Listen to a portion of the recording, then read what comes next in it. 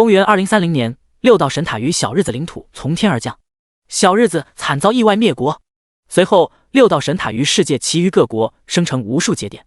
神塔世界以现实为蓝本，生成大地江河，两者形成里世界和表世界的关系。公元2050年的一天，龙国的江城广场正在举行1年1度的转职仪式。牛大根转职初始职业战士，蔡芷英转职初始职业舞蹈家。随着江城神塔节点负责人的一次次念诵，下方的少年少女们露出的表情截然不同，有的狂喜，有的却当即跪地。好神奇，转职后就能看到面板和技能。刺客，我转职成了刺客，哈哈哈！不，为什么我是生活系除草师啊？兄弟，我刺客秀杀邪魔，你除草美化城邦，我们都有光明的未来。在这些人当中，一位剑眉星目的俊朗少年心情十分复杂。苏明穿越到这个平行世界已经1年了，原生父母为龙国神塔事业牺牲，他因此获得了足够余生挥霍的补偿金。而每个人在18岁一旦完成转职仪式，就确定了自己未来的晋升道路。就像他旁边那2人一样，刺客可以继续转职成为影中人、猎魔行刺等，除草师可以继续转职成为高级除草师、除草大师等，虽然战斗能力几乎没什么变化，都有光明的未来。在那2人之后，轮到苏明上前用手感受着转职水晶的光辉。苏明转职初始职业弓箭手。随着一道声音响起，后方许多少年少女的目光落在了苏明的身上。苏明哥哥是弓箭手爷，不知道其他方面的设计如何？求求了，我也想转职法师或弓箭手。羡慕，只要不是生活系，我都能接受。初始的战斗职业中，最受欢迎的便是法师和弓箭手，其次是战士和刺客。前2者的持续输出和范围输出最强。不仅如此，初期就有不俗的战力，是所有平民改变命运的最好职业。不然换成一个辅助系牧师，抱不到大腿，又无法砸钱买资源，前期升1级都十分缓慢。听到这里，苏明心中的大石悄然落下。弓箭手，输出爆表的职业，太香了。就在这时，他突然感受到体内一股恐怖的力量试图涌向水晶。卧槽！苏明内心一凛，忍着右手几乎脱臼，赶快抽开。按照父母遗留的资料，这种情况或许是弓箭手中的隐藏职业，但如今他是没有背景的孤儿，必须小心行事。小兄弟，你没事吧？那名负责人显然没有往隐藏职业想，每年全国都不一定出现一个。苏明连忙回道，转职弓箭手太激动了，没事没事。弓箭手前期就很吃香，那名负责人也就笑着摇了摇头。于是在剩下的人转职之时，苏明连忙看向了自己转职后的面板。姓名苏明，职业无限剑神，等级 LV1、LV20 灵转，生命200，法力999，力量10，敏捷10，攻速 0.8 件 S， 攻击20，力量 X2， 防御10，单次剑识储量999。此时苏明看着法力和剑识多到显示不全，整个人都惊呆了。无限剑神是啥？从来没有听说过此职业，他竟转职到了万中无一的隐藏职业。接着他看向自己的天赋和技能，呼吸缓慢，仿佛停止一般。天赋专属无限火力，无法探查，永久保留。1. 法力值无限永不枯竭，专属剑识储量无限永不缺少。2. 每射出1支剑矢，额外分裂出99支相同效果的剑矢，随着转职而提升。3. 专属技能强制转化为普攻，无需蓄力且冷却时间为攻速间隔，并附带技能所有特效。我一剑相当于其他弓箭手100剑。至于第3个效果，苏明立马先将目光移向了技能。技能专属爆裂剑 LV1， 蓄力1秒后射出1支附带爆裂效果的长剑，对2×2范围所有目标造成 200% 攻击伤害， 30% 几率烧伤，消耗法力50，冷却5秒。寒冰剑 LV1， 蓄力3秒后射出1支附带冰冻效果的长剑，对命中的单体目标造成 300% 攻击伤害，冰冻1秒，消耗法力100，冷却20秒。这起手就是2个效果拔群的强力技能。而爆裂剑比起弓箭手原来的烈焰剑效果，更是多出了范围伤害。苏明深吸一口气，即使是隐藏职业，自己似乎和别的职业也有一点点区别。还记得去年那位江城唯一登记的雷霆法师，仅仅只是比普通法师多出一点伤害和麻痹效果，但自己的技能结合无限火力效果3后，更是能变得不同。无视蓄力，一剑抵100剑，法力和剑矢永不枯竭，无需在意冷却。技能当屏 A 带特效，简直不要太恐怖。在6道神塔的里世界，不仅灯塔国、阿三国等各国虎视眈眈，更大的敌人还有深渊、秘境和副本中蠢蠢欲动的域外邪魔。苏明开局就是王炸，只要发育起来，不断完成转职，那就是一人抵万军，一剑灭万魔。稳住，我们能赢。至于为什么会产生如此异变，他也只能归结于自己是穿越者。1年啊，金手指你终于来了！哇，兄弟，你竟然转职成了弓箭手，羡慕了。我是一个护盾师，有兴趣组队吗？事半功倍。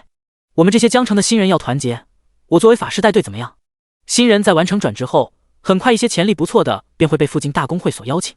因此，苏明看着围在一起的那群人，无奈耸了耸肩。还有一点，他不希望自己的强大天赋很快暴露给多数人，至少在暴露之时，自己的实力已经起来，拥有更多选择的余地。不好意思各位，我一个人习惯了。说完，苏明便走进了广场中心的节点通道，进入里世界。他要尽快试验一番自己的恐怖战力，单刷提升等级的速度不是快多了？组队？不存在的。成功转职后，他终于第一次进入里世界，江城的另一面。那个苏明离开了吗？可惜了，我还想和哥哥更加深入交流呢。弓箭手而已，我是法师，保证今天就能提升到3级。大家跟着我，到时候那个弓箭手肯定会后悔求加入的。于是，继苏明之后，这群新人也陆陆续续进入了节点之中。第2章，刷一次新手怪就10级了，恐怖。江城城邦5级区，江城东江区第14号街区1级区。节点的光芒闪烁过后，苏明顺利地进入了江城的另一面。里世界城市内布局基本没什么变化，但野外的副本环境却全然不同。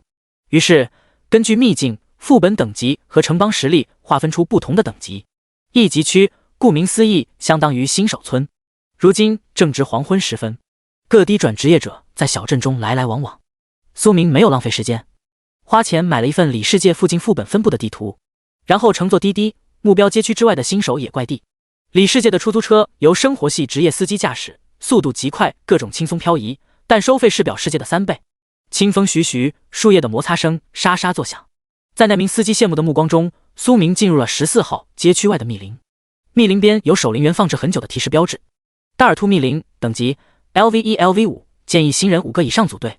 进入密林后，苏明四处张望，没有发现附近一个人的影子，松了一口气。这个1级区一共2个适合新手的副本，因此苏明故意选择这个更偏僻更远的。事实证明，这里的确冷清。他爬上了一棵大树，随即看到不远处一群四处疯狂互掘的兔子。大耳兔，普通野怪，等级 LV2，生命值200，技能疯狂拍打、掘土、蹬腿。信息：一群狂躁的兔子总有发泄不完的精力。很好，非常不错的试验对象。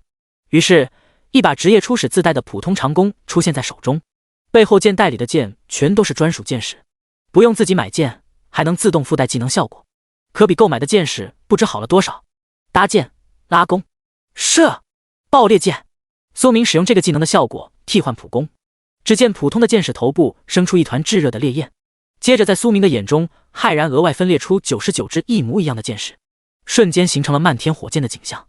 每一根爆裂剑落地并同时爆炸，形成范围伤害。砰砰砰砰砰，负40，负40，烧伤，负40。苏明手中的动作没有丝毫停顿，第2发爆裂之箭再次搭上长弓。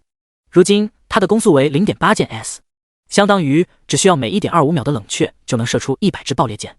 砰砰砰砰砰砰，恐怖的爆炸声不停在密林深处回响。可怜的大耳兔连苏明的面都没有见到，就死在无数密集的箭雨中。救！箭矢不仅射中大耳兔，也射中了树木，整个密林掀起一阵灼热之息。随之而来的还有面板中不断刷新的信息：你击杀了大耳兔 LV1， 获得经验10；你击杀了大耳兔 LV3， 获得经验30；你击杀了大耳兔 LV1， 获得经验10。在分裂成100支箭矢后，它的每一击就可以形成一个大范围的覆盖伤害。好恐怖，我这能力真变态啊！灼热之息之中，苏明还闻到了一丝淡淡的清香，烤兔的香味。继续迅速将这里的兔子清完，自己的法力取之不竭，丝毫不用担心疯狂的技能消耗，而每 1.25 秒摆箭的攻击速度，很快就能将整个密林中心的兔子们屠戮殆尽。恭喜你获得了称号野兔杀手。苏明看向了自己的这个称号，野兔杀手，永久称号，击杀带兔词条的野怪获得的经验正 5%， 这对于苏明来说聊胜于无。他的获取条件是3秒内击杀50只同级的大耳兔，新手才有获取的可能，但别人可一点都不容易做到。哈哈，舒服，再来！一道道的爆鸣接连炸响，苏明射得酣畅淋漓。作为收尾的最后一波，苏明将附带的技能特效转变成寒冰剑，箭头的爆裂火焰消失，然后迅速斩入寒芒，化为银白冰晶。无论是射中兔子还是树木，目标地全都升起一座座小型玄冰，将烈火压制，灼热气息直接下降几分。啧啧，这要是每100箭同时射中不带免控的 BOSS， 全程别想动。苏明不胜感慨，对这2个技能有了全新的认知。大耳兔作为新手，怪爆率一般，但架不住庞大的死亡基数，掉落物中出现了几种装备，直到深处的兔子们在短时间全部灭亡，苏明才跳下了树梢，拾取那些价值不错的物品。至于大部分兔皮、兔肉，他不缺那点钱，然后尽快去高级一点的副本继续升级。大耳兔掉落有3种装备，其中2种自己可以佩戴。于是苏明看向了他们的信息：兔皮靴，青铜，类型靴子，职业通用，等级要求 LV2， 属性敏捷加8，耐久20%，特性主动消耗10点耐久，额外敏捷加8，持续5秒。兔齿项链，青铜，类型项链，职业通用，等级要求 LV5， 属性法力加100，攻击加10，耐久20%，特性对低于自身等级的野怪伤害正 10%。兔骨杖，青铜，类型武器，职业法师，等级要求 LV2， 属性攻击加20，耐久20%，特性暴击正 1%。直接将兔皮靴和兔齿项链佩戴，再简单清点多出的同种装备。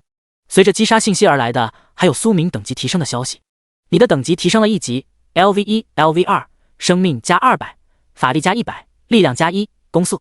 你的等级提升了1级 ，LV2、LV3， 生命加200，法力加100，力量加1，攻速。于是苏明再次看向了面板，姓名苏明，职业无限剑神，等级LV10、LV20， 灵转，生命2000，法力999、9999，力量19，敏捷27，攻速 0.89 键 S， 攻击48，防御19，单次键时储量999、9999、999、9999。没想到才刷一次新手怪就已经10级了。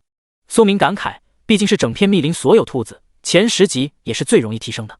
除此之外，爆裂剑的熟练度提升少许，技能等级 LV10封顶，提升途径有2种，第一种是不断使用增加熟练度，只不过比较缓慢，另一种则是购买稀有的技能熟练水晶，俗称氪金变强。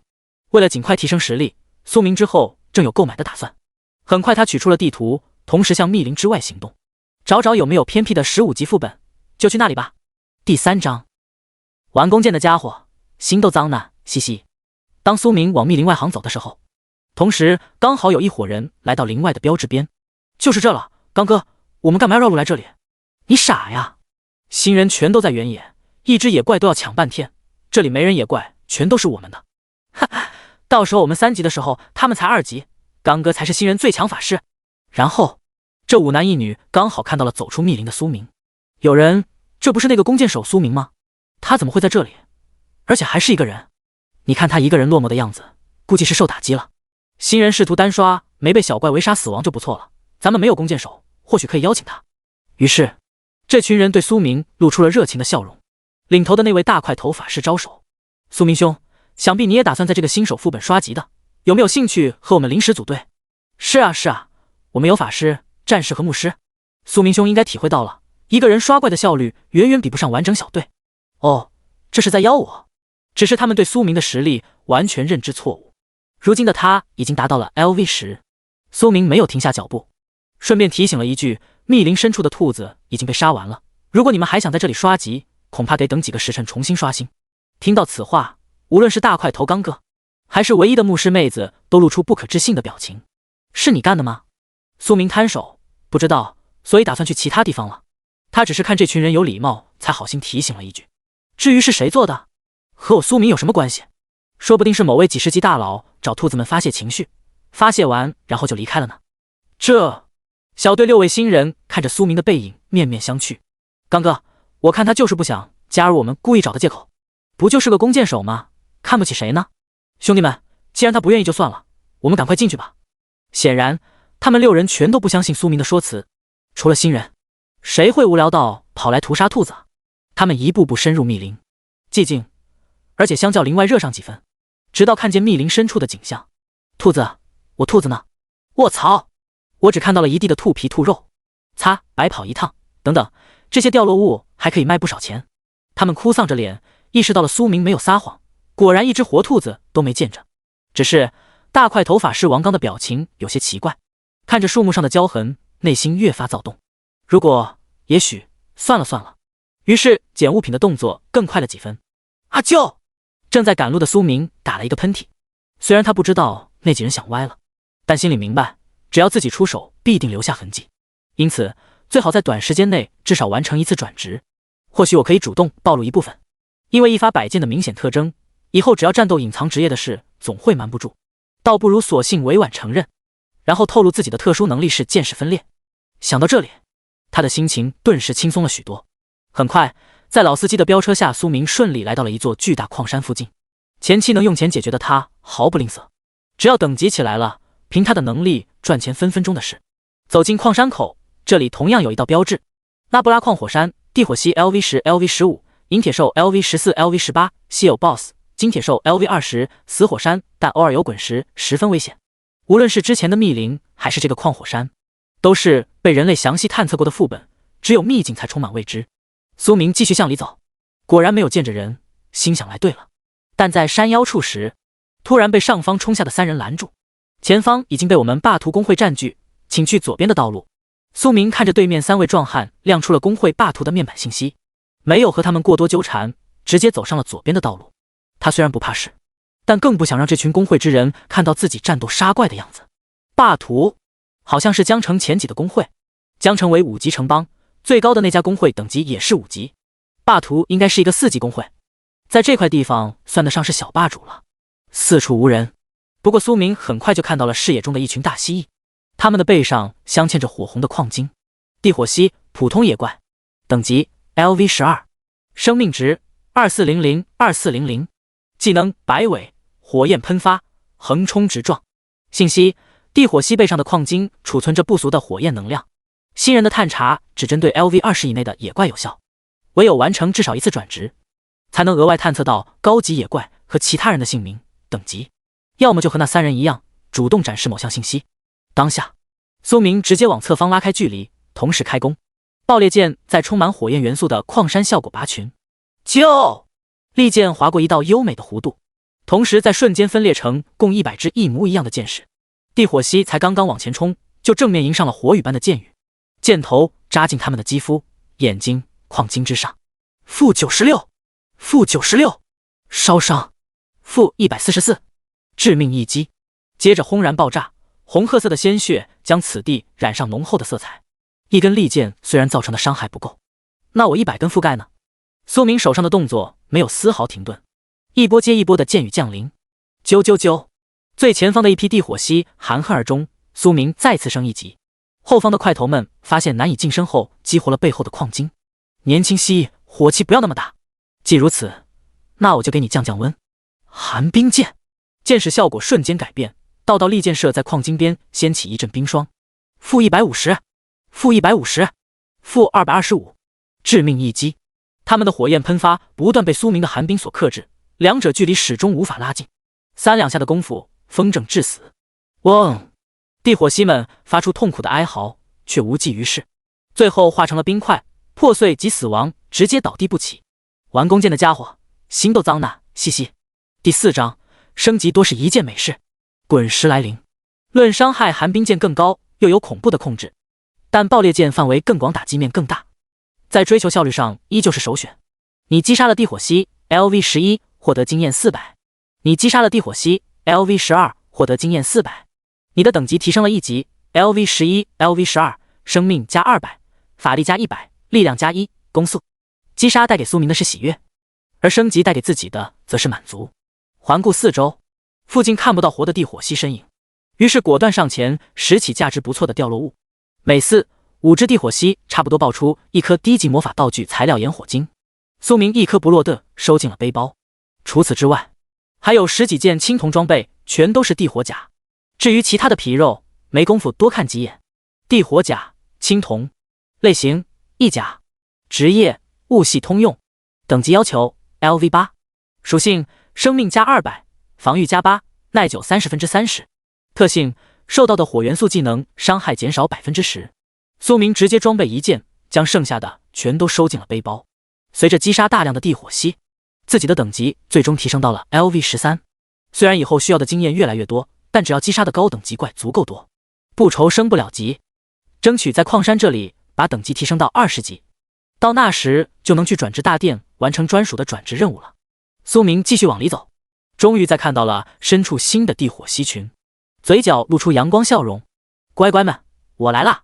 啾啾啾啾啾，用之不竭的利剑和法力形成无限火力，利用爆裂的大范围覆盖吸引所有地火蜥的仇恨，接着转换成冰霜，不停控制前方的目标，边向左往一侧拉开距离，轻轻松松风正死一批又一批冲撞而来的大憨憨。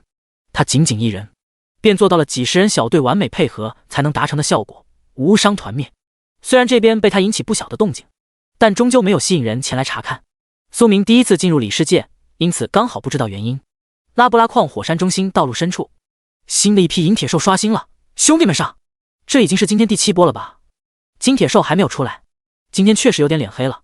不过银铁兽掉落的银辉石同样重要。正在说话的这群人全都来自霸图公会，而在昨天，霸图接下了江城某个大家族的任务，需要大量的银辉石以及金辉石，所以江城各大产出此物品的副本都被霸图公会高调占据。当然，他们也给了其他大公会一些好处。至于散人，苏明还只是被要求换道，有的副本直接把散人全部轰走，因此苏明在左边道上压根没看到人。在这群人清点掉落物的时候，一人饶有兴致地问道：铁牛，你刚才怎么不把那小子轰走？一个菜鸟而已，肯定不知道昨天的事，还敢一个人来这里，所以你故意放他进其他道，想害死他。嘿嘿，铁牛舔舐着上嘴唇，谁叫他撞上了我们的枪口，活该。在江城谁不会给他们一点面子？这小子既然来了，不管有心无心，都在打霸图的脸。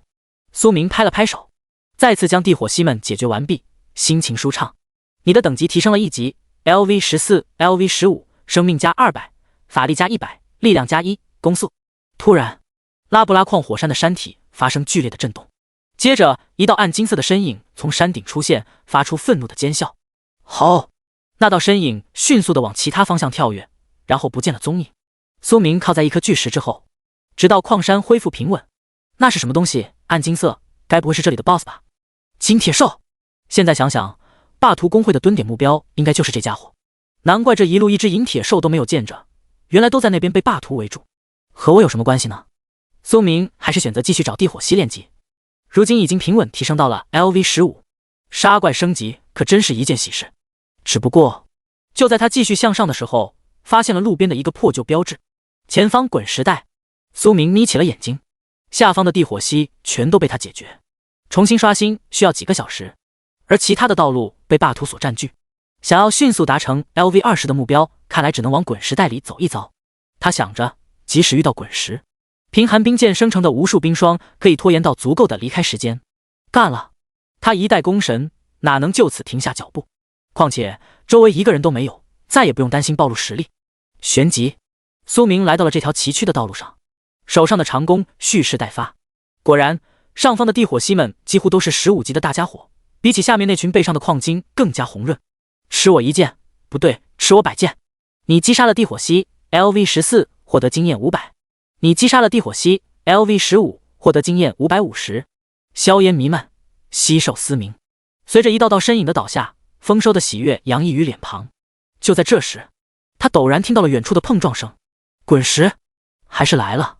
苏明无所畏惧，当即拉弓对着远处的滚石下方射出寒冰利剑，数百道冰霜升起。苏明保持侧方位输出，不断后退。轰隆！冰霜将最前方的滚石拦住片刻，但依旧无法完全阻挡。随着后方不断出现的滚石开始碰撞，整个拉布拉矿火山再次出现了剧烈的震动。在他改变了滚石轨道，但又没彻底改变成功后，后方的碰撞声越发激烈，全都出轨。结果就是他们转移道路，以更快的速度滚到了另外一条道上。而那条道，妈的，这只金铁兽终于气数将尽了，让我来补刀。什么声音？轰隆！卧槽！卧槽！快跑啊！我的金铁兽啊呀！该死的，怎么出现了这么多滚石？这群人见到此景，哪还有半点犹豫，直接开跑。这个副本等级不高，进入其中的也不过是霸图才刚刚一转的工会成员们，面对滚石天灾起不到任何有效的作用。毕竟没有谁能像苏明那样一次性不停歇生成100道冰霜啊。第5章，你们说的对，所以安详的去死吧。苏明没有停下脚步，一路狂奔。喃喃道：蝴蝶效应还真是恐怖。好在之前的滚石基本都分流到了另一条道上，所以对他来说有惊无险。还是升级太慢了。苏明叹息一声。咦？就在他松了一口气的时候，突然发现远处一只全身暗金色铁矿的巨兽朝自己这边冲刺。巨石之下，他这个20级的 BOSS 也必须得要避开。那群霸图的人不停向右侧跑，而金铁兽则选择拖着虚弱的身子往左侧跑，正是苏明所在的地方。你不要过来啊，哥，情况不对。这只金铁兽已经奄奄一息。寒冰剑，苏明当即屏息凝神，迅速开弓，一剑正对金铁兽的眉心。就瞬间分裂的100支寒冰剑矢同时命中相同目标，穿透他的身体。冰冻倒地。吼！金铁兽最后低吼一声，足。你击杀了金铁兽 LV20 BOSS， 获得经验 3W。 你首次击杀金铁兽 LV20 BOSS， 获得额外属性敏捷加2。随着金铁兽的消亡，地上还出现了一块完整的金色矿石金辉石，这就简陋了。金辉石应该是不错的材料。苏明感叹自己莫名而来的运气，于是他当即将这块石头放进了背包。所有人对稀有 BOSS 的手杀都能获得额外增益，因此能不放过绝对不要放过。你的等级提升了1级 ，LV18 LV19， 生命加200，法力加100，力量加1，攻速。你的等级提升了1级 ，LV19 LV20， 生命加200，法力加100，力量加1，攻速。你的等级已经达到 LV20， 请完成转职后继续提升。之前击杀了大量地火蜥，加上这次意外击杀金铁兽收获的 3W 经验，比预计时间更快达到 LV20 等级上限。正当他愉快地想办法抽身离开时，拉布拉矿火山再次震动。不仅是苏明，还有霸图那群人，全都惊恐地看到了山顶喷发出一道岩浆，接着第2道、第3道，神马情况？苏明对此全然不了解，一边狂奔下山，一边躲避落下的碎片。与他一同狂奔下山的还有另一边霸图的10几位成员。他妈的，这是我们熟悉的拉布拉矿火山吗？我从未听过矿山喷发的情况，气死老子了，差一点就杀死金铁兽。抄他奶奶，晚上一定要找个小妞好好交流一番。直到苏明来到道路汇流之处，不想遇见的事情还是巧合般的出现。众人，你看看我，我看看你。苏明，小子你没死，你不是才一个10级的菜鸟吗？等等，他已经20级了，怎么可能？那些已经一转的人可以看到苏明的姓名和等级。众人瞳孔收缩，倒吸凉气，在如此短暂的时间从10级提升到20级，特别是铁牛3人，看着苏明单枪匹马上去另一条道，竟完好无损下来。这小子，你是不是杀死了金铁兽？铁牛突然将苏明拦住。目前这个位置熔浆的影响相较山上小不少，他动起了小心思。你怎么可能这么短时间提升10级？金铁兽的经验绝对要占一部分。他的话瞬间引起了其他人的重视，更何况他一个10级菜鸟能单独屠杀地火蜥而没有受伤，身上绝对有超过自身实力的好宝贝。苏明没有上前硬闯，向后缓缓退3步，翘起嘴角，怎么？难道我做事还要向你们报告不成？小子，将你背包里所有的东西都交出来，还要说出升级这么快的秘密，我们会考虑放过你。惹怒我们霸图的代价，你承受不起。不仅是铁牛，另外的人也相继露出贪婪之色，试图切断苏明前进的任何方向。此地除了他们，再没有其他目击者。每年都有不少菜鸟作死进入高级副本死亡的，他们可以撇清的明明白白。小子，你不想死的话，就乖乖卧槽！寒冰剑，苏明眼见已经拉开了足够距离，没有丝毫犹豫，射出冰霜之剑。你们说的对，所以去死吧！只有死人才会永远保存秘密。啾啾啾啾啾！一时间，一根箭矢瞬间分裂成数根，将他们全面包围。以他如今0.99剑 S 的攻速，第二秒，100根寒冰剑再次脱弓离手。-204，冰冻。-204，冰冻。-306，冰冻，致命一击。他们的等级不是很高，完全可以破防。苏明的突然爆发，将他们打了一个措手不及。第一波直接命中，这一命中就不得了，冰冻持续时间为1秒，而他同样是1秒100剑。漫天利剑将10几座冰块再次变为冰块，20几级也不过几千的血量，你们每人又能承受几剑？苏明看着冰块中瞪眼张大嘴的惊慌面孔，心如磐石，十分果决。你击杀了铁牛，你击杀了黄大生，你击杀了李不举，他们到死也没有想到，一个才刚到20级还未转职的新人，竟然瞬间爆发出如此恐怖的漫天剑雨攻势。最关键的，一旦将你控住，没有反制道具的话，那就是控到死。你们安详的去吧，两清了。苏明最后一个字冷冷落下，冰块破碎，无意生还。呼，苏明舒了一口气。李世界实力就代表地位，争端只会远比表世界要多，所以他不能仁慈，不然倒下的便是自己。谁叫你们主动威胁我呢？边说着，苏明对着几人的尸体再次射出爆裂之箭，砰砰砰，他们全都炸得焦黑，看上去就像是被熔浆不幸打中的倒霉蛋。没有过多处理，苏明决定离开了。这些人诡异消失的话，必定会被引起霸图的注意，但如今刚好矿火山喷发熔浆，还有越来越猛的趋势，这种死法简直不要太自然。可惜李世界的人一旦死亡，背包里的物品会全部消失。苏明无奈撇嘴，舔不了包啊，也是为什么那些人没有第一时间动手的原因。杀死了苏明，就再也不可能知道他的秘密。只是他们忽略了一点，苏明的强大并不是靠道具，而是特殊职业自带的天赋和技能。好了，我就不打扰你们了，安心的睡吧。第6章，帅哥，晚上还可以来找我哦。接着，苏明小心谨慎地回到拉布拉矿火山口，周围依旧无人，唯有不断喷发、四处散落的岩浆碎片，预示着此地有事情发生。这次绕个路，走着去转职大殿。江城东江区转职大殿3级区。几个时辰后，苏明十分自然地走进了这座富丽堂皇的殿堂。进进出出的不仅有新人，还有很多工会老手，因此越自然反而越不会被盯上。尊敬的顾客，请问有什么需要帮助的吗？一位漂亮的兔女郎小姐姐熟练地进行工作招呼。于是苏明将背包里大量的青铜装备和炎火晶取出，请将这些回收出售。同时苏明露出微笑，我需要进入一转水晶空间。好的。小姐姐迅速地处理着这批青铜装备，接着递过来一张白色卡片，扣除进入一转空间的20万费用，卡中还剩12万，请您查收。这些东西直接售卖了32万。苏明内心啧啧称奇，自己以后的赚钱速度将格外恐怖。但只不过仅仅只是进一次一转空间，就要20万的费用，转职失败的话还要重新缴费，对穷人着实不友好。前台小姐引着苏明向大殿内部走去，更加热情起来。帅哥是新人吧？以前从来没有见到过呢。这么多装备是您一个人获得的吗？帅哥，你的职业是什么啊？小姐姐时不时就问上2句。弓箭手。苏明仅仅回答了这3个字，其余一概忽视。苏明的冷淡让那位小姐姐的热情顿时消了不少，居然靠自己就达到了 LV20，相信很快就能获得不少工会的邀请。帅哥，你前途无限，人家好羡慕哦。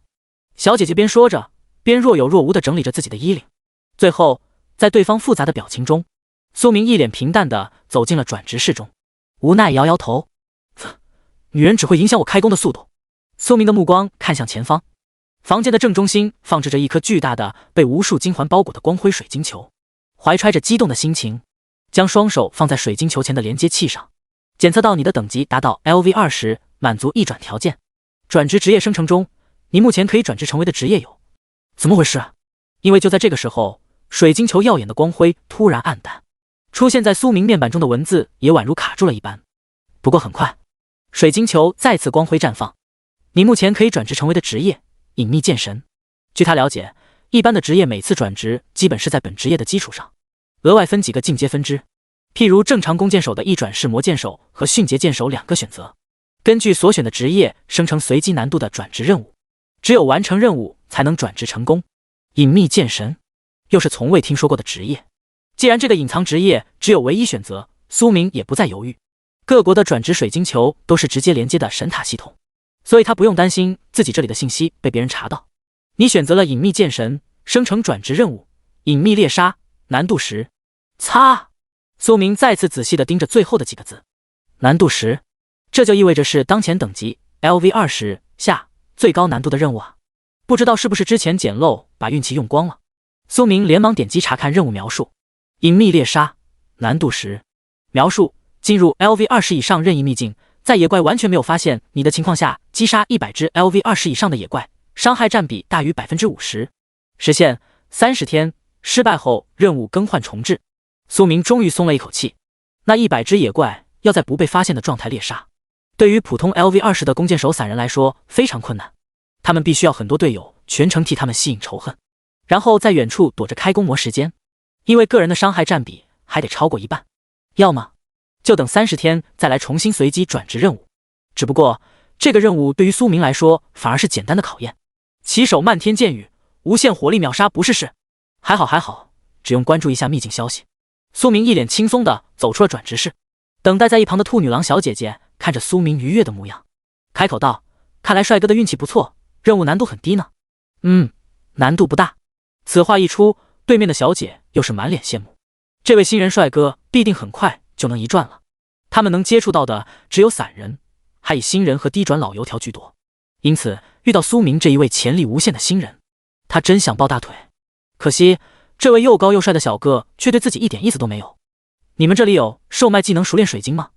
苏明边走着随口一提，转职大殿除了转职还包囊着大大小小的其他业务，属于综合性质比较全面的官方地。啊！兔女郎小姐姐显然没有预料到，技能熟练水晶得到拍卖会场或大型交易行才有，很快江北交易行要开放了，您或许可以看看。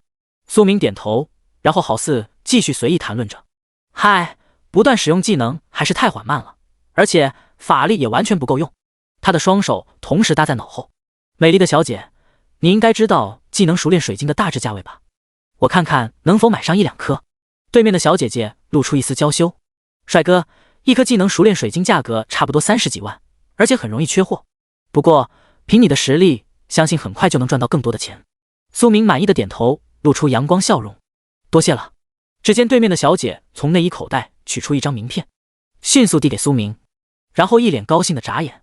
帅哥，这是我的联系方式，有什么需求还可以晚上再找我呢。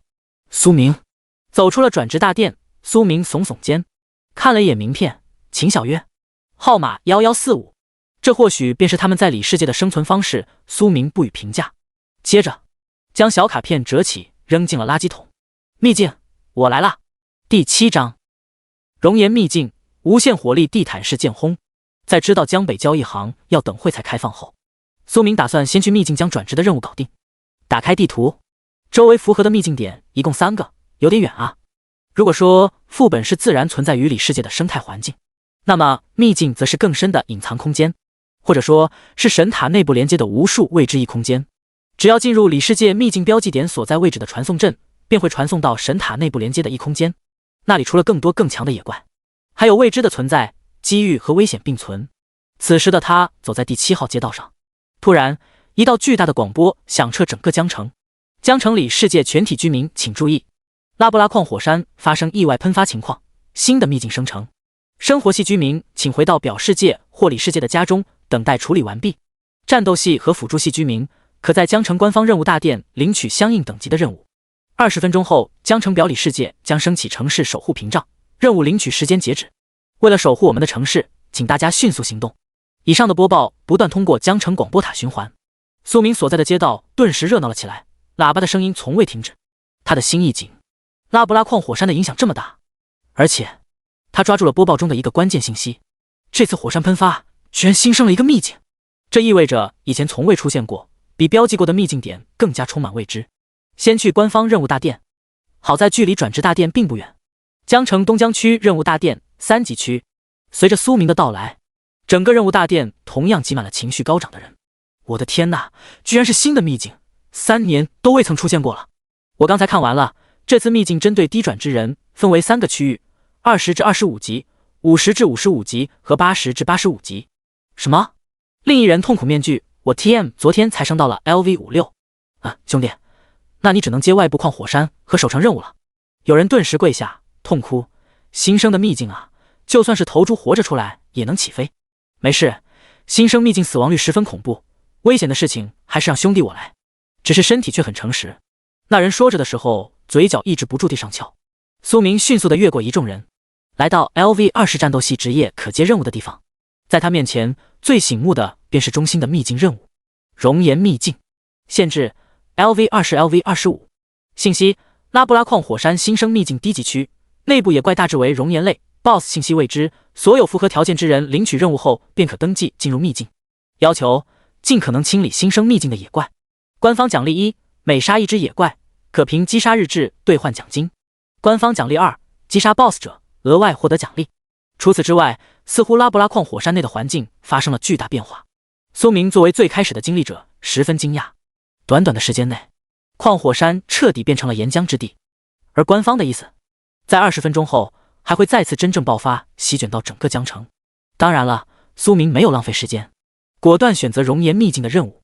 因为江城屏障一旦升起，他就出不去了，去其他秘境也时间不够。鬼知道这次火山爆发会持续多久呢？为了这次秘境的动员，江城官方大佬直接在任务大殿部下传送阵，所以他很快就回到了熟悉的地方。不，拉布拉矿火山原来的地火熄没了，银铁兽甚至金铁兽连影也没见着，到处都是岩浆，而岩浆中竟然出现了新的野怪熔岩火蛇。由于等级超过 LV20， 目前他还无法探查。小兄弟，你是一个人？一位表情严肃的守卫大叔走来，露出疑惑。应该没关系吧？大叔无奈摇摇头，倒是没关系，只是你才刚20级，没有队友一个人太危险了。没有队友的话，对散人来说更危险的也许是其他队伍。多谢大叔的提醒，我对自己的实力有信心。好吧，记住先保命。苏明点头，跟着队伍往上走。哦，之前的左中右3条上山路，如今生成了3个特殊法阵，最左边的便是他这次要踏入的那个。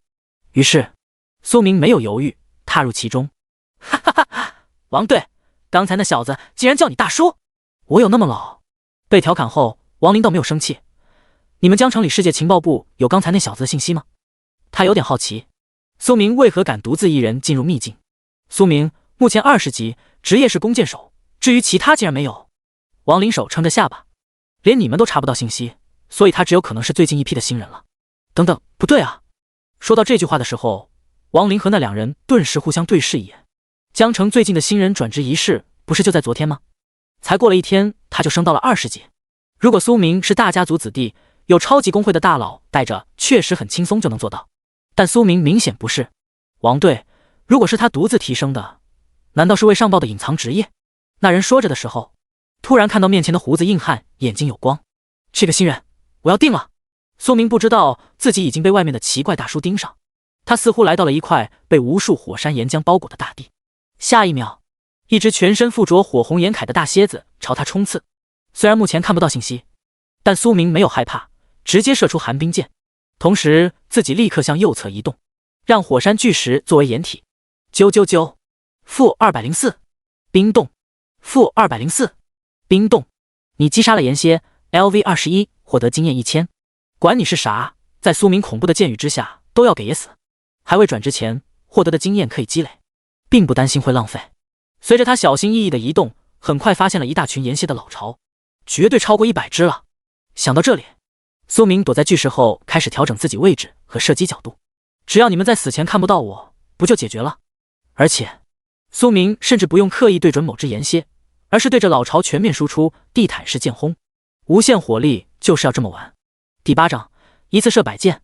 你告诉我是弓箭手，对着天空45度开弓。爆裂剑。躲在掩体之后的苏明一根接着一根的拉着箭矢，局面瞬间变成100又100的利箭从天而降，射落后伴随着爆炸。这是一场单方面的屠杀。-136烧伤-136 -204致命一击。你击杀了岩蝎 LV21， 获得经验1000。你击杀了岩蝎 LV22， 获得经验1000。随着苏明一剑又一剑化身无情剑手，终于日志信息更新了。你完成转职任务隐秘猎杀10级，对于别人来说的最高难度，在他这里完全小意思。你转职成为了隐秘剑神，生命值加2000，法力值加2000，力量加20，攻速。你的等级提升了1级 ，LV20、LV21，生命加200，法力加100，力量加1，攻速。你的等级提升了1级 ，LV21、LV22，生命加200，法力加100，力量加1，攻速。舒服了，爽啊！转职过后，自己的面板属性迎来了巨大增幅，而且积累的经验也一举令他提升到了 LV22，升级如喝水，不过如此。姓名苏明，职业隐秘剑神，等级 LV22、LV50，一转，生命6600，法力999，力量51，敏捷61，攻速 1.21 剑 S， 攻击112，防御59，单次剑识储量999，基础攻击达到了112，以 LV1 寒冰剑附魔便是336的伤害。这还只是一根剑识，分裂的100根既可以控制大范围覆盖，也可以全部命中同一单体。无论怎么看自己的输出都不要太炸裂。除此之外，你解锁的新的专属天赋隐秘之眼，你解锁了新的专属技能疾风剑、奔雷剑。苏明的眼睛都直了。据他所知，任何人转职后新的天赋都会替代旧天赋，而他不仅不用替换，就连这个也是永久保留的超级天赋。天赋专属隐秘之眼，无法探查，永久保留。1. 任何侦查类技能都对自己无效。2. 侦查其他目标时能额外侦查到对方的职业或弱点。3. 双眼蜕变为不朽之眼，免疫任何眼部攻击、控制等。苏明大喜过望，这对他来说简直是一个雪中送炭的神级天赋。以后无论等级再高、职业再特殊的人都别想侦查到自己的信息。从此他说啥就是啥，剑使分裂的天赋也可以彻底站稳脚跟了。你不信？那您自己去看去侦查呀，嘿嘿。而且没想到再次获得了2个专属技能，只要随便射4箭就能弄出完全不同的4种超级效果。疾风剑 LV1， 射出一支疾风长剑，对500米范围一条直线上所有目标造成 200% 攻击伤害，并提升自己 1% 敏捷，持续5秒，消耗法力100，冷却10秒。奔雷剑 LV1， 蓄力5秒后射出一支布满雷霆的长剑，对命中的单体目标造成 500% 攻击伤害，并使周围10×10范围形成电场5秒，每秒对其中目标造成 100% 伤害，消耗法力200，冷却30秒。牛逼了！这要是使用疾风剑，自己的速度不是起飞，从此轻松拉扯无压力，风筝到死敌人哭。而奔雷剑形成的无数电场简直是群杀利器。芜湖起飞。不仅如此，无限火力中的第2个效果也获得了提升，每射出一支箭矢，分裂出199支相同效果的箭矢，随着转职而提升。原来的效果是100支箭，转职后射一次便是200支，足足多了1倍。别人还能玩，苏明的小心脏扑通扑通，想着转职更高后会不会一箭成万箭。直到现在，他也拥有了自带的侦查能力。于是他看向岩蝎，岩蝎普通野怪，等级 LV22， 生命值6800，技能岩铠护盾，毒针刺杀，尘土飞扬。信息：坚硬的岩铠令其拥有不俗的防御。弱点：眼睛。真的多出了一个弱点提示，打中后便是致命一击 1.5 倍的伤害。呼！苏明迅速地进入了岩蝎的老巢，这里已经尸体遍地，一只火野怪都看不到了，掉落物只有一样，满地岩立方。这东西，苏明不知道它的用途，但其中的土元素丰富，说不定是比较不错的魔法材料。像是之前的金辉石，为了避嫌它都还没有售卖，先收起来吧。就在这时，外面响起窸窸窣窣的声音，有一队人进来了。苏明迅速隐藏在内部的角落边。我的妈，这到底是哪支队伍谁干的？才听着动静赶来，结果全都解决了。这一定是一队训练有素的队伍，而且其中的火法师不一般。这些岩立方都没人要，一颗价值1万，这里这么多，我们发财了，哈哈哈！显然，这群人以为之前进攻的队伍离开了，正准备拾取大批的岩立方，就见到了从深处平静走出的苏明。谁？怎么侦查不了信息？他带反侦查的道具了。苏明则迅速扫了一眼，姓名马郭，职业长枪手，等级 LV23， 姓名周之荣，职业火法师，等级 LV24。一共10个人，除这2位，其他的都只有21级。他们应该就是领队的。这位兄台，你也是来捡漏的吧？名为马郭的长枪手露出不明的笑容，握紧了手上的长枪。苏明没有接话，而是反问：你们知道哪里的怪最多吗？这小子不按常理出牌。东边，我们就是从那里过来的，除了沿线，而且还有大量更加可怕的火箭针蜂群。那名火法师开口道：“希望你们不要骗我。”苏明露出微笑，然后当着众人的面往外移动。双方皆警示：“没有动手吗？很好，那我先不想着杀你们了，毕竟他又不是什么魔鬼。”于是拉开了足够距离后，苏明停下了脚步，再次露出微笑：“这些岩蝎都是我杀的，你们确定要抢我的战利品？”接着他拉弓射箭，一气呵成，没有附加任何技能效果，200根利箭齐飞射在众人身前。周之荣，他惊呆了，刚才要是苏明对着他射，岂不是性命危矣？马郭，卧槽！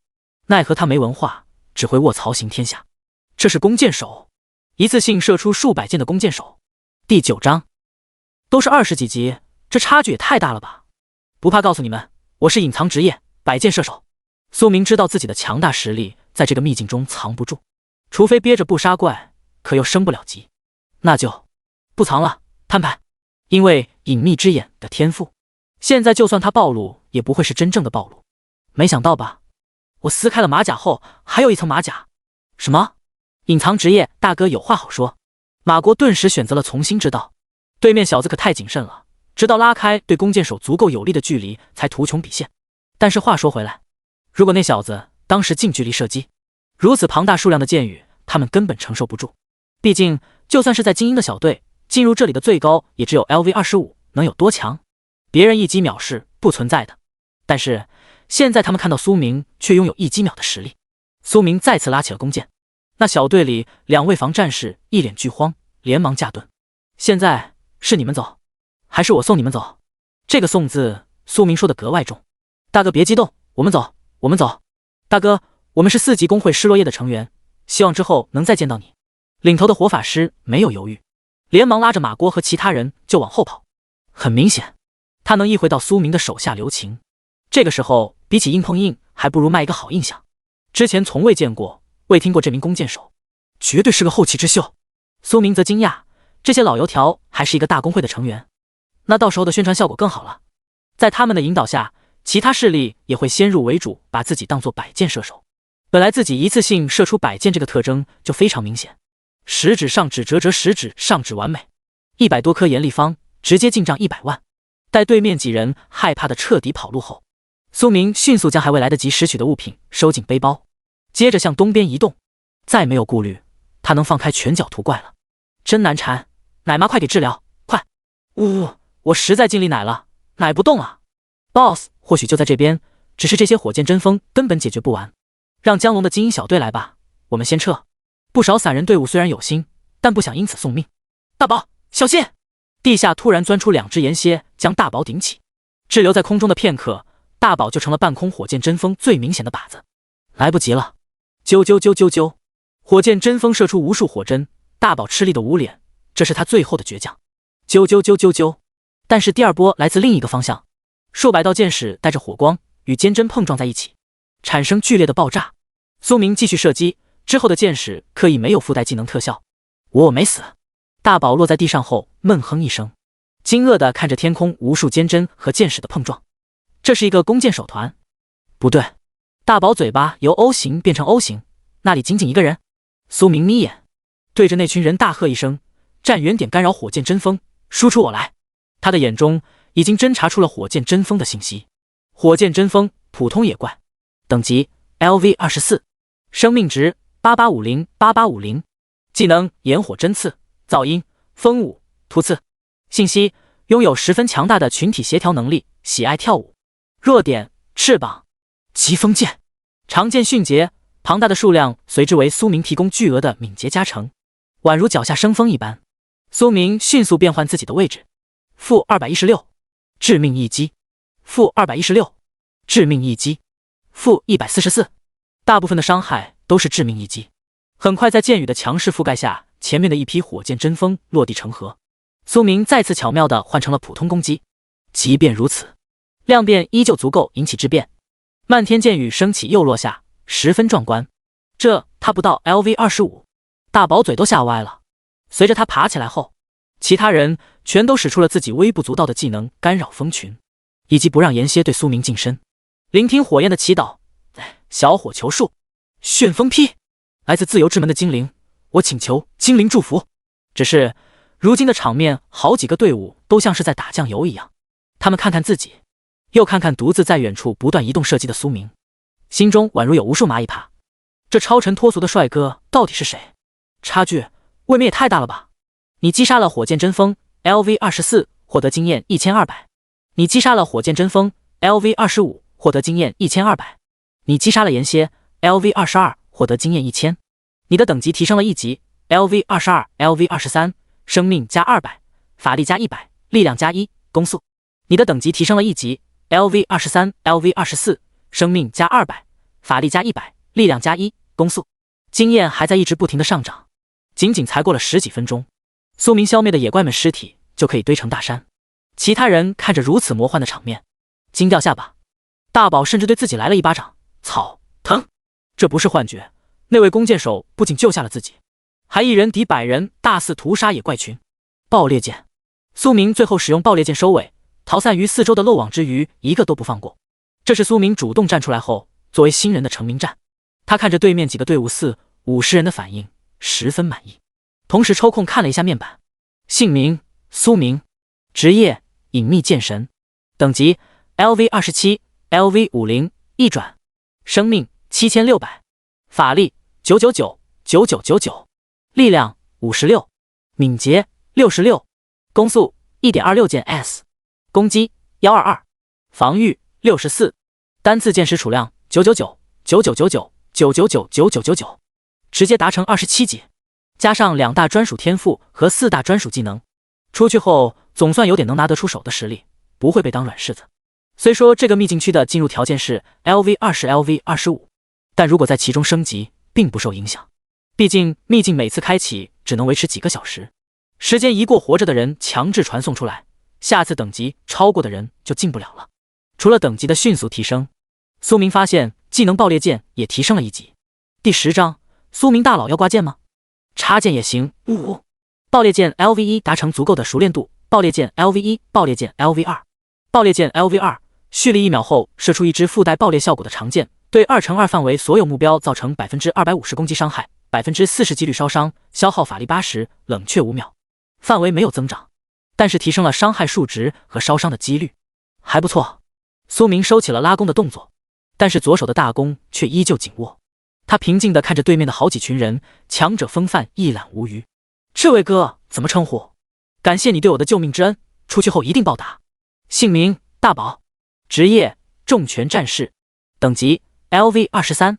大宝率先开口，同时心里也震惊，他竟然无法侦查出苏明的信息。苏明接着摆了摆手，顺手而为罢了，同时警惕着众人，边拾取岩蝎掉落的岩立方和火箭针锋掉落的装备，足足有7、80把火红色长弓，这是弓箭手的武器。苏明大喜。火箭长弓，白银，类型武器，职业弓箭手，等级要求 LV20， 属性攻击加50，攻速加 0.5S， 暴击正 2%， 耐久 50%， 特性射出的每一击箭矢 5% 概率令目标烧伤。这些可都是白银级武器，适用于所有一转的弓箭手。装备一把，剩下的全都收进背包，收获满满。攻速对他的整体输出提升非常显著，而且还多出 2% 的暴击。苏明光明正大的独自拾取掉落物，这里其他人却没有丝毫动作。谁敢啊？谁也不敢当那个出头鸟。苏明那件事不要钱般的漫天飞射属实刷新了他们的三观。谁要是成为他的靶子，不是找死。苏明哥，你也太强了，该不会是哪家巅峰家族的公子吧？大宝对着明显比自己年轻很多的苏明叫着哥，那是一个亲切。不是，我是隐藏职业摆箭射手。隐藏职业？不仅是大宝，其他的人也全都听到了苏明平淡的话语。谁都知道，如果第一次转职便是隐藏职业，那未来的成就绝对远超同类型的普通职业。摆箭射手，他们瞬间想到苏明射出漫天箭雨的模样，倒吸一口凉气。之前的攻击原来是职业造成的，难怪他可以屠杀蜂群。凭他的恐怖能力，绝对是一位潜力巨大的新人。在这一刻，很多人的心中升起了各种心思。轰隆！就在下一秒，异象丛生，火红的大地开裂，滚烫的岩浆不断溢出。有人大叫：“快后退！大家快后退！”这一次的轰动远不止这块大地，整个秘境都被波及。苏明已经看到了不少队伍正从四方向此地汇聚，接着一条火蛇从岩浆中喷出，滋到附近的一位妹子脸上，尖叫直冲天灵盖。我的脸毁了啊！不活了！进入这个秘境的人最多不过 LV25， 同等级的人比起野怪的确不占优势，通常需要队伍配合，更别说 BOSS。不少人惊恐地向后奔跑，因为岩浆之中，一条拥有3个头颅的大蛇在翻腾，伴随着无数魔法生成的火蛇。是 BOSS， 秘境的 BOSS 出现了。苏明同时也撤到安全的输出位置，再抬起头，大蛇的信息在他眼中展露无遗。三炉大蛇，秘境 BOSS， 等级 LV25， 生命值 28.8W， 技能熔浆喷射，火蛇烈焰，瞪眼，巨尾拍打。天赋火焰身躯，受到的所有非火焰伤害降低 10%， 火焰伤害降低 20%。天赋分手，生命低于 20% 时可分裂成3条拥有 10% 生命值的小蛇，5分钟内未死亡则重新融合，恢复 30% 最大生命。信息：沉睡在岩浆之中的生物驾驭着恐怖的火焰能力。弱点：右侧头颅。不愧是 BOSS， 足 28.8W 的生命值，这是作为头目天生的优势。而作为攻略者，理所当然可以利用人数和各职业配合的优势。此时，苏明的眼睛格外明亮。和之前简陋的金铁兽不同，这只 BOSS 不仅对于他来说是首杀，也是这个新生秘境中 BOSS 本身的首杀，绝对会额外奖励更多的属性，那可是最实际的实力提升。这只 BOSS 好大，要是被捆住嘶哈嘶哈。少林别尼玛在这抖，晚上有你舒服的，各大公会的人快赶来了，我们得赶快行动，又得死不少人，我还是在外围混点参与奖励，保命要紧。有的人在后退，而有的人目光变得灼热向前。苏明独自在一块巨石边，眼看着越来越多的人，喃喃道：这个 BOSS 归我了。于是再没有犹豫，直接开攻。疾风剑，疾风剑是直线伤害，不会像其他3个技能那样出现炫酷炸裂的景象，但增加的敏捷却属实恐怖。虽然一支箭才增加 1% 的敏捷，但他一次性200支出手，持续5秒。而且要知道，装备长弓后攻速 1.7 的他5秒能射8乘以200支。啾啾啾啾啾，漫天箭雨升起，无情落下。-315，-472，致命一击，-945，致命一击，暴击，烧伤。嘶嘶，大蛇无比愤怒，火蛇烈焰四处飞溅。倒霉的还是往前冲的一大批战士，而苏明已经脚下可以起风疾驰了。我向左位移，射箭，啾啾啾啾啾。接着我向右位移，再射箭，啾啾啾啾啾。不断累积的敏捷令他的临时速度一度超过这条大蛇，直接形成一人强行风筝 BOSS 的局面。妈妈呀，苏明帅哥一人在神仙打架，而我们被当猴耍，不少人整个傻眼。苏明最先开攻，加上输出占比一骑绝尘， BOSS 的仇恨始终都在他那里。而苏明的速度同样恐怖，虽然没有明显爆发出来，但依旧轻松躲避3张巨口的岩浆喷射和火蛇烈焰。外人看来甚至还能继续拉扯巨蛇移动，这人太变态了吧。他一个人相当于100多个弓箭手在输出，我们怎么比得过？草率了，我觉得他一个人就能干掉 BOSS。 苏明大佬需要挂件吗？插件也行的。目前战斗的这群人见识过苏明恐怖，彻底摆烂，没有了抢 BOSS 的心思，只想着有没有抱上大腿的可能。第11章，击杀大蛇，收获满满。苏明很快将大蛇溜得脱离了熔浆地带，再次看向他的信息，跌到 20%， 他的天赋应该要触发了。短短不过几分钟，苏明一个人输出了 BOSS 整个生命值的 79.4%。 众人只见大蛇开始从头至尾的分裂，很快变成了3条小1号的火蛇，试图向3个不同的方向窜动。怎么可能让你跑了？寒冰剑，一发寒冰剑，漫天冰剑落下，瞬间将3条蛇冻住，然后依靠超高的敏捷正对着火蛇移动，变换成疾风剑时，寒冰剑在外人看来就是酝酿很久才能发出一次的大招，丝毫不会突兀。啾啾啾啾啾，远处也有大一批人看到了苏明射出的漫天箭雨，有江龙公会之人，也有霸图公会之人，以及之前那小队失落叶公会大部队的人。他们便是江城本地3大公会，其中只有江龙为5级。妈的，都是江龙那群假正经的傻叉，害得我们来迟一步。等我们赶到，那群弓箭手都杀完了。老大说了，拿不下这个 BOSS， 你们都别想待在霸图。我倒要看看江城哪来的这么多弓箭手。最终 BOSS 左边头颅分出的火蛇消亡，很快中间头颅分出的火蛇相继消亡，右边的这个头颅是最狡猾的，不愧是弱点所在。最后一击，不再是火力全身覆盖，而是全部正对他的头颅。小子，给我停手！苏明的后方，一位刺客不断闪现，试图打断自己，然后抢下 BOSS 最后一击。可是距离不够，于是才愤怒大吼：“停你妹！”苏明没有犹豫，利剑出弓，化作无数雨点，将小蛇的头颅射出一个大窟窿。接着，3条小蛇尸体再次融合成巨大的3头蛇，却没有了活物的生气。你击杀了3炉大蛇 LV25 BOSS， 获得经验 5W。你首次击杀3炉大蛇 LV25 BOSS， 获得额外属性攻击+5。你完成了3炉大蛇 LV25 BOSS 的一血，获得额外奖励火焰文章，生命+500，法力+500，力量+5，敏捷+5。果然，一血的奖励属性不要太舒服。火焰文章，这是个啥？苏明没听过这东西，但不妨碍他高兴地收进背包。下一秒，没有想着拾取掉落物，而是迅速移动，同时箭矢对准了那名远处的刺客。刺客，好不容易才拉近的距离，为啥那个弓箭手一下子就拉远了？卧槽，他速度比我还高！同层次情况下，刺客的敏捷都要高过弓箭手，而且刺客自知还拥有特殊的加速技能，居然还是接不到。再前进一步便死。苏明的声音清晰有力，冷酷带着霸气。他的眼中看到了对方的信息：姓名铁猛，职业猎魔行刺，等级 LV25。铁猛停下，他犹豫了。目前的距离近不了身的话，优势完全在弓箭手。他怎么也没想到，如此恐怖的箭雨竟是这小子一人造成的。不管你有没有加小工会，现在给你一个选择，退了加入霸图。凭你的潜力，绝对会成为霸图未来的主宰之一，而且很可能还会获得整个工会的倾力帮助。苏明听到对方的话，差点没笑出来。啥？你是霸图工会的？要知道，苏明可是灭了霸图工会一群人，也不知道这家伙和铁牛啥关系。啧，说的真霸道，要是我不愿意呢？对面的铁猛没有愤怒，而是露出一个戏谑的表情。果然是个新人，你觉得你一个人能对付整个工会？哼，那不一定。如果我选择江龙或者失落叶，他们似乎也没理由拒绝。苏明已经想好，这次崭露头角后，江城各大工会都会向自己抛出橄榄枝，仅仅在江城这边引起点轰动，就能保全性命安稳发育，是一件非常划算的买卖。而且他本来就想尽可能先加入一个等级高的工会，因为越高等级的工会对成员有各种越多的属性加成和工会增益。江龙为江城第一工会，是目前而言非常不错的选择。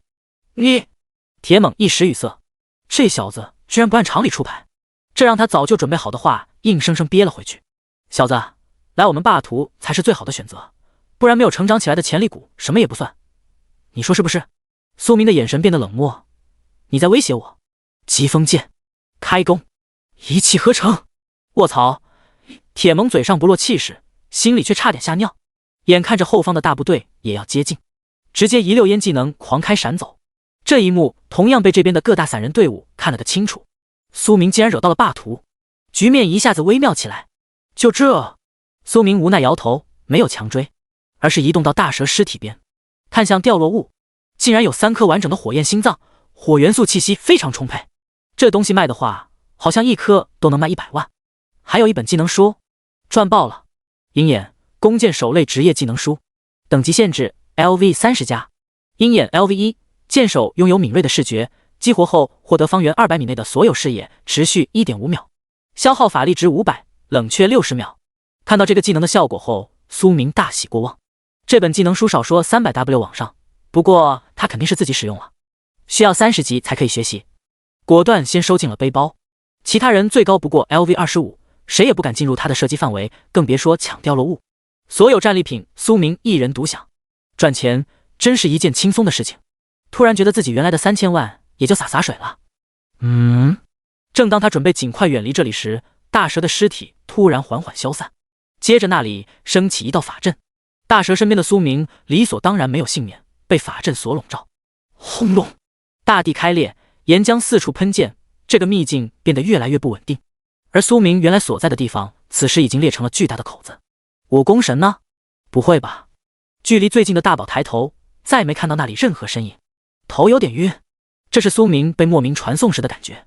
接着他的眼前出现了光亮，或者更应该说是道路两旁的岩浆火红发亮。这里是岩浆地底一个隐藏的空间，他好像被传送阵传送到了一个特殊的地方。火焰文章激发的法阵也同时守护了他，不知是福是祸。顺着道路往前走，他的眼前出现一群凶狠的火蜘蛛，新的野怪种类。苏明没想到秘境的地底还存在着大量蜘蛛野怪群，嘴角翘起，既然都来送经验了，我怎么好意思拒绝呢？第12章，伟大的扎古荣大人，小人名为铁猛。他的眼中出现了这群蜘蛛的信息：火毒蜘蛛，普通野怪，等级 LV24， 生命值7500，7500，技能粘丝、火网、啃咬、猪腿突刺。信息：火毒蜘蛛的许多部位带有毒素，需要小心谨慎接触。弱点：棱形凸起。苏明顺着视野往前看，果然在不少蜘蛛的正中心看到一块小凸起。随着越来越多的火毒蜘蛛向苏明爬来，苏明露出笑容：很好，感谢经验宝宝们馈赠。这一趟秘境，苏明出去后绝对可以 LV30加打底。寒冰剑、奔雷剑，此空间的退路十分狭窄，所以用疾风剑封着的套路不合适，因此可以利用冰冻控制的同时，通过奔雷剑制造大范围电场。哔哩哔哩哔哩，除了大量箭雨的恐怖伤害，包括了整个空间的电场也对蜘蛛们造成每秒100%攻击伤害。负617，冰冻。负1542，致命一击，电场。负205，2秒3射600箭的恐怖直接覆盖了整片空间的前方。无数密密麻麻的火蜘蛛们还未冲上前，就被冻成了冰块，然后电死。你击杀了火毒蜘蛛 LV24， 获得经验1000。你击杀了火毒蜘蛛 LV25， 获得经验1200。你的等级提升了1级 LV27、LV28， 生命加200，法力加100，力量加1，攻速。面板日志里的信息不断刷新，苏明酣畅淋漓。随着前方的蜘蛛不断变成尸体，苏明还可以边射边缓慢向前移动。谁都不知道这里竟然还隐藏着如此多野怪吧？单论数量的话，比火箭针蜂群还要多几倍。即使是一队20几人的 LV25 队伍被传送进来，都不知道能不能活着走到道路尽头。你的等级提升了1级 LV28、LV29， 生命加200，法力加100，力量加1，攻速。很好，苏明目光闪烁，继续抽动。几分钟过后，无论是道路两端还是岩浆之中，只剩下满眼蜘蛛残骸。经验飞涨，再次获得突破，直到苏明停下抽拉的姿态，等级已经变成了 LV32。别人想都不敢想，他进入一次秘境单刷的功夫，短短时间内就从 LV20提升到 LV32，赤裸裸的野怪杀手。这是啥？掉落物中，苏明看到除腿肉外的唯一掉落道具毒水滴，一种水滴状紫色固体，掉落有数百滴。先收进背包，到时候去交易所可以了解鉴定更多道具的用途。于是苏明小心的警惕四周，然后顺着道路开始内部走。学习，你满足鹰眼的学习条件，成功学习此技能鹰眼 LV1。等级超过30级后，苏明终于学习这个辅助技能。此时正是用武之地，立刻激活。他仿佛感受到一股奇异的力量，接着方圆200米内的视野全都进入了自己的眼中，没有火毒蜘蛛的痕迹了。咦，那是什么？苏明看到道路尽头还有一个空间，而离开此地的法阵似乎就在那个空间的另一侧。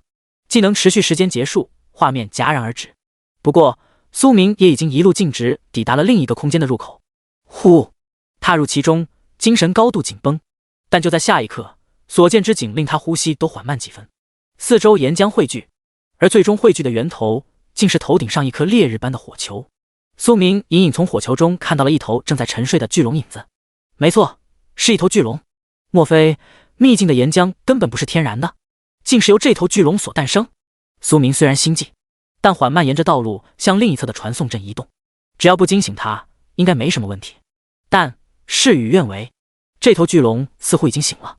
人类，是你将无从沉睡中唤醒吗？邪龙扎古荣睁开双眼，他的话语带着上位者的威严，还有隐隐约约的激动。多少年了？他被封印在这个地方已经不知道多少年了。今日虽然看不到火球外对方的样貌，但终于来了一位携带特殊解封物品的人族。邪龙扎古荣露出一抹阴险的笑容。人类这种贪婪的种族，绝对经不住伟大扎古荣大人的诱惑。苏明此时的心脏飞速扑通扑通直跳，这可是真正的巨龙，传说层次至少400级以上的存在，哪是他这个才刚转职1天的小菜鸟可以接触的？咦，不对啊，这条龙要真这么强大，干嘛还和自己交谈？所以有没有可能？苏明当即表现卑微道：“尊敬的巨龙大人，小人无意打扰您的休息，这就离开。”等等，扎古荣顿时急了。听到此话，隔着岩浆之河的苏明露出了笑容，被他猜中了。作为一名穿越者，这种事很快让他意识到是怎么回事。幸运的小子，你是被巨龙所选中的人类，猜得没错的话，你身边应该有一道火焰纹章。苏明看着左手臂闪烁的火焰纹章，若有所思，这东西居然和巨龙有关系。于是他开始继续表演。天哪，伟大的巨龙大人，就是这个纹章将我指引到了此地。火球中的扎古荣终于露出满意的神色。这就是你龙卷者的证明。扎古荣戏谑开口。来吧，人类，将火焰纹章的力量输送到火球之中，从此和吾签订契约。你将拥有巨龙的力量，同时还能获得伟大巨龙的无数宝藏。他在一步步地引诱着贪婪的人类。这么多年过去，现在的人类根本不可能知道火焰纹章的真正意义。而他一旦冲破了封印，世界将由伟大的扎古荣所主宰。其实扎古荣也不知道，他所在的这个秘境空间已经通过6道神塔，和蓝星的里世界连在了一起，不再是他原来的世界位面了。而蓝星各国理所当然不知道火焰纹章的作用，最多当个高级火焰符道具。哦，巨龙的宝藏，不知伟大的巨龙大人是何名讳？扎古荣被苏明的马屁拍得十分舒服，同时听着苏明贪婪的话语，仿佛看到了对方愚蠢的结果。小子，就让你再高兴一会儿。吾乃熔岩巨龙始祖扎古荣。小子，作为的无契约者，吾允许你报上你的名字。熔岩巨龙始祖，这来头有点大。苏明沉默一瞬，思索后连忙道：“伟大的扎古荣大人，小人名为铁猛。来吧，铁猛，迎接巨龙的宝藏吧。”第13章。奶奶常说，送出的东西哪有收回的道理。终于啊，他终于要脱离封印了。可怜的虫子，竟然还幻想占巨龙的便宜。扎古荣激动的期待着神印炎龙消失的那一刻。他要让这个可怜的虫子体会从天堂掉进地狱的绝望。只是却迟迟没有等到封印的消失。铁猛小子怎么回事？你为什么没有动静？你难道不渴望强大的力量？你不想成为世界的主宰？和我签订契约，你将拥有无数宝藏。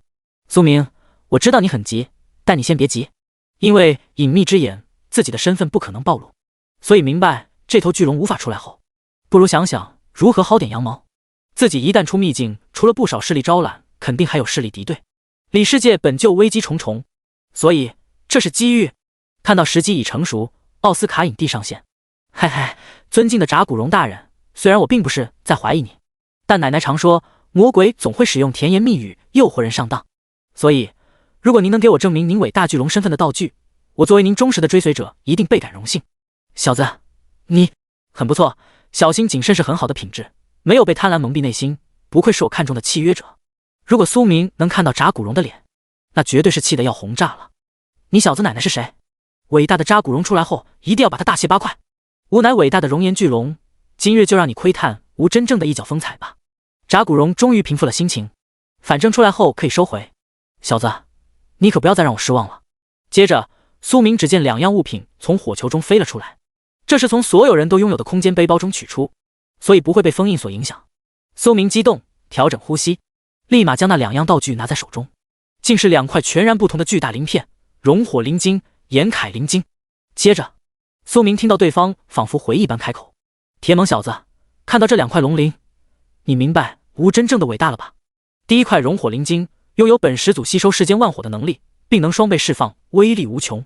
另一块岩铠灵晶则继承了本始祖神兽般的恐怖防御，激活后几乎3分钟内拥有绝对防御。”听得出来，他对自己的这2块灵晶十分赞许。当然了，对此赞许的不仅是扎古荣，还有苏明。他的眼泪不争气的从嘴里流了出来。龙之灵晶还是2块，不谈熔火灵晶吸收万火的逆天效果，岩铠灵晶对他的保命能力简直瞬间提升一大截，相当于3分钟真男人。搭配自己无限火力打满3分钟的输出，谁能活？往后就算是神来，3分钟也要斩神。哦，伟大的巨龙扎古荣大人，您对我的信任感激不尽。等等哦。然后苏明没有功夫再去研究那2块传说级灵晶，直接收进了空间背包。他的脚不动了，此时不溜，更待何时？烈阳火球在道路中心的头顶上空，苏明则迅速继续走向道路另一端法阵的位置。巨龙炸骨龙隐隐约约看到外面的人族小影动了，很好，他这是要为伟大的巨龙献身了。来吧来吧，咦，不对劲，不对啊，小子，你的身影怎么距离无越来越远？尊敬的炸骨龙大人，没有啊，我就是在跟着火焰文章的指引前进。苏明直的都给他掰弯，但脚下的动作没有丝毫的停顿。快了，很快就可以和这只极度自恋的巨龙说拜拜。不对，肯定不对，小子，你明明距离无更远了，你难道在欺骗伟大的炸骨龙大人？吼！火球中的炸骨龙傻眼，剧本不对啊，不应该是这小子知道他拥有强大的力量后接近自己吗？不，吾乃伟大的熔岩巨龙始祖，怎么会？他愤怒大吼，狂吠，但是发出的龙威只要碰上神翼年龙，直接消失殆尽。人类，你在欺骗伟大的巨龙？你竟敢欺骗伟大的炸骨龙大人！高高在上的他，何曾被如此戏耍？而且还是被一只弱小的虫子。他这个本该将对方玩弄于股掌的巨龙，竟然两极反转成了小丑。人类，将吾的灵晶还给我！吼！扑哧，苏明终于忍不住，这自恋的巨龙现在才明白，可惜迟了。苏明也终于不用装，摊牌。哎呀，炸骨龙大人，奶奶常说送出去的东西哪有收回的道理？弱小的我还是不打扰您了，我走了哦。炸骨龙气炸了，他的头颅变得格外红艳，仿佛随时都要掀起熔岩大爆炸一般。整个烈日火球在不断轰动。炸骨龙暴怒，铁猛小子，吾一定要杀了你，还有你那该死的奶奶，你们这些低贱的虫子都该死。苏明乐呵一笑，这条龙脑子真是一根筋。看吧，我就知道你也没安啥好心，但你就是出不来，对不对？好，人类，你不讲信用，你不讲武德。苏明耸耸肩，哦，彼此啦。终于来到了离开的传送法阵边，苏明果断踏入其中，微微摆了摆手。不怪炸骨龙大人太蠢，谁叫我是一名机智的刺客呢？拜拜您呐，炸骨龙，你回来啊！铁猛啊！待我脱困的那一天，一定要让你生不如死！巨龙的咆哮响彻整个熔岩空间，但在火球的强大镇压下，炸骨龙却只能无能狂怒。不行，退一步越想越气，该死的铁猛！法阵闪烁，苏明顺利传送，离开了这个炙热的空间。眼前的景象迅速变换，再看时，他便发现自己回到了熔岩大地上，只是四周无一人身影。这里不是之前 BOSS 三卢大蛇所在的地方，不过在远处，他又看到了一群岩蝎。于是苏明很快将自己藏匿在一旁的巨石后。经验宝宝们，别想逃！疾风剑，开弓！第14章，我就只是一个平平无奇的普通人。啾！你击杀了岩蝎 ，LV21 获得经验1000。你击杀了岩蝎 ，LV22 获得经验1000。苏明从未有过如此轻松舒畅。疾风剑士提供的敏捷增益令他的保命拉扯能力极度恐怖，如今又有了严凯灵晶的底气，可以更加专注于不停拉弓输出。趁这块区域没人，火力全开，全部杀完一个不留。如果岩蝎们拥有智慧能说话，一定会把苏明当恶魔。你不要过来啊！你击杀了岩蝎 ，LV22 获得经验1000。你的等级提升了1级 ，LV32、LV33，生命加200，法力加100，力量加1，攻速。就在苏明不停激情杀怪之时，另一边，3大公会的大部队已经赶到 BOSS 区域一段时间了。看着满地的岩蝎和火箭针锋尸体，全部露出老人、地铁、手机点 JPG。附近没有找到那小子，80%是死了，掉进岩浆地缝中基本不可能活，可惜了一个好苗子。操 ！BOSS 岂不是白死了？资源都浪费了呀！不仅 BOSS 死得太快，击杀 BOSS 的那小子也突然就意外没了。霸图这边队伍领导者正是 LV25 的铁猛，他松了一口气，露出十分怪异的表情。我的嘴开光了，唯有某个队伍里的大宝失落，随着小队离开。我亲眼见到弓神身体没稳住，然后消失在裂缝中。自己的救命恩人，还是这么强大的新人弓箭手职业，太可惜了。最终，大家只能四处分散，重新开始清理各地的岩蝎和火箭针锋。距离秘境关闭的进程不远了，苏明已经杀红了眼，在他的疯狂屠戮下，等级已经从 LV32 飙升到 LV35， 而且又是接近200克的岩立方，这都是钱啊！很快，整块区域的岩蝎全部被杀完。苏明简直是这个秘境实打实的一等功臣。于是，迅速看了一下自己的基础面板，姓名苏明，职业隐秘剑神，等级 LV35、LV50，一转，生命9700，法力999，力量69，敏捷79，攻速1.84件 S， 攻击203，防御72，单次箭矢储量999 9999 999 9999。等到之后更换一整套高级装备，它的面板属性将会更高。当然了，实际的战斗力光看面板远远不能体现，因为它一箭200发，各种特效增益爆棚。提示：熔岩秘境 LV20、LV25 即将在2分钟后关闭，所有存活人员将随机先后传送而出。虽然有些不舍，但秘境这边的野怪几乎都杀没了。他喃喃道：出去后很可能会直接碰上霸图那群人。不过拉布拉矿火山目前有官方坐镇，霸图必然不敢动手，然后只需要加入江龙公会，一切轻松解决。想到这里，苏明松了一口气。岩铠灵晶需要特殊鉴定，他摸清了这东西的激活方式，但具体适合效果不能确定。这次出去后，2块灵晶都需要去交易所鉴定一番。很快，一股柔和之光从秘境上方将它笼罩。苏明知道这是要传送出拉布拉矿火山附近。轰隆！刚出秘境，火山喷发。苏明预想中的局面没有出现，因为现在的情况更加恐怖，大家都在逃难，自顾不暇。妖兽了，到处都是熔浆，快下山！拉布拉矿火山副本的范围整整大出7、8倍，矿山口外的石道以及树林区全都变成岩浆火海。于是，苏明没有浪费时间的向下方跳跃。至于秘境下一次开启，大概10几天或更久，而那些超高等级限制的秘境，有的还会以年为单位。因此，每次进入各个秘境的时间内，官方都会发布保底奖励任务，尽可能清理本次秘境中的所有野怪。如果秘境关闭野怪残留过多，便会通过神塔影响到里世界区域的野外生态，然后更进一步影响表世界的生态。苏明觉得，随着时间的推移，里世界和表世界总有一天会彻底融合。因此，在表世界没有任何留念的他，可以在里世界大展身手。远处的熔岩火蛇多了起来，苏明迅速扔过一道侦察。熔岩大蛇，普通野怪，等级 LV45， 生命值 1.9W ,1.9W， 技能喷射火焰、火蛇漩涡、熔浆弹、尖啸、巨尾翻腾。信息：从岩浆中诞生的新生物种，驾驭着十分恐怖的熔岩能力。弱点：尾部白环带。苏明没有开弓息仇恨，毕竟随便一条熔岩大蛇都超过秘境中 BOSS 的等级。就在这时，他听到上空的大吼：天启护盾！小兄弟，快上来！苏明抬头，只见一架大型武装直升机降下特制梯，四周被护盾守护。他迅速爬上去，见到了几位救援人员和一些20几级的散人。我们是江城官方里世界救援部成员，看不到姓名信息，看来你带了反侦察道具。放心，会将你们安全送到江城之中。苏明点头，反过来看向对方的信息：姓名蒋离，职业大护盾师，等级 LV75。没想到这位救援者距离3转都不远。多谢。他了解到，自从3波不同等级的人进入秘境后，矿火山很快就开始爆发了。好在这里距离城镇还有不少距离，所以江城只需要升起护城屏障就能解决这次危机。而他们这些救援队，则专门解救刚出秘境并且不会飞的那些攻略者们。飞行技能吗？最次至少都要2转以后才能学习，还是极度稀有。但他相信自己要不了多久就能达成。还有谁不会飞呢？不是？苏明向内部的休息区行走，竟看到了一位有些眼熟的老哥。你没死，宫神！靠在边上的大宝激动一喊，其余的散人全都将目光汇聚过来。整个秘境低级区中，令大部分人印象最深刻的就是那爆射 BOSS 的漫天箭雨。除了大宝和最近的2个队伍，其他人并没有见到过苏明模样。如今听到宫神，不约而同就想到了当时的那位恐怖人物。天哪，好帅哦！我姨妈好像要提前来了。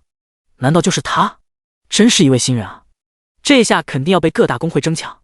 苏明皱眉瞥了一眼大宝，老哥你低调点。嘿嘿，我就只是一个平平无奇的普通人，我要休息了。第15章，鉴定灵晶，强啊！效果太强了。苏明安静地靠在一旁，没有人再打扰。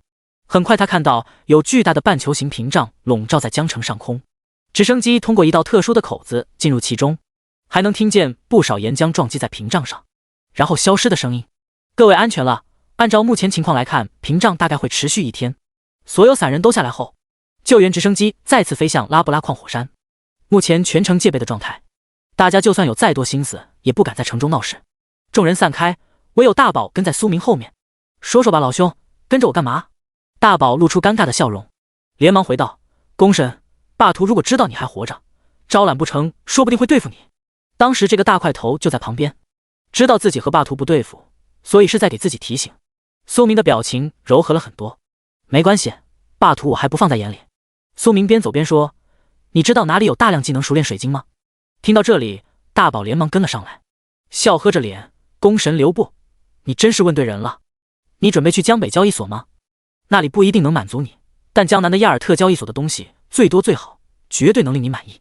哦，苏明停下脚步，亚尔特的名号他听过，在表世界他们就是江城最大的电子公司，没想到在这里把持着交易所的重要业务。行，我需要购买不少技能熟练水晶，有吧？以及鉴定2块灵晶的作用，绝对有，而且品质保障，就是可能比较贵，宫神你，这你就不用担心了。苏明摆了摆手。江城江南区亚尔特交易所4级区，尊敬的贵客，请问你有什么需要交易的吗？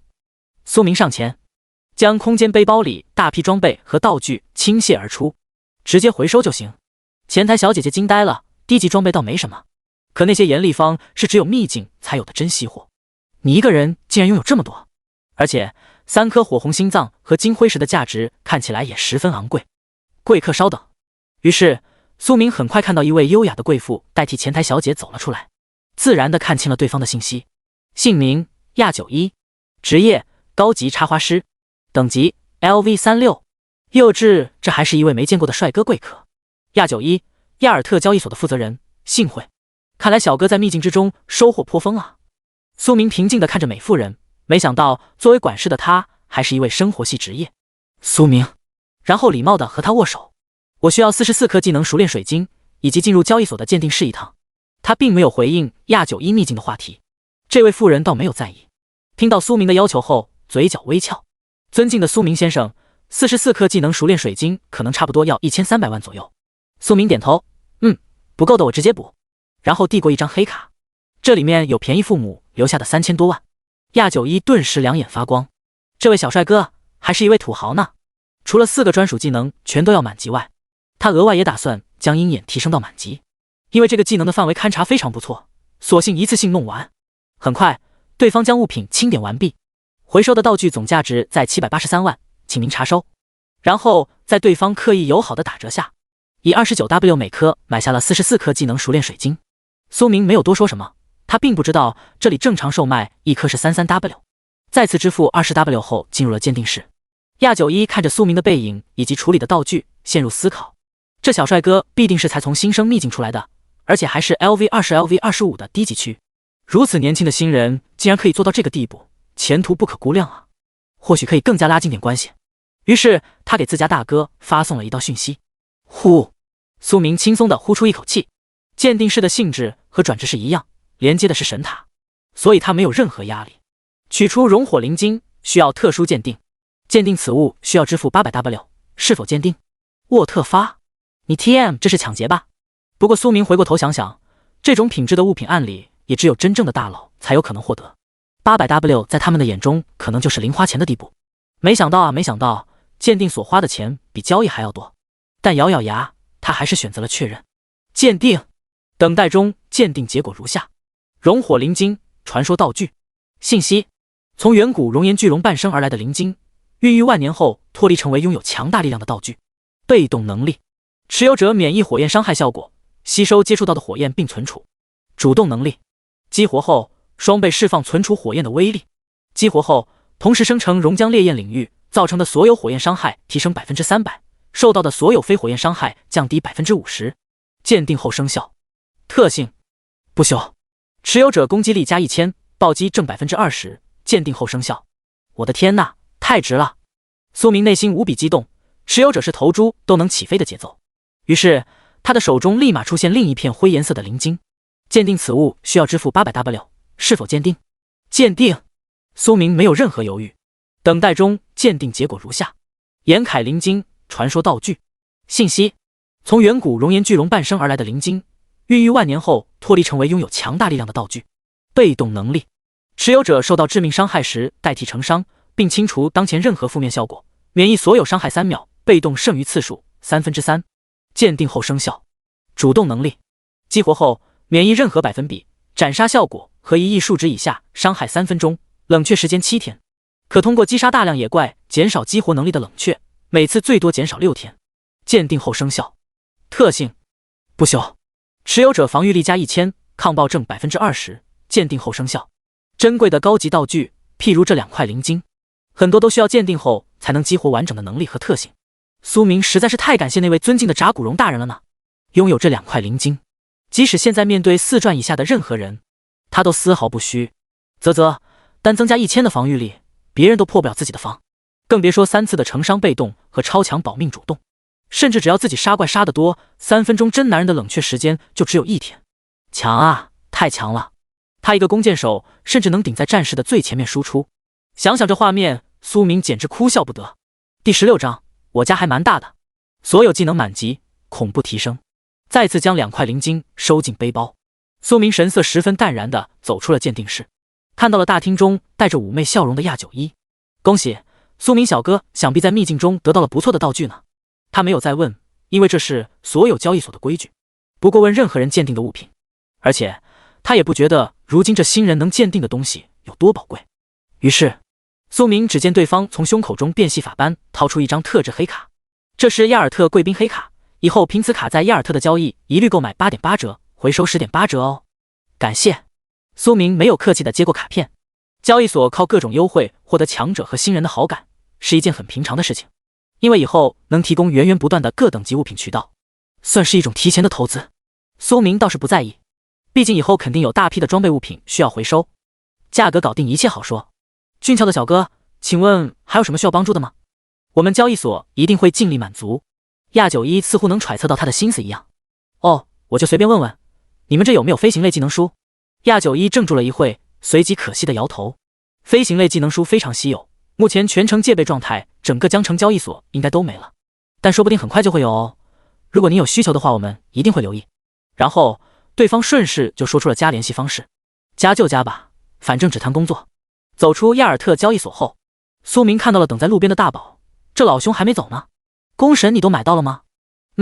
多谢你的建议。因为在和亚91的交谈中，他知道了如今各大交易所很多物品都被江城官方购买一空，如果去了江北，还真不一定能买到这么多技能熟练水晶。苏明两人边走边说，对了大宝兄，你知道江城李世界哪里的居民区不错吗？我打算长期在李世界住下来。啊？大宝露出惊讶，这位神秘的宫神新人不会是才第一次进入李世界吧？想想也不可能，那他之前应该是一位到处游荡的孤狼刷怪者。嘿嘿，宫神你要是不介意的话，可以把我家当你家，算是我报答您的救命之恩，我家还蛮大的。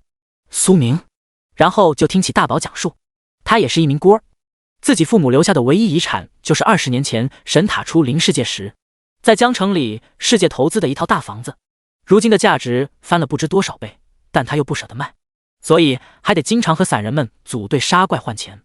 江南区城中居民区一级区，苏明看着大宝指的那栋大别墅，表情怪异。妈的，还是中心地段，这憨憨要是把房子卖了，比自己还有钱，难怪推荐自己来这边，因为本来就距离亚尔特交易所不远，对这边非常熟悉。行，2楼归我，打扰了。仅仅1天的功夫就升到 LV35， 还获得2块传说级龙鳞。苏明看着落地窗外的护城屏障，不住的感慨。接着他的目光移向了自己的面板，同时取出44颗晶莹剔透的水晶，开始一颗接一颗的使用。你使用了1颗技能熟练水晶，达成技能熟练条件，爆裂剑 LV2， 爆裂剑 LV3。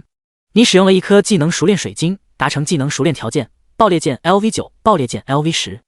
一共在使用8颗技能熟练水晶后，爆裂剑达成满级。苏明看着技能描述，一时间连感叹都不知如何表达。搭配无限火力后，简直太强了。爆裂剑 LV10，蓄力1秒后射出一支附带爆裂效果的长剑，对10×10范围所有目标造成 600% 攻击伤害， 100% 几率烧伤，消耗法力400，冷却5秒。没有任何意外，100% 几率烧伤，而且再加上熔火灵晶后，还能变得更加恐怖。继续，你使用了1颗技能熟练水晶，达成技能熟练条件，寒冰剑 LV1， 寒冰剑 LV2。于是不断使用9颗过后，他立马看向了寒冰剑的满级效果。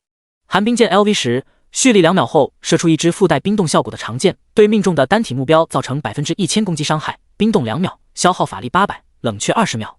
一次冰冻2秒，对面还没来得及解控，第2发他又来了。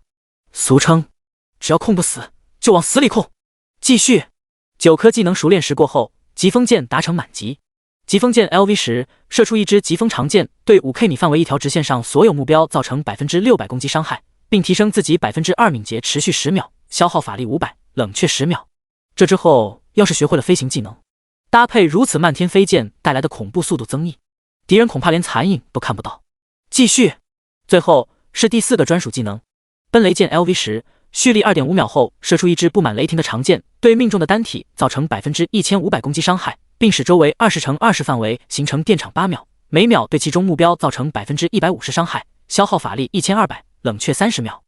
不愧是雷属性技能，每根剑都能生成持续8秒的大范围电场，群杀甚至高出爆裂剑一筹，实在是不要太厉害。继续，这个非常不错的辅助技能鹰眼，也不要放过。鹰眼 LV 时，剑手拥有敏锐的视觉，激活后获得方圆1000米内的所有视野，持续 3.5 秒，消耗法力值1000，冷却60秒。哇！苏明没想到的是，这个技能提升竟出乎意料的好，视野范围大幅增加，而且持续时间也提高到了 3.5 秒，用来提前开视野太方便。呼，一夜无眠，5个技能全部满级后，自己的战力强制再翻几番。低调，低调，我才刚一转呢。苏明不断稳定自己的情绪。尼玛，他觉得现在35级的自己就能轻松干死一群135级的人。第17章，亡灵的邀请，官方也邀请。一夜过后，江城的屏障终于消散，大宝已经外出打工去了。正当他也独自出门练级之时，敲门的声音响起。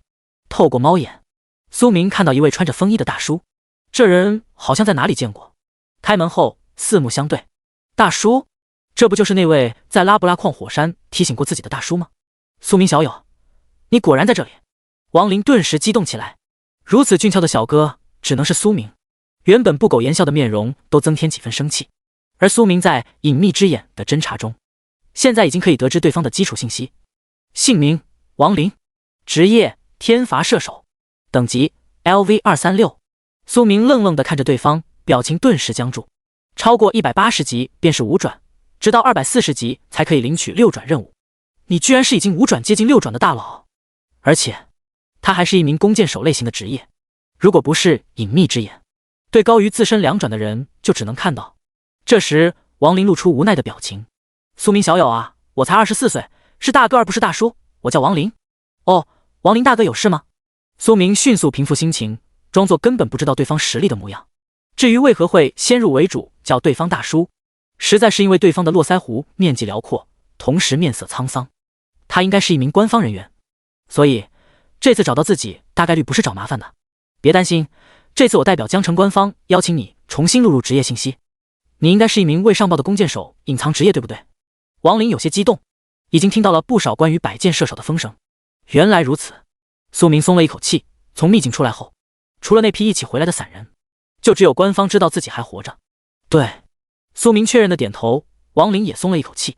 转职时我不知道自己是隐藏职业，直到在里世界打开面板。苏明撒了一个善意的谎言。我们明白你的顾虑，一旦身份公开，必然会受到许多注视。亡灵露出了笑容。所以这次除了重新录入信息，不知道你有没有兴趣加入龙国的特殊公会弑神殿？啥？等等，亡灵大哥，你再说一遍。两人已经出现在了江城上空，而他们脚下的竟然是一只狮鹫。这是亡灵的驯兽，苏明侦查到是196级。哈哈，其实我并不是江城人。亡灵继续道，2天前老爹感受到江城附近泄露出一抹异样的超然气息，于是派我秘密调查一番，谁知道就遇上火山喷发了。或许这场天灾没有表面那么简单。亡灵的眼神顿时变得冷漠。啊，这是我能知道的事吗？苏明表示有点慌。亡灵随即意识到什么，却柔和下来，对苏明开口道：弑神殿是9级公会，弑神殿建立在龙国帝都，是唯二的2大9级公会之一。但值得深思的是，弑神殿公会的成员非常少，平时也基本没怎么露面，影响力方面远远比不过另一家龙国圣地公会天龙阁。这，亡灵大哥，我一个新人有什么值得弑神殿看重的？如果说苏明最开始是震惊加激动，那么现在他反而感到后怕。如此顶级公会为何会邀请自己？百箭射手有些名号，但没成长起来也不过是个普通弓箭手而已，仅仅只会被他们稍微注意一下吧。而不管是2块龙鳞，还是自己真正的职业，他可不敢暴露。龙鳞？亡灵大哥老爹感受到的气息该不会是巨龙扎古龙？无论是秘境中的岩浆，或是如今拉布拉岩浆山官方改名了流淌的岩浆，它们的源头都是熔岩巨龙扎古龙。卧槽，这岂不是说扎古龙本来距离脱困就不远了？卧槽卧槽，自己这下真惹到一尊大家伙。苏明回想着，应该没有暴露任何身份的细节。对，他找铁猛关我苏明什么事？这似乎不得不好好考虑加入弑神殿的事了。江城官方中心信息塔5级区，两人已经跳下施救。王林却露出神秘的笑容，拍了拍苏明的肩膀，等你出来后再告诉你，去吧。两位全副武装的守卫将苏明带入测试室。哦，苏明是吧？欢迎你的到来。在此之前，我可以问问你的反侦查是天赋还是道具？姓名安宇，职业谢武战士，等级 LV173，道具父母遗物，无可奉告。好，安宇点头，不再过问。百箭射手啊，真是一个潜力巨大的隐藏职业，这或许是龙国的第一例。你放心，20年来总有很多我们不知道的职业。然后苏明就展示了自己一次200发的恐怖能力，另一众记录者都目瞪口呆，这还是他隐藏了技能效果的状态。多谢你的配合，有兴趣加入江城守卫军吗？凭你的潜力，未来一定会成为指挥官，如果有意向的话，记得联系我们。苏明笑了笑，赶忙溜走。官方虽然好，但是却要牺牲大部分人身自由，很多时候身不由己，他还是喜欢将命运自己掌握的感觉。因此高级工会就是最好的选择，人身自由不会被限制，只需要每隔一段时间达成工会相应的贡献要求，就能享受到极大的加成和便利。而且更重要的，大工会本就和官方关系密切，资源丝毫不逊色，不少会长副会长同时担任着重要职位。出来后，他看到王林正高兴地对自己招手。怎么样，你应该更喜欢自由吧？弑神殿不会限制任何成员的人身自由。王林大哥，你肯定有什么理由吧？于是王林叹了一口气，将苏明单独拉在一旁。好吧，我也不瞒你了，我们需要一位弓箭手的隐藏职业。什么意思？苏明警惕，随时都准备着激活岩铠灵晶。有些事情民众不知道，世界很可能会再次巨变。涉及全球各国排名的重要秘境，某个区域需要数种不同武转的隐藏职业才能进入。如今弓箭手的位置一直空缺。苏明反问，所以你们需要我进入秘境？这确实是我的想法。你不仅是弓箭手隐藏职业，还在1天内独自升到了20级，对不对？对。苏明很想说他已经 LV35了。你的天赋潜力巨大，生存能力就算在隐藏职业中都位居前列，一次性几百件，就算是我也不得不佩服。当然，如果你不愿意也不强求，毕竟未知的秘境危险重重。第18章，王林老哥摊牌了。黑雾沼泽地图杀。王林不停地对苏明诉说着弑神殿的优势，苏明迅速就抓住了重点，立马问道：龙国20年来没有弓箭手隐藏职业的人，已知的有2位，但是都死了，现在只有你希望巨大。王林心情有些复杂，双拳不自觉紧握，其中一位正是死在那个秘境中。他缓缓恢复了平静，但在苏明眼中，他似乎带着不甘。如果你接受的话，弑神殿以及我绝对会保护你顺利晋升到5转，怎么样？苏明总感觉王林有私心，为了让你放心，看来我必须要揭底了呀，苏明小友。其实我的父亲正是弑神殿会长，龙国10位9转大能之一。然后他露出了自己的弑神殿工会信息，以及会长王博的形象，别说确实长得挺像。苏明，那你可真是有一个好爹。这要是刚才的测试官安宇在这里，绝对要惊掉下巴。这个空降的王队竟然是弑神殿的一位大人物，可是如今竟然在舔新人，就算是隐藏职业，也绝对没有苏明这么好的待遇。所以现在有一个选择放在自己面前，是拒绝王林的邀请，加入江龙和霸图那些霸道的家伙们争怪冲突不断，还是接受邀请，从此原地起飞到5转。小孩子肯定会选择接受，而大人当然是有一颗返璞归真的童真之心了。所以我接受，这难道不香吗？苏明话音刚落，仿佛感受到王林如释重负般轻松很多。哈哈哈，太好了，苏明小友，以后谁欺负你找我带你直接干他，我都干不过的话，就找我老爹。苏明面对着豪横的抬爹人，苏明差点没笑出声。不过以后或许自己也可以抬一抬，这就是背后有人的快乐吗？苏明眼中露出的是全然不同的兴奋色彩。如果顺利达到5转，天赋技能那将会增加到多么恐怖的地步。王老哥呀，王老哥，到时候还不知道是谁带谁呢。于是苏明的笑容愈发真挚高兴。王林开口道：既然如此，明天你便随我去一趟里世界的帝都，加入弑神殿，到时候带你起飞。一脸严肃脸的王林露出这般表情，竟然有点反差萌。很快，两人乘坐施救。王林在苏明的要求下，于黑雾沼泽放下了他。苏明啊，这里可是40级区，你也太冒险了吧？等我明天带你练级，不是更快吗？王林有些傻眼，心一横，取出一个小巧的十字盾，接着激活后可以直接生成5W 生命值的护盾，就当是我送你的礼物。苏明接过，看向这个道具的信息：十字光盾，精良道具，主动能力，激活后临时获得5W 生命值的护盾，被打破或持续3分钟后消失，冷却24小时，已鉴定生效。只有一个简单的主动能力，但5W 生命值护盾前期对他来说属实不错。王林大哥放心，我已经35级了，不用担心。好的，王林满意的点头，便乘着施救回城处理火山后续的事情。他寻找了3年无果，如今却意外寻到这位潜力巨大的隐藏职业弓箭手。有心栽花花不开，无心插柳柳成荫啊！他只恨自己不是隐藏职业，无法亲自完成这项伟大的事。等等，那小子刚才说自己多少级来着？他35级了，才1天，连转职任务都完成了。我超，彻底捡到宝了。于是王林干劲十足，只想着事情做完后快点接苏明。5W 生命值的护盾真是好东西。苏明看着手中的小盾感慨，然后收进了背包。很快就看到了薄雾中的一块标志：黑雾沼泽，魔爪鱼 LV35、LV40，扭曲树精 LV40、LV45，稀有 BOSS 魔爪蛙 LV45，黑雾极易干扰视线，建议与光法师组队。这一次一举达到50级。苏明已经彻底走进黑雾之中。他的想法是，在王林老大哥带自己去帝都之前，先把2转的转职任务给领了。谁知道到时候会不会顺道就完成了呢？他总不可能一切都靠别人。苏明看到了前方一滩死水，几棵枯树分布其中，在黑雾笼罩之下异常阴森。突然，一条巨大的藤蔓飞速袭来，苏明迅速往左翻滚，不过被擦中了一点手臂。负0，未破防。噗嗤，苏明真的不想笑，除非忍不住。因为自己的逆天防御，他目前可以在这里野怪群堆中横着走。奔雷剑，奔雷剑！就在下一刻，密密麻麻的附着雷电的箭矢冲天起。前方的树木原来并不是普通树木，而是扭曲树精。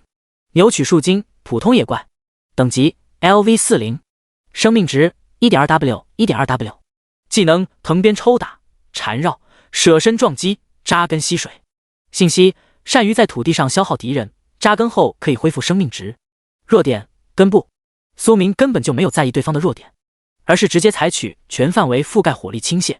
负 1.8W， 电场。负 3.6W， 电场暴击。负1804，负1804。除开烧伤和电场的持续伤害，苏明对这里的任何普通野怪都是1击秒。没办法，熔火灵晶增加的1000攻击力在前期实在是太变态了。啾啾啾啾啾啾啾啾，哔哩哔哩。你击杀了扭曲树精 LV40， 获得经验1600。你击杀了扭曲树精 LV41， 获得经验1600。疾风剑。苏明在奔雷剑中偶尔穿插一次疾风剑，因此他的速度可以同时起飞。随着他不断向沼泽内部移动，扭曲树精的尸体越来越多，也看到了沼泽湖中的魔爪鱼。魔爪鱼，普通野怪，等级 LV36， 生命值9600，9600，技能滋水、水剑月、泡泡攻击。信息：受到黑雾影响，但似乎还未进化完全的鱼怪。弱点：尾巴。这东西比扭曲树精更弱，但架不住多呀。你击杀了魔爪鱼 LV36， 获得经验1400。你击杀了扭曲树精 LV42， 获得经验1600。你的等级提升了1级 LV37、LV38， 生命加200，法力加100，力量加1，攻速。自他开工开没多久，等级已经从 LV35 提升到了 LV38。就算是王林在一旁亲眼所见苏明的杀怪速度，也只会感叹一句：卧槽，你是真低变态。鹰眼。一瞬间，方圆1000米内的视野全部收入眼中。扭曲树精，魔爪鱼找到了魔爪蛙，在沼泽湖泊后面。咦，魔爪蛙的舌头卷着啥？是个蛋。第19章，憋屈的蛙。特殊物品引至空间时，苏明当即行动，一路绕着沼泽湖狂奔，同时手中的箭矢全部变更为疾风剑，速度暴增。在鹰眼效果还没有消失的情况下，冲进了后方扭曲树精的包围网。负7218， -1.4W。暴击！你击杀了扭曲树精 LV35，获得经验1400。你击杀了扭曲树精 LV35，获得经验1400。当然了，还有他刻意忽视藤蔓打中自己的伤害。-0，未破防。-0，未破防。-0，未破防。苏明想着，自己要是有个横冲直撞的技能，好好的弓箭手都能比战士更猛。放下那颗弹，寒冰剑，一剑寒芒升起，转而铺天盖地，啾啾啾啾啾。而他自己脚下的动作也没有丝毫停顿，宛如一位灵活的刺客突进，然后挖口夺弹，翻滚至 BOSS 魔爪蛙的右侧。在苏明的眼中，已经出现了侦查信息：魔爪蛙 BOSS， 等级 LV45， 生命值 82.1W， 82.1W。技能泥浆飞射、黑爪水枪、瞪眼、高速移动、蛙蛇舔。天赋适应皮肤，生命值低于 30% 后皮肤变换，与环境融为一体。天赋吞噬，吞噬带有魔爪磁条的野怪，获得适量的生命值恢复和少量的力量，敏捷提升。信息：适应皮肤在黑雾之中效果强大，让人无法发现他的身形。弱点：舌头。这家伙的技能倒没什么值得注意的，就是适应皮肤触发后相当于一种隐形效果，而且因为魔爪鱼庞大的基数，如果放任他的吞噬，根本杀不死就要被团灭。苏明嘴角翘起，可惜你遇到了我。寒冰剑、奔雷剑。他现在没工夫检查那颗弹，迅速扔进背包，便直接当面输出。寒冰与雷电的交织之下，魔爪蛙移动都将是奢望。同时，任何接近 BOSS 圈内的魔爪鱼和扭曲树精都要受到密集的电场伤害。明明是他独自闯进野怪群中，如今这里反而成了野怪们怎么都无法靠近的神圣地盘。这只巨型紫皮大嘴蛙双眼升起无尽的怒火，随之变得红艳，正对着苏明瞪眼。可是对面的少年却莞尔一笑：“不好意思，无效。”在控制技能中，非常大的一类精神控制由双眼作为媒介，因此苏明的第二个神级天赋隐秘之眼将之克制得死死的。利剑离手，化作暴雨，啾啾啾啾啾啾啾啾。-1.2W 冰冻。-1.2W 冰冻。在冰冻无限续控的情况下，魔爪蛙很快触发了适应皮肤。苏明顿时歪头，眼睛一亮，眼中的冰块里没有了 BOSS 的身影，但实际他还是在冰块之中，极度憋屈。不怪他没一点 BOSS 逼格，实在是苏明如今一人就相当于200位附带超强技能的弓箭手，对着冰块生成的位置爆射，轻松没有压力拿下人头。你击杀了魔爪蛙 LV45 BOSS， 获得经验10W。你首次击杀魔爪蛙 LV45 BOSS， 获得额外属性防御加7。哦，额外增加了防御属性。苏明心中大喜，边使用奔雷剑不断以360度全方位生成电场圈，持续性击杀冲过来的扭曲树精，同时看向了魔爪蛙掉落的物品。2颗灵动之眼，属于魔法材料，可以卖点钱，还有一枚白银级的戒指。苏明高兴的装备后，并看了一下装备信息：魔爪指环，白银，类型戒指，职业通用，等级要求 LV40， 属性攻击加50，防御加20，暴击正 5%， 耐久80/80，特性受到的任何负面效果降低 30%。 虽然没什么亮点，但大体还不错。诸如戒指、项链、王冠等这类饰品装备，除了新手怪 LV1、LV10 有掉落最低品质外，其余品质的基本只有 BOSS 才会掉落，因此稀有度和价值比同品质的衣服、武器等要高出好几倍。至于为什么他可以佩戴，因为已经如今他刚好 LV40， 莽夫单独杀怪升级就是这么没有道理。姓名苏明，职业隐秘剑神，等级 LV40 LV50， 一转，生命10700，法力999 9999，力量74，敏捷84，攻速 1.89 键 S， 攻击1263，防御1097，暴击 27%， 抗爆 20%， 单次剑矢储量999 9999 999 9999。就在他准备转移阵地时，突然看到一旁半镶嵌蛙腿肉内的有一块紫色碎片，引至空间时碎片1/4。这是什么？本来他差点忽略，还好眼尖。于是苏明迅速拾取，这东西魔爪蛙根本不可能掉落，应该是被他吃进了肚子，但又类似有不朽特性，所以没有消失。然后直到 BOSS 被自己杀死，最终混在了掉落物中。看着这块1/4碎片的石头，苏明突然想到背包里的那颗蛋，有类似的纹路。既然是和蛋一起落在的这里，那么破碎另外3块碎片肯定也在附近。于是，他将碎片收进背包后，开启了地毯式轰炸与搜索的模式。视野在魔爪指环的特性下，相比之前开阔不少。先将怪都清完，再统一寻找。奔雷剑，奔雷剑，不再犹豫，发奔雷剑。整个黑雾沼泽中，雷电闪烁，哔哩作响。你的等级提升了1级 ，LV40、LV41，生命加200，法力加100，力量加1，攻速。你的等级提升了1级 ，LV41、LV42，生命加200，法力加100，力量加1，攻速。呼！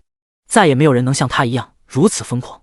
法力的限制让无数人不得不在副本中精打细算，还要提前购买昂贵的补给。苏明不需要。鹰眼，苏明不断移动，寻找深处的野怪群，举目眺望，满是破败。1个时辰过去，擦，刚好卡在 LV49，我都屠杀了一整个沼泽地。嘴上这么说，但苏明的内心却无比兴奋。这世界没有吉尼斯世界纪录，不然怎么也要拿下单刷杀怪、单刷升级此类所有的最高纪录。同时，他的手中多出了一块碎片，影之空间石碎片2/4。这块碎片是从一棵扭曲树茎的树梢上发现的，果然和他猜测一样。苏明继续搜索着剩下的2块碎片，同时取出了那颗颜色深邃的蛋。正常情况下，他看不到这颗蛋的任何信息，但在隐秘之眼效果2的作用下，却能看到和侦查其他人类先前施救时一样的信息。种族暗黄，蛋，归属影之空间，等级 LV0，即将孵化。当时正是因为这个信息将苏明内心吓了一跳，不然他干嘛化身人肉冲锋车从挖口夺走。第20章绝杀者，碎片集齐，美滋滋。无论普通野怪或者是 BOSS， 都在死亡后隔一段时间会自动刷新，而从蛋中孵化而出的则可以归类于异位面驯兽。特殊兽种们在神塔世界处于类似秘境的其他位面空间，譬如召唤师类职业的不少技能就可以唤出不少异空间强大种族进行短时间助战。只是好像从没听过官方记载有影之空间位面，或许是他孤陋寡闻。之后可以从亡灵大哥那探一探口风。当然了，影之空间不是重点，重点是这颗蛋的种族啊！尼玛，种族是暗黄，传说中的神兽层次，他才遇到过巨龙，这下就换成凤凰了。第3块找到了，在他边思索的同时，第3块碎片也从一条死鱼的嘴里发现。暗之空间石碎片3/4。苏明的双眼再次澄澈几分。如果融合了完整的空间石，说不定以后能知道进入暗之空间的办法。他不断加快动作，从枯树到沼泽大地，可是却依旧没有发现最后一块碎片的影子。比起其他人要凑近一个个分辨，其实苏明更简单，只要碎片出现在双眼视野中，隐秘之眼就能显示出所有物品的基础名称信息，然后他只用看有没有自己所需之物就行。那就只可能是一个地方了，湖底。苏明唯一没有寻找的地方就是沼泽中心的湖泊，他并不打算半途而废，于是将物品全部收进背包。扑通，你进入了避水状态，由于缺少避水道具，每在水中驻留60秒后，每秒生命值减少20。苏明没有在意，这是神塔世界的一个有趣设定，对于不会游泳的人，强制憋气60秒后便会被逐渐淹死。不过每秒只减少20的生命，血后的强者依旧可以驻留很久，从而自救。水底还有少量的魔爪鱼，只见它们正朝着自己冲过来，伴随着泡泡攻击。负零，未破防，负零，未破防。苏明看到这些野怪后，不仅没有生气被打扰，反而为自己跳进来感到机智。太好了，感谢经验宝宝的馈赠，刚好可以升到50级，不用再额外跑去隔壁副本中了。疾风剑，湖水之中迅速掀起浪花，数百条直线冲刺的箭矢将最后一群魔爪鱼舒爽地射了出来。叮！你击杀了魔爪鱼 LV39， 获得经验1400，你的等级提升了1级 LV49、LV50， 生命加200，法力加100，力量加1，攻速。这才2天多就可以领2转任务了。苏明几乎保持着每转就1天的功夫，关键还是独自单刷，任谁听了都要惊掉下巴。百箭射手也不可能做到这么惊人的地步吧？可我又不是百箭射手呢。恭喜你获得了称号绝杀者。啥？又获得了一个称号，而且这称号听起来有点东西啊。绝杀者获取条件：进入自身等级范围内副本后，下次任何野怪刷新前，将整个副本内全部野怪屠杀殆尽，包括 BOSS， 总组队上限30人。苏明啧啧感叹，这是一个获取难度极大的称号。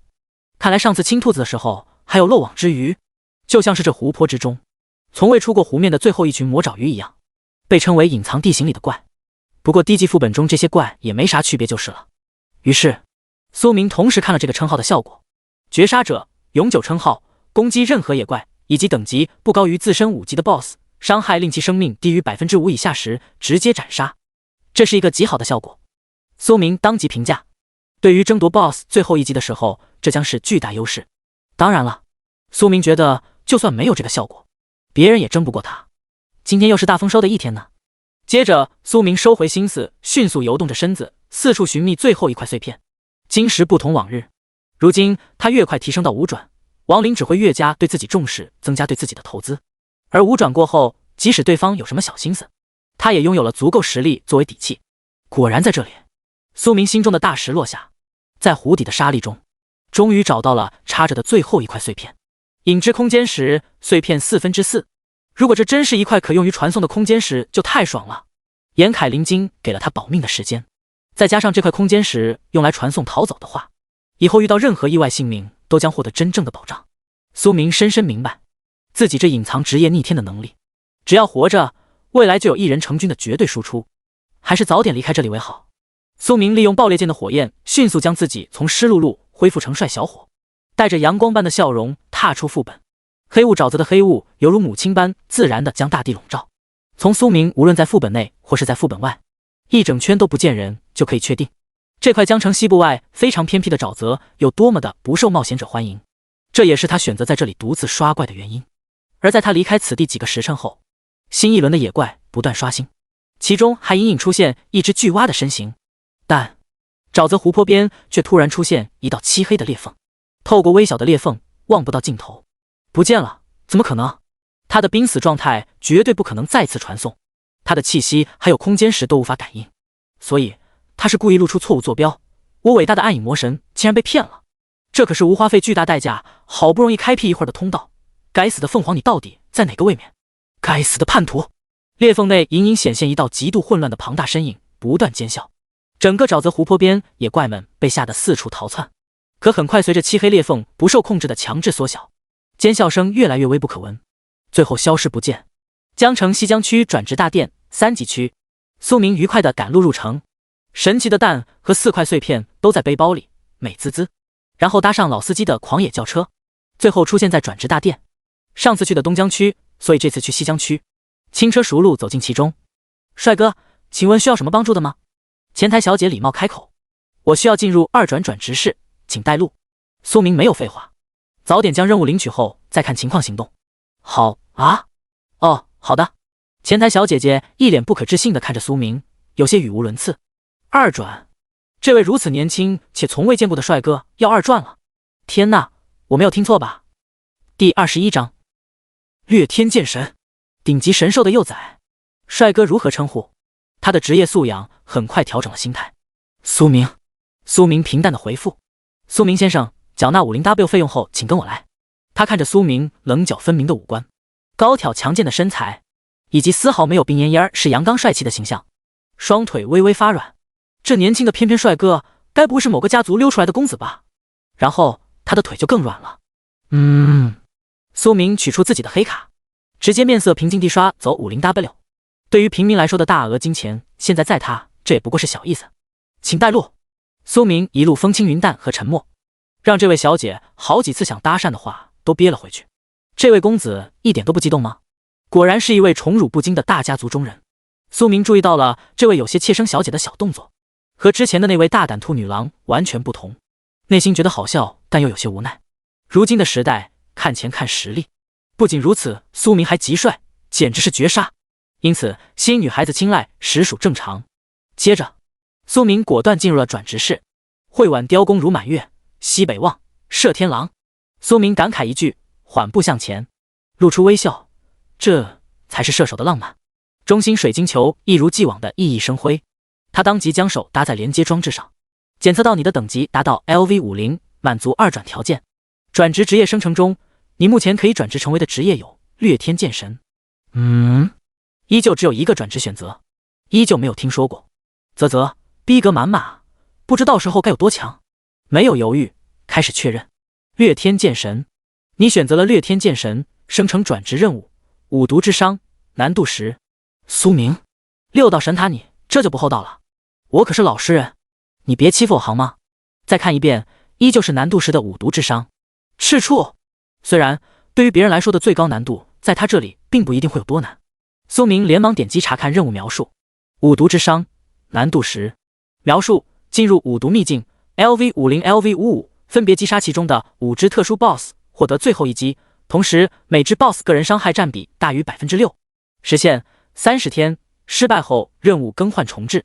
五毒秘境，这在龙国还是个名气不小的秘境，不在江城附近，而在内陆的喜马拉雅地区。既然能出现这个任务，就代表这段时间内绝对至少会开启一次，所以想要完成这个任务，还得专门出一趟远门。苏明瞬间确认了2种办法，第一种直接从里世界飞行或传送至目的地。什么？想要从陆地过去？中间不知道要穿过多少副本，你想走也怪，都不让你走呢。第二种则是在表世界到达对应的城镇，然后从节点进入里世界中。大佬肯定选择第一种，普通人不得不选择第二种。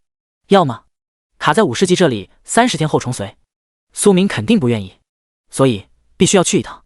至于怎么去，苏明没有丝毫担心，反倒翘起嘴角。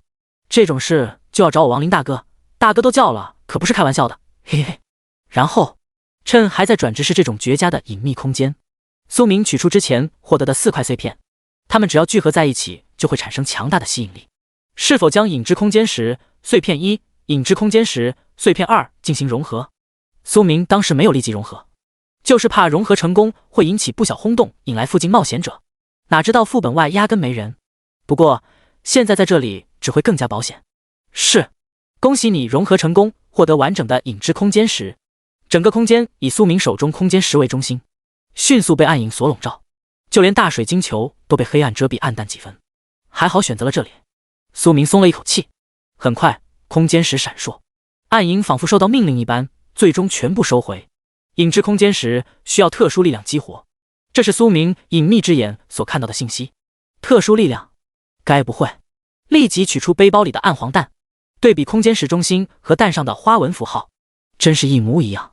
苏明尝试着将影之空间石靠近蛋壳边，突然，一股巨大的吸引力以空间石为媒介，将它和那颗蛋连接。我的法力在不断减少，那颗蛋竟然在吸收自己的法力。虽然他法力无限，但每次附加技能的时候，还是能感受到自己消耗了相应法力的情况。此时正是这种感觉，而且还是持续性大量消耗的情况。我的蛋啊，你在干什么？咦，通过影之空间石，他竟然能感受到蛋中那个小生命的情绪。这是哪？你是谁？一道清脆悦耳的女声在他脑海响起。苏明隐隐约约看到其中有一只黑溜溜的小鸡仔，正在好奇地对着自己歪歪头。卧槽，不愧是顶级神兽，没出生就会和人精神交流，这孩子以后还得了。苏明内心砰砰跳，却有了一个大胆的想法。蛋中的生命即使有神兽之姿，但在蛋中智力顶多和人类的小孩子一样，一副很好骗讹，一副很让人想亲近呵护的样子。你好小家伙，我是苏明，是你的监护人哦。苏明，监护人。苏明嘴角微微露出弧度，同时让自己激动的情绪迅速恢复平静。监护人就是能和你做快乐的事情，能给你提供好吃食物的亲人呢。苏明在一步步试探引导，以前他从没想过在100级之前契约驯兽，实力不够就进入异空间不是找死。譬如亡灵的施救本就是某个空间天空种族的一方霸主，况且你为了获得驯兽的忠心，总不至于无法获得认可就屠杀对方种群吧。虽然不少灯塔国的霸道工会奉行这种武力压制屈服，但在龙国深知物极必反的道理。好吃的，苏明，你的法力很多，很好吃。小鸡仔顿时眼睛一亮，苏明无穷无尽的法力值实在是令他太沉醉。啥？苏明这才明白，原来这颗蛋吸收自己的法力，对其中的暗黄幼崽来说是在进食。第22章，小鸡仔被忽悠瘸了。偶遇，嘿嘿，小家伙，那你想不想以后每天都能吃到我的美味？苏明内心有些怪异，怎么感觉自己是个用棒棒糖哄小孩的大叔？不对，是帅小伙。真的吗？苏明明显感受到小家伙的高兴情绪，从思维直接反馈给他，完全就是这只暗黄幼崽发自内心的愉悦。没有任何虚假，只需要你愿意和我签订驯兽契约，我们就是最亲近的伙伴，然后随时都能提供法力，将你养得白黑黑胖胖。小家伙，我的法力值和别人确实有一点不同。苏明非常自信，更加兴奋的是自己的法力值就可以作为他的部分粮食。这小家伙消耗法力的速度极其恐怖，换做随便一个 LV100的人都瞬间吃光还不够塞牙，但他无限法力永不枯竭。吃，都可以吃，你尽管放开了吃。苏明，驯兽契约是什么？蛋中的小鸡仔疑惑，但明显心动了。现在小家伙非常单纯，会被苏明所打动是情理之中的事情，这就是我们作为最亲近之人的证明。苏明轻笑，小家伙，你也不想吃不到我美味而又源源不断的法力吧？他太乐了，引导成功近在咫尺。拥有一只传说神兽级的驯兽坐骑，整个龙国恐怕也一手可数。那10位九转大能最多只有一半有此逆天机缘。不知道亡灵大哥老爹的驯兽是什么，但眼下自己却有幸获得了无数人垂涎妒忌的事情，不仅是神兽，还是没出生的幼崽。这意味着一旦签订契约成功，忠诚度开局即满格。所有职业在2转过后便会拥有与一只异空间驯兽签订坐骑契约的能力。对于很多保命能力不强的职业来说，强大坐骑可以在关键时刻换回自己一条命。苏明继续问道，小家伙，你知道你什么时候破壳吗？顶级神兽的奇异之处不能按常理推断，既然在蛋中就能和自己交流，控制自己破壳的时间也没啥大不了不是？苏明，因为你的法力，我好像现在就拥有破壳的力量了，开心。他感受到了蛋中无毛小鸡仔的兴奋。小家伙等等，可他现在还没有完成2转啊，千万别。还好自己提前问了一句，小家伙，你现在肯定还很虚弱，所以不要急着破壳，你只要在我背包之中，我就会给你源源不断输入法力，让你在蛋中积蓄潜力和力量。过一段时间后，你再出生就能直接拥有不俗的实力。这个小家伙一旦破壳，就不可以收进背包中了，而没有签订契约进入契约空间，暴露在大众的视野，一旦走出转职室，后果不敢想象。苏明，你好好，听到小鸡仔传过来的乖巧信息，苏明都要被感动了。虽然自己有忽悠的成分，但以后可不能辜负这个乖巧又单纯的神兽。喃喃道，跟着我，你不吃亏。暗皇绝对是空中的霸主，仅仅当飞行坐骑都是绝对的优势，不知道他的暗影能力有多变态。暗皇以及光皇即使在凤凰一族中也是独特又强大的2种存在，而关于暗皇天生神秘而又强大的暗影之力，苏明非常期待啊。帅哥，看来获取的任务难度不大呢，提前恭喜你了。还好，多谢。苏明同时客气地回了一句。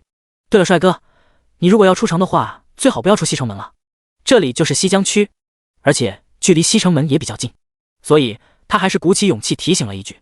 怎么了？苏明诧异，因为他就是从西城门过来的。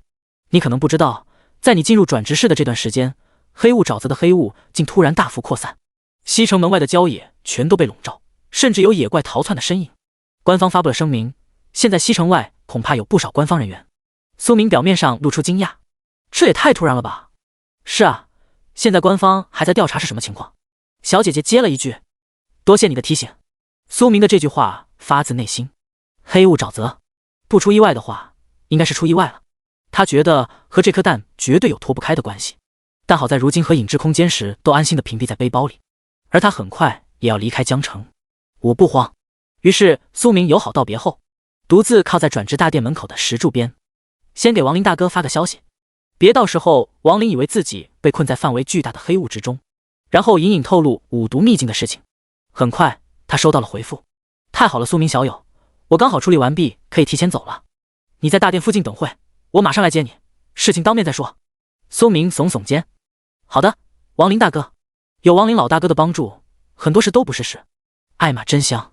然后同时向大宝也发了消息，要离开江城一段时间，反正宫神你有钥匙，床留着，就算半夜回来也可以直接睡。苏明，这个憨憨以后要是缺个跑腿小弟的活，倒是可以让他来帮自己省点事。凭苏明以后的屠怪能力，其他人就算喝点汤都能赚翻。不过思绪很快被大殿门口的声音打断。苏明，你怎么一个人在这里？顺着声音，苏明看到一群迎面走来之人，而对他说话的那位，姓名李启凡，职业法师，等级 LV6。这人谁啊？苏明很快想起来，是转职仪式那天试图拉拢新人带队的那名法师。2天的时间就已经达到6级，还不错。小凡，这是你朋友？说话的是这群人的领队，正皱眉看着苏明。姓名：丁豹，职业：弓箭手，等级 LV20。苏明看明白了，其他人应该凑热闹，跟着他来领取转职任务。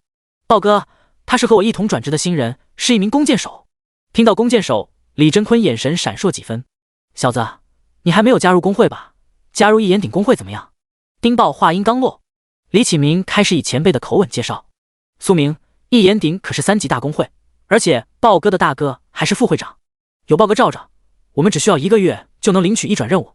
李启明自信地看向苏明，笃定这个试图单刷的刺头小子如今最多不过 LV3。苏明啊，这份人情你就感激的接受吧。第23章，感动我的人，谁给你们的勇气？苏明看着侃侃而谈的李启明，一时竟不知该笑还是大笑。没兴趣。苏明平静的回复，向天空看了一眼。你在说什么？豹哥主动邀请你，你竟然还拒绝？真是没想到，你现在还是如此不知好歹。李启明的脸上有些挂不住，当即对苏明呵斥：小子，你在这里干嘛的？别告诉我你是来领取转职任务。丁豹的脸色有些阴郁，因为这是他第3次领取一转任务了，前2次不是难度9就是难度8，都在30天内没有完成，被自家大哥痛骂好几顿。而现在他都主动邀请了这小子，结果你这么嚣张，真以为一眼顶硕大的工会看得上你一个菜鸟？苏明，你 TM 首先排除了正确答案，还要我说啥？我就是领取转职任务的又如何？关你们什么事？说着，苏明抬脚就走。如果他才10几级，可能会争一争，但他已经 LV50了呀，和这群人注定不是一个层次。他的心态已经变了，别挡住我起飞到5转的路就行，现在全当看个乐子。你给我站住！在转职大殿边上，这些傻愣子可不敢动手。因此，苏明继续走远，压根没有理睬。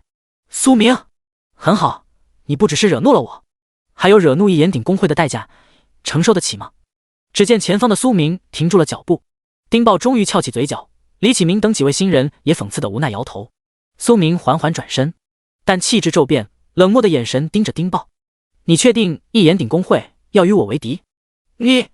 丁豹傻眼，他竟深深感受到了苏明恐怖的杀意。这小子怎么还反客为主了？双方之间的空气仿佛被凝固，殿内殿外有不少人被这一幕吸引了目光，但只要没动手，没有人在意。只是短暂的宁静，很快却被一个优雅的龙国词汇打破。卧槽！粗犷一声来自大殿内部另一端高处的露台。卧槽！苏明同时也被这声所吸引，目光移向远处，很快看到一位穿着随意的大汉以及眼中的信息。姓名：江琼天，职业：金甲战士，等级 LV199。苏明瞳孔微缩，这人竟然有199级5转大佬，等级超过180级就已经进入了5转，在江城这个小地方算得上真正的大佬。然后众人再看到2位40、50岁模样的老先生从后方出现在露台边，呼吸有些急促的样子。江会长，黑雾一旦过了西城门就到转职大殿了，这可是连接神塔的重要建筑，不能有任何闪失啊！就是这黑雾的源头，是时候得彻查一番了。他们显然没有注意到下方的局面，只想催促着好不容易请来的江琼天解决问题，却只见江琼天哈哈一笑，黑雾很快就能驱散，不急，我先将一个有趣的小子招进江龙再说。啊！2位老人扶着眼镜露出疑惑，接着江琼天在众人各异的目光中从露台一跃而下，露出笑容，丝毫不在意自己的形象。这小子不会让你跑了。苏明还没有加入工会，而江城最大名声最好的工会也正是江龙，他早一步以礼相待，就算近水楼台先得月也有天然优势。哈哈，苏明小友你别躲，来加入我江龙吧。江琼天快步走向苏明对面，展示出自己江龙的工会信息，对其他人却视若无睹，就像是空气一般被忽略。果然，苏明有些无奈，没想到这都能在相对偏僻的西江区遇上，这等级以及随性荡然的从容，基本验证了自己的猜测。江龙会长李启明，丁豹，江龙。李启明说话有些不利索，而丁豹更是一整个被自己控住，石化冰冻，一眼顶在江龙面前完全就是渣渣呀。他们俩看着江琼天宽阔的背影，再看有些皱眉犹豫的苏明，脸庞仿佛感受到一阵火辣辣的刺痛。这谁能告诉我到底怎么回事？江琼天看着眼前帅小伙，给足时间，其实几分钟前他就关注到了这边，当时从内殿刚好走到露台，然后就看到了下方新人小打小闹的一幕。哟，那小子还带着稀有的反侦查道具，这俊俏模样好像有些熟悉。直到丁豹吼了一声苏明，令他愣住。苏明，他想起来，在成员们递上的信息中有苏明这个名字，而且还有附带的图片，觉得有些熟悉。正是因为看过图片中的英俊少年，不少人以为苏明死了，但江琼天和江城官方关系密切，所以知道并没有死，还额外登记了隐藏职业信息。目前所知，这小子至少也是一转，潜力巨大，只是一直不知道踪迹，招揽也不知道该去哪里招啊。结果被自己亲自碰上了。唉，苏明轻叹一声，然后面色平静，清晰地回复道：“对不起，江会长，我拒绝。”江琼天意外地瞪着眼，而整个转职大殿却顿时炸了。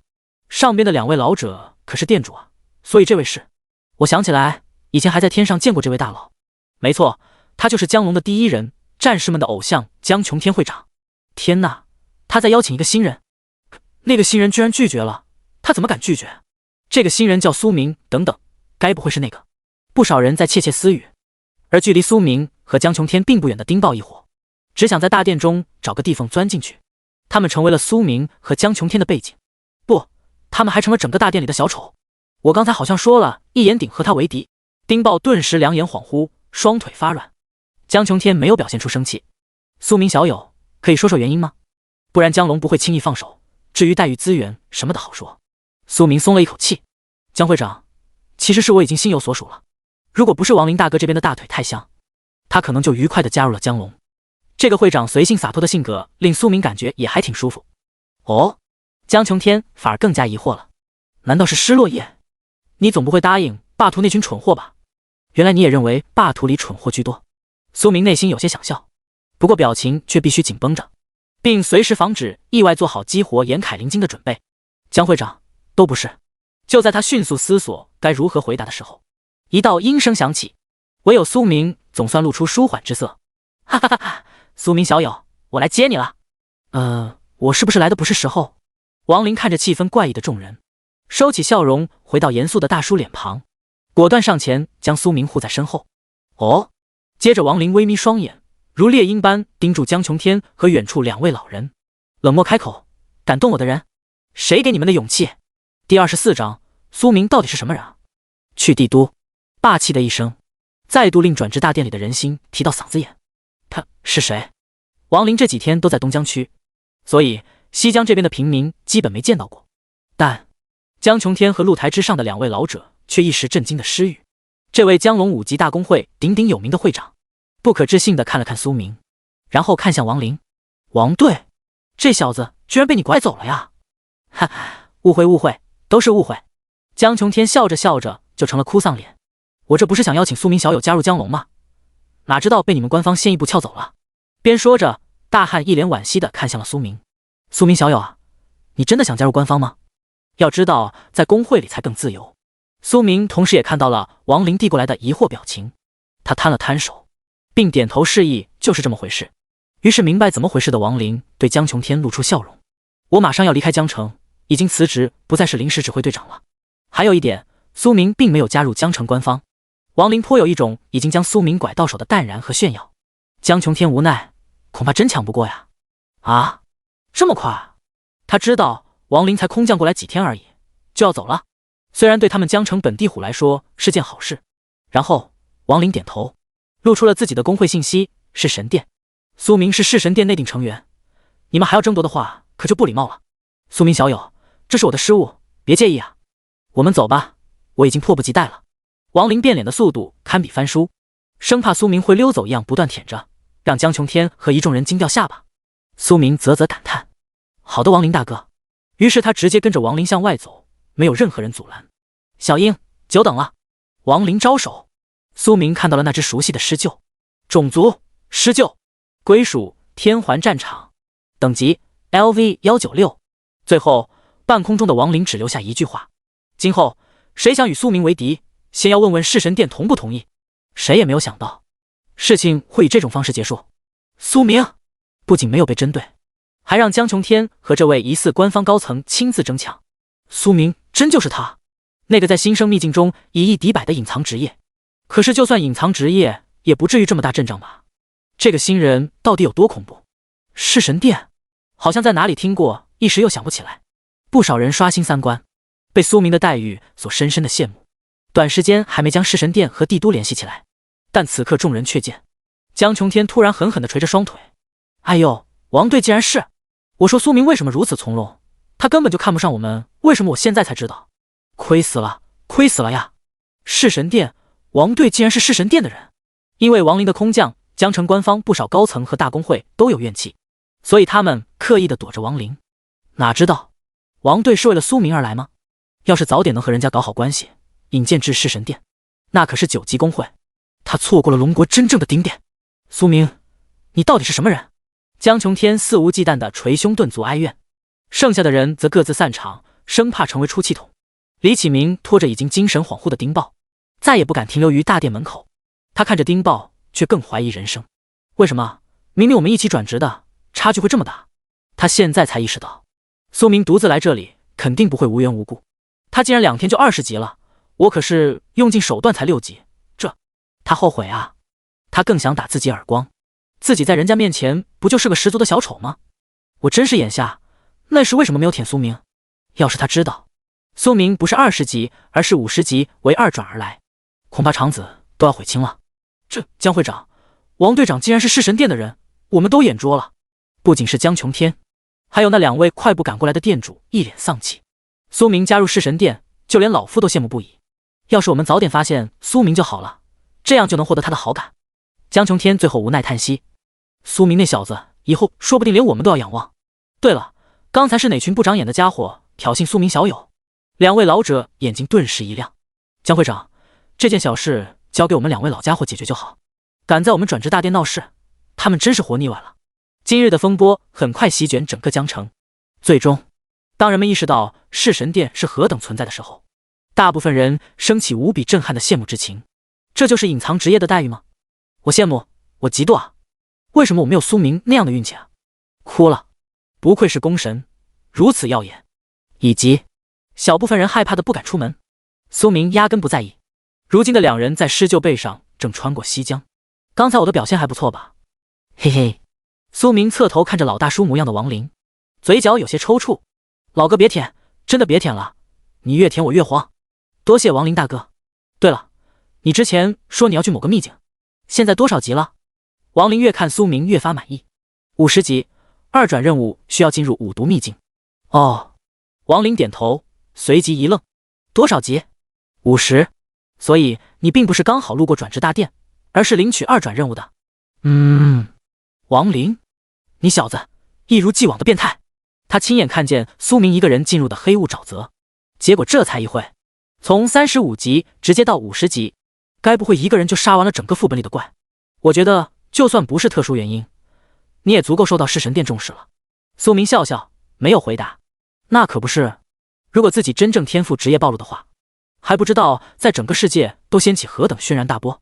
所以以如今被办误会的情况受到超级公会的培养，对他来说是一件非常不错的交易。到了江城中心信息塔5级区，2人谈笑间，施救飞进了江城中心信息塔的顶端。这里有亡灵早早就准备好的传送阵。一道音声过后，传送阵光芒升起，接着苏明眼前的景象变换，已经来到传送阵另一端，帝都信息塔。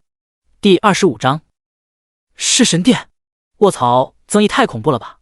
帝都9级城邦，帝都中心信息塔9级区。从传送阵出来后，苏明的神经就时刻紧绷着了。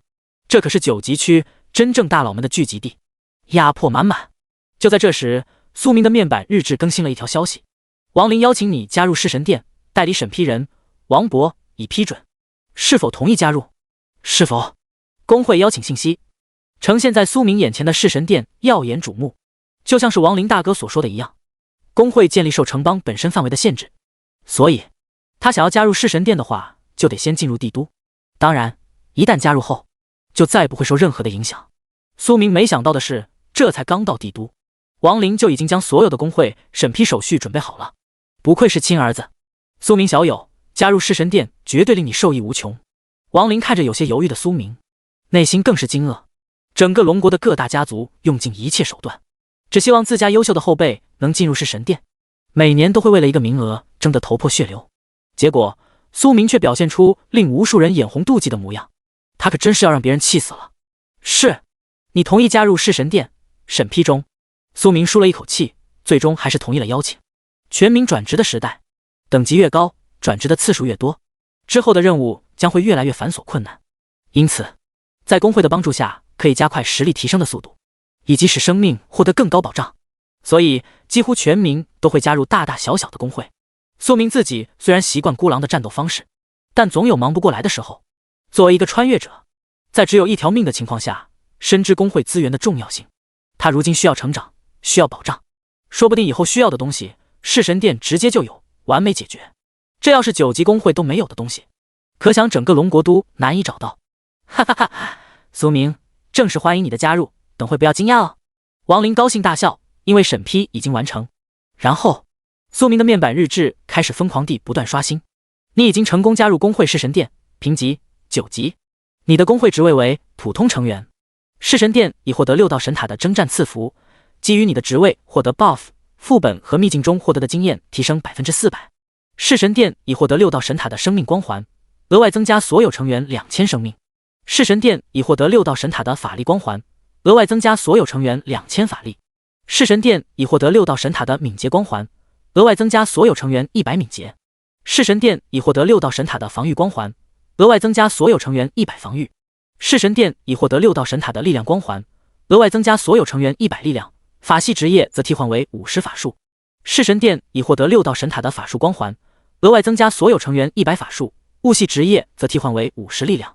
你的职业类别为弓箭手，已获得弑神殿工会等级9级，自适应增益，攻击加200，攻速加 1.0 剑秒，单次剑士储量加20。你当前等级为 LV50， 已获得弑神殿工会等级9级，自适应增益，生命加100，法力加100，攻击加50，防御加50。弑神殿所属阵营为龙国。当你在龙国境内时获得 buff， 每秒恢复生命值加20，每秒恢复法力值加10。野怪 BOSS 稀有道具爆率正 10%。当你在龙国境外时获得 buff， 对非龙国阵营之人最终伤害正 10%， 受到非龙国阵营之人最终伤害负 10%。进入世界秘境时，你将所属阵营龙国。进入天环战场时，进入。这苏明的惊讶没有丝毫伪装成分，恐怖的数种增益，以及根据各种情况下生成的 buff， 其中甚至还出现有他压根不知道的异空间名称，被各国高层隐秘地掌握着。不愧是最高的9级工会，卧槽，这也太香了！只要加入，就是白嫖巨额属性。只不过，苏明的心中突然升起一道疑惑：王林大哥，既然高等级工会的增益如此恐怖，为什么不让所有人都加入一个工会，提高整体国力？王林笑呵呵地看着苏明提问，答道：原因很简单，每年的名额有限制，7级以上的工会根据神塔认定情况会获得更多的工会增益，但同时也因规模限制了工会成员的数量。苏明点头，原来如此。江城最大的工会才5级，所以他之前的确不知道。至于增益什么的，也完全不能比。难怪无数人挤破头皮都要加入更高级的工会，这就是赤裸裸的差别。而苏明自己同样如此，在弑神殿强大的加成下，面板属性再次发生翻天覆地的提升。姓名：苏明，职业：隐秘剑神，等级 LV50 LV50 一转，生命14800，法力999 9999，力量234，敏捷194，攻速2.99剑 S， 攻击1833，防御1257，暴击27%，抗爆20%，单次剑士储量999 9999 999 9999。这还只是最直观的基础属性，其余的各种 buff 同样会潜移默化的变成实力的一部分。目前来说，主要还是熔火灵晶和岩铠灵晶的加成够粗暴。我这才50级啊！攻击1833，防御1257，一秒钟射3箭。我就问，换个普通100级甚至120级还为4转的人，能不能承受我一箭？这一箭目前等于200箭，完成转职后分裂的数量恐怕会更加恐怖。除此之外，令他最兴奋的是经验获取提升 400%， 即相当于原来的5倍。毕竟现在才刚到2转，升级的速度可以很快。一旦完成3转 LV80，到4转 LV120之后的层次，无论是每集所需的恐怖经验，还是复杂繁冗的转职任务，都将是真正的考验。这下不愁迅速升不了级。苏明想着自己可以挑战最快完成5转的记录，于是他的嘴角不自觉地翘起优雅的弧度。苏明啊，现在知道加入弑神殿的好处了吧？这还没完，能被神塔认定的9级公会远不如表面简单，往后你还能亲身体会到更多的隐藏福利。王林看到苏明的反应后，也终于露出了踏实又满意笑容。聪明人的身体都诚实着呢，嘿嘿。第26章，巨大的优势。进入喜马拉雅山脉。因为你现在等级权限还远远不够，在没有3转之前，尽快提升等级是第一要务。以后只要你能获得足够公会贡献，甚至能兑换到几乎所有的稀有道具。王林边等待着苏明消化各种信息，边耐心地解释着：当前公会可接任务1转暂无，当前公会可接任务2转暂无，当前公会可接任务3转，每位公会上交1朵大地之花，获得1点贡献 30W 龙国币每击杀。当前公会可接任务4转，限时任务暂无，特殊任务暂无。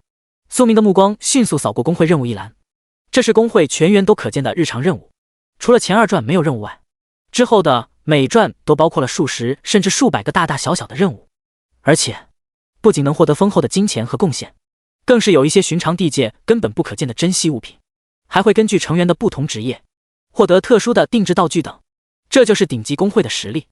苏明在内心感叹，如果之前因为害怕自己的秘密暴露有些犹豫，那么在亲身体会到弑神殿所带来的便利后，他只想与一位名为王敬泽的前辈好好交流如今的心得。香，真他娘的香！公会最新置顶信息：1日，新人苏明加入了弑神殿，置顶者王博。公会信息频道 LV181后开启权限。苏明，他现在还无法看到公会消息。除此之外，他还粗略地看了一下普通成员直接可兑换的公会商店，果然大部分稀有物品、装备都需要贡献。即便如此，比起江城里很不容易才能遇上的宝物，在这都可以批发。譬如技能熟练水晶，只要你贡献足够，公会商城直接能购买99家。不过就在此时，苏明再次听到王林老哥的笑容。哈哈哈，苏明，你是不知道，现在公会频道里的几位副会长和各大长老已经炸开锅了。苏明问道：王林大哥，怎么了吗？对了，还没告诉你，今年弑神殿的招新争夺在1个月后，所以只有你是提前弯道超车插进来的，而且啊，还是我老爹亲自确认的新人。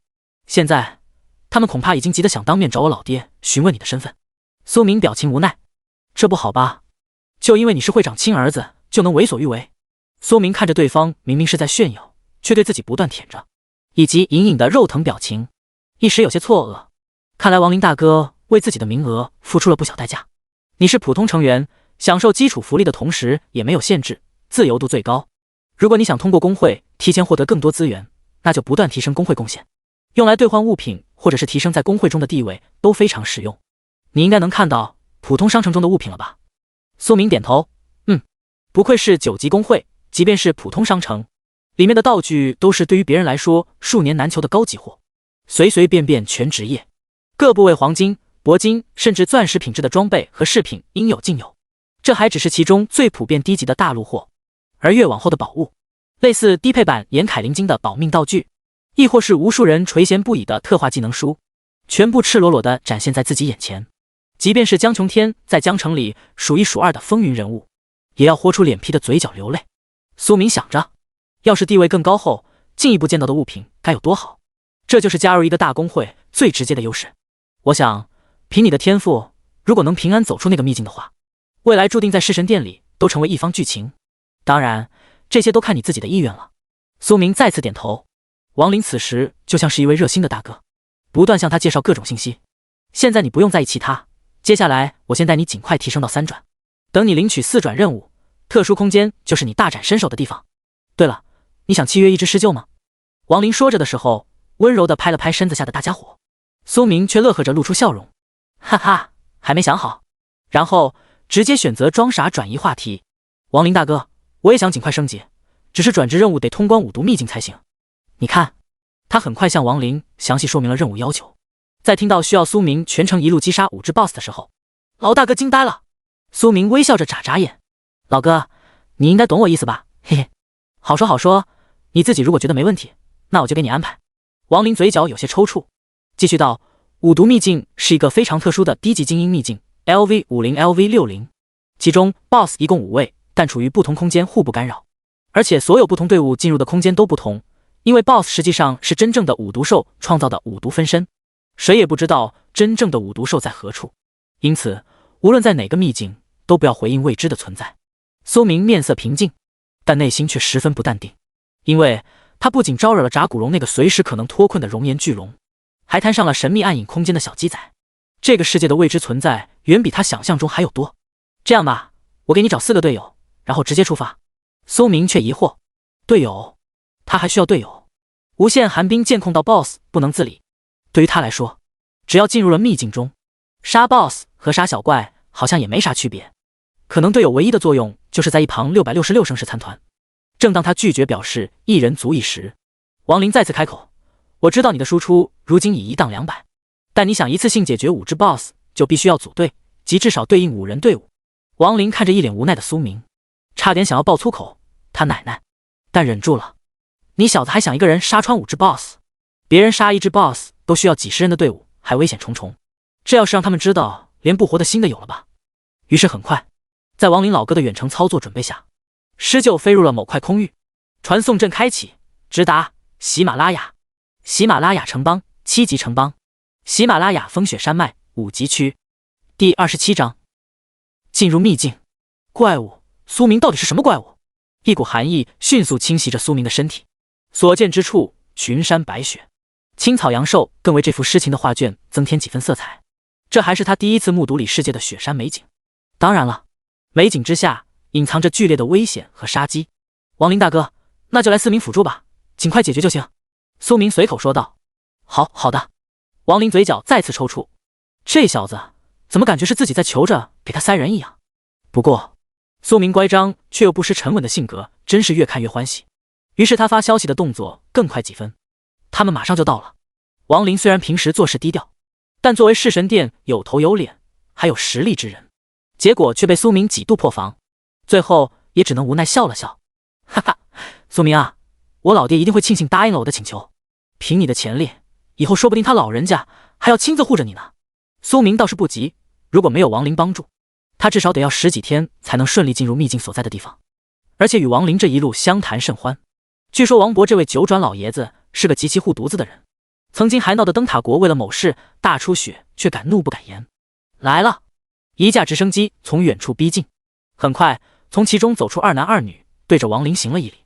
苏明没有出声，这位老大哥自己似乎也有不少身份，于是他看向了那4人的信息：姓名木棉，职业启迪者，等级 LV58，姓名木雅，职业启迪者，等级 LV57，姓名石铁龙，职业大护盾师，等级 LV60，姓名洛芳玲，职业植物法师，等级 LV57。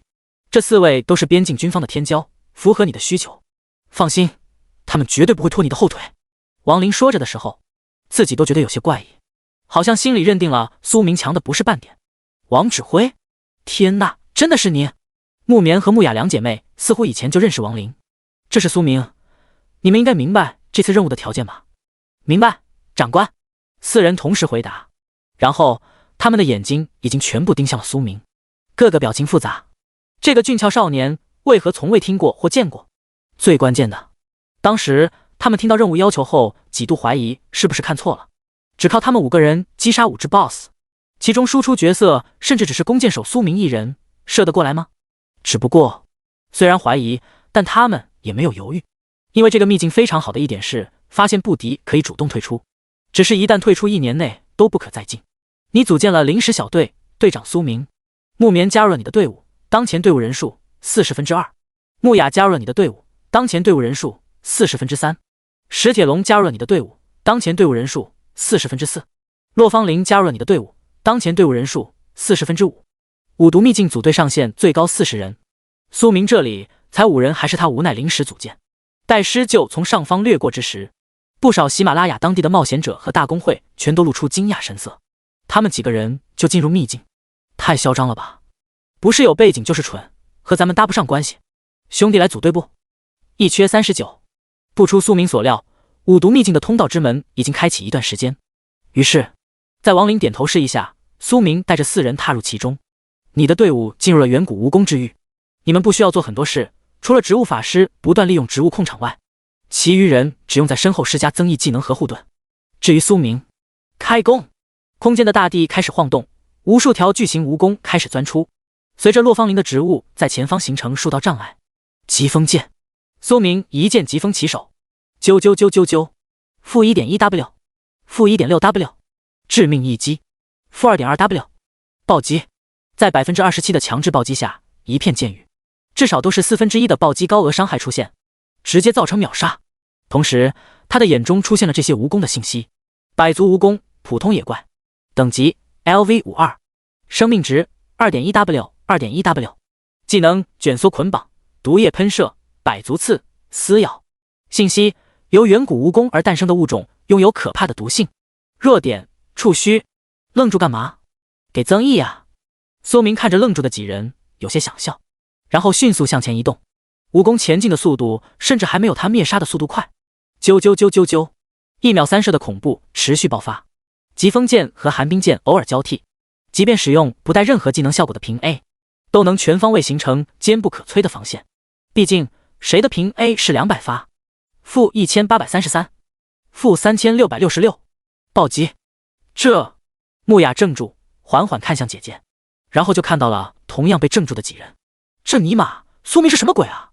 隐藏职业，他一定是隐藏职业，而且还是拥有极度恐怖输出能力的隐藏职业。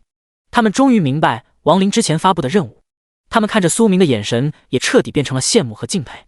启迪之卷第1卷神力，启迪之卷第2卷神速，四方护盾。你受到了队友木棉的技能效果，基于双方等级，你的力量提升 10%， 持续10秒。你受到了队友木雅的技能效果，基于双方等级，你的敏捷提升 10%， 持续10秒。你获得了护盾。苏明在不断开弓的同时，感受到身体一股被强化的舒爽。喃喃道：输出喜欢带着辅助，不是没有道理。临时提升 10% 增益，对同级的其他人来说或许锦上添花，但在自己身上就是王炸。特别是敏捷的进一步提升，快到起飞。寒冰剑，苏明的利剑迅速造成一大片冰霜。洛芳林，你用植物压制他们的活动空间。是，队长。他这一声坚定不移。短暂的时间内，苏明已经让这4位天骄从挫败到羡慕再到荣幸，因为他们有幸和苏明组队过，这层关系说不定未来喝点汤都起飞啊。你击杀了百足蜈蚣 LV52， 获得经验5000，队伍其他人平分经验5000。你击杀了百足蜈蚣 LV53， 获得经验5000，队伍其他人平分经验5000。苏明欣喜若狂，工会5倍的经验加成真恐怖，直接一只怪 1W 的经验。只不过组队的情况，击杀者一半，剩下的人分一半。这也是为什么他更喜欢一个人杀怪的原因。天哪，怪物！苏明到底是个什么怪物？谁要是和他组队，都可以被带飞。那位大护盾师石铁龙看着苏明，说话都有些哆嗦。他发现有苏明顶在前面后，自己彻底成为了打酱油角色。第28章，尼玛 BOSS 这就死了。极速手套黄金。不仅是石铁龙怀疑人生，植物法师洛芳林也面露尴尬之色。一向自诩超级控场手的他，在苏明随手几百道冰霜落下后，彻底傻眼，惊叹：还好苏明不能无限冰冻，不然我就只能傻傻发呆。这是他第一次对同龄人生出敬畏，压根不知道，只要苏明愿意，剑剑冰霜教你做人。更别说爆裂剑和奔雷剑目前还没使用过。很好，虽然慢了点，但也只有几分钟的功夫。整个空间内蜈蚣的尸体堆积如山，然后缓缓消散。BOSS 要出现了！洛芳林大吼一声，不断后退至苏明身后。交给我就行了。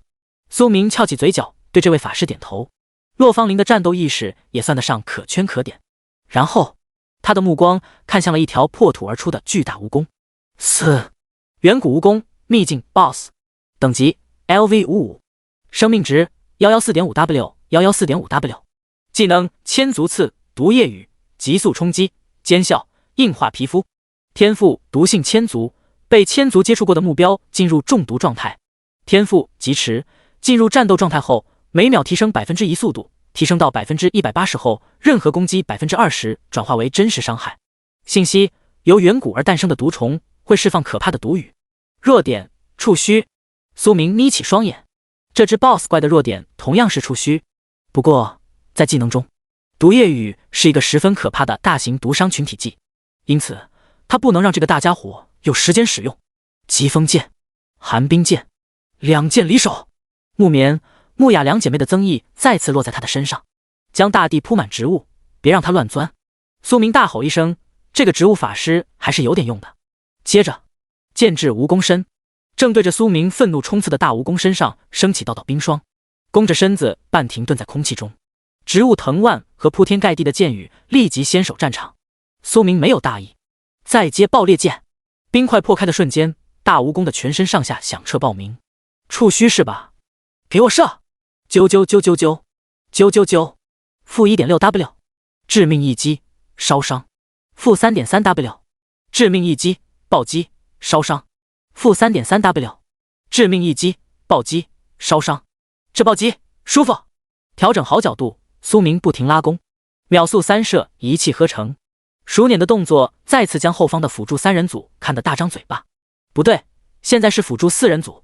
大蜈蚣开始仰天翻身，试图做出临死前最后的反扑。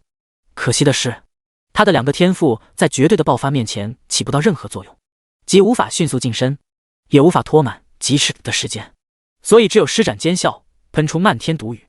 可是苏明已经冲到了大蜈蚣的身体之下，一剑冲天，疾风剑，数道冲天起的利剑将其巨大的身体射向高空，直线穿透。可不可不，你击杀了远古蜈蚣 LV55 BOSS， 获得经验 37.5W， 队伍其他人平分经验 37.5W。 你首次击杀远古蜈蚣 LV55 BOSS， 获得额外属性敏捷加12。尼玛，这就死了！石铁龙惊呼一声，同时看到另外的3人无奈摊手。辅助，他们真不愧是辅助，而且从未有过如此真切的安全感。苏明，之后的所有 BOSS 掉落物我们一成都不会拿。对啊，如此轻松就获得这么多经验，对我们来说已经非常满意了。他们很有自知之明，也从内心就想好了一定要和苏明打好关系。这绝对是个大腿，这是个功臣啊！能够结交一位新人阶段就输出炸裂的弓箭手，以后他们简直不敢想。好，苏明没有推脱，反而十分自然地答应下来，因为就算没有他们也能独自解决。自古工兵多挂逼，苏明耸耸肩，也就强了一点点气。一块猛毒结晶，苏明欣喜地将战利品收入背包。五毒秘境中只有 BOSS 才有掉落物，但听王林说过，掉落物中有很大概率会出现各种珍稀道具，猛毒水晶正是如此。只要是任何涉及到用毒的职业，譬如不少刺客类职业，这块猛毒水晶就是绝佳的毒性淬炼道具，就算自己不用，也能交易不少心仪的宝贝。还有一件装备，极速手套。苏明面色平静地将手套拾起，虽然只是黄金级品质的装备，但对于才 LV55 级 BOSS 的掉落物来说，已经是实打实的稀有掉落物。哈哈，果然看多工会商店里的装备后，自己都飘了。然后看向了它的属性，极速手套，黄金。类型，手套。职业，物系通用。等级要求 LV60。属性，力量加80，暴击正 5%， 抗爆正 5%， 耐久120。特性，刺客类、弓箭手类职业佩戴后攻速加 0.5， 其余职业攻速加 0.3， 大幅增加力量。而且令苏明眼睛一亮的是，可以再次提升 0.5 的攻速，射得越快，射得越猛。不过要转职完成后才能达成佩戴等级条件。苏明高兴地将其收进背包，这次从秘境出来后便能轻松达成等级条件，然后便是数十个普通毒水滴和密密麻麻的蜈蚣腿。苏明拾起毒水滴，至于蜈蚣腿，爱谁要谁要，反正他不要。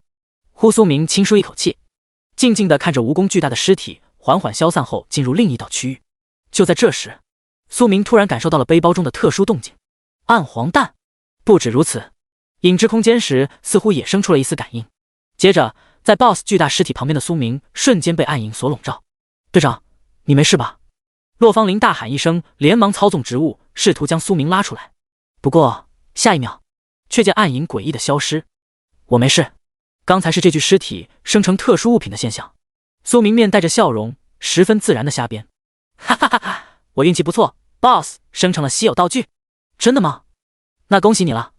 恭喜恭喜！羡慕，都是因为苏明帅哥，你太厉害了！希望以后还能见到你的英姿呢。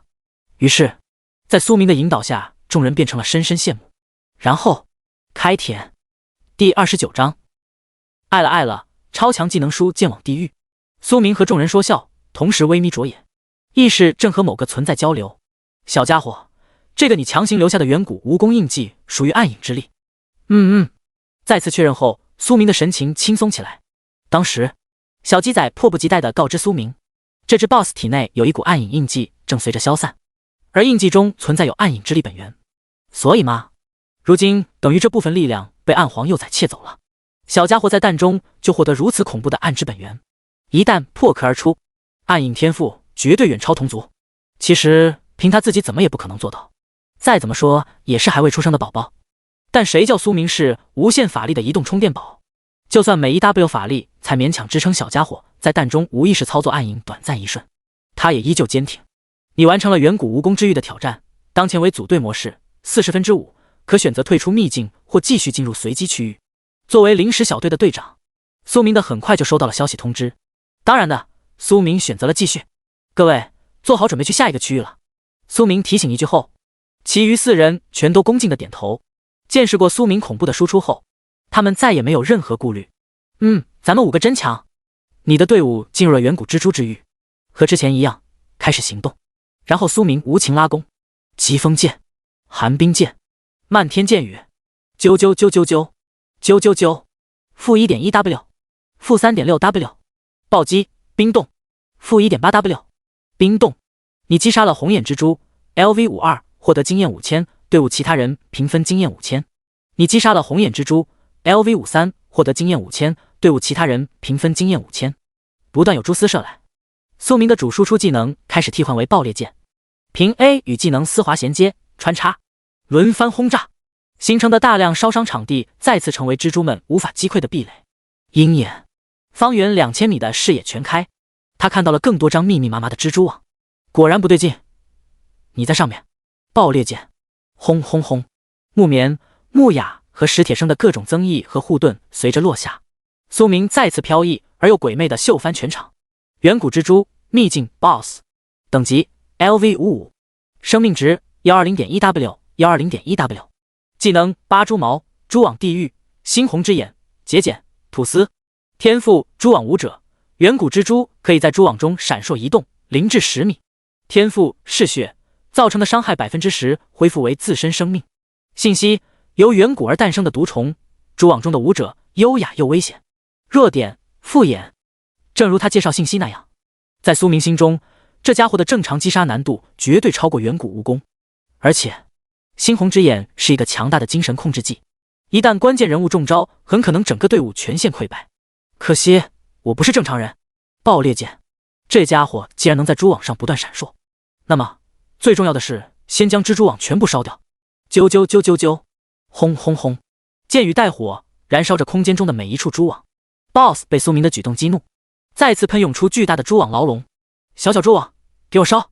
负 2.2W， 暴击，烧伤，负 1.1W， 烧伤。苏明在独自吸引仇恨下，用比对方更加恐怖的移动速度左右漂移，没了蛛网作为掩护，控制技能又对苏明无效，远古蜘蛛不得不变得和远古蜈蚣无异。寒冰剑，至于你还想节俭，那不就成了绝佳的靶子，我还更乐呵了。最后一记爆裂剑，斩杀，死！你击杀了远古蜘蛛 LV55 BOSS， 获得经验 37.5W， 队伍其他人平分经验 37.5W。你首次击杀远古蜘蛛 LV55 BOSS， 获得额外属性攻击加18。欢乐的屠杀时光总是短暂，接着进入更加欢乐的收获战利品环节。这家伙也有。苏明迅速确认后，先一步打算解决此等大事。于是，在苏明和小家伙的2次努力下，终于没有引起暗影的逸散，成功获得了远古蜘蛛印记。原来5只 BOSS 的本质一样，难怪亡灵老哥说55只毒虫是来自五毒兽的分身。既然如此，真正的五毒兽肯定是暗影生物。剩下的4位成员已经人麻了，再一次真切感受到苏明和他们根本就不是5人队伍啊，而至少是204人队伍。这次的大蜘蛛没有掉落黄金级品质装备，除了按照惯例的猪腿肉和毒水滴，也没有类似猛毒结晶那样的高级材料。不过苏明却更加欣喜若狂，这只 BOSS 竟然唯一掉落了令他极度满意的一本书，技能书。没错，不仅如此，这还是一本弓箭手专属的强力技能——剑网地狱弓箭手类职业技能书，等级限制 LV60+。剑网地狱 LV1，射出一支没有攻击力的特殊箭矢，达到落点后对附近所有野怪生成仇恨，令其强制向落点处聚拢，持续2秒，当前范围落点方圆200米。如果是输出技能，苏明反倒不会特别上心，因为自带的专属技搭配无限火力属实恐怖。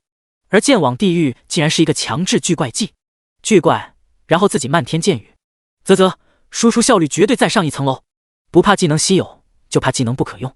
大蜘蛛，我真是爱了。于是果断收进背包，苏明已经迫不及待要打穿剩下的3道空间。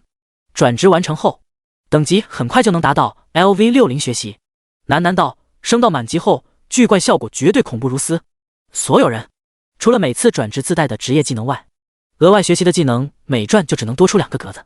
譬如当他正式完成2转后，一共只能额外学习4个技能书上的技能。你完成了远古蜘蛛之域的挑战，当前为组队模式，5/40，可选择退出秘境或继续进入随机区域。继续，苏明没有犹豫，立即确认。另外4人随即迅速行动，往后站位，专心做好辅助的角色。前方，苏明一人就是一个军团，开攻。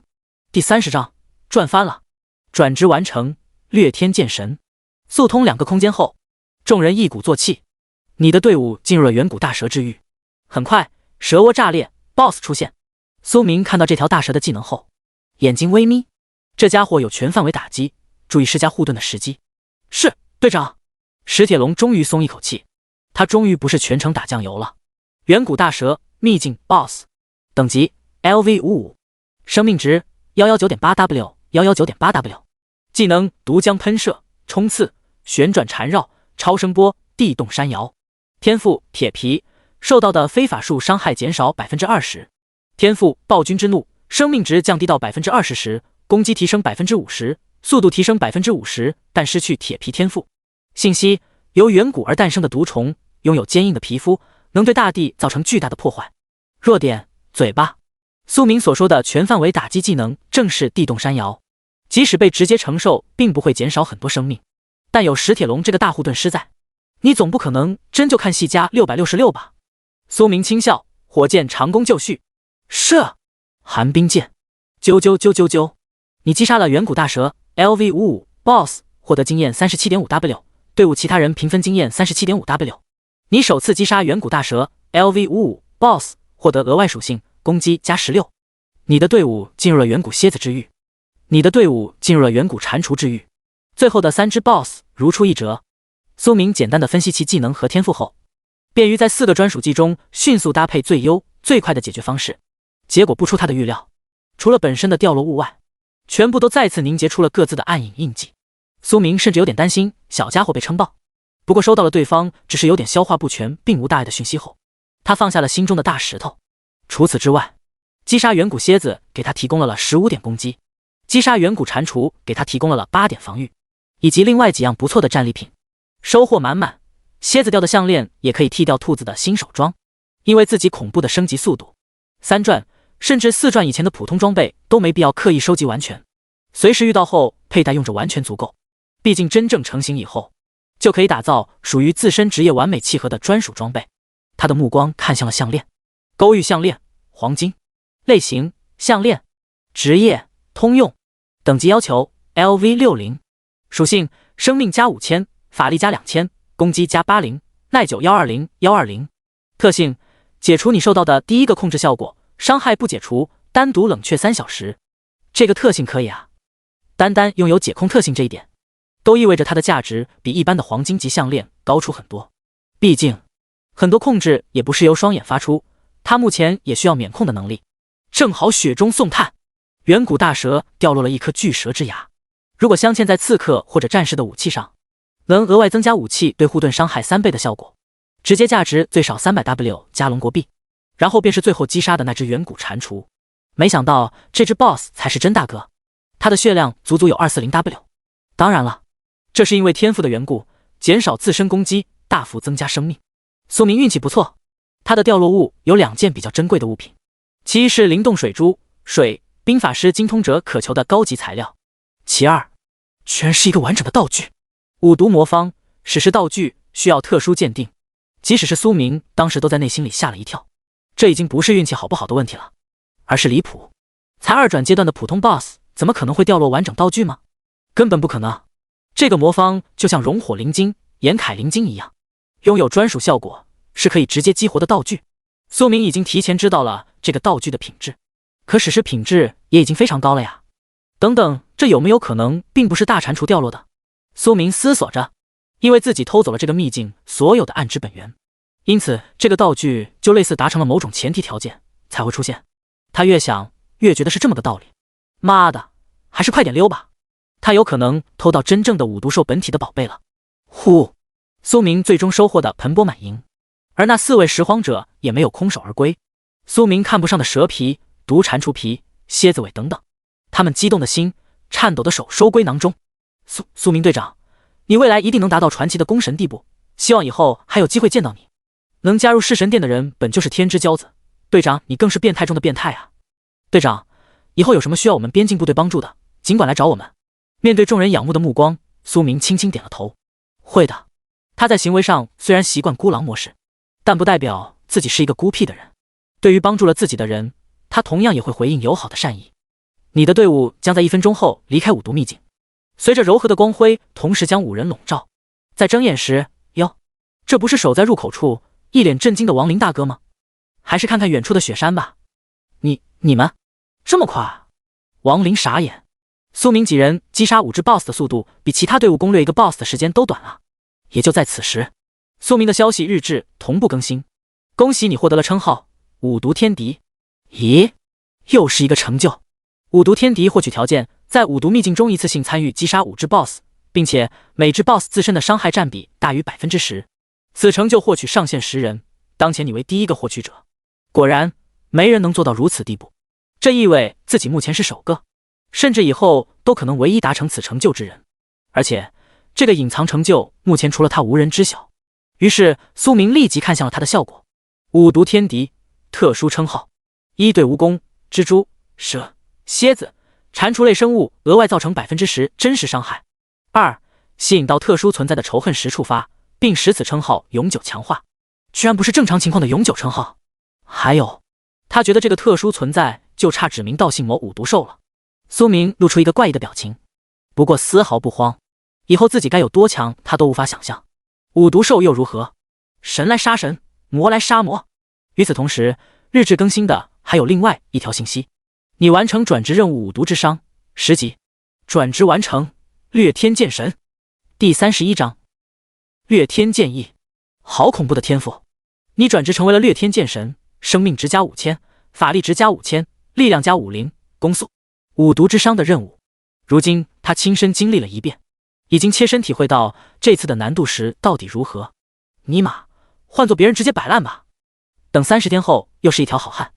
就算是40人的队伍，连续攻略5只 BOSS 和数量巨多的眷属小怪，哪对才 LV50、LV60 的吃得消？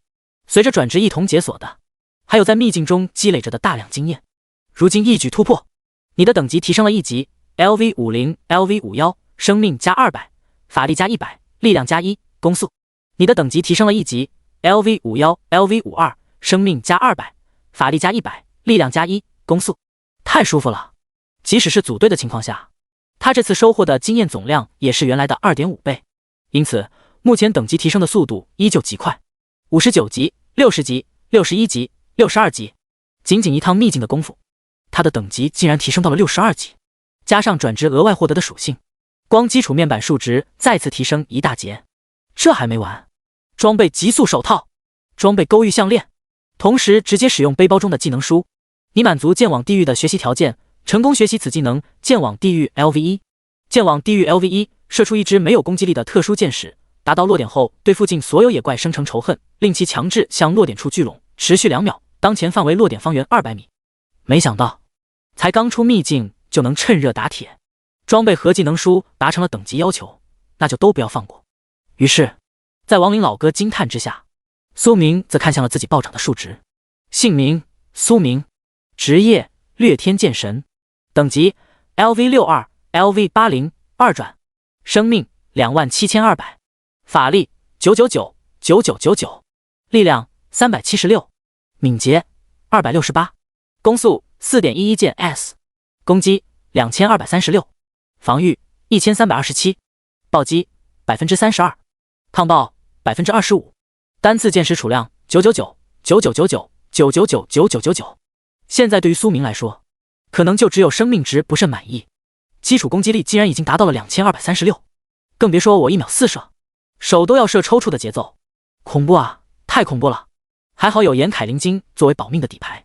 苏明想着之后得多注意点提升生命值的道具。当然了，既然完后转职，理所当然不只有数值上的变化。果然又是一个新的天赋，永久保留，以及再多2个专属技能。即使是其他所谓的隐藏职业，每次转职都只会额外获得1个专属技，因此自己未来在技能的变化上要遥遥领先众人。你解锁的新的专属天赋掠天剑意，你解锁了新的专属技能圣光剑、木影剑。直到苏明看向了他们的介绍后，依旧不自觉瞳孔地震，倒吸一口凉气。好恐怖的天赋！天赋专属掠天剑意，无法探查，永久保留。1对任何野怪种群生成进度条，击杀数达成上限后将随机掠夺其部分属性。2击杀 BOSS 额外掠夺其部分属性，使其掉落物中至少掉落1件适应弓箭手职业的稀有物品，每种 BOSS 生效只1次。3攻击力和防御力永远不会降低。这就是成长型天赋啊！比起无限火力来丝毫不遑多让。别看每种怪和 BOSS 掠夺的属性并不高，只要积少成多，量变绝对会引发质变。只要给他刷怪成长的时间，未来他一个人就能抗衡所有搞事的国度。而且效果3给予了他输出的保障。不好意思，我的攻击力只有提升的道理。接着便是2个效果强大的专属技能专属圣光剑 LV1， 蓄力2秒后射出一支光明圣剑，对命中的目标造成400%攻击真实伤害，净化其所有增益效果，并转移到自己身上持续10秒，消耗法力200，冷却60秒。木影剑 LV1， 蓄力2秒后射出一支暗影木剑，对10×10范围所有目标造成200%攻击伤害，10%几率使其沉默1秒，无法使用任何技能，消耗法力200，冷却60秒。这2个技能的效果就比较有意思。伤害方面，在无限火力的强制搭配下，压根不是问题。圣光剑偷对方的增益，实际上作用非常巨大，因为以后所遇到的更高层次的 BOSS 或者敌人，无疑都不喜欢在战斗前叠好各种增益。你的增益很好，不过马上就是我的了。木影剑的效果同样变态，才1级就能大范围沉默。他想着，这个技能达到满级后，范围该有多恐怖。不过最终沉默概率肯定不会太高，但我见识多啊，一次性几百件覆盖，目前还是1秒4射。管你什么怪，直接全体变成超级兵。这个搭配剑网地狱的巨怪能力，以后始终都能处在非常安全的环境下狂暴输出。最后随着每次转职都会带来变化的箭矢分裂数，这个无限火力及其恐怖效果之一，每射出1支箭矢，额外分裂出399支相同效果的箭矢，随着转职而提升。我的天！苏明内心惊愕，即使沉稳如他，都已经能感受到此时剧烈的心跳声。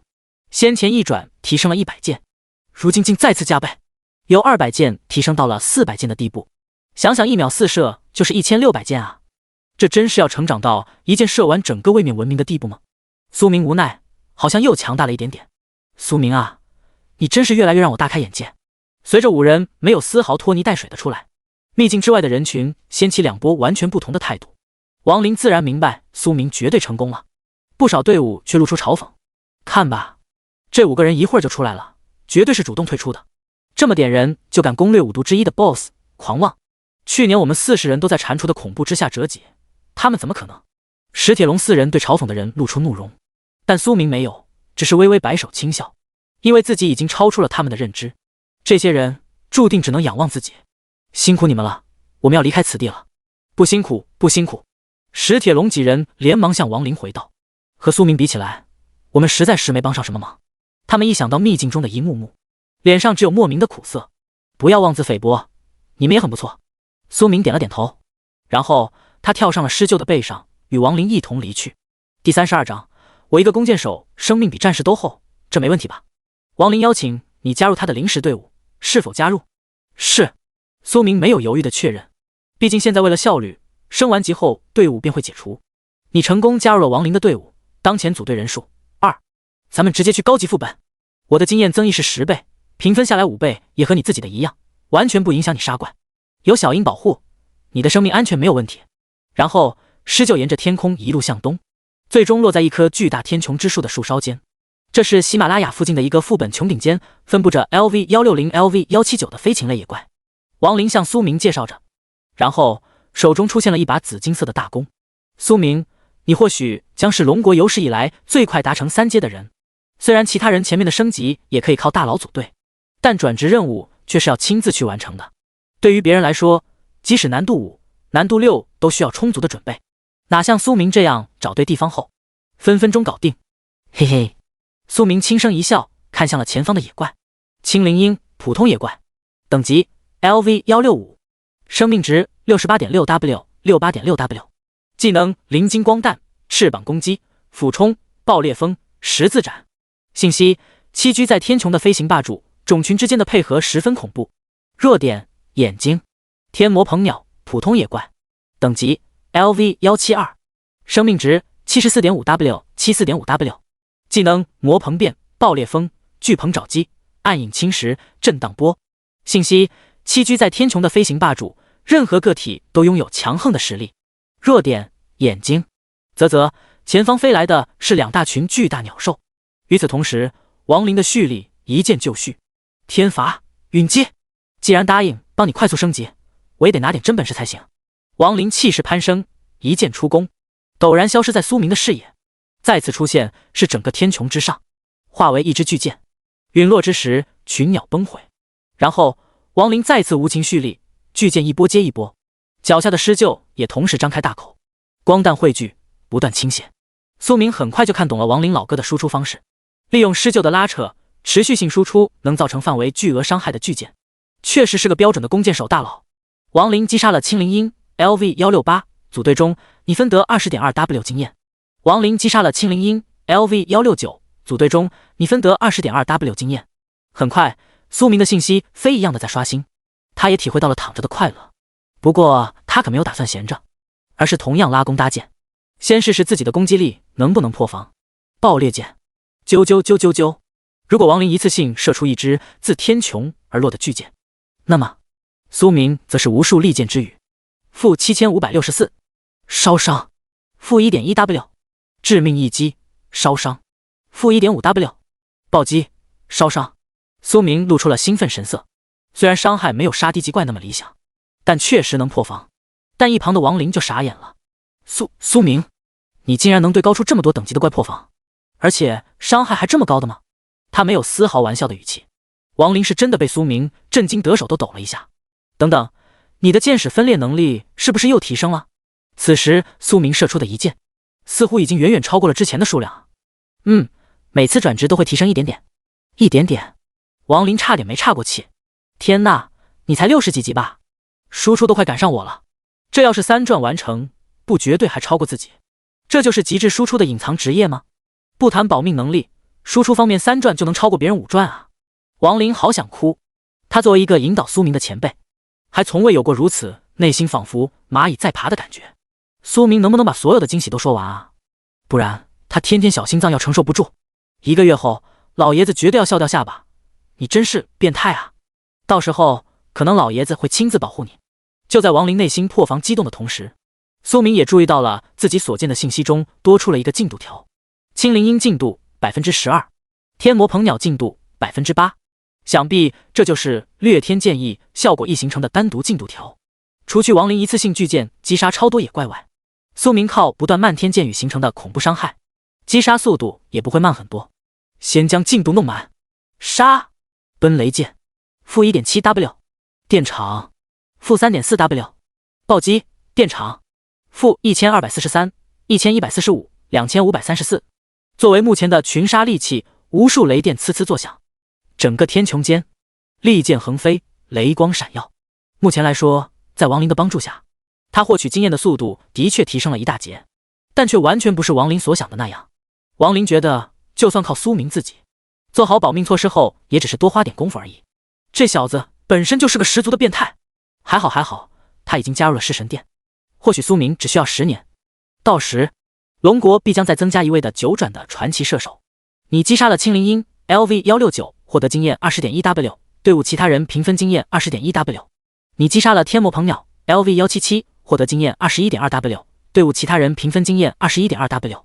亡灵击杀了天魔鹏鸟 LV178， 组队中你分得 21.2W 经验。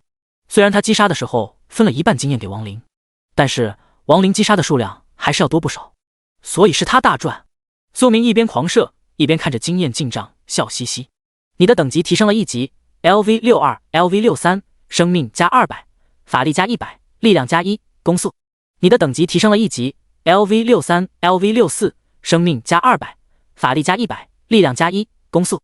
没有任何意外，苏明的等级猛涨，很快就停留在了 LV80后，剩下的经验在不断积蓄。不过，他刻意瞧了一眼亡灵的等级信息，还是 LV236不变。这越往后，所需的经验简直是个无底洞。但是苏明并没有心生畏惧，再多又如何？我永不枯竭的无限剑可不答应。很快，消息再次传来：青灵鹰进度 100%， 你掠夺了15敏捷；天魔鹏鸟进度 100%， 你掠夺了2300生命。简单粗暴，这都是实实在在的属性。卧槽，原来就是这样，太好了！这以后要是能掠夺越来越多的生命，他一个脆皮弓箭手也能变成血牛。不仅如此，其他的属性同样会随着不断掠夺，而和别人拉开越来越大的差距。以后就是我一个弓箭手生命比战士都厚，这没问题吧？我一个弓箭手速度比刺客都快，这没问题吧？我一个弓箭手攻击攻神攻击不第一，还当什么攻神？没有任何的问题。第33章 LV80级轻松搞定。驯兽契约。很快，在两人的狂剑之威下，再凶猛的禽兽也只能成片陨落。主要是两人脚下的施救速度本就高出了这群野怪一大截。亡灵击杀了天魔鹏鸟 LV178， 组队中你分得 21.2W 经验。你击杀了青灵鹰 LV169， 获得经验 20.1W， 队伍其他人评分经验 20.1W。 很快，外围的群鸟全部被扫荡一空，无法被近身，始终能安全输出的弓箭手将能造成的伤害远超其他职业。这也是为什么在对战中双方都会选择集火对面弓箭手的原因。苏明深知自己只要多活1秒，对任何敌人都是毁灭性的打击，希望小家伙到时候能给自己一个惊喜。苏明心里想着，有些期待。等到再次进入转职室，就是契约之时。这些青灵是打造盾牌的良好材料，这么多回收的话，同样价值不菲，属于你的战利品。最终确认苏明已经达到了 LV80封顶后，两人选择了迅速撤离此地。苏明不仅一次性积累大量经验，还获得了全部的掉落物，收获满满。实力越强，赚钱的速度越快，确实是真理。这次的目的并不是解决这个副本，而是升级。这才10分钟不到啊！亡灵啧啧称奇。苏明同样内心感慨，想到其他新人可能辛辛苦苦打怪1个月才勉强20级，这差距宛如太平洋。但对于他自己来说，简直不要太舒服。直接去喜马拉雅这边的转职大殿。于是施救速度全开。对了，苏明3转以及之后的任务和之前会有明显不同。有何不同？亡灵解释道，你也知道，之前你接到的任务和职业没有任何关系，但从3转开始，任务内容会渐渐靠近于你的职业。不过放心，3转还只是初次变化，对你来说应该没有任何问题。苏明听到后缓缓点头，心里有些无奈，怎么想自己的任务也不可能简单，但他不慌，一件不行，那我就千件万件。喜马拉雅城邦转职大殿5级区，你好，我需要进入3转室领取转职任务。好啊。苏明看着对方的错愕，有些想笑，但礼貌的等待其回过神来。这几天遇到的3位前台小姐姐无一不是这种反应，只不过一次比一次更加强烈。尊敬的先生，您确定是要进入3转室吗？兔女郎小姐下意识再次询问。这是100W。好的，请跟我来。看着苏明轻车熟路、风轻云淡的缴纳100W后，兔女郎小姐彻底信服。这位帅气的公子到底是谁啊？她在喜马拉雅城邦里一时没想到苏明和哪家势力有关系。于是在小姐姐又惊又好奇的眼神中，苏明没有任何犹豫，踏入了转职空间之内，一如既往的模样。再见这个连接到神塔的大水晶球，神塔之内或许隐藏着更多的秘密。苏明喃喃道。再加入了弑神殿，看到众多自己从前所不知的隐藏空间、神塔内世界位面等等后，他已经不再是无知的少年了。唯有迅速变强，才能拥有自由选择的底气。小家伙，久等了。在此之前，苏明从背包中取出了暗黄弹，以及那颗完整的影之空间时，眨眼间，他看到了这颗蛋轻轻地摇晃起来。苏明手握空间时，不断向蛋中的小鸡仔传输着巨量法力。不得不说，竟然有一种虚脱感。他可是拥有法力永不枯竭天赋的小家伙呀，你可真能吸。苏明轻笑着摇头，换做别人早就被榨干了吧，而且还不知道需要好几年才能令其孵化。自古工兵多挂逼，谁叫我苏明不仅挂逼，还他妈好几个。目前的3个天赋无疑不会令无数人眼红，而且马上还要再加一个。咔咔嚓，清脆的声音响起，细小的碎纹出现。苏明满怀期待的目光中，蛋壳最终破碎，露出了一只湿漉漉的小黑鸡。哈哈哈哈，果然如此啊，小鸡仔，我得记录下来，以后当做你的黑历史。谁能想到，未来跟随苏明大杀四方的传说神兽暗黄，此时还是一只光秃秃的小黑鸡呢。种族暗黄，归属影之空间，等级 LV20。一小家伙欢快地叫了一声，然后将蛋壳全部吃下，最终蹭了蹭苏明的大腿。苏明惊讶地发现，即使现在的状态，他同样能通过影之空间时感受到对方的意思。这东西和他到底是何关系？似乎又不像是类似扎古荣2块灵晶那样的半生之物。没想到你出生就20级了，不愧是你。他知道这家伙的暗之本源至少一半都还未消化，因此就算没有自己帮助，他之后等级提升的速度也会飞快。契约，我要吃暗影充沛的好吃的。好。然后苏明看向了自己2转后理所当然获得的能力。驯兽契约，2转获得，与选定的目标签订契约，在获得对方的同意后，忠诚度大于 50%， 契约成功，契约失败进入10天冷却。信息1，每次只能与一位驯兽签订契约，契约兽死亡满1年后可重新再次契约，召唤师类职业额外获得1个名额，并冷却减半。信息2，当驯兽忠诚度达到 100% 后，永不背叛。契约刚出生的幼崽时，忠诚度根据亲密情况为 90% 至 100%。信息3，驯兽不分契约者的经验，但额外享受契约者获得经验的 50%， 并令自己获得的经验分 50% 给予契约者。苏明根据信息2的描述，自信自己和小家伙绝对能达到起步 100% 的忠诚度，毕竟他的无穷法力值属实令其离不开自己。最关键的是，在蛋中小家伙就已经和自己有所交流，这是其他驯兽幼崽根本达不到的地步。再看信息3，驯兽不仅不分走自己的经验，还会额外给自己多出不少经验，同时因为契约的缘故，自动就能获得契约者 50% 的经验，不怕跟不上契约者的脚步。无论是谁，都对此格外重视。对于真正的强者来说，驯兽不仅是坐骑，还是能和自己平起平坐的战斗伙伴。来吧，第34章神兽的恐怖加成牌面，不灭剑神。苏明没有犹豫，你以为一个幼崽前期没啥作用？那就错了。除了本身的战斗力外，它还有种族契约加成啊！只要契约传说层次的神兽，光加成这点都恐怕不需一件神器。苏明的双手生成一道星芒阵，接着柔和的光辉将歪着小脑袋的暗黄笼罩。暗黄同意了你的契约请求，当前忠诚度 100%， 永不背叛。看着日志更新的消息，苏明的嘴角终于忍不住大肆上扬。自己就这么忽悠到了一只神兽幼崽，而且开局就是 100%， 跟定自己后谁也无法抢走。他的信息只有契约者可见，种族暗黄，神兽幼年体，契约者苏明，归属影之空间，等级 LV20 可进阶，生命 48.8W 48.8W， 法力 7.2W 7.2W， 法术377，攻击754，防御378，战斗状态敏捷520，骑乘移动敏捷520+， 1/2契约者敏捷。技能暗影化身，影子球，暗影签月，未学会，黄翼天翔，未学会，暗影附体，未学会，共16个技能未学会。天赋魅影神皇，1可以将自己隐藏在阴影之中，此状态无法被任何方式探查。2免疫飞光，暗的任何自然元素伤害，免疫异常状态和百分比伤害。3濒死状态时可选择涅槃，屏蔽一切自身气息，至少涅槃成功1次后解锁效果4，剩余次数2/3。4全属性成长正 20%，每次受到的伤害最多不超过生命总值 5%， 能控制等级低于自身20级的所有神兽层次以下的鸟兽。已解锁。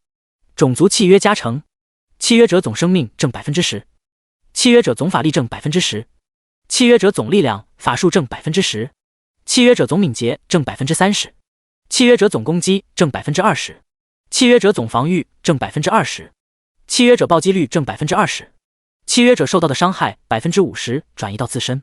信息：远古的传说层次神兽，空间和暗影的主宰，拥有不朽的轮回之力，神秘无比。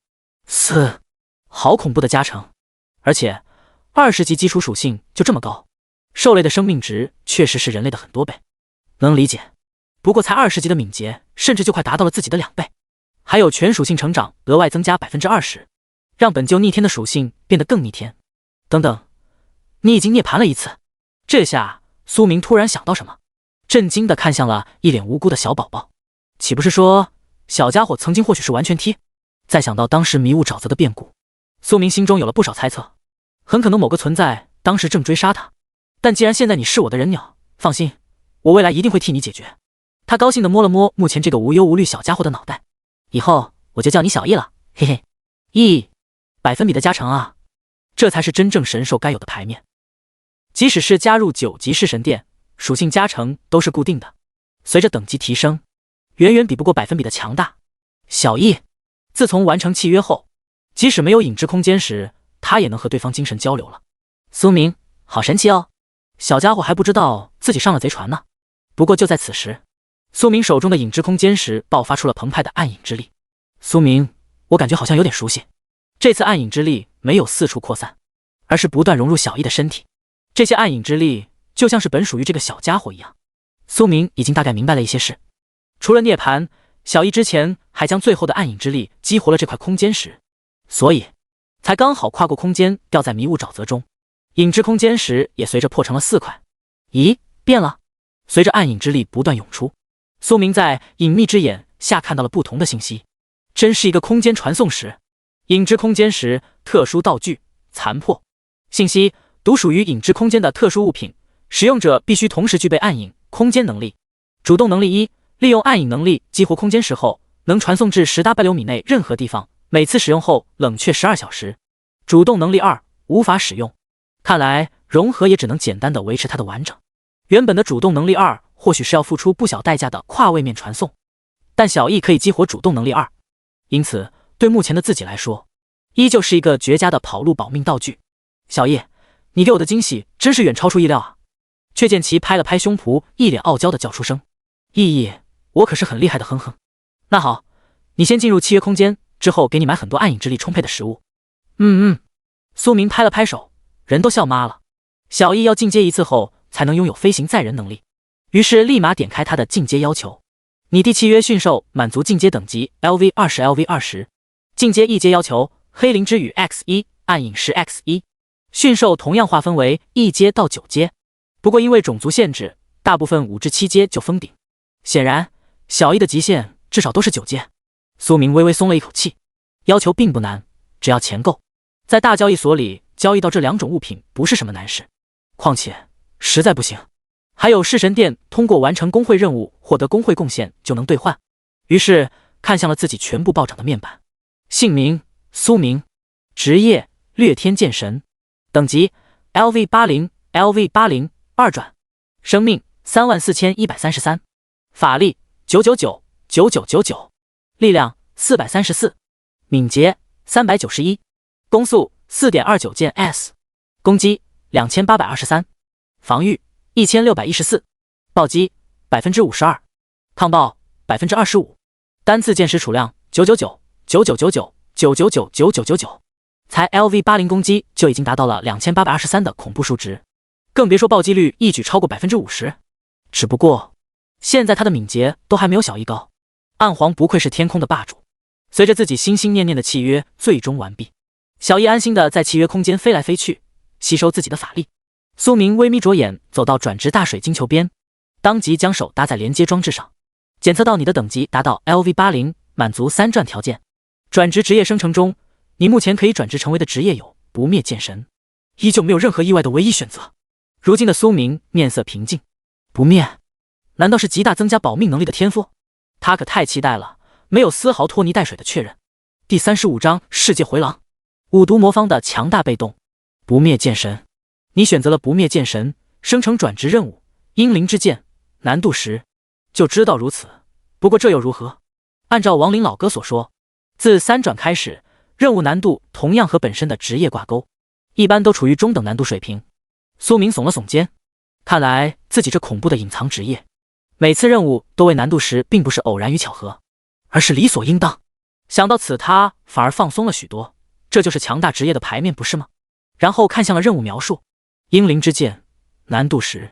描述：你受到远古英灵的召唤，进入6道神塔中的世界回廊，根据曙光教会的指引，寻找并击杀吞噬了英灵魔剑的 BOSS 来德灾厄。时限30天，任务失败后重置。这个世界回廊，苏明竟然在描述中看到了这个空间名称，唯有在弑神殿的公会 BOSS 中，他才第一次知道有这个神秘之地。这种时候又该找工具人王老哥。苏明舒缓了一口气后，径直走出转职室。这次没有在转职大殿中停留，直接走了出来。看到耐心等候的亡灵，怎么样？有需要我帮助的尽管提。距离那个秘境下一次的开启不远了，你一定要先尽可能的快速到5转，之后的路就得靠你自己走了。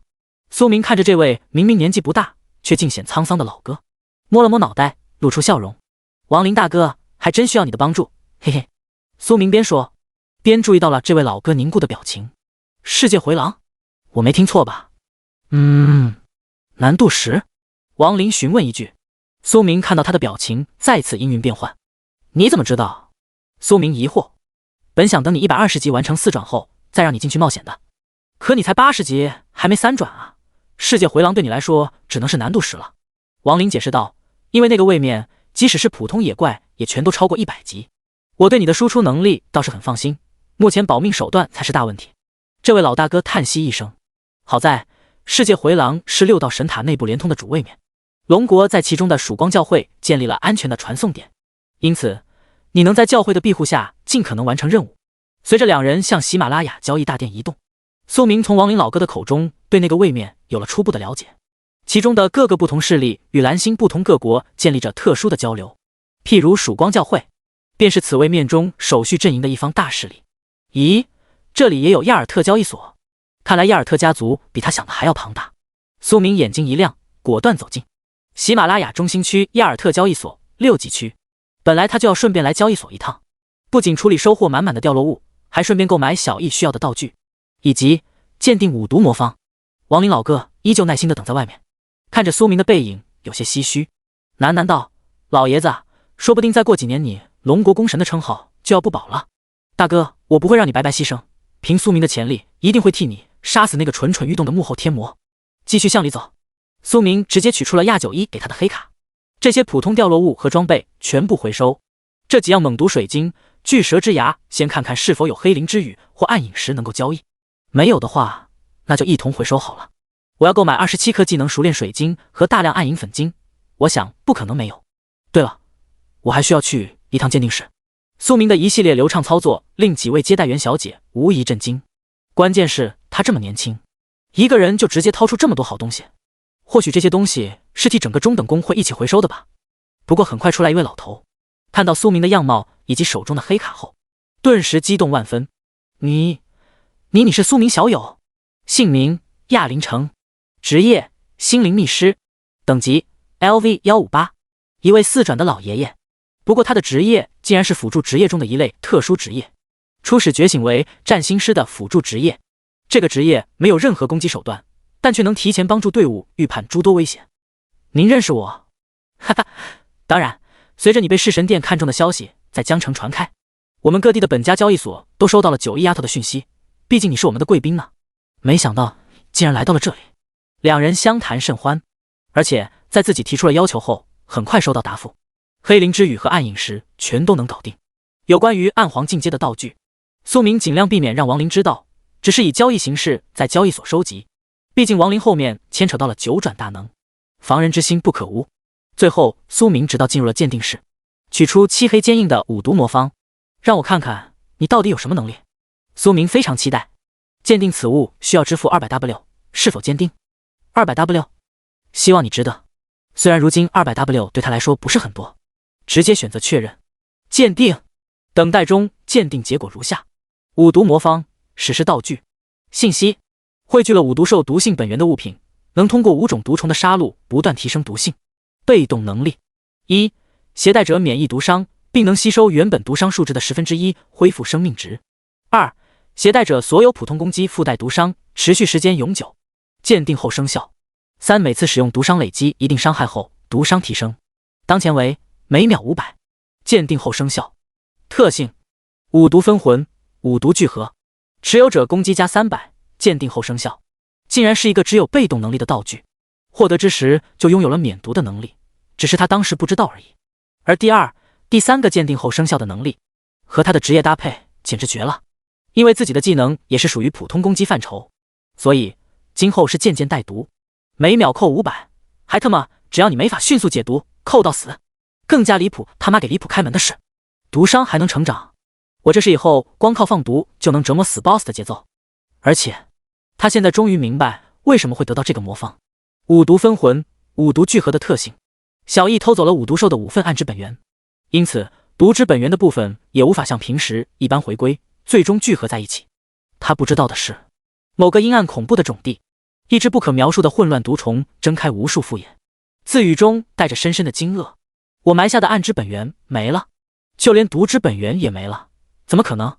他突然陷入了犹豫，那个位面背后难道隐藏着恐怖的存在？然后无数复眼逐渐露出恐慌之色，最后完全不再淡定。如此轻易抹除一切，代表根本没把无当回事。出手的定是一位暗影主宰，我必须禀告重地，不能轻举妄动。大恐怖，那个位面绝对隐藏着人族以外的大恐怖，未来总有一天待他进化更上一层，要让其为之付出代价啊！第36章，卧槽，虚拟战场还能开挂。苏明内心激动，但脸色平淡地走出了鉴定室。攻击3183，五毒魔方令他的攻击力一举突破3K 加，再次变强一点点。苏明小友，你需要的物品全部准备好了，剩下的 328W 一并存放在了黑卡中。苏明微笑着接过亚老头递过来的黑卡，老先生多谢了。哈哈哈，不骄不躁的少年，后生可畏啊。小易进阶的事情轻松搞定，就是耗钱，而且本来打算只购买27颗技能熟练水晶，这次干脆直接购买了63颗，直接能够将7个技能从 LV1 提升到 LV10圆满，一下子掏空了这个交易所的库存，也暂时令自己的钱包见底。我目前还可以学习2个技能，再加上转职成功后获得2个专属技能，一次性解决。而且使用技能书学习的技能可以随时遗忘，还是先找亡灵老哥问问，目前有没有适合我保命比较强的技能。喃喃自语的功夫，他已经走出了亚尔特交易所。两人很快乘上施救，最终飞至来时的传送阵，离开这座雪山边的城邦。帝都9级城邦，帝都中心信息塔9级区。我已经联系过老爷子，你获得了弑神殿的通行许可。世界回廊远比你想象的要复杂危险，一般4传以前的人是不会批准进入的，因此你遇到了一个小问题。苏明侧着头，无法进去了吗？在龙国内还有弑神殿搞不定的事情。这下他倒是升起了一丝兴趣。当然不是，你的名额谁也不敢再动。不过正是因为你临时占了一个弓箭手的名额，所以某个家族原本的弓箭手被刷了下来。王林边说边打趣的露出一抹意味深长的笑容，看来被占的那个家族和他关系本就不怎么融洽。苏明懂了，原来如此，他们想要一个说法对不对？王林眼睛一亮，苏明小有聪明，正是如此，所以老爷子就说了，在此之前让你们双方进行一次公平比赛。王林说到公平2字的时候，仿佛在憋笑一般，还真是公平呢，4转对2转。不过从发现你恐怖的范围输出后，我就彻底放心了。那群老家伙还不知道自己是个小丑，哈哈哈哈。苏明也露出了笑容，既然这事关自己完成转职的条件，他可要好好让对方输得心服口服才行。你的对手等级为 LV122，已经4转了，但怎么也想不到你还3转不到。施救正向着帝都外的原野飞去，就在这时，王林开口，来了。与此同时，帝都的信息塔顶端发出了深红色的光辉，只是这一幕仅仅维持了一瞬间。接着苏明看到上空的天穹顿时泛出星空画卷，场景不断变换。这里既不是表世界，也不是里世界的区域。不用惊讶，这种事一般3转以下的人接触不到，况且你还是一个才转职几天的新人。其实不仅帝都，江城信息塔也同样可以沟通神塔空间。另一边，一位衣着华贵的男子一脸阴郁。苏明是谁？竟敢夺走了我的名额！那个不知道从哪里冒出来的小子是不敢来了吗？朱佩奇的大脸都快挤到了一起。朱少爷您别急，你也知道决议的是那位大人，只要您能打败对方，名额同样属于你。作为此次负责人的中年男子甚是无奈。朱佩奇虽然是最弱的一位，但好歹也才1年的时间内就突破到了4转。听说那个叫做苏明的人还是刚刚加入弑神殿的一位新人啊，这怎么打？很快苏明和亡灵的身影显现而出，场景最终稳定后，苏明看到眼前一座密林以及密林前的2人。你就是苏明？还是一个藏头露尾的家伙？朱佩奇发现自己无法看到苏明的信息，露出嘲讽。苏明懒得搭理他，但一旁的亡灵却偷笑道：朱家少年可别到时候吓哭了。可笑，我会怕这个菜鸟？苏明嘴角微微上扬，同时看到了对方的信息：姓名朱佩奇，职业秘翼箭射手，等级 LV122，以及另一个中年人作为对方一边的负责人，姓名李古德，职业疾风刺客，等级 LV188。很快2道光芒笼罩，朱佩奇被传送到了密林中的某个区域。密林可是我密剑绝佳的舞台，小子，想要争夺我的名额，你还嫩了点。于是他选择迅速藏匿好身影，只要猎物出现，就再也无法躲避自己利剑的追踪。苏明也在同一时刻被传送至密林另一侧，耳边还停留着王老哥所讲的话。这个空间是帝都信息塔借助神塔虚拟的不同环境战场，因此在其中死亡并不会真正死亡，只需要击杀对方就算胜利。苏明露出了笑容。一般来说，巨大密林地确实是弓箭手比拼最刺激的场景，弓箭手们可以利用树木的掩护一步步解决对方，但它不一般，隐藏不存在的。既然不知道你在哪里，那就将整个密林全覆盖。鹰眼，开视野，然后一路前进。爆裂剑，爆裂剑，1秒4射，一箭分400，无数带着火光的利剑将前方的道路炸开。啾啾啾啾啾，轰轰轰！藏在树后的朱佩奇带着轻蔑笑容。从家族中得知，那个苏明或许有 LV100加，但绝对没4转，优势在他。愚蠢，竟然弄出了这么大的动静。他显然听到了远处的巨响，这简直就是告诉我他的位置。就这点能耐还和我争？看我开弓！是，哎，啾啾啾啾啾，啾啾啾啾！天空被密密麻麻的红点笼罩，他根本无处可躲。火雨降落，无情燎原。卧槽！朱佩奇仿佛被石化一样，虚拟战场还能开挂。第37章，有人在默默帮苏明进入世界回廊，攻之勇者。这怎么可能？朱佩奇彻底愣住。你一个弓箭手，在短短几十秒内，竟然能射出这么多箭？既然躲不开，那就不躲了。对数量的话，单箭的伤害绝对不高。于是朱佩奇选择正面迎敌。苏明既然愚蠢到主动暴露，那么在被箭雨覆盖之前，解决对方就行。然后朱佩奇对着利剑们露出邪笑，一剑而出。就这也想？负 1.8W 烧伤，负 3.6W 烧伤暴击，负500中毒。然后朱佩奇一脸茫然地睁开了眼睛。他死了，他自己都不知道怎么就死了。这要是真正对敌，那岂不是还没反应过来瞬间成灰了？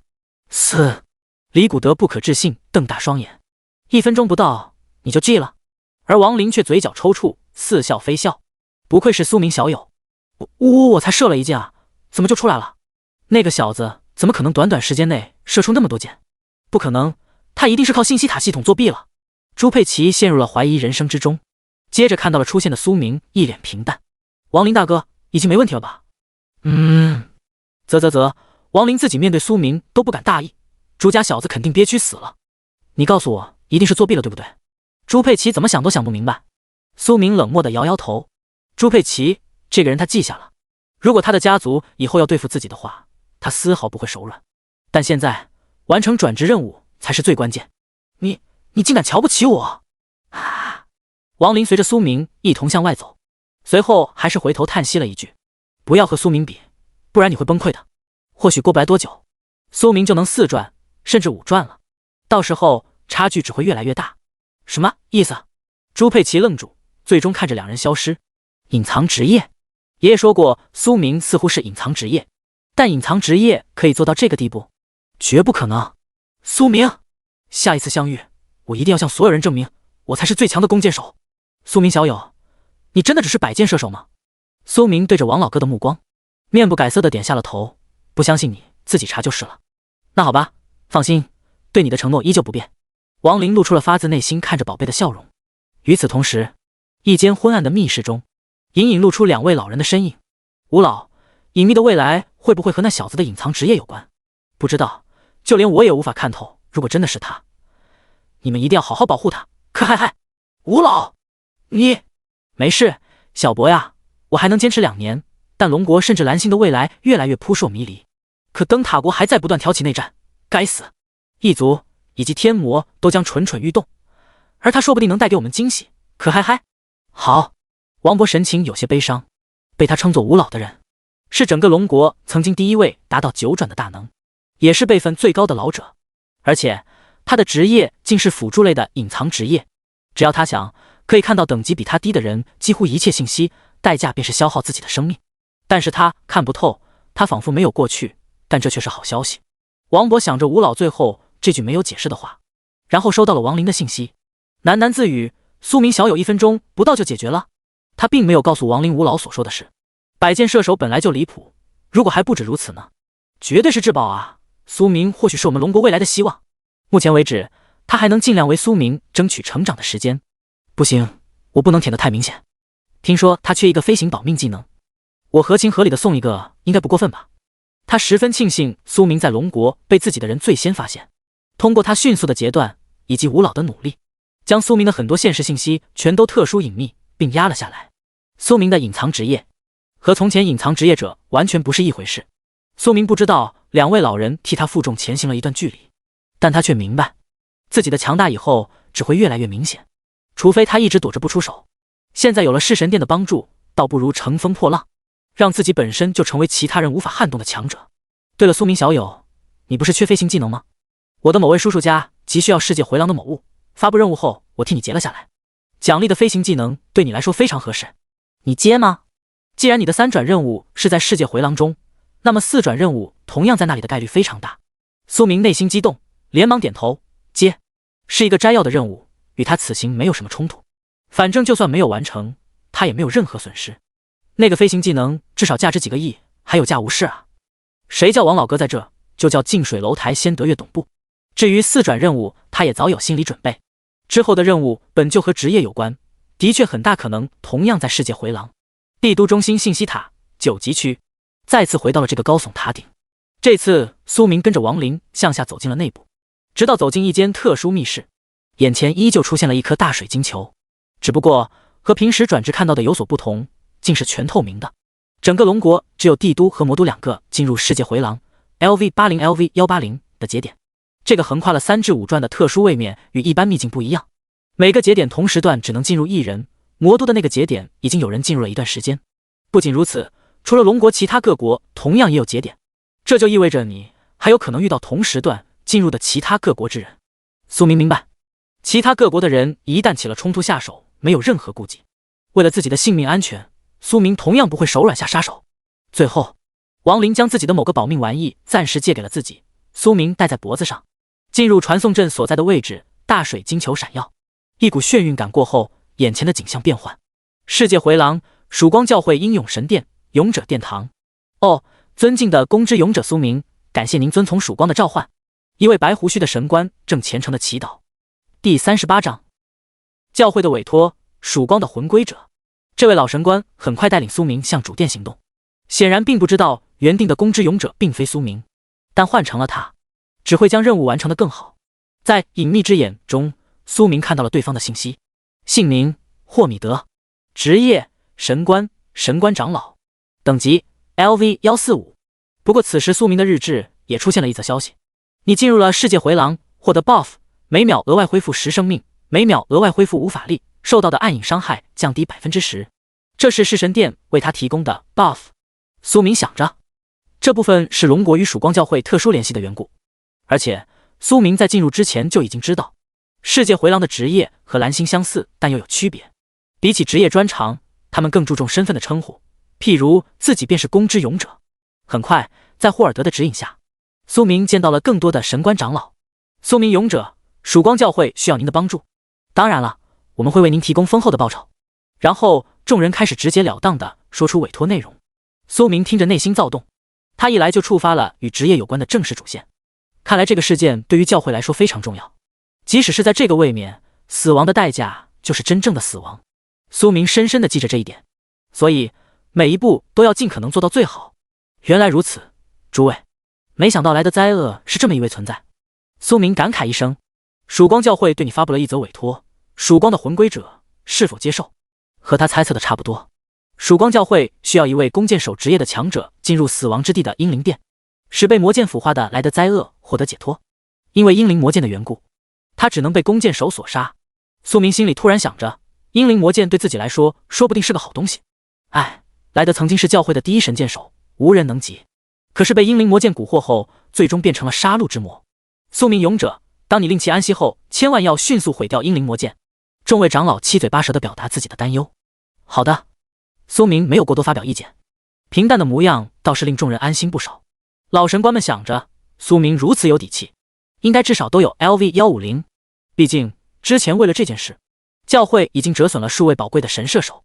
曙光的魂归者描述，传奇天才神射手莱德失踪数百年后再次回归，却成为了被魔剑奴役的杀戮之魔。莱德灾厄在死亡之地遵循着杀戮本能，等待着一个接一个的猎物。要求击杀莱德灾厄，令其解脱，利用曙光之瓶魂归曙光。等级线 LV80 LV179， 职业线外围不限，最终英灵殿线弓箭手类职业。组队线外围组队上限20人，最终英灵殿单人无法组队。时限无。奖励经验3 KW， 圣魔石弓类武器附魔石，称号曙光之剑，铂金级饰品，自选一。哇，不是常规的任务，但苏明的眼泪却不争气的从嘴里流出来。圣魔石是独属于世界回廊的超稀有道具，就算装备更换也不会淘汰，更别说这颗圣魔石还是专属弓类武器，对它的加成效果只会更加明显。然后还有一个不知道会有什么效果的称号，但无论如何，这个称号肯定对自己好处满满。诸位放心，我一定会完成这个任务，就算不是与自己的转职任务重叠，他也不会放过。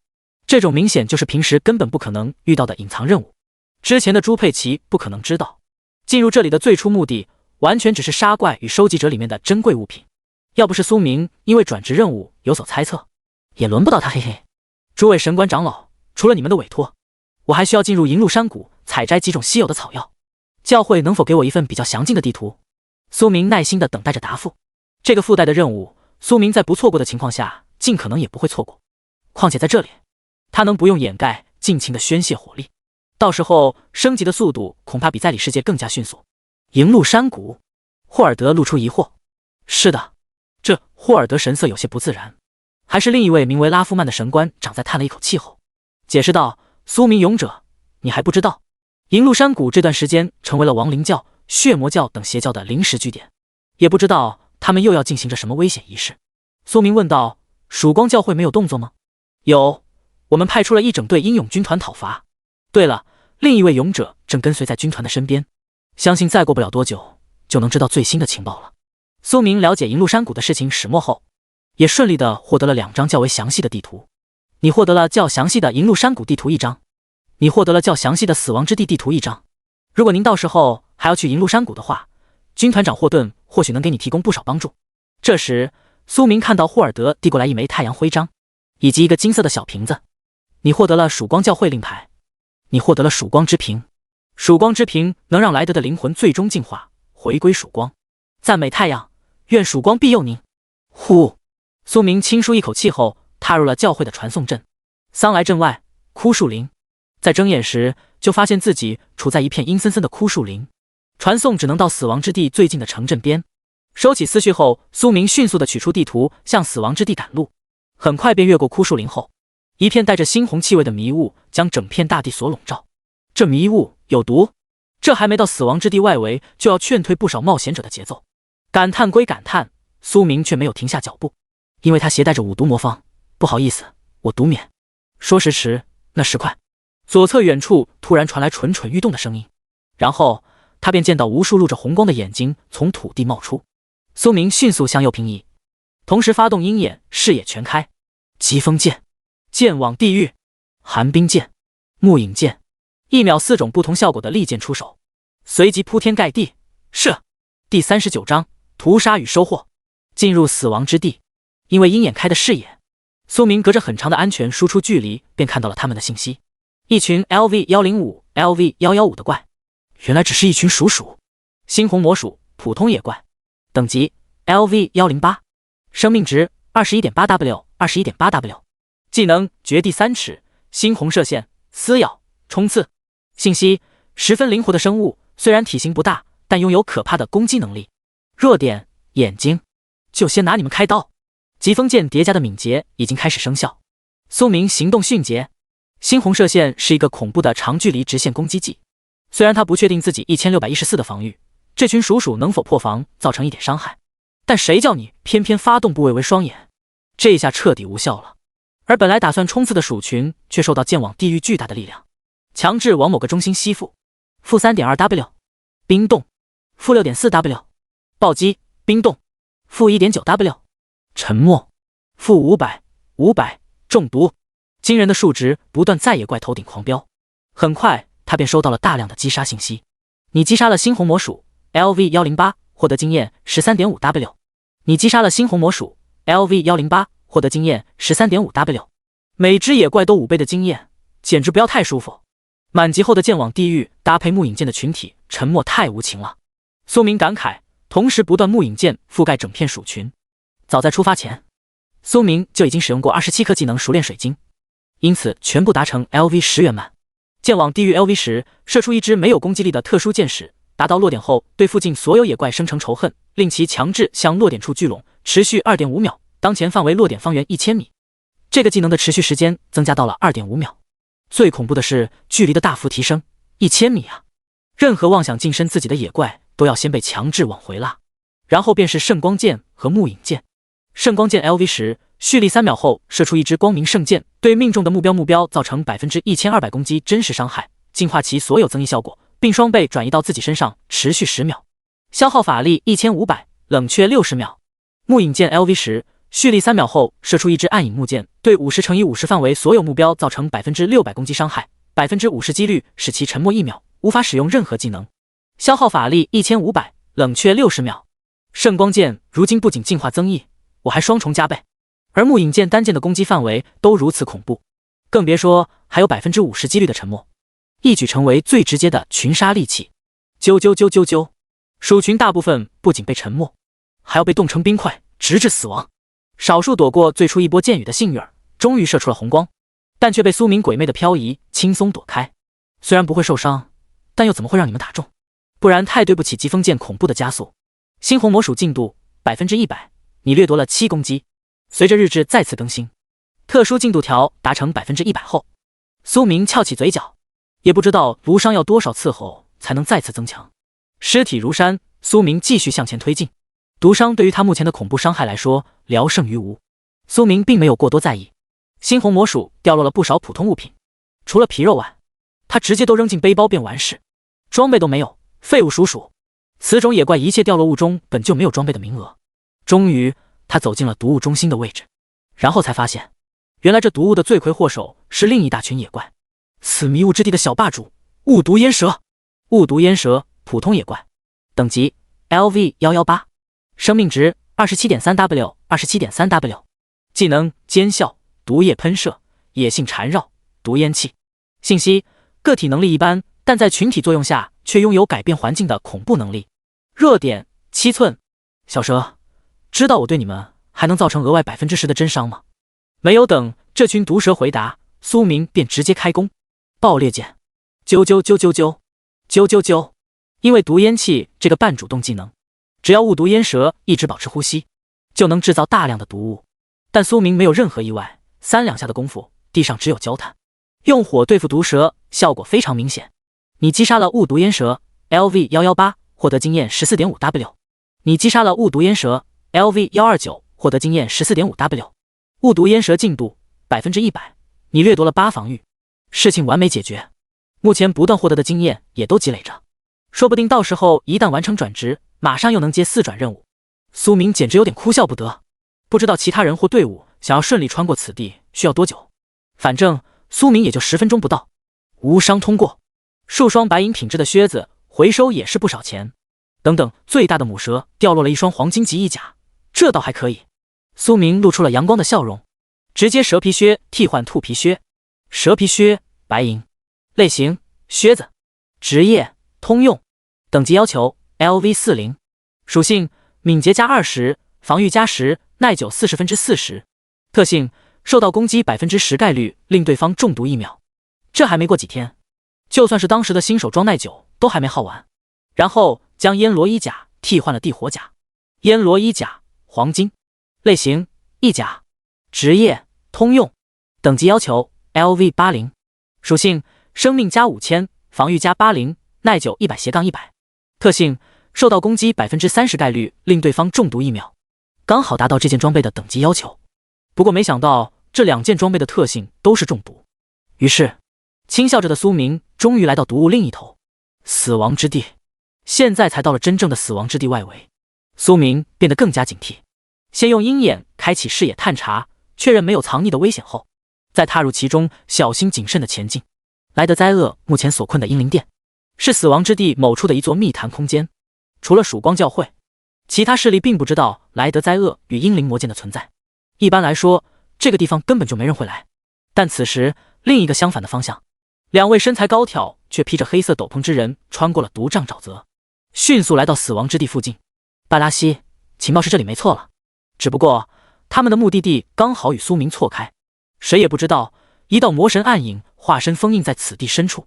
魔神的伟大力量啊，歪瑞顾的。第40章，碧蓝果实，神鸦祭坛的守护 BOSS， 死亡之地，黑鸦断崖。苏明根据地图来到了黑鸦断崖之下。嘎嘎，黑鸦的声音此起彼伏。当他继续走进内部的时候，停下了脚步。峭壁上有什么？潮湿阴路间，隐约可见一处泛着淡蓝的微光，一群黑漆漆的乌鸦正在为争夺微光之中的东西大打出嘴。苏明的眼中已经看到了他们的信息：暗影黑鸦，普通野怪，等级 LV124，生命值 28.1W 28.1W， 技能暗影之目，尖嘴突刺，暴风，群鸦饮食。信息：拥有暗影能力的黑鸦，圣光可以造成不错的效果。弱点：嘴。同时，这群感知敏锐的黑鸦也发现了入侵者，显然他们将苏明当成了外来争夺者。这能忍！嘎嘎嘎嘎嘎，群鸦大叫，开始掀起一阵暴风。面对众鸦的霸道，苏明可不会后退，长弓一线，百剑千剑化雨，疾风剑，疾风剑，风对着风的攻势猛烈汹涌，剑往地狱。苏明勾起嘴角，一剑射向峭壁另一端。那群本想守着微光的黑鸦们，竟不受控制的被牵扯。嘎！啾啾啾啾啾！负 1.9W， 负 3.8W， 暴击！负 3.8W， 暴击！负500，中毒！鲜红的数值飘过，还没有意识到事情严重性的群鸦们翅膀一愣，然后一个接着一个仰天翻白眼，跌入峭壁之下。你击杀了暗影黑鸦 LV128， 获得经验 17.2W。 你击杀了暗影黑鸦 LV129， 获得经验 17.2W。 看着大片暴击的数值，苏明啧啧称奇，自己才3转不到暴击过半，之后不愁不能一举超过 100%。 当然了，以后遇到的更高级 BOSS 本身也会带有不少的抗暴属性，所以数值越高总不会吃亏。苏明手上的动作没有停顿，脚下的动作同样如此。黑鸦们被拉开后，他果断沿着小石阶连跳。这是碧蓝果实。苏明看到了微光之中的一朵花，以及花朵之上结成的果实，心情格外激动。马上就要成熟了。群鸦们为了这一刻不断争斗，没想到最终便宜了自己。微光渐渐散去，此时正是采摘之时。寒冰剑，数发寒冰剑射向越来越多接近的群鸦，天空出现一道道冰块砸落在地。然后苏明没有犹豫，碧蓝果实到手，收进背包，一气呵成。怪不得苏明此时如此激动，因为这东西同样是独属于世界回廊的珍稀之物。帝都关于世界回廊的资料中有记载，任何职业只需要在转职时服用碧蓝果实，都将获得一个永久性 buff。 等他3转达成的那一刻服用，刚刚好。嘎嘎嘎嘎嘎嘎嘎，暗影渐浓，后方的群鸦们显然被彻底激怒。苏明的眼神恢复成冷漠。既然果实到手后，你们一个都别想逃了。木影剑，你来暗影，我也来。你还比不过我，气不气？啾啾啾啾啾！虽然暗影之幕降低了他的视野，但苏明依旧完全可以一顿乱射，因为我全覆盖，往哪跑都是箭。暗影黑压进度100%，你掠夺了2000生命，再额外收获了2000点大额生命值。苏明喜笑颜开，生命值是他目前最需要的属性。群杀带沉默，神剑都要躲，爽啊！直到暗影散去，短短的几分钟，空无一鸟。苏明也没有错过应得的战利品。原来你们这群傻鸟也掉落黑灵之羽。在一群鸟大腿、鸟翅膀中，苏明发现了几只特殊的羽毛，就像之前从交易所交易的那样，一只都价值不菲。运气不错，一共有3只。如今小家伙已经使用了进阶道具，正在契约空间完成进阶呢。等他第一次进阶完成，恐怕形象和实力才会真正的蜕变了。阴灵殿实际隐藏在神鸦祭坛的神秘空间中。苏明喃喃自语。据曙光教会的记载传说，此地曾经栖居着一只远古的暗影神兽，以黑鸦的形象，因此祭坛正是群鸦们永世呼唤神明的象征。传说终归是半真半假，世界回廊里的人谁也没有见到过祭坛获得暗影神兽的回应过，反而被曙光神教利用秘法沟通到了阴灵殿，这叫无心插柳柳成荫。苏明耸耸肩，鹰眼。前进之时，他再次变得警惕，因为在进入阴灵殿前，还得突破神鸦祭坛本身的防线，一只巨鸦 BOSS。这只 BOSS 便是允许组队20人攻略的祭坛守护者，还有额外的掠夺属性，千万不能放过。于是他加快了脚步。嘎嘎！下一秒，巨大的噪声侵入苏明的耳蜗，带着狂躁和愤怒，大鸟将本就昏暗的断崖变得更加暗淡。看来他发现自己的小弟们全部被苏明清光了。苏明果断手举长弓，嘴角翘起危险的弧度，对上了祭坛高空的大鸟。大鸟，给我下来！一剑斩入寒芒，继而铺天盖地，裂风之中结出道道冰霜之花。-3.2W 冰冻，-6.4W 暴击冰冻，-500中毒。面对体型庞大 BOSS 时，单支箭矢的冰冻虽然只覆盖部分部位，但依旧会对对方的行动造成大量阻碍。大鸟的翅膀第一个照面就变得僵硬，处处生冰，很快吃力的缓缓降落几分。看来飞行技能书必须不能放过了。如果自己可以飞行的话，解决这只 BOSS 只会更加简单。但如今，你一个135级的 BOSS 又如何？照样干死。寒冰剑，寒冰剑，给我乖乖下来！暗影鸦王 BOSS， 等级 LV135， 生命值 792.2W 1286.6W， 技能暗影之幕、暗影真语、愤怒厉声、暗影千跃、猛鸟俯冲。天赋暗影反转，在暗影领域中 30% 几率闪躲一切技能。天赋群鸦召唤，进入战斗状态后，每隔一段时间召唤出数只暗影黑鸦，永久存活直到死亡。信息：获得了强大暗影之力的生物，黑鸦的主宰者。弱点：爪子。没有看错，这只 BOSS 的生命值已经超过了 1KW， 即使是20位 LV135 左右的队伍，想要没有死亡的解决掉这只 BOSS， 也需要做好大量准备与伤害计算。但我一人相就当于400位能射到手抽筋的狂暴弓箭手，伤害灌死你。攻击方面，在数个强大的道具和神兽加成下，已然 3K 加，丝毫不用担心无法破防。苏明目前的生命值才 4.5W， 暂时是弱势，以后掠夺上来了，生命提升个100倍，你没意见吧？而现在，他不会给对方丝毫的反制机会。杀！第41章，鸦王欲哭无泪。进入阴灵殿，苏明手上生风，无数寒芒继而汇聚成一点。面对 BOSS 最实用的技能便是寒冰剑。控，看我表演无缝控死你！啾啾啾啾啾！渐渐下落，令鸦王发出痛苦的叫声。随即，他的身边开始暗影笼罩。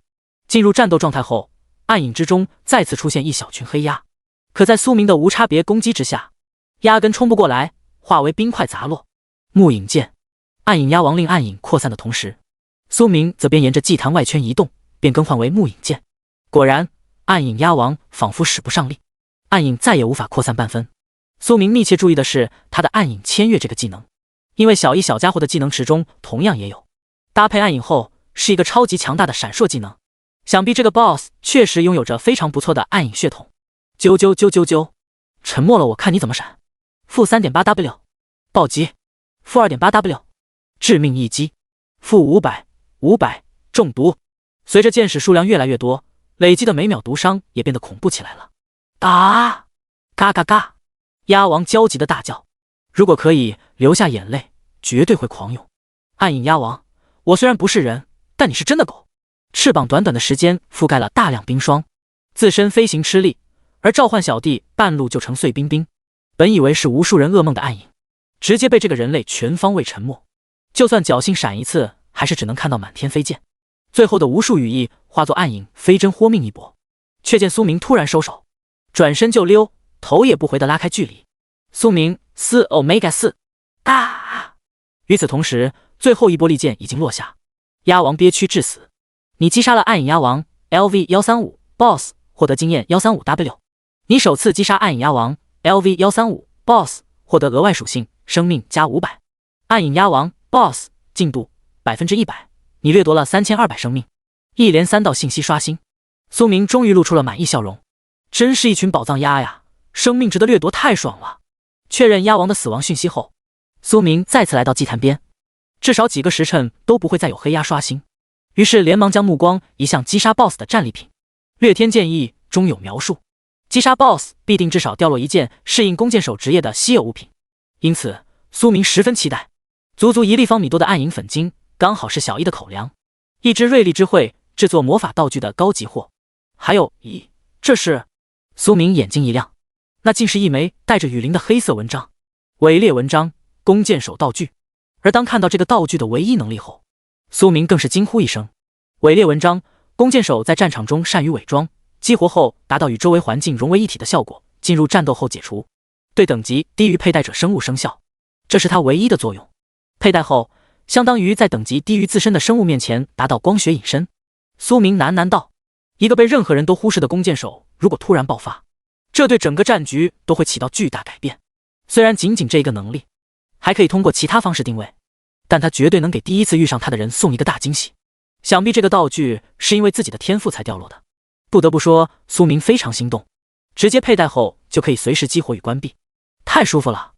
于是苏明迅速地清点完毕所有战利品，顺便看了一眼目前的面板属性：姓名苏明，职业掠天剑神，等级 LV80 LV80 2转，生命48213，法力999 9999，力量434，敏捷406，攻速4.29键 S， 攻击3191，防御1722，暴击52%，抗爆25%，单次键时储量999 9999 999 9999。虽然目前等级暂时卡在 LV80， 但马上就能解决掉莱德灾厄，完成转职。到时候积累的经验真说不定能一举冲到 LV120， 有意思。他实力的强大并没有体现在等级上，而是每次转职后获得的恐怖天赋和强大专属技能。达到9转后一共10个神级天赋，想想就可怕。变态，十足的变态。神鸦祭坛不再有威胁，苏明最终走进祭坛中心的一道石纹刻阵上，然后取出曙光教会令牌。令牌上的纹路与石纹刻阵纹路竟相互呼应起来。几分钟过后，日志更新了一则消息：你激活了一个神秘的空间，满足进入条件，是否进入？据曙光教会所说，英灵殿存在于世界回廊的夹缝，那里是无数各种不同类型、职业天赋卓绝之人突破自我的绝佳圣地。是，苏明选择确认。石纹刻阵竟开始泛发微光，将他笼罩。英灵殿宫，目光所见，一座恢宏的宫殿宛如凭空漂浮在星空之下。不仅如此，大门微开，却不见其内。3个英灵殿大字之后绘画着一把古老的长弓，意味着进入者必须得是弓箭手职业。苏明微眯着眼，没有停顿地走进了大殿之中。曙光教会本想利用这个地方成为强大剑手的磨练之地，可惜却发现核心被腐化的莱德灾厄所占据，化为了一位堪比 LV130 的特殊 BOSS， 使得相继几位强大的剑手由此陨落。因为英灵殿每次只允许单人进入，在直面最终的 BOSS 前还得通过英灵殿本身的考验，累死累活不能停歇。因此最后即使是 LV179 的人，还要和 LV130 的 BOSS 在 1v1 中取得胜利，绝对不是一件容易且随时有生命危险的事情。最明显的就是生命值的差距，人家 1KW， 而你却不过 10W。 作为脆皮弓箭手，一旦被 BOSS 打中，很可能被一波连招下来直接 GG。 苏明反倒轻松不少，这不是才控死一只 LV135 的宝藏鸭。然而下一秒，大殿楼宇开始巨变。苏明发现自己仿佛置身于一个沙漠之地。无畏的弓箭手，你开启了英灵殿的考验，唯有完成最终的所有考验，或死亡方能结束一切。沙漠之影考验1：利用射手的智慧与实力击杀黄沙下蠢蠢欲动的野兽。杀杀杀，杀杀杀！一时间，前方、后方、四面所有的方向都渐渐响起大量黄沙怪翻腾的声音。第42章，真香的永久增益。真男人就选超难模式。苏明当机立断，鹰眼，剑往地狱。视野大开后，苏明接着向着西北方一剑而出。首先激发这2个辅助性质技能，可以令自己迅速地把握整个局势。因此，本该四方都在不断接近自己的沙沙声。此时正大片汇聚在剑往地狱的落点，奔雷剑，奔雷剑。而苏明身边电流涌动，电场开始以他为中心，迅速围成雷电之环。其他弓箭手可能会选择不断移动，形成干扰，但他不用，而是沉着谨慎却又不失嚣张地勾起嘴角。我就在这里，你们能穿过电场，算我输。哔哩哔哩哔哩，越过电场，看向野怪汇聚之地，终于看到了他们破土而出的真面目。黄沙骷髅，特殊野怪，异化，等级 LV125， 生命值 5.2W5.2W， 技能骷髅打击，黄沙飞剑，分手一搏。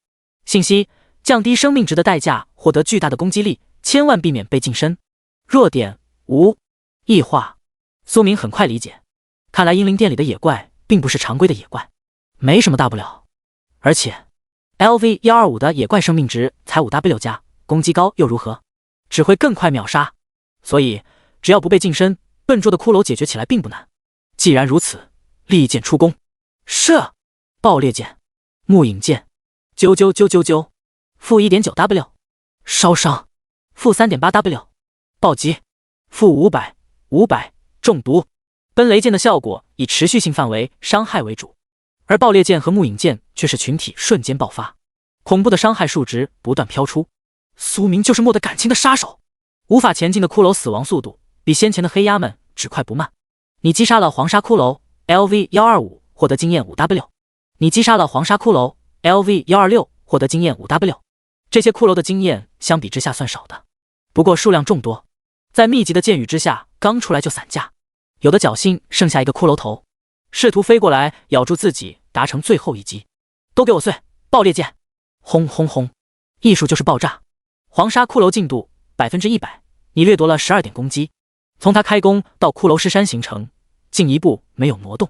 英灵殿的野怪处于 LV120、LV129， 最终 BOSS 来的灾厄则是 LV130， 但实际上没有 LV150以上且因实力真正强大的人，都丝毫讨不到任何便宜。这也是为什么之前那几位神官认为苏明超过 LV150的原因。毕竟在隐秘之眼得隐秘下，他们完全看不透苏明的真实情况。很快，苏明的日志再次更新。无畏的弓箭手，恭喜你通过了沙漠之影的考验，获得英灵殿弓永久增益，力量加20，敏捷加20，攻速加 0.2。 此消息一出，苏明的眼睛顿时星光闪烁。每次通过考验就有可观的加成，难怪曙光教会不愿放弃这里。如果不是来得灾厄的突发情况，秘密占据着这方英灵殿的曙光教会，数年后必定能培养出大量强大的弓箭手传承。不过对苏明来说，攻速的加成依旧令他欣喜。当前攻速 4.49 件 S， 苏明感叹道，很快就要向1秒5射冲刺了。随着第一考验的完成，在他眼前的景象再次变换。这下他仿佛又一次看到了浩瀚无垠的星空，正如来到英灵殿门外那样，只不过正前方却出现了2道金色门扉。同时他也看到了2道门扉上各自代表的不同讯息。挑战神域左，难度正常，挑战奖励一般；挑战神域右，难度极大，挑战奖级丰富，并开启历届挑战者排行榜。只要顺利通关这次的考验，就能达到最后一层来的灾厄所在的地方。之前一批人为了保存实力，全都选择左侧的门扉，可结果依旧是成为来的灾厄的剑下亡魂。我选择右侧。每一位职业者需要很大的运气，才能找到一生只能进入一次的世界回廊英灵殿，要么顺利完成考验，要么死亡。苏明是一个贪心的人，他想要保存秘密，就必须尽可能让自己在短时间变得更强。当然了，作为穿越者，他并不无知鲁莽，清楚自身的实力。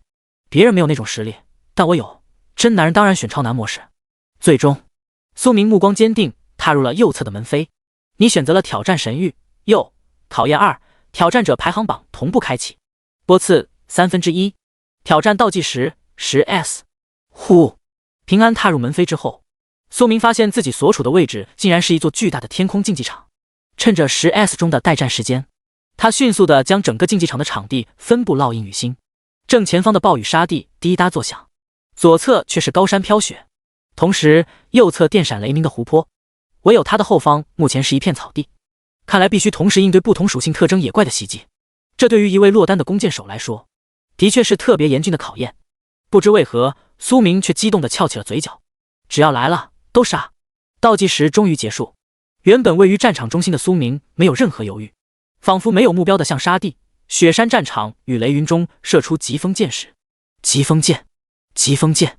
与此同时，敏捷的爆炸带着脚下生风。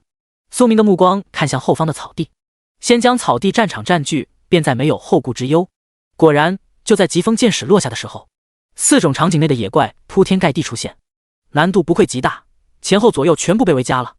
与黄沙骷髅单一笨拙不同，这里的4中怪全都各具特色，效果配合战场强大。草地上的是铁角犀牛，苏明的眼中出现了他们的信息：铁角犀牛，特殊野怪，异化，等级 LV128， 生命值 12.6W， 12.6W， 技能野蛮冲撞、野蛮怒吼、独角冲天、践踏。信息：降低生命值的代价，获得巨大的攻击力，对草地的践踏效果十分恐怖。战场 buff， 在草地战场中受到的直接伤害降低 10%。弱点：局。第43章，无限火力就是这么恐怖，好像是有点差距啊。同样是异化过的特殊野怪，除此之外还额外附带有战场 buff， 看来占据一个战场并将其他3个种群引来的策略布局不错。别挡道，剑往地狱。面对互相冲锋而来的群牛，苏明来了一个急刹车，然后一剑穿过他们的后方。结果他们冲着冲着突然就掉头了，与苏明的方向一致。牛屁股正对着我，那我可不好意思了。木影剑，爆裂剑，负 2.8W， 致命一击，负 5.4W， 暴击，致命一击，烧伤，负500，中毒，完爆这群犀牛。渐渐致命一击，再加上暴击的双倍伤害，苏明宛如一位宰牛手。你击杀了铁角犀牛 LV127， 获得经验 5.1W。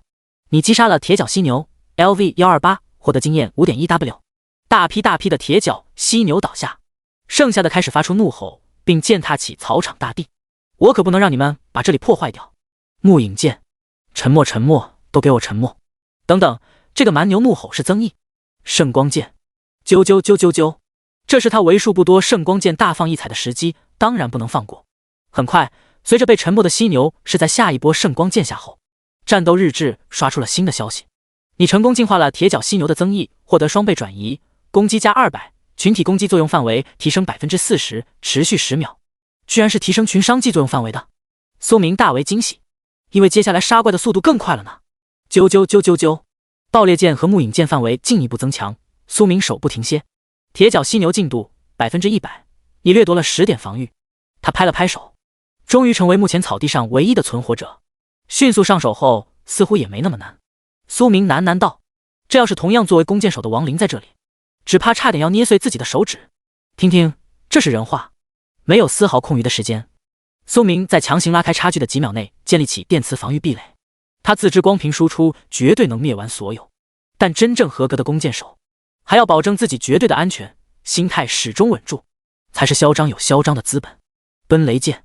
此时其他3个战场中被自己激怒的野怪们也已经进入草地，波次2/3。不仅如此，他再次看到草地上出现成片的犀牛群。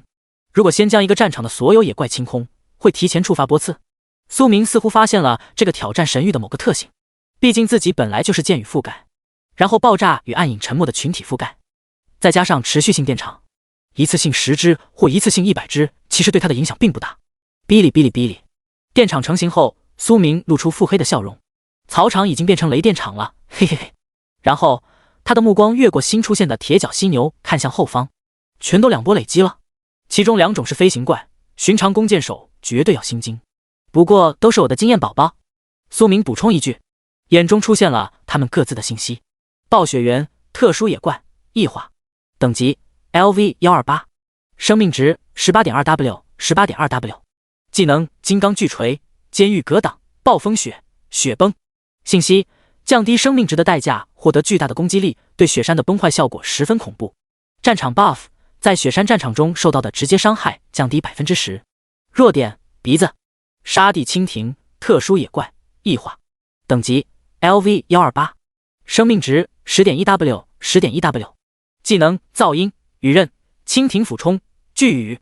信息：降低生命值的代价，获得巨大的攻击力，在雨水环境中能发挥出恐怖效果。战场 buff， 在暴雨战场中受到的直接伤害降低 10%。弱点：翅膀。雷霆战鹰，特殊野怪，异化。等级 LV128， 生命值 12.4W，12.4W。技能神鹰锁定，打雷，雷电回旋，暴风。信息：降低生命值的代价，获得巨大的攻击力，在雷电环境中能发挥出恐怖效果。战场 buff， 在雷电战场中受到的直接伤害降低 10%。弱点：眼睛。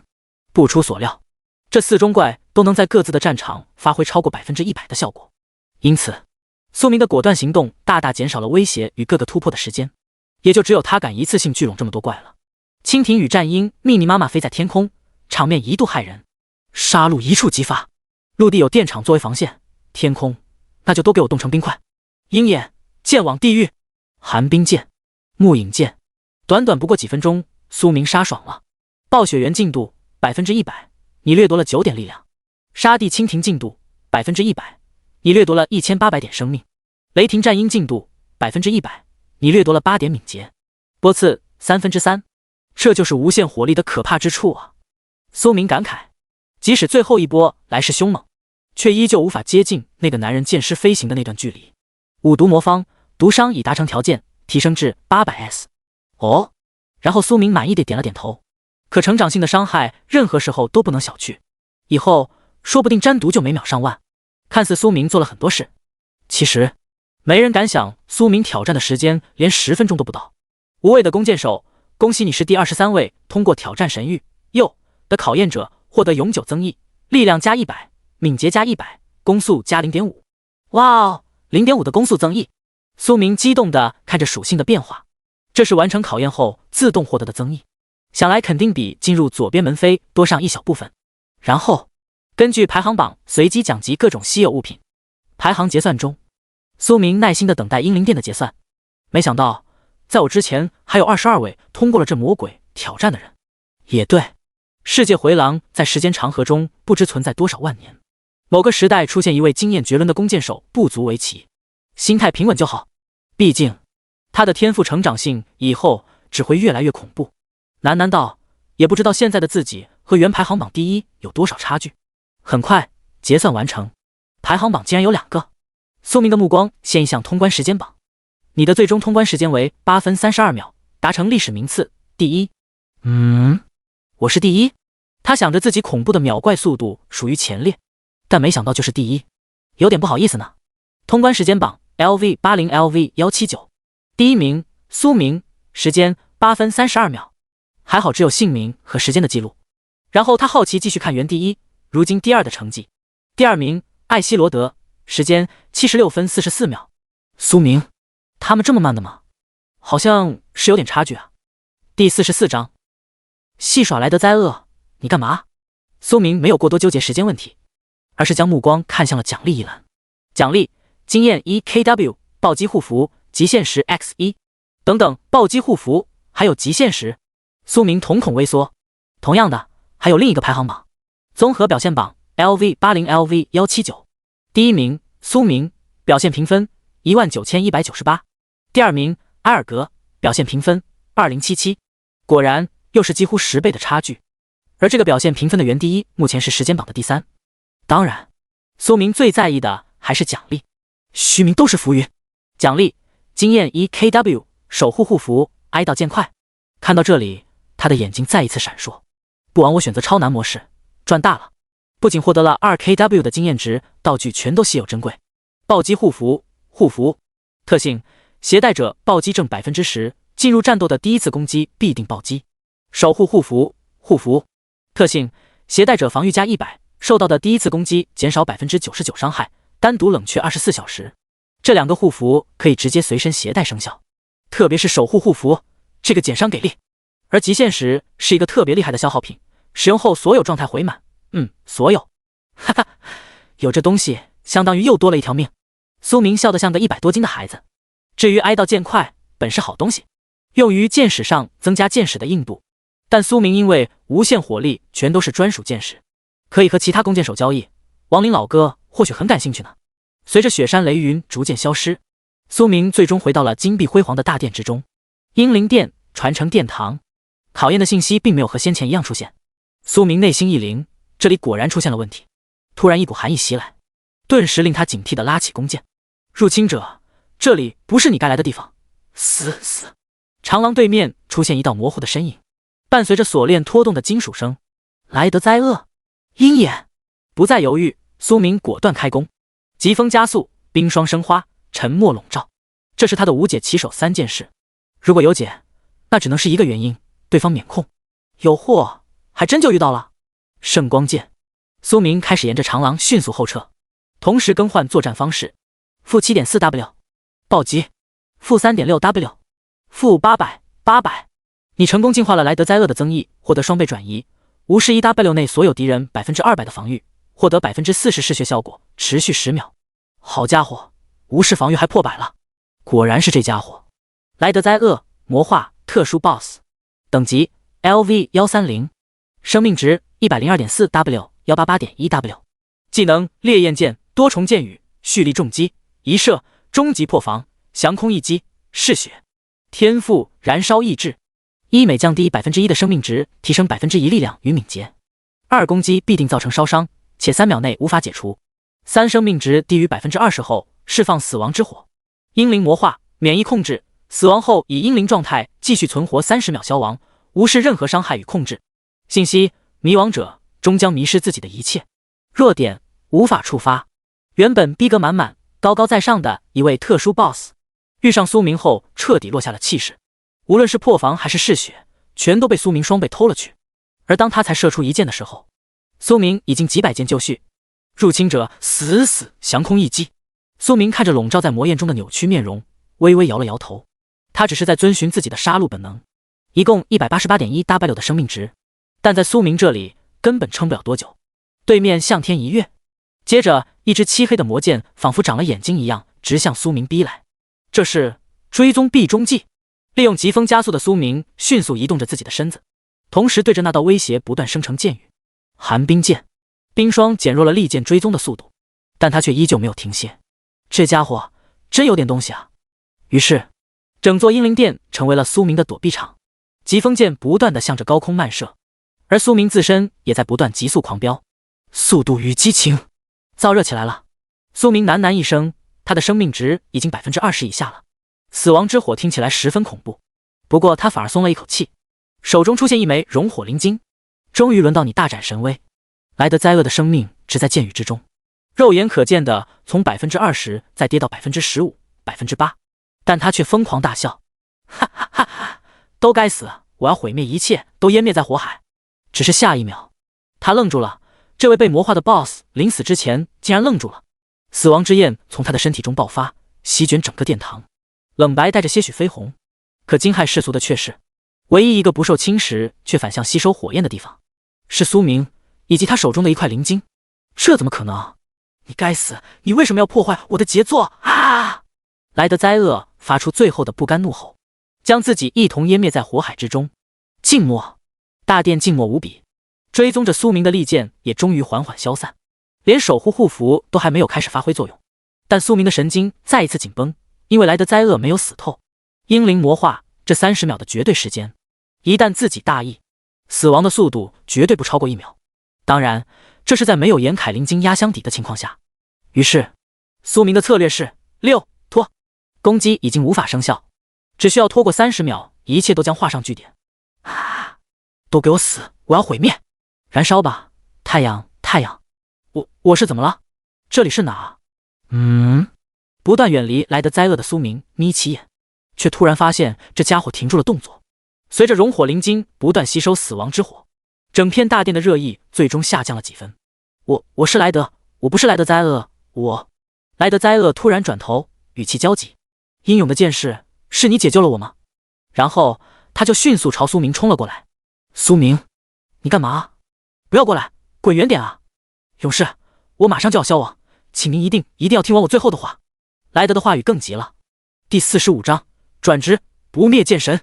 假后的甚至不能破自己的防，苏明却不为所动，不断和英灵魔化的莱德灾厄拉开距离。这到底是怎么回事啊？为什么他好像变得清醒了？会不会是因为自己吸收走了所有死亡之火，从而带走了一部分侵蚀之力？不管你是在恶魔蛊惑，还是真心有话要说，立刻站住，距离我至少1000米。有话直说，愿不愿意听是我的事。苏明高声将对方喝住，他可不会给对方任何偷袭的机会。最后的10秒，将选择权交给对方，你怎么选？勇士，这片死亡之地下镇压着一道魔神化身，不仅如此，还有另外2道分别隐藏在银鹿山谷和寂静岭地底。请您一定要将魔神的化身毁灭，不然当魔神苏醒，最后合3为1，数个世界都将面临灭世之灾。魔神就在死亡之地的地底。苏明保持着对莱德灾厄半怀疑半相信的态度，毕竟他遇到过的存在也有足够离谱之辈，譬如某头宝藏龙。100年前来的正是为了魔神化身而来，却不曾想终究没有抵挡住英灵魔剑的侵蚀。你可以吸收魔化的力量，只要驾驭英灵之剑，一定能破坏魔神的化身。莱德看了一眼苏明手上的熔火灵晶，感谢你令我回归曙光的怀抱，愿曙光庇佑。最后的瞬间，魔化的英灵竟然在虔诚的祈祷。他用自己的行动告诉苏明，他得到了灵魂的净化。星星点点，没有任何意外出现。虔诚的信徒造化弄人，可怜哟。苏明有些动容，不胜唏嘘。没想到这30秒的最危险时间会以如此方式结束。你击杀了莱德灾厄 LV130 BOSS， 获得经验 150W。 你首次击杀莱德灾厄 LV130 BOSS， 获得额外属性攻击加20。你获得了莱德灾厄 LV130 BOSS 的首杀，获得额外属性敏捷加20。莱德灾厄 BOSS 进度 100%， 你掠夺了18力量。随着信息的更新，苏明取出了霍尔德交给他的曙光之瓶，一道微光从瓶中缓缓而出，绽放耀眼。接着他似乎感受到了什么，欢快的舞动，光芒暗淡，最终再次回到瓶中。苏明轻叹，莱德应该大抵肯定是归魂曙光了吧。他无奈的摇摇头，因为这家伙不掉东西的。不掉东西你算个 dirt boss 啊？不对。随着火焰的吸收殆尽，莱德消亡的地方逐渐凝聚出一支充满魔气的紫红大剑，英灵魔剑。不知是因为掠天剑意的能力，还是莱德灾厄本来就唯一掉落这个充满神秘的模具。与此同时，你完成了转职任务英灵之剑，难度10。终于在他不懈的努力下，这个艰难的任务终于完成了。苏明拍了拍手，如释重负地呼出一口气。你转职成为了不灭剑神，生命值加 1W， 法力值加 1W， 力量加100，攻速加 0.5。 不灭剑神，霸气。这还没完，你的等级提升了1级 LV80 LV81， 生命加200，法力加100，力量加1，攻速。你的等级提升了1级 LV81 LV82， 生命加200，法力加100，力量加1，攻速。太逗了，真封顶了。苏明嘴角带着笑意，随着桎梏突破，等级就像是要捅破了天的孙猴，一路上窜，最终在 LV120 的时候才停下脚步，直接从3转跳到可以接下4转任务的状态，也算是没有辱没功神的名头。实力又一次暴涨，不过路还很长。苏明再一次对自己的实力肯定。人之常情，激动是必然的，但也明白才 LV120 远远不够，等什么时候能万箭齐发了，瞬秒9转才有安全感。于是扫了一眼自己数值大增的基础属性，姓名苏明，职业不灭剑神，等级 LV120 LV120 3转，生命67013，法力999 9999，力量530，敏捷640，攻速 5.49 键 S， 攻击3783，防御1888，暴击 52%， 抗爆 25%， 单次剑矢储量999 9999 999 9999。作为一个弓箭手，不得不说，攻速和攻击的恐怖叠加在1秒内造成的伤害多么骇人。脆倒是依旧有点脆。作为弓箭手，基础生命每级才增加200，也就比纯输出类法师职业厚点。但如今苏明不慌了，甚至是彻底心态稳定。一切都是因为他看向了新获得的天赋。有这天赋，严凯灵晶的被动恐怕一次都用不上了呢。脑袋后仰，以后自己还有面对致命伤害的时候。天赋专属不灭剑体，无法探查，永久保留。一、拥有100%生命值的护盾，优先成伤，享受一切回血效果，10秒内未受伤重置。二、护盾存在期间，自身防御判定最终数值 x2， 且护盾和防御无法被忽视。三、护盾被打破时，不可被任何技能选定，持续3秒。拥有这个天赋后，苏明的生存能力宛如从1直接到99，虽然夸张了点，但绝对担得起他兴奋的大吼。只要拖战10秒就刷新一个护盾，第2条命啊！最关键的效果3，意味着护盾被破，获得3秒的无敌状态。锁血。不仅如此，我还要锁满血。除此之外，苏明再次获得2个专属技能，然后将事先准备好的技能熟练水晶取出，接连使用，一举达到 LV10满级，十分完美。技能专属碎岩剑 LV10，蓄力3秒后射出一支碎岩大剑，对命中的目标造成800%攻击伤害，如果命中的是大地，则释放地震。消耗法力1500，冷却60秒。御手剑 LV10，射出一支御手利剑，对20×20范围所有目标造成600%攻击真实伤害，并偷取所有目标10%临时防御，转移到自身的上限为防御100%，持续10秒。消耗法力1200，冷却30秒。苏明惊喜，居然有偷防御的技能。他想着通过御手剑临时偷取100%防御，然后因为不灭剑体护盾存在时双倍数值判定，且无法忽视，所以持续的10秒内，如果别人攻击他，目前便是以1888×4来判定。卧槽，岂不是我自己甚至破不了自己的防？苏明顿时笑妈了。第46章，英灵魔剑，不是英灵神剑。不仅如此，还有碎岩剑的地震，有点不当人。到时候千剑万剑而出，他苏明自己就可以是天灾制造者。再看向第一个无限火力天赋，不知道这次的提升又是多少？苏明充满期待。效果2，每射出一支箭矢，额外分裂出999支相同效果的箭矢，随着转职而提升。他定眼再看，没错，绝对没错，一次性1000支箭啊，真就不做人了。苏明本该狂笑的，但不知道为什么就变成了哭笑不得。上一转都才400箭，这提升的属实可怕，似乎距离一箭开万箭也不远了呢。要知道他如今的攻速为 5.39 射 S， 这1秒内就能射出5000箭是什么概念？更是能分为5种不同效果的各1000箭，那场面想想就刺激。不过就在查看面板的同时，苏明手上的动作也没有停止，从背包中立刻取出一颗饱满的果实碧蓝果实。你满足碧蓝果实的使用条件，即将生成一条永久 buff。 永久 buff 嗜血狂暴，额外生命回复加 20S， 全能吸血症 10%， 每理论吸收 30% 总生命血量后，攻速加 0.5 射 S， 持续3秒。这个 buff， 苏明的内心是激动的，毕竟碧蓝果实获得的 buff 随机性很大，有可能完全没用。但如今苏明获得的显然不是，嗜血狂暴竟然有加攻速的效果，这直接是令他大呼赚爆了，更别说附带吸血效果呢。凭他的伤害，理论吸血的数值不是分分钟爆炸。呼，最终苏明恢复平静，内心再无波澜，稳住，将自己的眼界放得更长远。于是在苏明盯着魔剑思索的时候，一道清脆悦耳的声音在脑海响起，这支剑沾染了好浓郁的暗影气息啊。小易，苏明大喜，你进阶成功了。接着契约空间震动，随之小易的身形出现在了英灵殿中。乌黑的黄羽神秘却不失端庄，小易展开美丽的双翼，皇明大殿宛如暗影的王者，流线华彩的身躯令人心悦激昂。这是黄翼天翔。果然小易的等级也来到了 LV50， 随着进阶一同的还学会了暗影千月和黄翼天翔。他们这一人一皇属实奇怪，哪有进阶成功后宛如水到渠成，立刻就能再次达到进阶状态的道理？苏明想着，如今这威武神圣的小家伙处在少女期，依旧单纯却出现强大的凤凰少女。这是在小家伙还是蛋中的时候，苏明就确定了对方的性别。小易，说正事，你可以吸收他的暗影之力吧。他对着大殿高空展翅翱翔的暗皇招了招手，想到了十分可行的方法。英灵魔剑的魔气并不是自身生成的，可以。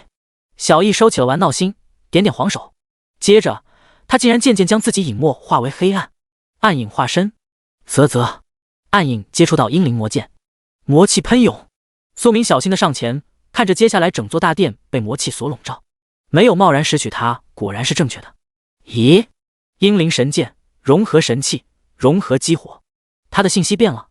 不准确的说，表面信息还是阴灵魔剑，但在隐秘之眼中，却仿佛看透真正的本质。这个能力苏明早就有意识到，虽然没有天赋上的介绍，但自己这双眼睛的确非同寻常，竟然是神器的一部分。这还有什么好说的？收起啊！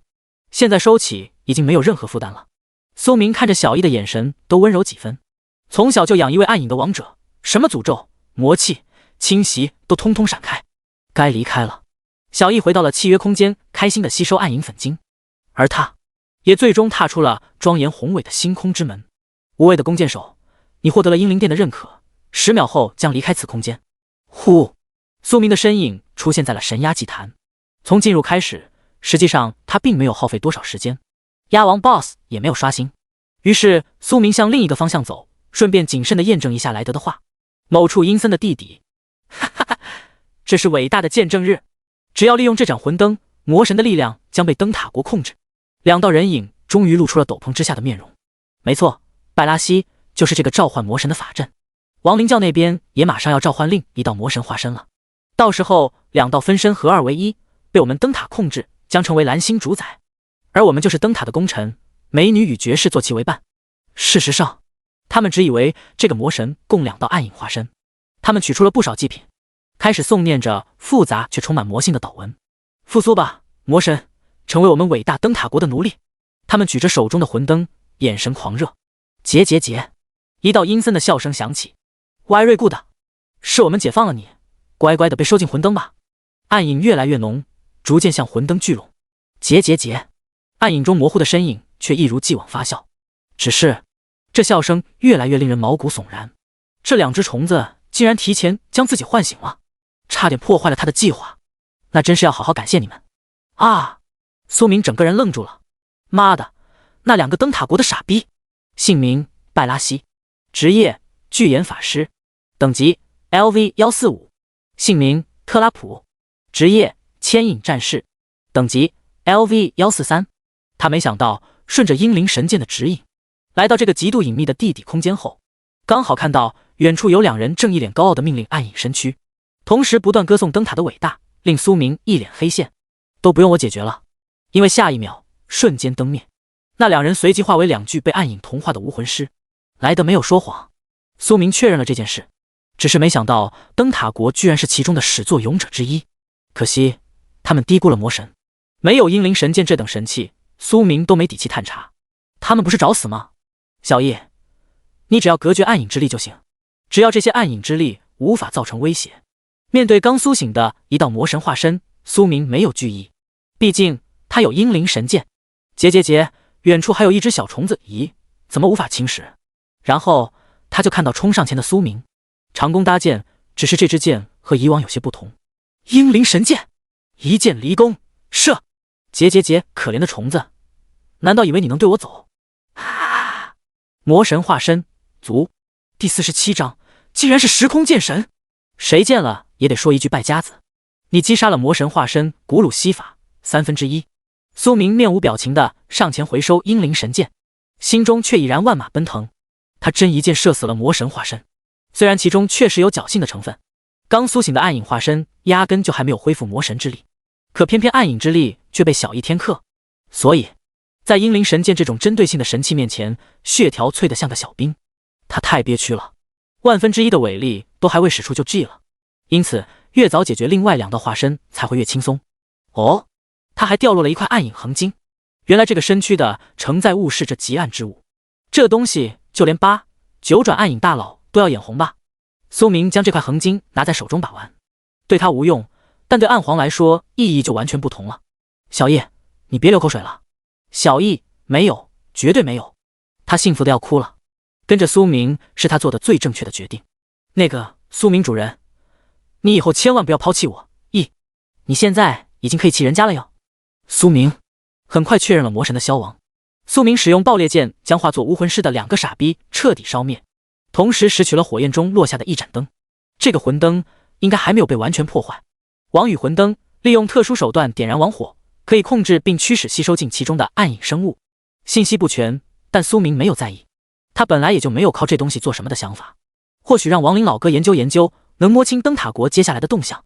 于是，苏明在清理掉一切痕迹后，没有任何停留。没人发现死亡之地的上空有一只隐匿在暗影中的凤凰飞过。牛逼克拉斯！苏明简直像是发现了新天地。最终通过桑塔镇的传送阵，苏明回到了曙光教会。曙光教会，曙光大殿。尊敬的公之勇者苏明，您实在是太优秀了。霍尔德没有丝毫掩饰的夸赞。感谢您解脱了莱德的灵魂，愿曙光庇佑。苏明勇者，那英灵魔剑。苏明面色平静地答道：毁了好，毁了好啊。只是不知道为什么，苏明感觉他的情绪更多是失落。他没有在意，反正归自己了。交接了曙光之瓶，苏明的任务才算正式完成。此时终于露出了笑容。你完成了曙光教会的委托曙光的魂归者。奖励：经验 3KW， 圣魔石弓类武器附魔石，称号曙光之剑，铂金级饰品，自选一。圣魔石弓作用非常大，但目前用不上。于是他看向新获得的称号，曙光之剑，永久称号，受到曙光的庇佑，每次射击 10% 概率解除自身的异常状态，并免疫下次受到的控制。解异常状态，免控，这个称号效果太香了吧！别看只有 10% 概率，苏明现在1秒就5射，很容易触发。与此同时，还有一个铂金级饰品，指环、项链、王冠、面具3选1。我选择面具。这里的王冠只能法系职业佩戴，而面具则是物系职业。佩戴后装备的形象是隐藏的，并不会造成什么改变。它本来就没有面具类饰品，而且面具和王冠是最稀有的一类饰品，就连各交易所都很少见。铂金级目前也不错了，就是等级可能不够。你获得了深海面具，原来是5等级限制的特殊装备，那可太好了。苏明露出笑容后，果断佩戴深海面具，铂金，类型面具，职业物系通用，等级要求无，属性生命加 1W， 防御加100，抗爆正 20%， 耐久360，特性受到的水属性伤害降低 50%， 特性生命值低于 50% 后解除所有异常状态并恢复至 80%， 独立冷却48小时。达到铂金级的装备便会拥有2个特性了。这件饰品装备不说别的，单铂金品质5等级限制这一点，如果苏明售就可以卖出几千万的高价。而第2个特性大幅增加保命能力，价格只会抬得更高。除此之外，苏明的面板防御都已经达到了2008。苏明获得奖励后，随即开口：霍尔德神官长，我需要先进入一趟教会的转职大殿。什么？你已经180级了？天哪，难怪你可以如此轻松地完成任务。老人们全都动容，显然他们都认为苏明即将5转不是4转，一旦完成5转超过 LV180， 就要被世界回廊强制传送回里世界。因此众神官的神色有些复杂，有人喃喃：此等天才勇者，没想到不久就再也无法见面了。苏明淡然的微笑，没有解释这个误会。曙光教会转职大殿，世界回廊本就是神塔截取的某个位面的一部分，因此这里的势力同样拥有转职大殿。苏明脸色平静地进入其中。大水晶，我又来了。这次他没有丝毫犹豫地激活连接装置，检测到你的等级达到 LV120， 满足4转条件。转职职业生成中，你目前可以转职成为的职业有时空剑神等等。时空剑神，苏明震撼，这名头可大了呀！时间和空间的能力，单一种都世间少有。想要涉及这种能力，对于其他普通职业转职路径来说，至少也得8转、9转，大部分还只是微乎其微。结果自己才4转，直接以时空命名，有点东西。以后转职的名头会不会越来越吓人？苏明的思绪万千，身体却很诚实，点下了确认。时空剑神，你选择了时空剑神，生成转职任务，永恒神弦，难度10，难度10而已，洒水了。如今看到这个一如既往的难度，苏明反倒十分轻松。不是难度10才有问题呢，只是这一支神剑，一根神弦，接下来5转的任务该不会就是攻身了吧？而且苏明想到英灵神剑是融合神器，这是要融合成超神器。想到这里，苏明表情更加严肃，绝对不能放手了。别人的专属武器靠制作，自己的专属武器靠神器融合。卧槽，魔神真神剑了，也得说他一句败家子。第48章，进入银鹿山谷。你搞偷袭？你不讲武德？很快，苏明看向了任务内容，看来没错，4转任务地点还是在这里。永恒神弦，难度10。描述：进入世界回廊中，寻找并击杀名为古鲁西法的魔神，得到永恒神弦的线索。时限30天，失败后任务更换重置。只不过，让苏明非常意外的是，这个古鲁西法不就是那个只会节一剑被秒的弱鸡魔神？原来无论是取得英灵之剑，还是莱德临死之前透露的讯息，本就是为了接下来的这个任务所铺垫。这还是连锁任务，所以无论如何，那位魔神也必须化为他的剑下亡魂。谁叫你拿走了我的弓弦呢？另外2个地方是银鹿山谷和寂静岭。苏明随即想到霍尔德曾说过的话，不行，得赶在那群邪教还没放出他前将其灭掉，先去银鹿山谷，顺便还能完成采集任务。于是苏明迅速地走出了转职大殿，只要英灵神剑在手，他便有十足的底气。哦，我尊敬的勇士苏明，请问还有何吩咐？霍尔德与几位神官全都露出笑容。苏明如果真的 LV180，在世界回廊中便是绝对的大战力。最后的时间，如果能帮助曙光教会一把，再好不过。神官长，我打算立刻去银鹿山谷。真的吗？那太好了。几位老人激动。如果你打算帮助英勇军团，或许能从霍顿的手中取得不少奖励。苏明点头，这是一个暗示，霍顿手中有隐藏委托。众人没有再犹豫，苏明又一次的踏入了传送阵中。银光小镇，银鹿山谷外小树林，稳定身形，平静的睁开双眼。随之苏明呼唤出小易，苏明，我会好好保护你的。接着，小家伙化作黑影，藏匿进自己的影子中。这是他魅影神皇的天赋能力，一旦藏匿于暗影，隐秘效果甚至能达到隐秘之眼的恐怖地步。只要有小易存在，魔神暗影化身那诡异的侵蚀之力再也不会威胁到他。先从这里进去吧。打开地图，迅速穿过小树林。银鹿山谷的范围非常辽阔，他所在的位置处于教会英勇军团控制不到的边缘，或许在中途可以遇到教会的人。苏明手中的曙光教会令是身份的证明。苏苏苏苏，前方的动静令苏明迅速警惕。一群森林蜥蜴，找死！苏明还没找经验宝宝，他们就主动冲上前来。森林蜥蜴，普通野怪，等级 LV134，生命值 35.6W，35.6W， 技能横冲直撞，泥巴漫天，断尾，裂地击。信息：栖居在森林中的霸主群体，庞大的数量令无数人止步谷外。弱点：头。疾风剑，御手剑，射！如今正是一剑分千剑的宏伟场面。疾风开路，苏明的速度迅速暴涨，而且苏明还第一次尝试了御手剑效果。负 4.4W， 暴击；负 4.4W， 暴击；负800，你的防御偷取已达到 100%， 临时提升2008，持续10秒。仅只需要一波的御手剑，防御力就临时达到了4016，效果杠低。同时嗜血狂暴的效果触发，攻速再增，十足一个接近1秒6射的抽搐怪。很快，无数消息刷出：你击杀了森林蜥蜴 LV135， 获得经验 28W。你击杀了森林蜥蜴 LV135， 获得经验 28W。森林蜥蜴进度 100%， 你掠夺了2800生命。尸体堆积的速度是骇人的，再次掠夺的生命属性让苏明的嘴角微微上扬。只有满地的肉块和金核出现在眼前。森林金核还不错，果断将此类物品收进背包。苏明向山谷内部行进，再次感受到英灵神剑对他的指引。原来如此，这支剑感应的根本不是魔神，而是永恒神弦。因为魔神身上携带有神弦的气息，竟然在山谷内深不见人的右侧，那里或许藏匿有邪教徒。因此苏明的精神高度集中。鹰眼，趁着视野大开的 3.5 秒内，脚步一刻都没有停歇。果然很快发现前方远处一群披着黑色斗篷的人，虽然人不多，但个个都 LV150 左右。这里该不会是老巢吧？况且此地易守难攻，军团如果不能一次性解决完毕，对方完全能安然脱身。但此时苏明却耸耸肩，杀人似乎比杀怪更简单。弓箭手的猎杀开始了，只要将所有的阻碍射成筛子，便没人会发现，没问题吧？木影剑，曙光教会那群蠢货，哈哈哈哈！他们在左侧的战场被戏耍，完全不知道3位教主的真正目的是唤醒沉睡在地底的大人。魔神大人一旦面世，将是我们亡灵教的天下。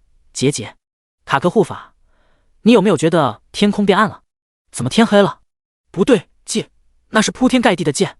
啾啾啾啾啾，啾啾啾，负 4.2W， 暴击，负 2.1W， 负800。你击杀了莫古，你击杀了卡克，是谁竟然搞偷袭？不讲武德！啊呀，呀，那只有一个人。啊呀，该死火焰的主宰，聆听我技能怎么用不了？呀，寒冰剑，负 7.6W， 暴击，冰冻，负 3.8W， 冰冻，负800。你击杀了特丹斯，你击杀了卡布夫曼。10几位原本高高在上的护法们全都在1秒内沉默又冰冻，完全没有反应时间就死不瞑目。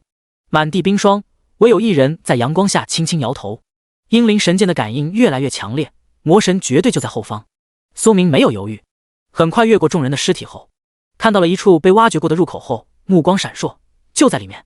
第49章，尼玛，他，一人成军。阴冷潮湿的石壁却隐隐透露着魔气。苏明内心一凛，这个分身或许已经出来了。疾风剑，苏明在维持加速的时间，因为石壁道路的尽头，一位暗影之身悄然转过，还有一旁的3具干枯尸体。结，这只虫子似乎有点不一样。这道古鲁西法的化身苏醒后，并没有立刻出去，而是在尽可能恢复自己魔神的力量。此时，他的暗影侵蚀随之而来，却如数被小异所阻挡。英灵神剑，苏明没有任何犹豫，长剑搭弓，又一次强劲的射出，没有意外将暗影的躯体洞穿。看来他目前的魔神之力还不够。这个古鲁西法化身惊呆了，消散前突然想到了什么。你是不？我一定要将力量传给第3道主神。该死的剑士，主神绝对不会放过你。他明明是魔神啊，却在最虚弱的时候被一只虫子所射杀，简直啪啪打脸。他不甘心，他恨。啊呀！你击杀了魔神化身古鲁西法2/3，就你废话多，还不是一剑秒？看来必须要击杀所有化身才能获得神贤的信息。苏明的表情变得严肃，迅速上前收回英灵神剑和掉落的暗影横金，必须抓紧时间弄完这里的事了。碎岩剑，轰隆轰隆。离开之际，苏明对着土地千剑狂射，此处的大地开始晃动，岩石坍塌，无论是尸体还是那道洞口全部埋葬。安魂银花和结绳草不在这边。苏明快速扫荡一遍后，并没有发现自己的目标物，于是一路向中部，向左。苏明宛如一位推土机，所到之处一怪不留。正赶时间呢，别挡道。木影剑，负 4.6W， 暴击，负 6.9W， 暴击，致命一击，负800。这暴击的触发率简直爱了，如此恐怖的直接伤害，数量更是惊骇。对于任何一位 LV200 以内的输出职业，想都不敢想。结绳草找到了，守护在这片草田的族群，苏明在路上也已经杀过大半。迅猛狼，普通野怪，等级 LV135， 生命值 35.8W， 技能迅捷一击，野性呼唤，撕咬，刨土。信息：个体强大的巨狼，在族群配合上同样十分优秀。弱点：眼睛。血齿虎，普通野怪，等级 LV140， 生命值 36.1W， 技能野性呼唤，裂地击，咆哮波，王者嗜血。信息：森林中真正的霸主，仅靠少量的个体就能造成巨大威胁。弱点：眼睛。这里的血齿虎数量比迅猛狼少很多，但对面的狼群却不敢轻举妄动。射！寒冰剑。苏明可不管3721，静谧的瞬间当即被打破。对他来说，这些全部都是经验宝宝。冰霜生花，一眼数道冰块包裹。负 7.6W， 暴击，冰冻，负 3.8W， 冰冻，负800。你击杀了迅猛狼 LV135， 获得经验 28.1W。 你击杀了迅猛狼 LV136， 获得经验 28.1W。 你击杀了血齿虎 LV140， 获得经验 28.4W。 迅猛狼进度 100%， 你掠夺了13点敏捷。血齿虎进度 100%， 你掠夺了10点力量。不仅如此，通过击杀血齿虎，苏明运气不错的获得了几件相同的黄金级装备。血虎靴，黄金。类型：靴子。职业：通用。等级要求： LV110。属性：敏捷加50，攻击加100，防御加50，耐久140。特性：受到的加速增益效果额外提升 10%， 持续时间提升 10%。看到这个特性，苏明当时眼睛就笑弯了。与疾风剑简直绝配，还要啥蛇皮靴？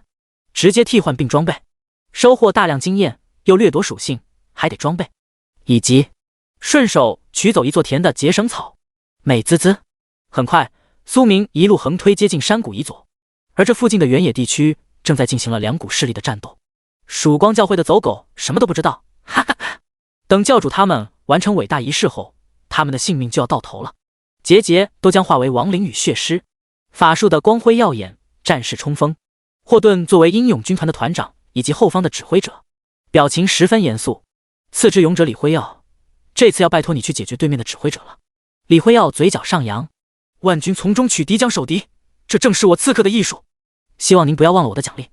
李辉耀内心激动，终于获得了这个特殊任务。随着李辉耀缓缓走出，只剩下霍顿一人，喃喃道：根据父亲的消息，或许还有一位弓之勇者会帮助我们。可一个弓箭手在大军前又能改变什么？对面的邪教中也有一位异界而来的强大弓手，发挥的作用根本比不过刺客。希望这位强大的勇者可以直取对方指挥者的心脏吧。苏明喃喃自语，一路都没见到安魂银草，既然教会来这里几天了，他们应该知道。于是，在鹰眼中、密林外，终于见到了正在菜鸡互啄的双方，也没有互啄，只是苏明习惯了群秒，漫天箭雨，团灭几个小小的邪教有这么难吗？自己不打算在这浪费过多时间了，于是苏明大吼一声：待！我乃曙光教会的弓之勇者，诛灭邪恶是我等义不容辞的责任。邪教恶徒们被我的圣光之剑所洗礼吧。圣光剑，苏明果断出手，正对着邪教一方。啾啾啾啾啾，仅仅1秒的功夫，1K、2K、5K， 无数带着圣洁光芒的利剑划过优美的弧度，破空而来。如此惊骇世俗的一幕，连整座战场中的双方全都短暂愣住。尼玛他一人成军。第50章完美解决。等等，大佬求带，哇嘤嘤嘤！曙光教会阵营这边只差全部虔诚下跪。多么圣洁的剑士，他一定是曙光女神的使者。我的天哪，这圣洁剑雨竟然是他一人所制。弓之勇者万岁，曙光指引着我们，兄弟们冲啊！苏明开始化身战争利剑，一个人短时间内射出的箭矢比整座战场的人数都要多好几倍，并且还全部都是标志十足的圣光剑，多么圣洁，简直是曙光女神亲自选定的救世主。苏明，请叫我正义使者。有人欢喜有人忧。另一边，亡灵、血魔等教邪修徒却彻底炸了。救命，快逃啊，快！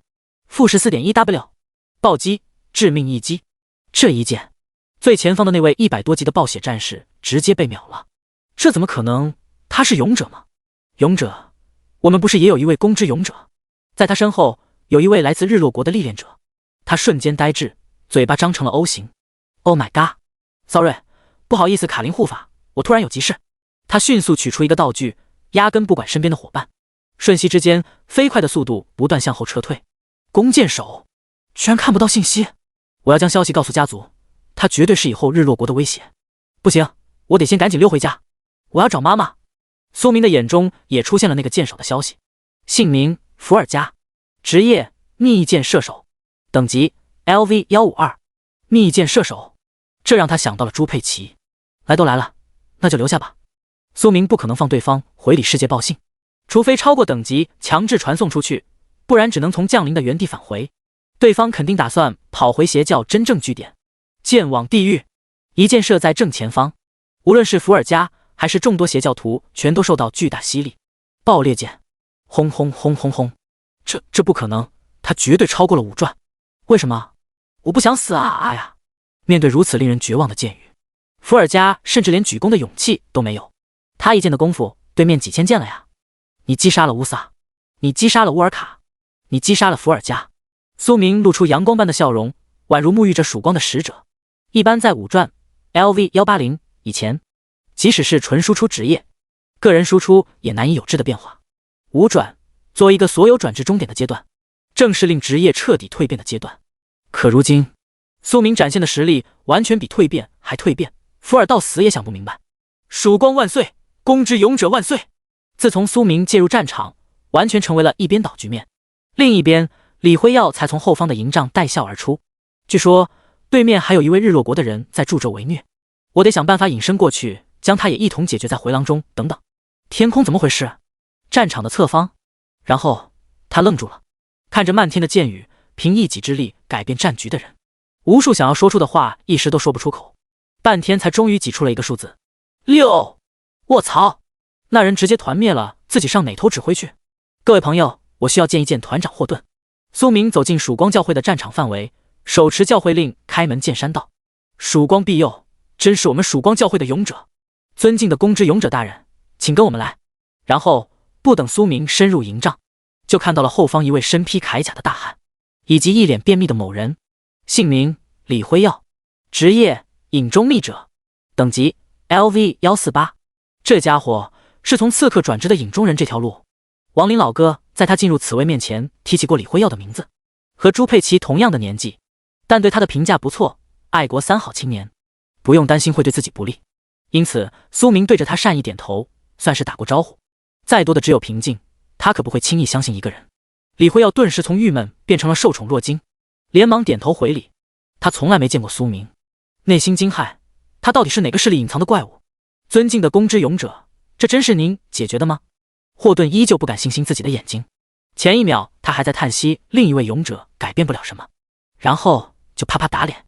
姓名霍顿，职业神圣骑士，等级 LV160。你觉得呢？笑容在李辉耀看来有些惊悚。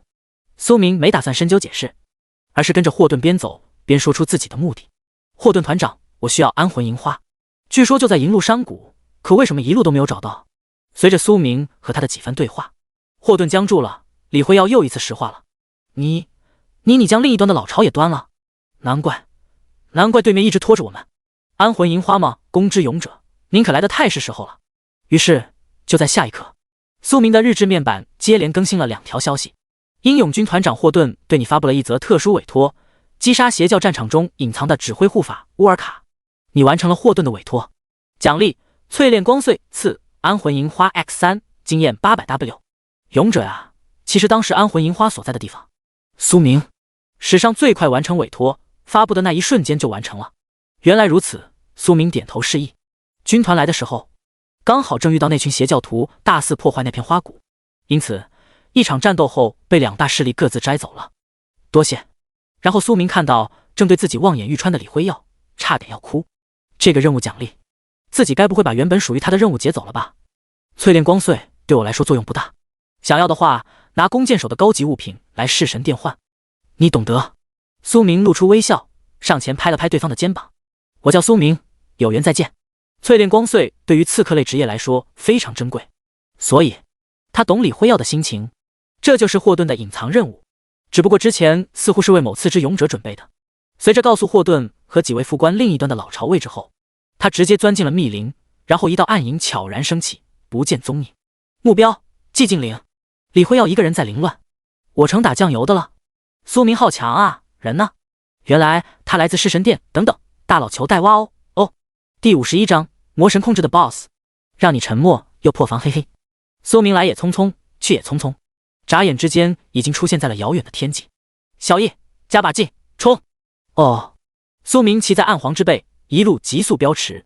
寂静岭对于世界回廊来说都是个偏僻地，附近并没有小镇和人族活动的踪迹。进阶后的小易加上自己的敏捷加成，极快的速度很快就接近了这片阴森的天地之上。穿过一片云雾后，苏明皱起眉头，因为在他的前方出现了一群暴力的黑鹰。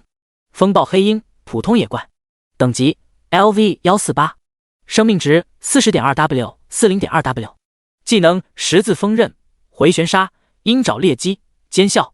信息：风暴中的强大生物，掌握着强大的暴风能力。弱点：眼睛。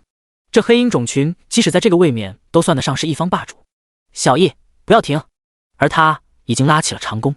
木影剑、寒冰剑，负 4.6W， 暴击，负 3.9W， 冰冻，负800，数千剑瞬间分裂而出，冰冻带沉默。大群还未接近黑鹰翅膀一僵就成片跌落。目前4大神级天赋累积后，苏明瞄起小怪来宛如喝水。你击杀了风暴黑鹰 LV148， 获得经验 29.2W。 你击杀了风暴黑鹰 LV149， 获得经验 29.2W。 风暴黑鹰进度 100%， 你掠夺了12敏捷。敏捷吗？还不错。短短的几十秒内，本在奸笑的一群霸主全都变成了临死之前的惨叫。至于掉落在几处的羽毛，懒得浪费时间了，自己够豪横，这些东西也看不上。就在下方，暗影现出身形，露出暗黄华贵美彩的躯体。熠，小易熟稔地藏进自己的影子。鹰眼，视野一开，苏明谨慎地向内部移动，竟然全部都变成了尸体，被一层暗影所笼罩的寂静岭，宛如它的名称一样。巨熊野怪的尸体随处可见，无一存活，他们绝对还没有死多久，因为野怪在接近下一次刷新的时候，原尸体和掉落物都会缓缓消散。苏明想到了古鲁西法的暗影手段，内心一凛，速度再次加快几分，最终顺着阴灵之剑的指引，他看到了一座山洞。吼！可此时山洞中却突然传出一道巨大的吼声。苏明贴着墙壁接近内部，阴灵神剑和长弓武器随时准备待命。结，该死的虫子，你终于来了！今天我一定要控制你，折磨千百遍。从苏明解决第二道化身的时间间隔不足1个时辰，无奈之下，这位魔神的最后一道化身选择直接使用残存的魔神之力，控制此地最强魔兽替他而战。苏明手中的那支剑能找到他，所以必须将苏明解决，他才有继续躲在这个位面慢慢恢复魔神之力的时间。这算夺舍？疑惑的同时，苏明的表情变得严肃。同时，疾风剑起手后迅速向山洞外拉开距离。-4.6W 暴击-2.3W。苏明第一眼就看到了对方的信息，这是目前为止遇到的最强 BOSS。还有血量可真多。死寂魔熊 BOSS 魔神印记，等级 LV170，生命值5000W。技能死寂天地，碎山震荡，狂魔怒吼，闪烁冲锋，巨熊断掌，魔神身躯。天赋魔化，生命值低于 50% 后魔化，免疫一切控制，受到的所有伤害降低 50%， 攻击范围提升1倍，敏捷降低 20%。天赋大地铠甲，每受到 20% 最大生命值伤害，获得持续10秒的临时护盾，100W 数值，护盾如果被打破则引发一次地震。魔神印记强化，任何攻击将使目标进入侵蚀状态，大幅影响对方的心智，持续越久被魔神同化的概率越大。魔神增益，全属性正 50%， 持续12分钟。信息：被一丝微弱魔神之力彻底侵蚀的魔物，危险而强大。弱点：无法生效，足足有 5000W 的生命值，还无法致命一击。对于任何5转以下的人来说，都是遥不可及的超然 BOSS。都是你，该死的虫子！你害我不得不和这只丑陋的大熊融合。吼！当巨熊踏出山洞的那一刻，竟然口吐人言。这次苏明没有架起阴灵神剑，他只有一次绝杀的机会。既然古鲁西法隐藏在这只被侵蚀的 BOSS 体内，因此必须先将这头大熊灭杀，将其逼出 50% 后才免控。那现在我就不客气了。苏明冷漠自语，剑往地狱出手后，真正的战斗开始。射！疾风剑、圣光剑、御手剑、木影剑、寒冰剑，起手1秒5剑，而且全都是不同效果的剑士。疾风剑加速，圣光剑和御手剑偷增益和属性，然后便是木影剑与寒冰剑的交替循环。你成功净化了死寂魔熊的增益，获得双倍转移，全属性正 100%， 持续10秒。你偷取了死寂魔熊的防御，死寂魔熊防御变为0临时提升2258，持续10秒。啊！噗嗤，苏明差点笑喷了。这都可以？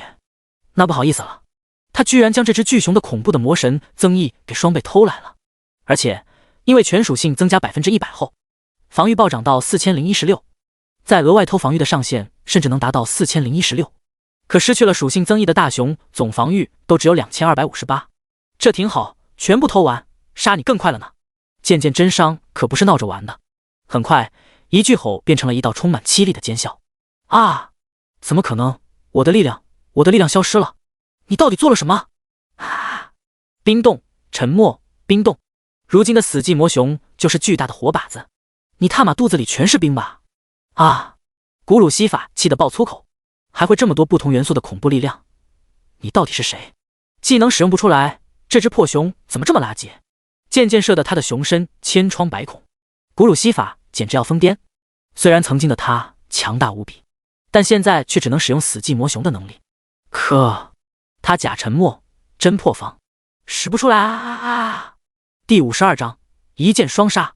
封魔卷轴上的标记提示，此时的死寂魔熊丝毫没有强大 BOSS 的牌面，就像个傻子，愣在洞口。轰隆，大地开始晃动，魔熊的铠甲很快出现，又很快破碎。地震吗？小易，苏明主人我在。凤鸣9天，暗黄展翅。苏明迅速骑在小易的身上，飞入半空，小心拉开距离。边嘱咐，苏明手上的动作却没有丝毫懈怠。面对无法免控的生物，苏明目前拥有绝对的压制。仅不到1分钟，有效伤害就打得魔熊毫无招架，血量骤减。啊！这只垃圾巨熊，我大意了。很快，死寂魔熊的双眼变成了黑色。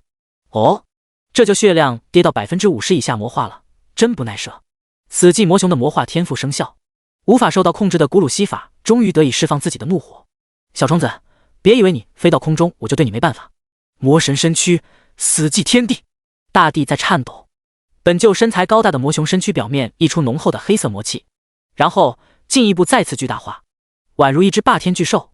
与此同时，苏明身下的小翼动用了暗影的力量，暗影的化身将他护在其中。圣光剑，-2.4W， -4.8W， 暴击！转瞬之间，昏暗的天地射出无数支金光利剑，不断净化魔神赋予这只 BOSS 的增益。该死！吼！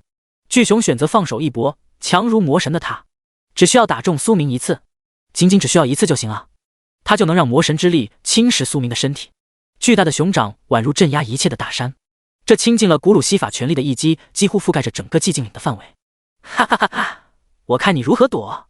本魔神说了，你必死无疑。被射得千疮百孔的熊脸终于露出狡黠的表情。他可以受伤数次，但眼前的一人一鸟却一次不能死。古鲁西法不再掩饰自己的激动。这个虫子，没想到即使抛开那只恐怖的紫红大剑，也差点将巨熊杀死。在绝对的实力面前，你终究要陨落。哈哈哈！哦，是吗？苏明却一声平静。眼铠灵晶，激活！就在超大化的巨熊断掌落下的那一刻，巨掌突然好像被什么挡住了，拍到苏明的头顶，却无论如何也无法落下。复灵，免疫。忽看来我还是不够谨慎。苏明的表情变得更加严肃。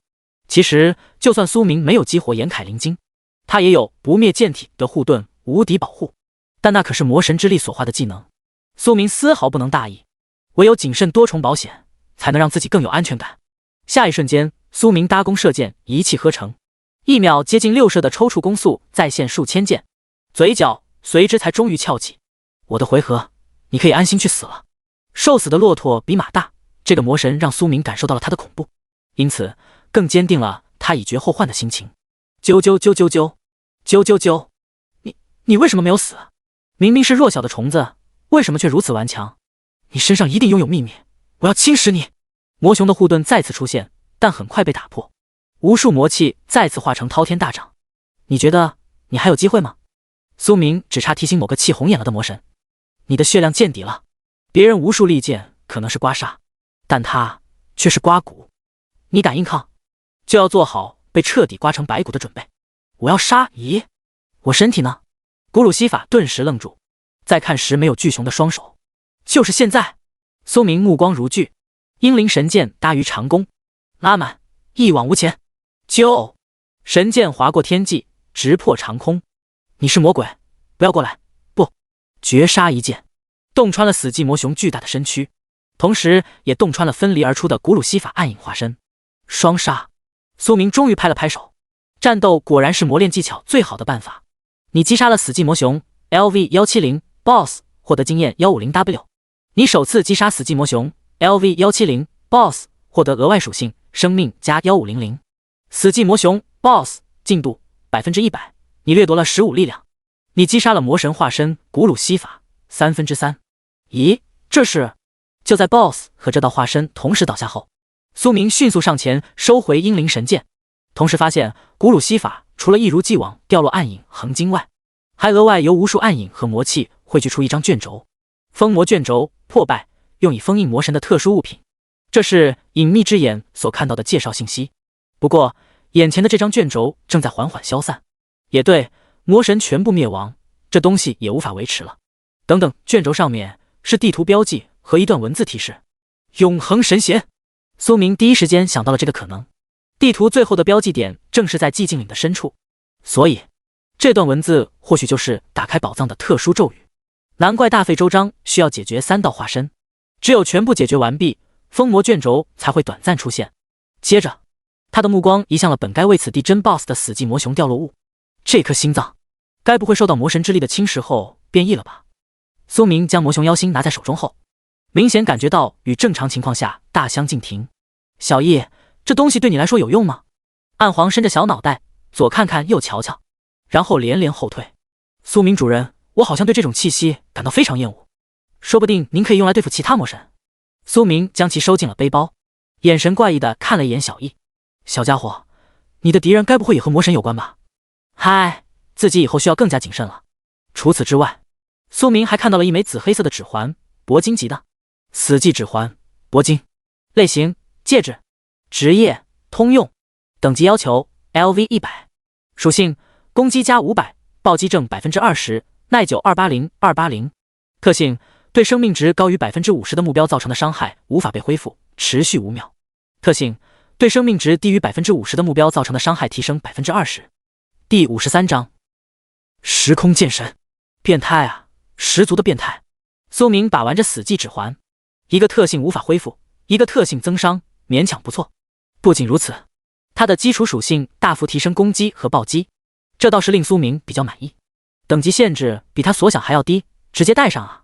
然后将目光看向了最后一样弓箭手的特殊道具，赚大了，竟然是剑锥护符。剑锥护符，弓箭手类专属护符。特性：进入战斗状态后，指定一位等级不高于携带者 LV20的目标，使接下来所有箭矢攻击全部自动追踪此目标，同时间只能指定一个目标。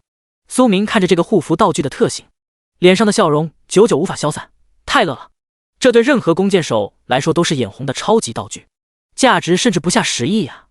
不过苏明可不会拿出来，怕吓坏人家不是。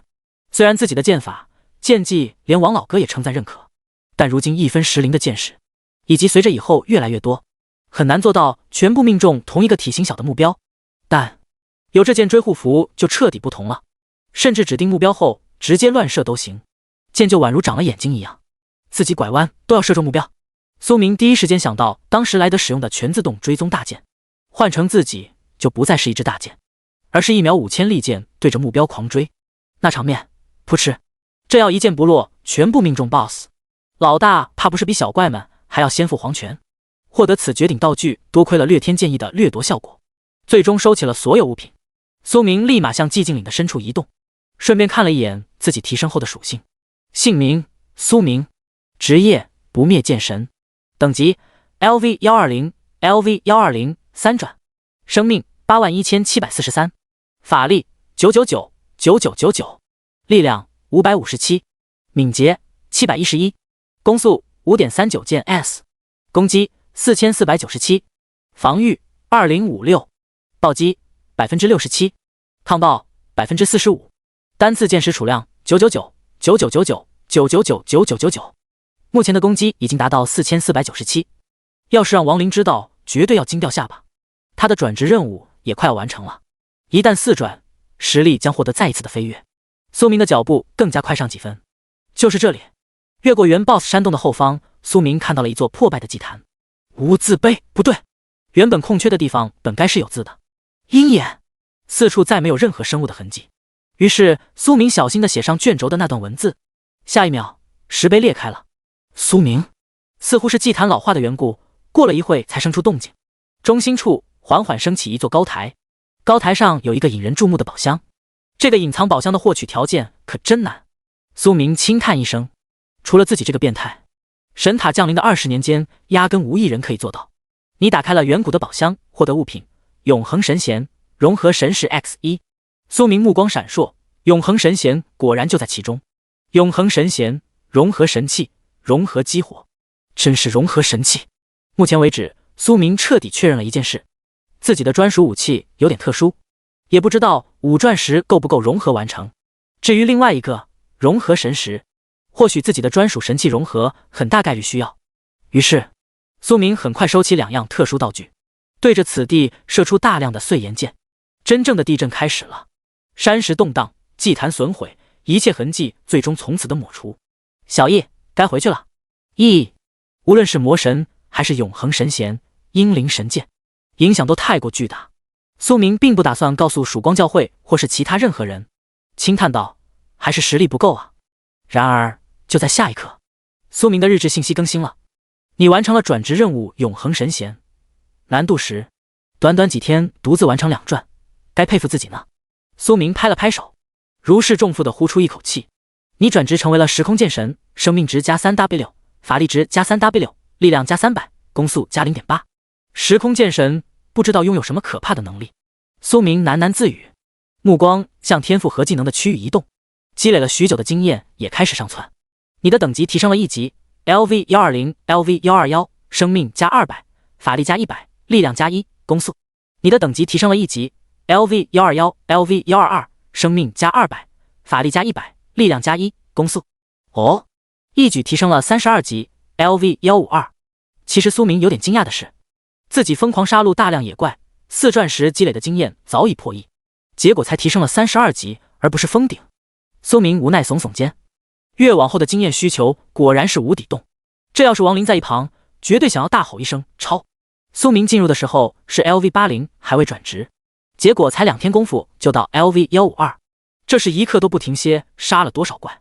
因为他没想到苏明剑矢分裂已经进化到了1000件，也没想到苏明丝毫不用考虑消耗问题，杀怪速度就连他这个接近6转的大佬也望尘莫及。不对，现在更是哑口无言。无限火力效果2，每射出1支箭矢，额外分裂出2999支相同效果的箭矢，随着转职而提升。多少？我眼睛没花。苏明自己都吓了一跳，差点从小易背上翻车。1件变成3000件，他3转的时候才1分10厘，现在直接3倍了。到5转的时候，不会就要破万了吧？苏明觉得很有可能。想想目前已经可以1秒6射，所以在1秒之内可以射出 1.8W 支箭矢。这附上剑追护符的话，秒杀 BOSS 可能连1秒都不需要。变态啊，十足的变态！第54章，恐怖的时空旅行天赋。开始爆肝练级，苏明已经达到了质的飞跃，才4转，连他转职路上的一半都还没走到。暗黄在天空的速度极其恐怖，很快在苏明的命令下停留在一片巨树雨林的上空。他看到了雨林中十分强大的2个群落。爆肝开始，就从这下方开始练级吧，争取早日达到 LV180 的上限后，然后就可以放心的离开世界回廊了。小易欢快低鸣，嘴中含着一把暗影粉晶。原始雨林，这里是一片荒无人烟的原始地界，高耸入云的大树之间随时都发生着野怪的厮杀。最终趁着还未落下的功夫，苏明的目光落在了新获得的时空剑神天赋，身子忍不住再次后仰，竟然拥有回调时空的能力。明明是震惊，苏明的嘴角却止不住笑。天赋专属时空旅行，无法探查，永久保留。1攻击提前1秒命中目标，受到攻击延迟1秒打中自己。2自身 1K 乘 1K 乘 1K 空间内可形成绝对封锁，令一切空间能力失效。3进入战斗状态后可触发，令自身回调至3秒前的时空状态，然后此效果进入60秒单独冷却。卧槽！先看效果1，简直可以玩出花来。1秒的时间差，无论是攻击还是防守，都可以决定最后的生死。或许在刷怪的时候影响不大，只快1点，但在与其他人的生死战斗中，对方杀我先得等1秒，我还能再快你1步，将占据绝对的优势。以后遇到魔神亦或是扎古容纳等存在，他都有绝对不虚的底气。效果2可以封锁空间，强制留人，作用巨大。而最后的效果3，苏明非常激动，似乎保命能力又强了一点点。譬如受伤后强制回调至3秒前未受伤的状态，对于拥有诸多秘密的他来说，保命手段越多，安全感越满。真不错。苏明跳在一棵巨树的枝条上，小易则十分主动地藏进他的影子中。这小家伙真是越来越和自己心意相通了。但就在下一刻，他看到了数群身材健硕却不失敏捷的大型螳螂，正凶厉地向自己袭来。雨林的2大霸主群落之一，十字螳螂。十字螳螂普通野怪，等级 LV172， 生命值 68.8W 68.8W， 技能十字光斩，飞天一击，极限闪烁，螳螂10刃。信息：拥有异常强大力量和敏捷属性的生物，一旦被其接近将危在旦夕。弱点：小腹。等级已经达到了 LV170 加的野怪，在此位面完全属于食物链的天花板级别，也难怪此地方圆数里都无人敢接近，正好让你们试试实力的变化。鹰眼，剑网地狱，爆裂剑。爆裂剑矢一出，瞬间分裂成3000支一模一样的利剑。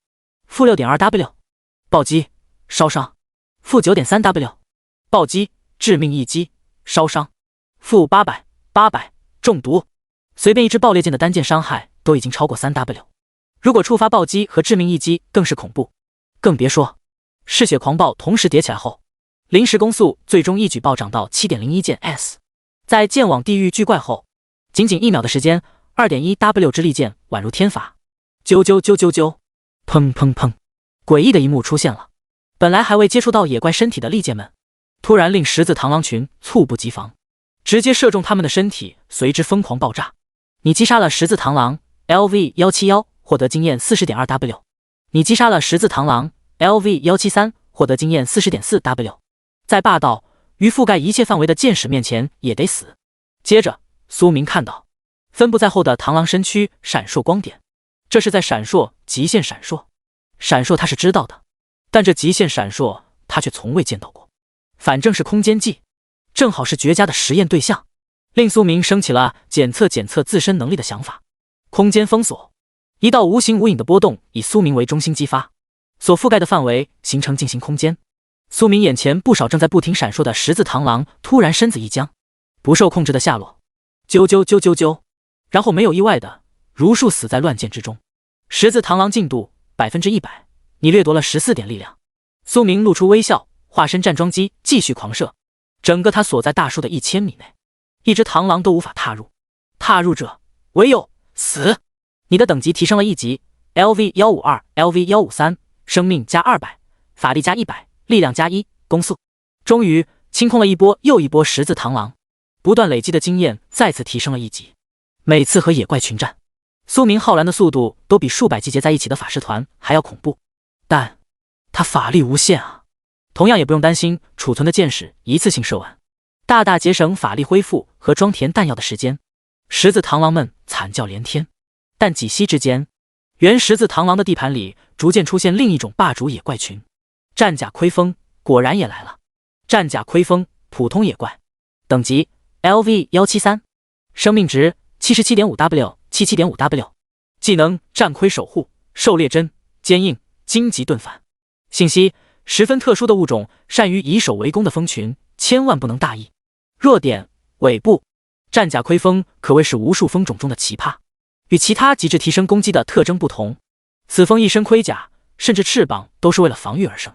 在原始雨林这个超级地图，唯有十字螳螂才能与之形成一攻一守的对峙局面。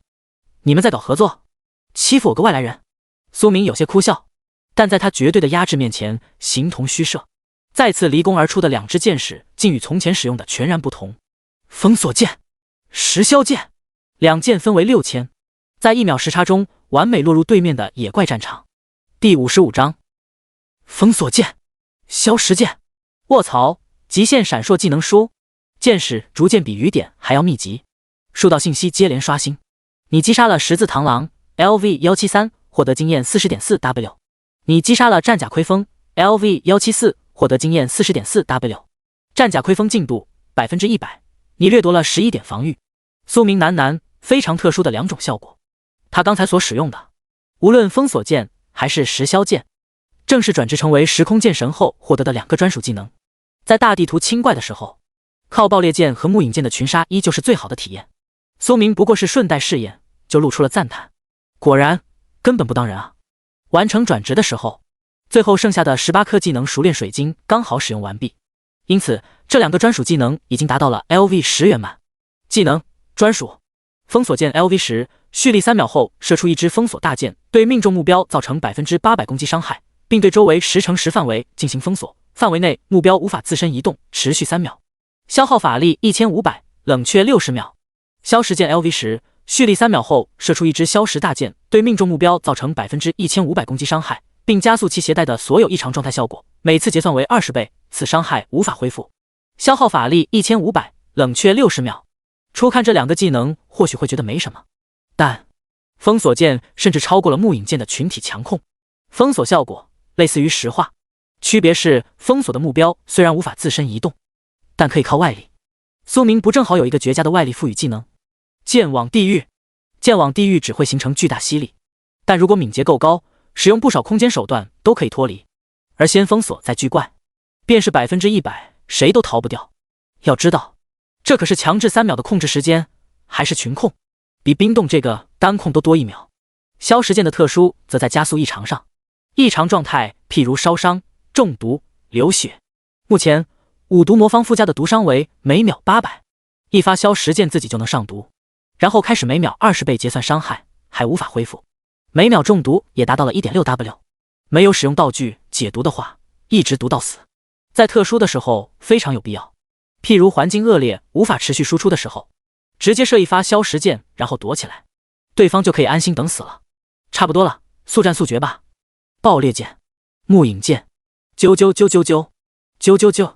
苏明心中大致明白了那2种特殊技能的效果后，也很快分析他们最适用的局势。群杀利剑的交替依旧是此地的交响乐，尖啸与哀嚎谱写成出最美的乐章。你的等级提升了1级 ，LV153、LV154，生命加200，法力加100，力量加1，攻速。你的等级提升了1级 ，LV154、LV155，生命加200，法力加100，力量加1，攻速。十字螳螂和战甲盔风怎么也想不到，作为此位面整个生态食物链顶层的他们，却变成了苏明检验技能的工具怪。不一会儿过后，鹰眼看着满地的昆虫尸体，苏明轻轻拍了拍衣角，开始向前跳跃，一路收取价值不错的战利品。盔风赤盾，苏明的背包已经收进了好几面黄金品质的盾牌。对于护盾师或盾战士类不错的武器，战甲盔风会掉落，这个也在情理之中。啧啧称赞，战甲盔风全身都是宝，打造防具的好材料。然后顺走的动作极其利索，一路没有看到十字螳螂掉落装备，倒是数量庞大的十字钱总价值不错。正当他对螳螂尸体露出鄙夷目光的时候，突然看到某处泛出的微光，这是技能书。普通野怪如果能掉落技能书，证明此种群潜力巨大，即使 BOSS 都需要特殊种才有几率掉落。先前无论是三颅大蛇还是远古蜘蛛，都绝非里世界普通副本的同级 BOSS 可比。喃喃自语的功夫，他已经冲过去将其捧在了手上。极限闪烁非近战职业技能书，等级限制 LV120+，极限闪烁 LV1，精妙的空间移动，使用后闪烁至200米内的任何位置，消耗1000法力，每秒后可再次使用，范围和蓝号为前一次 X2，10秒内使用上限为5次，10秒后进入冷却60秒。卧槽卧槽！苏明看向十字螳螂尸体群的时候变得格外十分亲切。我承认我错怪你们了，不愧是世界回廊中的霸主野怪群。他想着，假以时日，十字螳螂中绝对会晋升出一位 BOSS 级的存在，到那时绝对超过死寂魔熊，成为此位面最强的 BOSS。 极限闪烁，难怪那群螳螂可以连续闪烁。一般闪烁冷却时间30至40秒，但一次性却只能闪烁1次。要苏明选的话，当然选极限闪烁，10秒内可以狂闪5次，而且范围次次加倍，不香多了。而且这对他来说还是一个绝佳的跑路神技。先空间封锁别人，然后自己闪烁跑路，完美。食指上指折折，食指上指，丝毫不比亡灵老哥答应的飞行技能书价值低。几个亿，再次白捡几个亿。宝藏小螳螂，爱了爱了！你满足极限闪烁的学习条件，成功学习此技能极限闪烁 LV1。苏明满意的露出了阳光般的微笑，以后既可以速度暴涨身法飘逸，又可以极限闪烁鬼魅位移，啧啧，跟个鬼一样。作为一个弓箭手，比刺客灵活一点点不过分吧。战利品收拾完毕，苏明没有选择停留等下一次刷新，而是叫出小易。小易，咱们去霍霍隔壁地图的野怪去。霍霍一圈后，正好又能回到这里开启下一波，嘿嘿。第56章爆肝冲刺 LV180。这位勇者简直，我的天哪！目前终于到了 LV156，只要咱们一刻不停，一天一夜就可以爆肝他个 LV180。苏明深知不能只逮着一群羊薅羊毛，而是要雨露均沾。哦，杀！跟着主人杀啊！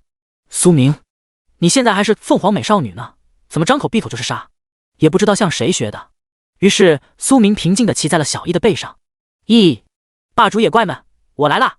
落云川，你击杀了彩云鲲 LV168，获得经验 38.8W。 彩云鲲进度 100%， 你掠夺了1200生命。你击杀了巨齿鲨 LV169。 罗浮碑谷，一人一鸟，一个负责狂飙，一个负责狂射，所到之处一怪不留，甚至只要是遇到过的种群，掠夺进度全都达到100%，没有放过。一天一夜的功夫，整个世界回廊的顶层霸主怪们全部苦不堪言。苏明漂亮的攻略夺了6800生命、37力量、32敏捷、52攻击、23防御，简直不要美滋滋。他还心中确认了一件事，似乎因为自己法力值本就无限封顶的缘故，所以他并不会掠夺法力这一属性。当然的，经验稳步上涨，使得等级开始肉眼可见不断提升。你的等级提升了一级 ，LV156、LV157，生命加200，法力加100，力量加1，攻速。你的等级提升了一级 ，LV157、LV158，生命加200，法力加100，力量加1，攻速。雨林的怪刷新了，再来。数个时辰后，你的等级已经达到 LV180，请完成转职后继续提升。终于180级了。小易，扶我一下，手射的有点小抽筋。LV180 意味着可以接转职任务，该回曙光教会了。怀揣着激动的心情，苏明骑上小易，头也不回。他只需要找到最近有被曙光教会布置传送阵的小镇，就能轻松的回到熟悉的地方。趁着这个功夫，苏明简单清点了一下杀怪的收获，除了各类霸主野怪群的珍贵物品，苏明也获得了几种加起来共上百件的黄金装备。不过苏明目前已经装备的7种部位，除了火箭长弓外，其他的通通处在黄金级以上，属性对比下暂时并不需要更换。能专门掉落弓箭武器的野怪确实少有，但苏明却不在意，反倒越来越觉得自己获得的几个融合神器与自己的武器有关。加上彩云鲲掉落的彩云斗篷，目前8部位装备就全部集齐了。彩云斗篷，黄金，类型头甲，职业物系通用，等级要求 LV150，属性生命加3000，法力加1000，防御加80，抗爆正 15%， 耐久160，特性在彩云的守护下无法被致命一击。武器衣甲、靴子、头甲、手套、戒指、项链、面具，这是弓箭手类职业的基础装备8件套，而不同类型职业也会根据自身情况有所不同。譬如手套和面具，很多职业是护手、王冠等。头甲类装备虽然不像饰品类稀少，但大多相同品质的等级限制却很高。然后苏明瞥了一眼自己暴涨的属性，姓名苏明，职业时空剑神，等级 LV180 LV180 4转，生命143123，法力999，力量1017，敏捷1347，攻速6.99件 S， 攻击5574，防御2587，暴击67%，抗爆60%，单次箭矢储量999，呼！苏明感慨自己的生命值终于突破 14W， 就连抗爆都 60% 了。虽然目前还是个脆皮弓箭手，但各种恐怖又强大的天赋以及道具在手，生命安全可以得到非常不错的保障，不灭剑体的护盾都不一定被破。而且他的输出实在太恐怖，这还是最基础的面板数值高达5574的攻击力，附上剑追护符后 BOSS 是什么？瞬间秒速射出数万箭，不直接扎成刺猬，通通秒杀。希望以后多来点增加生命的道具。苏明喃喃自语。终于，小易回到契约空间，苏明也进入了传送阵。曙光教会英勇神殿。哦，天呐，尊敬的公之勇者苏明，您和教会已经失去联系2天了，您的平安归来令我们欣喜，感谢曙光的庇佑。霍尔与几位老神官得知苏明归来后，第一时间赶到现场。他们显然从霍顿和英勇军团那里得到了消息，超级强者更是他们象征着他们曙光的勇者，理应得到曙光教会最高的重视。不过苏明却问道：次之勇者离开了吗？霍尔点头，是的，他已经完成了自己的使命，就在昨日的这个时候返回了自己的位面。公之勇者，您也要离开了吗？老人们有些不舍。人啊，千万不要对比，因为有了对比就有伤害。不仅是霍尔等所有教会高层，就连李辉耀本人心中一想到苏明的时候就会怀疑人生，他怎么会这么强？从前无论是哪一位各个职业的勇者，都无法做到像苏明一样轻松。本该差不多1个月的艰难历练旅程，硬生生被苏明压缩成不到3天，不对，准确来说只有1天就完成了，其中还有接近2天人家直接玩失踪。苏明确认地点了点头，不过在此之前我要先进一趟转职大殿。苏明想着，5转任务几乎不可能还在这里，但万一呢？况且先将任务领在自己手中，心中的大石头才能安然放下。众神官全都带着笑意尊敬颔首，下一秒却突然僵住。什么？这是怎么回事啊？勇者苏明，您难道不是已经领取转职任务了吗？苏明无奈地耸耸肩。是的，现在再领一次。一众老人傻眼，还能这样的？等等，该不会先前的那一次和这次的并不是同一个转职身份？这位勇者简直……我的天哪！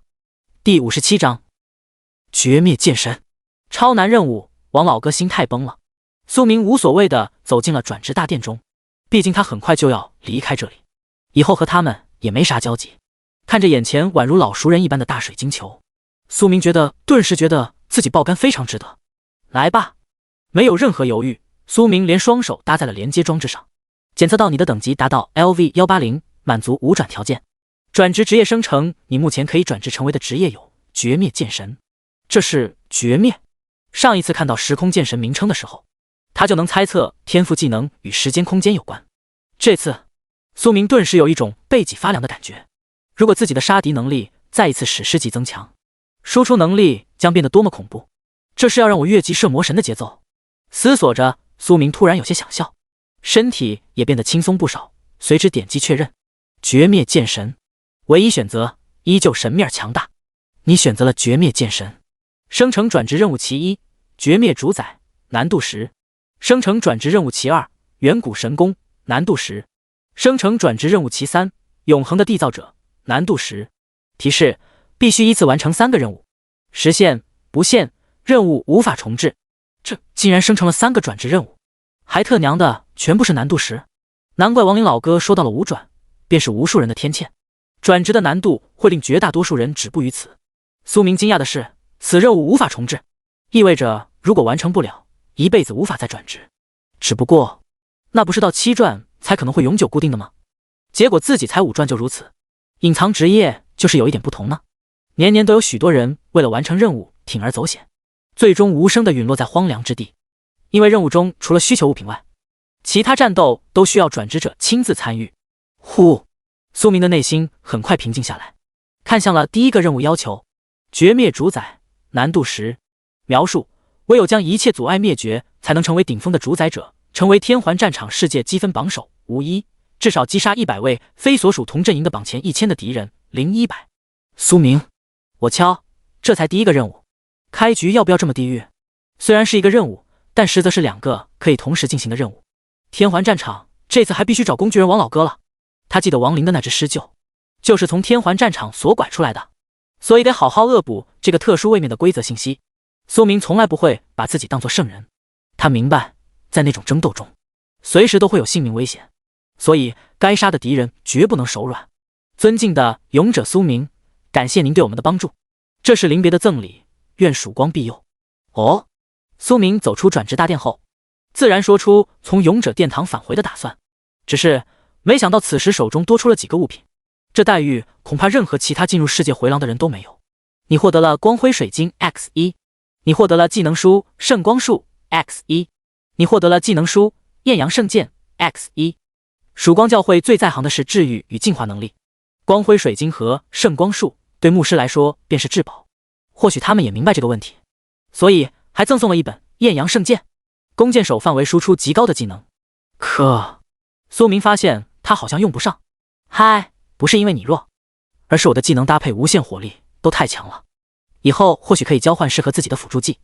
对于自行学习的技能来说，苏明需要的不是输出技能，而是辅助技，譬如鹰眼、极限闪烁。但这3样珍贵物品价值也上亿了，苏明内心是激动的。传送的光芒将他笼罩，短暂的眩晕感过后，再次睁开双眼，苏明出现在了透明的水晶球中。帝都9级城邦，帝都中心信息塔9级区。回来了。苏明露出微笑，他终于回到了龙国的里世界。一旁负责通道的研究员震惊地望了苏明一眼，然后迅速通知亡灵。等待的几分钟内，苏明选择沟通契约空间。哦，杀啊！苏明，你看我厉不厉害？苏明，小家伙正在契约空间中四处闹腾。不过他看向的是另一则信息：拟地契约驯兽满足进阶等级 LV50 进阶2阶要求：暗影玉 X1， 引妖兽血液一生，闭月之夜。目前进阶2阶的要求对他来说不算难，可以直接在交易所搞定物品，然后在乌云遮天的夜晚一举突破。到时他的速度将变得更快，同时渐渐恢复越级战斗的强大实力。但苏明却眼神有些怪异，希望小家伙进阶5阶的时候别像自己这么变态就好。苏明小友，你已经完成了。王林火急火燎走进来，带着一脸震撼，连忙将苏明领走，然后进入隔壁的密室。苏明平静回答：120阶，还是180阶？王林小声问道，内心翻江倒海。在苏明进入世界回廊的几天中，他终于从自己的老父亲那隐隐得知了某个与苏明有关的消息，所以如今他被安排的第一工作便是获得苏明更大的好感，扫清一切阻止苏明提升实力的障碍，必要的时候甚至可以动用整个是神殿最高权力，神器他都可以用。苏明啊，我真是爱死你了。当然这是王林心中所想，如果苏明听到的话，恐怕会惊骇的转头就跑。咱对大叔行不感兴趣啊，是小萝莉不可爱吗？苏明你放心，既然你成为了我们是神殿的人，我们不会探究你的一切，也会对你负责到底。只希望你记住，龙国永远都是你的后盾。这一刻，苏明发现王林老哥的气质变得柔和，仿佛将自己当成垂垂老矣的长辈，正对继承者语重心长的托付。王林老哥，别说的像交代后事一样，我已经180级了。果然啊，从苏明口中得到确认后，王林如释重负，这就是苏明真正的潜力。但转眼一想，妈的，岂不是说这小子再过不久就能骑在他头上，以后变成自己球带了？老大哥顿时有点心态没绷住，欲哭无泪。苏明，王林老哥怎么边笑边哭的？第58章超强技凤翼天翔。进入战场前的试炼地，两人乘着狮鹫离开了信息塔，谈起飞行技能书以及天环战场。还好我机智的将技能书提前带来了。王林目光闪烁，连他都称叹羡慕不已。此飞行技能书目前在整个蓝星可能都是唯一，绝对不会令你失望。凤翼天翔。听到这个名称，苏明虽然脸色平静，但内心却异常躁动，想到了正在契约空间的小易，他拥有黄翼天翔这个超级飞行技，和这个技能会不会有所关系？凤翼天翔通用技能书，等级限制 LV150+，凤翼天翔 LV1 突破桎梏，令背后生出法力凤翼，拥有神凤翼族强大的飞行能力，基础敏捷提升 100%， 在此期间能触发超级暴风，法力消耗为 1000S， 无冷却，消耗法力的速度着实恐怖。苏明接着又看到了超级暴风的介绍。超级暴风，凤翼可以隐藏，显现时通过不断煽动凤翼后，令所在 1K 星号 1K 乘 1K 的空间内生成暴风地带，对进入的目标每秒造成 100% 真实伤害，并减速 60%， 似乎可以进一步融合。一个技能实际上是增加属性和伤害效果的集合。飞行加基础敏捷提升 100%， 这和偷属性的短暂增益不同，但因为是消耗的法力，所以苏明发现自己可以永久开启。无限法力就是这么豪横，以后他想飞就飞，从此将这个效果当被动。基础敏捷正 100%， 可不是闹着玩的。另外超级暴风才是真正的恐怖技能，不，更应该说是领域，范围刚好与封锁空间一致，还能互相叠加。只是最后那一句就有待沉思了。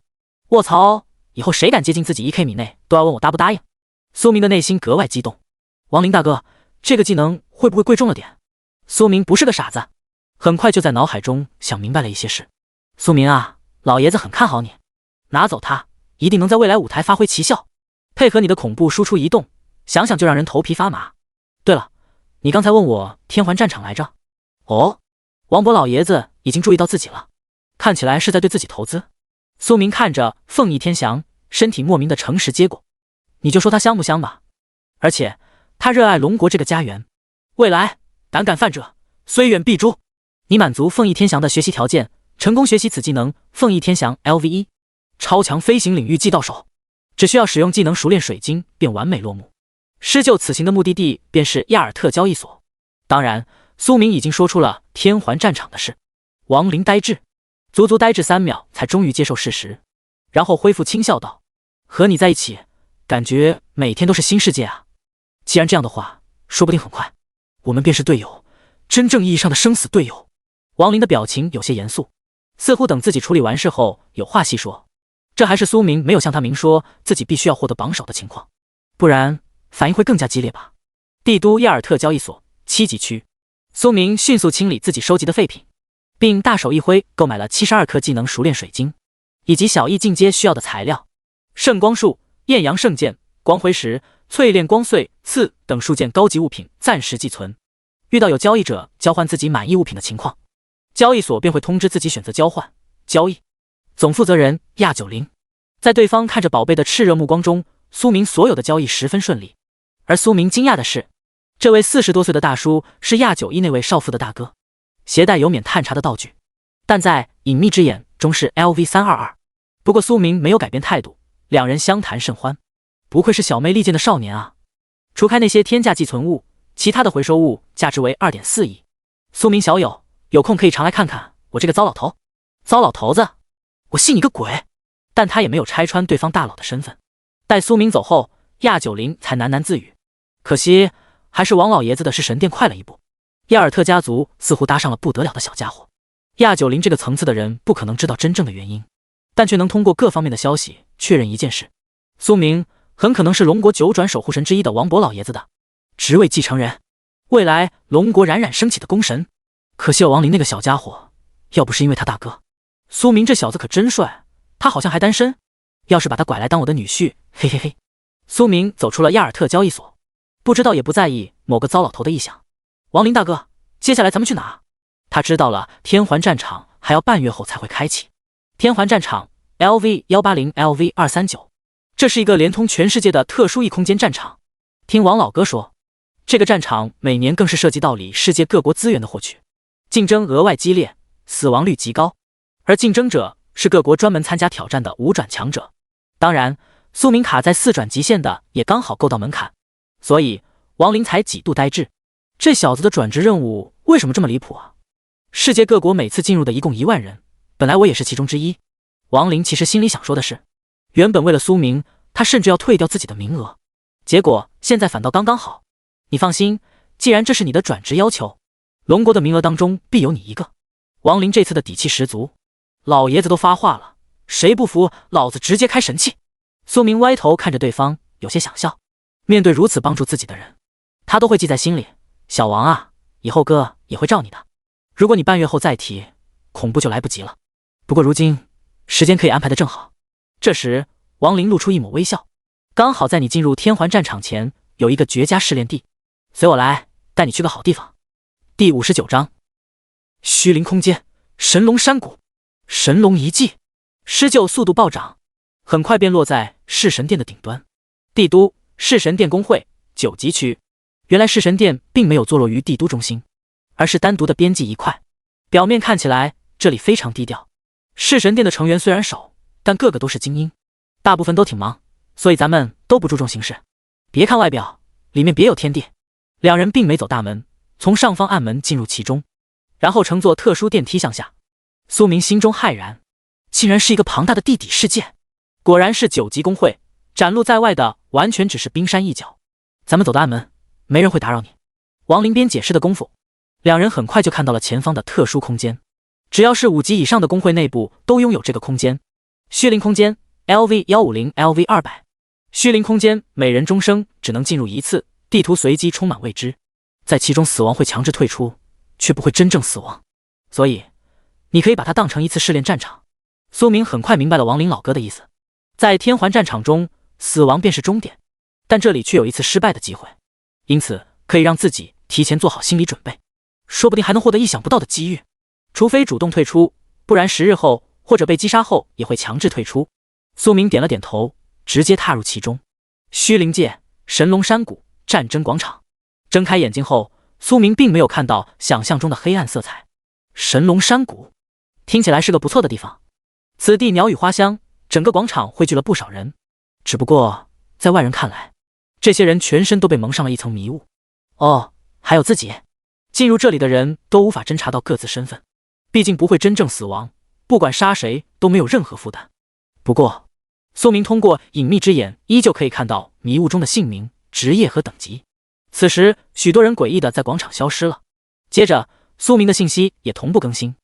你即将被随机传送至神龙山谷谷中，基础挑战一冒号3天内至少击杀20名敌人，否则死亡退出。才刚看着信息的苏明发现自己眼前的场景已经变了，四周高耸的树木映入眼帘，就在他准备唤出小易的时候，看到远处冲过来的一道迷雾，是一个新来的。你的人头我就收下了，哈哈哈。苏明听到了粗犷的笑声，然后拉弓搭箭，一气呵成，寒冰剑，同时试着附加剑锥护符，结果成功了。也对，这里最高的等级也才 LV200，去死吧啊！我才来1天啊！不，对方还未接近，就直接被扎成了冰刺猬。你击杀了一名敌人，1/20。小易，暗黄出现后，苏明果断地骑在他的背上，并不是利用小易来飞行，而是通过小易的暗影化身隐蔽。苏明打算直接在天上开视野。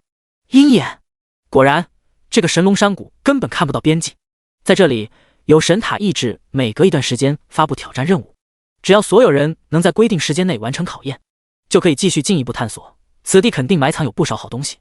那是在目光所见的左下方，他看到了一大群恐龙模样的大型野怪，暴力地龙，普通野怪，等级 LV170，生命值 69.6W，69.6W， 技能暴力，猛龙冲撞，破坏波，地震。信息：一群十分强大的地龙，拥有厚实的皮肤防御。弱点：脚。哦豁，这里的野怪都是外面不曾出现的，既然见到了，他哪里能放过？木影剑，苏明当即在天际开弓，每秒 2.1W 剑的速度瞬间遮蔽艳阳。不仅是这群地龙，还有暴力地龙附近的挑战者们全都疑惑地看向了高空。天上，那是什么？沃特法克，快跑啊！该死，会飞行技能的家伙，真该死！妄想无差别攻击，我要刺杀他！苏明射起箭来，丝毫没有顾虑。漫天箭雨覆盖着下方的整片密林。既然知道这里的规则，他不会手软。你击杀了暴力地龙 LV170，获得经验 39.1W。你击杀了暴力地龙 LV170，获得经验 39.1W。你击杀了一名敌人，2/20。你击杀了一名敌人，3/20。仅仅3秒的功夫，他不仅击杀了一大群暴力地龙，还顺带完成了挑战目标。杀人需要技巧，朴实无华。你完成了基础挑战1，可选择生命或法力属性增加。哦，还能获得属性的生命，你额外获得了1W 点基础生命。可以啊，这里来对了。苏明的眼神逐渐变得兴奋，于是打算在下一次挑战任务出现之前，不放过任何一种野怪。只有一次的机会，当然不能错过掠夺的天赋。暴力地龙进度 100%， 你掠夺了9点防御，完美。除了暴力地龙，附近没有其他野怪。往前飞或许……等等，那是什么？沿着地龙群的尸体看去，天空中的苏明看到在神龙山谷某个不起眼的角落，一块石壁上刻印着某种阵纹，该不会那里埋着特殊的物品？苏明怀揣激动的心接近，终于看到了上面的信息。封印阵纹可以通过外力解除，是否解除？是。苏明保持着警惕后退，但就在下一秒，苏明的日志刷新了一条信息：你触发了隐藏地图，神龙遗迹将获得唯一的遗迹提示。然后接着，整座山谷响起了巨大的机械声音。神龙遗迹已经开启，所有人将在10秒后获得遗迹方位提示。神马情况？随着阵纹触发，这块石壁竟轰然碎开，露出其中一角古老的遗迹砖瓦。比起其他人，自己似乎多出了10秒。以及特殊提示，鹰眼。小易则没入了自己的影子。确认四周没有其他人后，苏明没有犹豫地冲进其中，因为这一刻提示已经出现了。地图指引 JPG， 遗迹内为死亡迷宫，跟随地图指引能够安全达到神龙殿中心。神龙殿中有望获得称号神龙主宰与神龙的半生物。半生物？卧槽，运气逆天！苏明目光闪烁，这让他想到了炸骨龙的2块灵晶，那可是传说级的物品，绝对不能放过啊！第60章，进入神龙遗迹。苏明疯狂的射杀。苏明跟着额外获得的地图指引不断前进，没想到这里还拥有一个隐藏的空间，这让他想到了阴灵殿。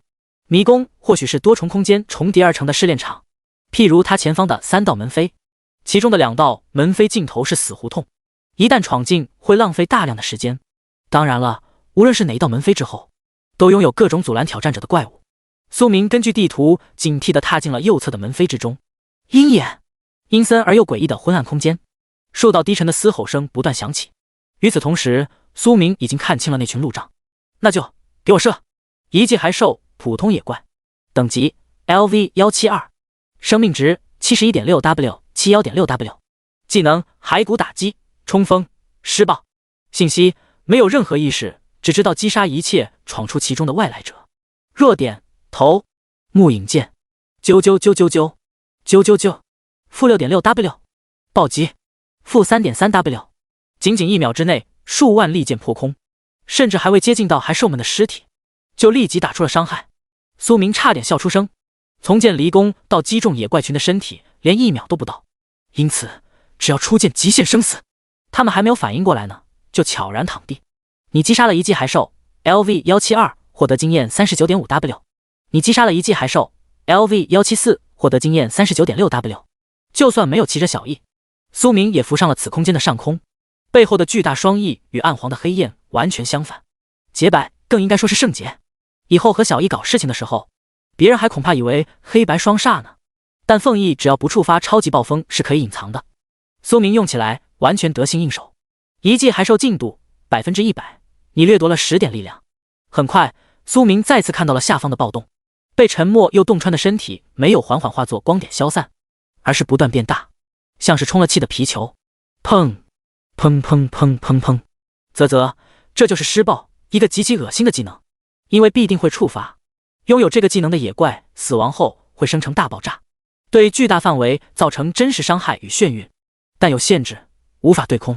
所以苏明早就提前做好了应对措施，完美解决。此时的一记地面骸骨横飞，无一完整。爆裂剑，轰轰轰轰轰。第二波、第三波利剑之下，最终将一切焚烧，焕然一新。还真是新概念的焕然一新呢。随之苏明落在了地上，看到小堆小堆的掉落物，死亡粉晶这种粉晶小翼好像也能吸收，于是迅速收进背包后，向着新开启的2道门飞望去。门可真多，苏明感叹一句，真正的路线只有一条，好在自己地图在手。于是苏明隐去了背后的双翼，迅速走进左侧门飞。圣洁双翼即使不用巨线也可以飞行，苏明先前不过是顺带尝试一下超级暴风罢了。结果不愧是神技，因为自己已经购买了技能熟练水晶，凤翼天翔和极限闪烁都达到了 LV10元满，前者显著提升了暴风的伤害和减速，令所在 1K 乘 1K 乘 1K 的空间内生成暴风地带，对进入的目标每秒造成 500% 真实伤害，并减速 80%。 这可是真实伤害，只要法力管够，自己身边的空间将可以变得极度恐怖。而他苏明什么不多，就是法力多，尽管来。而后者提升在苏明看来更大了。极限闪烁 LV10， 精妙的空间移动，使用后闪烁至300米内的任何位置，消耗1000法力，每秒后可再次使用，范围和蓝耗为前一次 X2， 10秒内使用上限为7次，10秒后进入冷却60秒，初始距离变成了300米，而10秒内的使用上限从5次提升到了7次，那么极限距离就提升到了19200米，2万米啊，太实在了。于是就在苏明踏入下一道门飞后，才刚刚过去10S， 整片神龙山谷来自各国的挑战者同步收到了阵纹所在石壁的位置信息。神龙遗迹，哈哈，宝藏都是我的了！我可是金甲战士，不想死的都听我的命令。去你妈的，我的东西谁也别想抢！我的腰子，谁搞偷袭，我不想强制退出啊！遗迹的入口汇集了大量的挑战者，但谁都不让谁。甚至几处暗中的迷雾偷偷叨走了一大批正在争吵的家伙。苏明可不管别人的看法，也没工夫和他们过家家。此时他已经飞到了半空，小翼生成的大量的暗影之力守护在身边，右手生风，剑往地狱过后，寒冰剑与封锁剑接连成雨。啾啾啾啾啾，负 11.2W， 暴击冰冻，负 8.4W， 致命一击冰冻。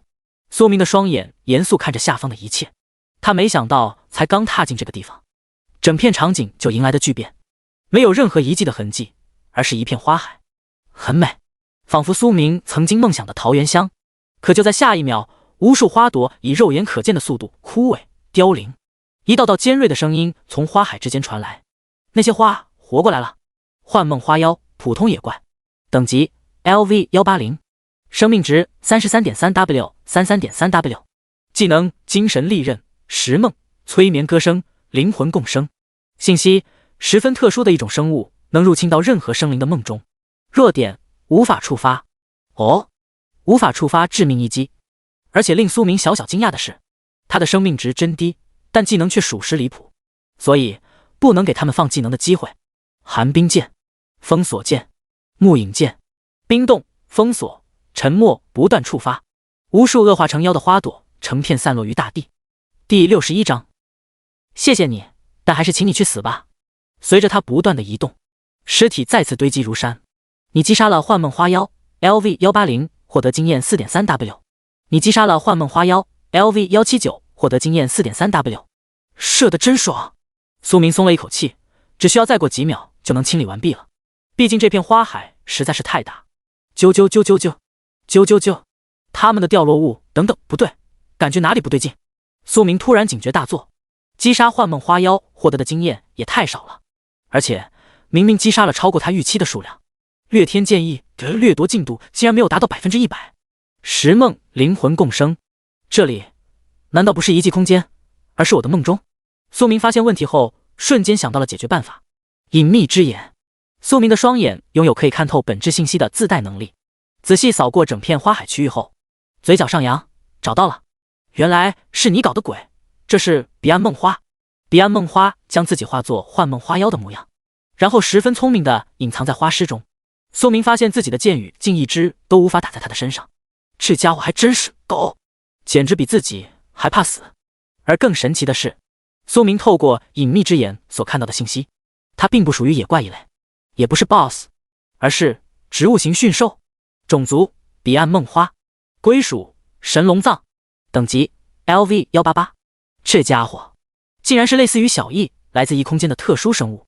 剑锥护符，既然覆盖一切的剑雨无法打中，那就利用护符直接锁定。成功了！苏明手上的动作没有丝毫停顿，不管它到底是什么，随即拉弓，势必要一击必杀。然而就在这瞬间，苏明听见了一道惊恐的声音：“等等，您通过了神龙大人的考验，放过我！”呜呜！苏明微弱的沉睡歌声渐行渐远，遍地尸体的花海仿佛重新经历了一遍轮回。苏明宛如看着一部正在回放的电影，没有的花妖的尸体。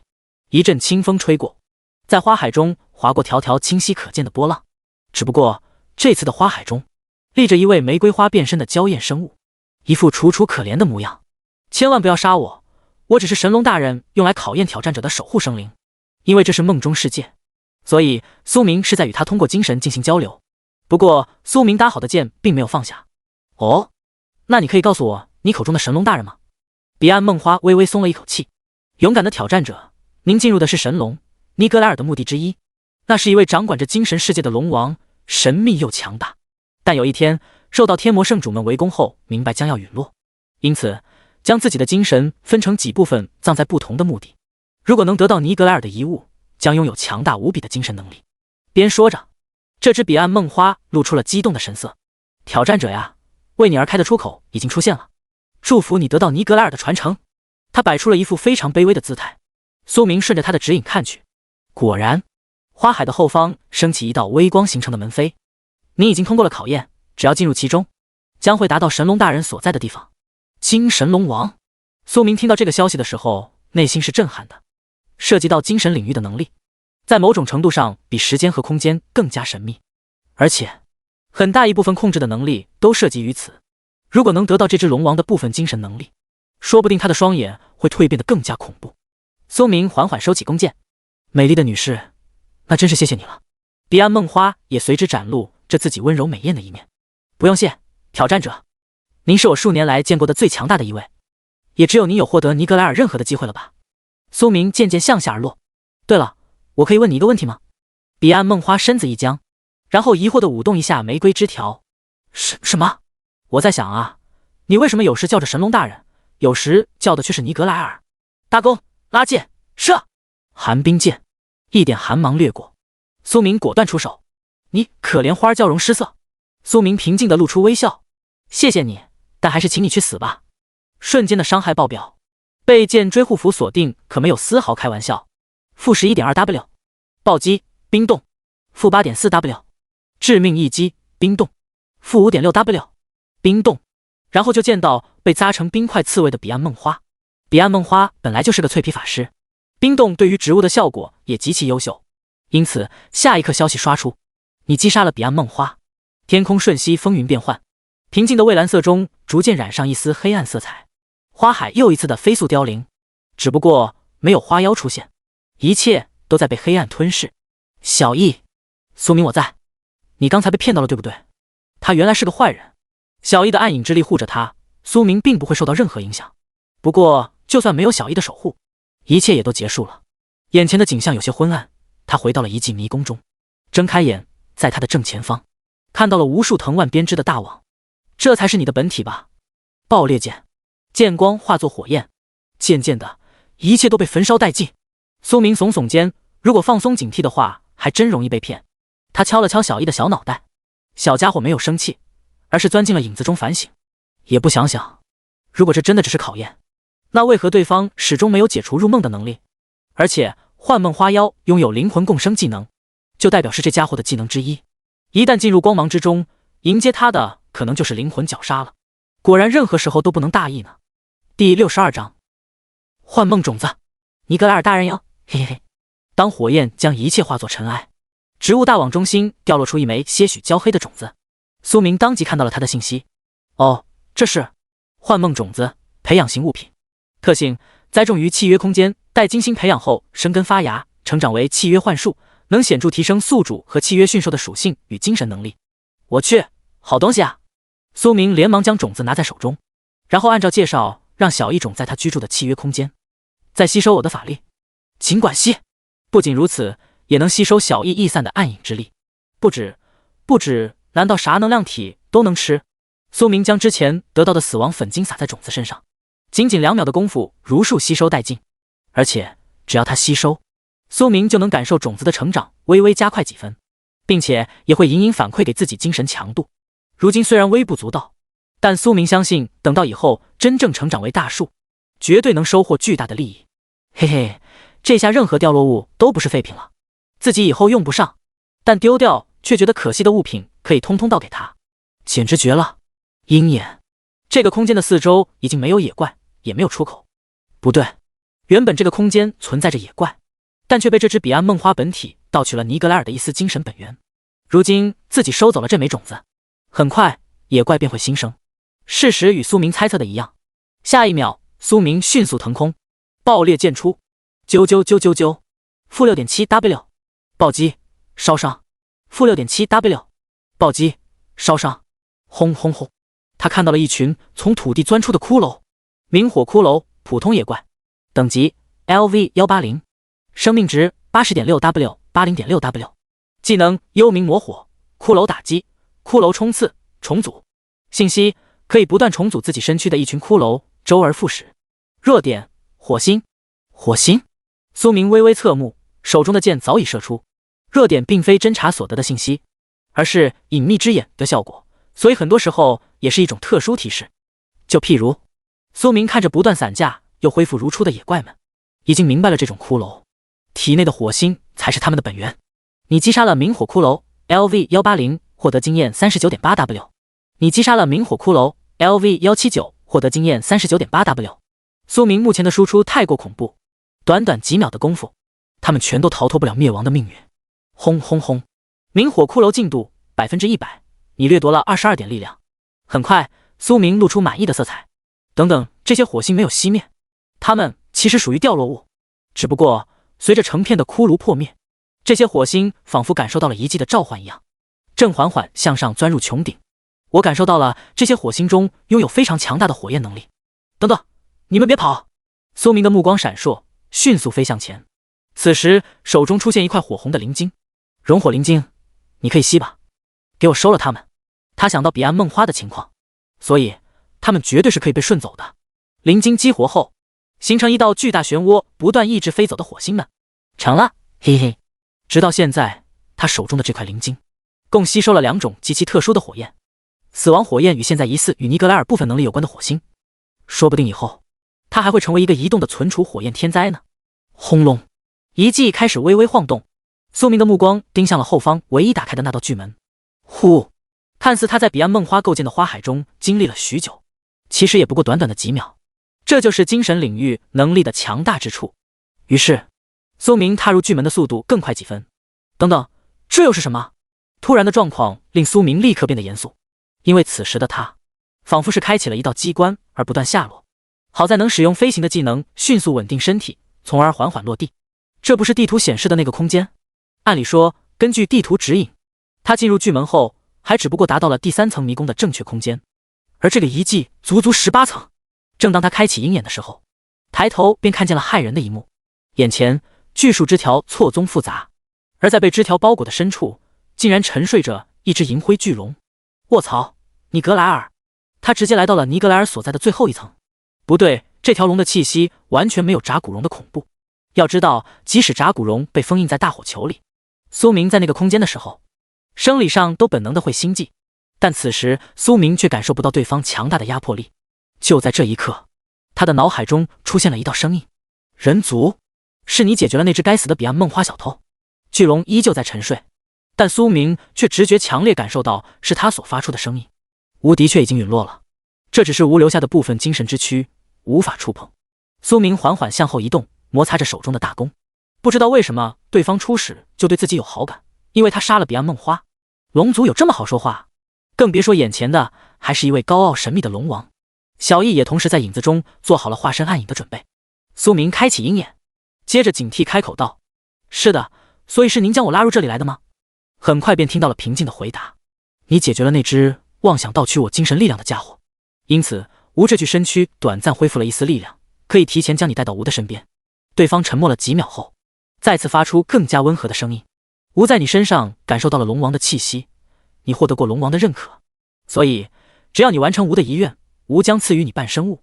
苏明，原来如此，因为拥有炸骨龙的灵晶，他以为是自己人。既然这样，伟大的尼格莱尔大人哟，小人铁猛可就是您虔诚的信徒了，嘿嘿嘿。第63章神龙藏净土。忽悠，哦不，是交流十分顺利。至于为什么会感受到龙王的气息，他当时收集火星的时候刚好取出了熔火灵晶，所以被遗迹主人尼格莱尔感受到很合理。而龙王的认可，呵呵，能将半生之物交给自己，确实足够认可。只是嘛，如果炸骨龙知道自己的真实身份，不发疯立即杀过来，都算他是一位善良的圣母巨龙。苏明有一个大胆的想法，声音充满了虔诚：您真是伟大的尼格莱尔大人啊，伟大的龙王啊，没想到今日再次得见您的事情，小人铁猛一定赴汤蹈火，在所不辞。开始了，开始了！纯真的龙之使者，龙王代言人铁猛上线了。毕竟这条龙如今只剩下了精神体，无法知道自己的模样，所以这可太乐了。果然，这位已然陨落的龙王精神体心情大好，他开始散发着道道精神涟漪。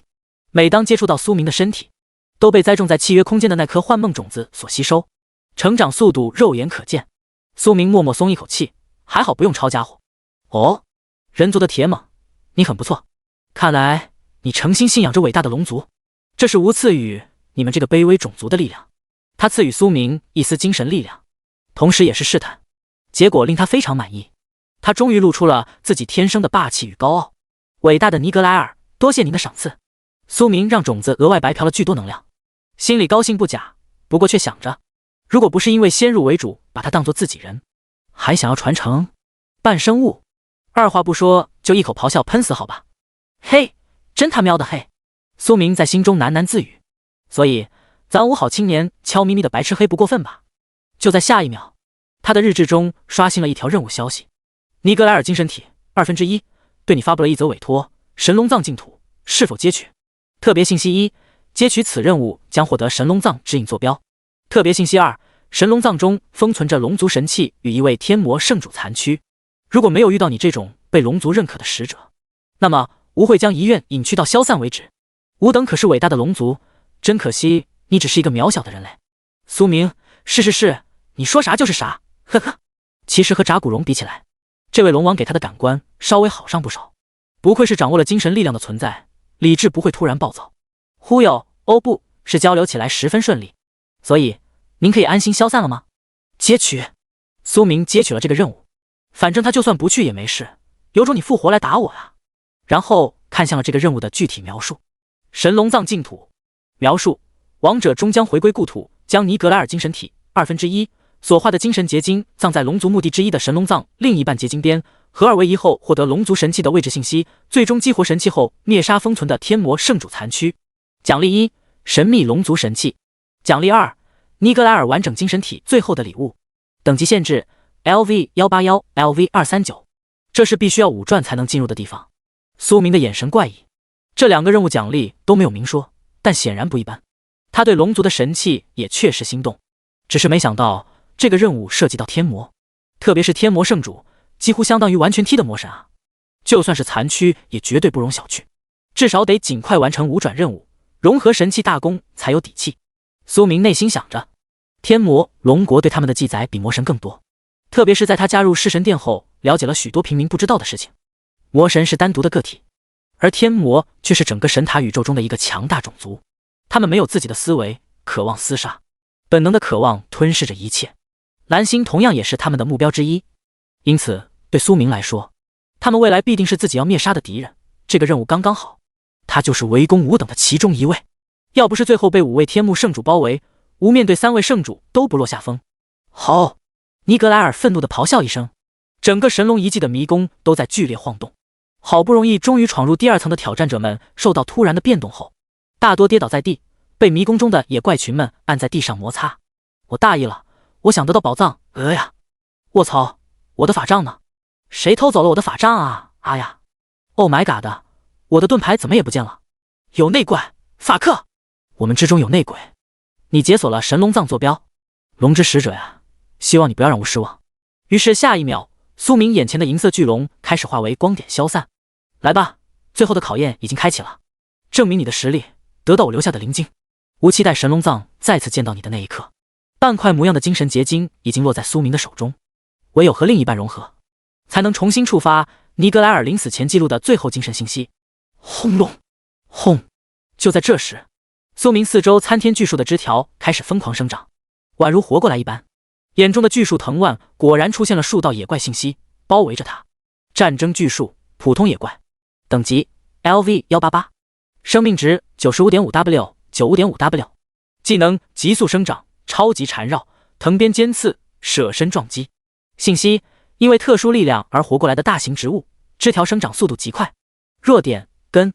他将精神结晶收进背包后，立刻腾空而起。爆裂剑，啾啾啾啾啾，负 6.7W， 暴击，烧伤，负 3.4W， 烧伤，负800。瞬间，1分30厘的爆裂箭矢击中藤蔓网，随之在前方炸出一道口子。尼格莱尔精神体最后告诉过他，神龙殿在前方的尽头，所以向着前方，向着终点，超越刹那咫尺。第64章石像龙 BOSS， 哈，我起了。我被秒了。与此同时，圣洁的双翼巨现，超级暴风，狂风呼啸，在身边形成无数道利刃，斩断袭来的枝条。任何试图接近自己的巨树，都在锋刃强劲的摧残下不断断裂。疾风剑，啾啾啾啾啾！疾风的妙处便是，即使没有造成伤害，也依旧能触发速度的暴增。极限闪烁，再加速，极限闪烁，速度与闪烁的激情伴随烈火轰鸣奏乐，唯有一片片倒下烧成枯木的身影。你击杀了战争巨树 LV188， 获得经验 40.5W。 你击杀了战争巨树 LV186， 获得经验 40.4W。 战争巨树进度 100%， 你掠夺了6000生命。 6K 生命，舒服。就在苏明心情愉悦之际，另一道消息同时来了，双喜临门。五毒魔方毒伤已达成条件，提升至 1500S， 终于再次提升了，不错不错。不枉他如此疯狂的射击，如果使用消食剑的话，如今每秒的毒伤就到了 3W 的地步。移动的毒源属于是神龙遗迹神龙殿。呼！苏明最终穿过了尽头的门扉，勾起嘴角。即使不用影之空间时，这条对别人来说的超长距离，对他而言也是轻轻松松。爆裂剑，最后对着门扉的另一半射出数万利箭，爆裂的火光将一切都焚烧殆尽。真男人从不回头，就是这里。如今在看着地图指引，终于发现本该进入这里的正确门扉是在对面。没想到自己被尼格莱尔拉到了神龙殿之后，所以尼格莱尔先前所在的位置，实则是越过了神龙殿的第19层。鹰眼，恢宏的银白宫殿空旷无比，而整座大殿的中心雕塑着一只栩栩如生的银龙石像。这家伙看起来完全没尼格莱尔的威武。苏明轻笑的功夫，已经看到了这座石龙的巨口。没错，他的嘴中含着一块同样银白色的灵晶。苏明激动，谨慎的上前，这绝对是尼格莱尔的半生灵晶，和他手中拥有的熔火灵晶、岩铠灵晶几乎一致。而且，虽然只有一块，但就凭他设计的精神能力，可比自然元素灵晶更加神秘。吼！下一秒，一道低吼的龙声出现。作为亲自体会过两位龙王叫声的苏明，立刻意识到这并不是真龙的吼叫，而是石像睁开了双眼，石雕肌肤正在脱落。最终的一记守护 BOSS， 苏明的眼中终于出现了这只 BOSS 的信息。如今的他正在缓缓复苏。龙氏守护者石像一记 BOSS 龙卷强化，等级 LV195， 生命值 3623.6W 3623.6W， 技能巨龙擒拿、暴风、飞天撕裂斩、硬化龙翼、终极吐息。天赋精神守护，受到某位龙王的庇佑，免疫一切精神控制效果，并在受到第一次其他控制时反弹。天赋石像身躯，受到的所有法术伤害降低 80%， 每受到 10% 总生命伤害后获得10秒的 50W 法术护盾。龙卷强化，对非龙种族目标造成的伤害提升 20%， 所有伤害的 20% 转为真实伤害。信息：曾经跟随过龙王的龙氏，死亡后将灵魂封印于守护石像化成的强大生物。弱点：眼睛。看来尼格莱尔所说的最后考验并没有结束，他还要先解决掉这只石像龙才行。呵呵，那我也不装了。第7秒，极限闪烁4/7。第8秒，极限闪烁5/7。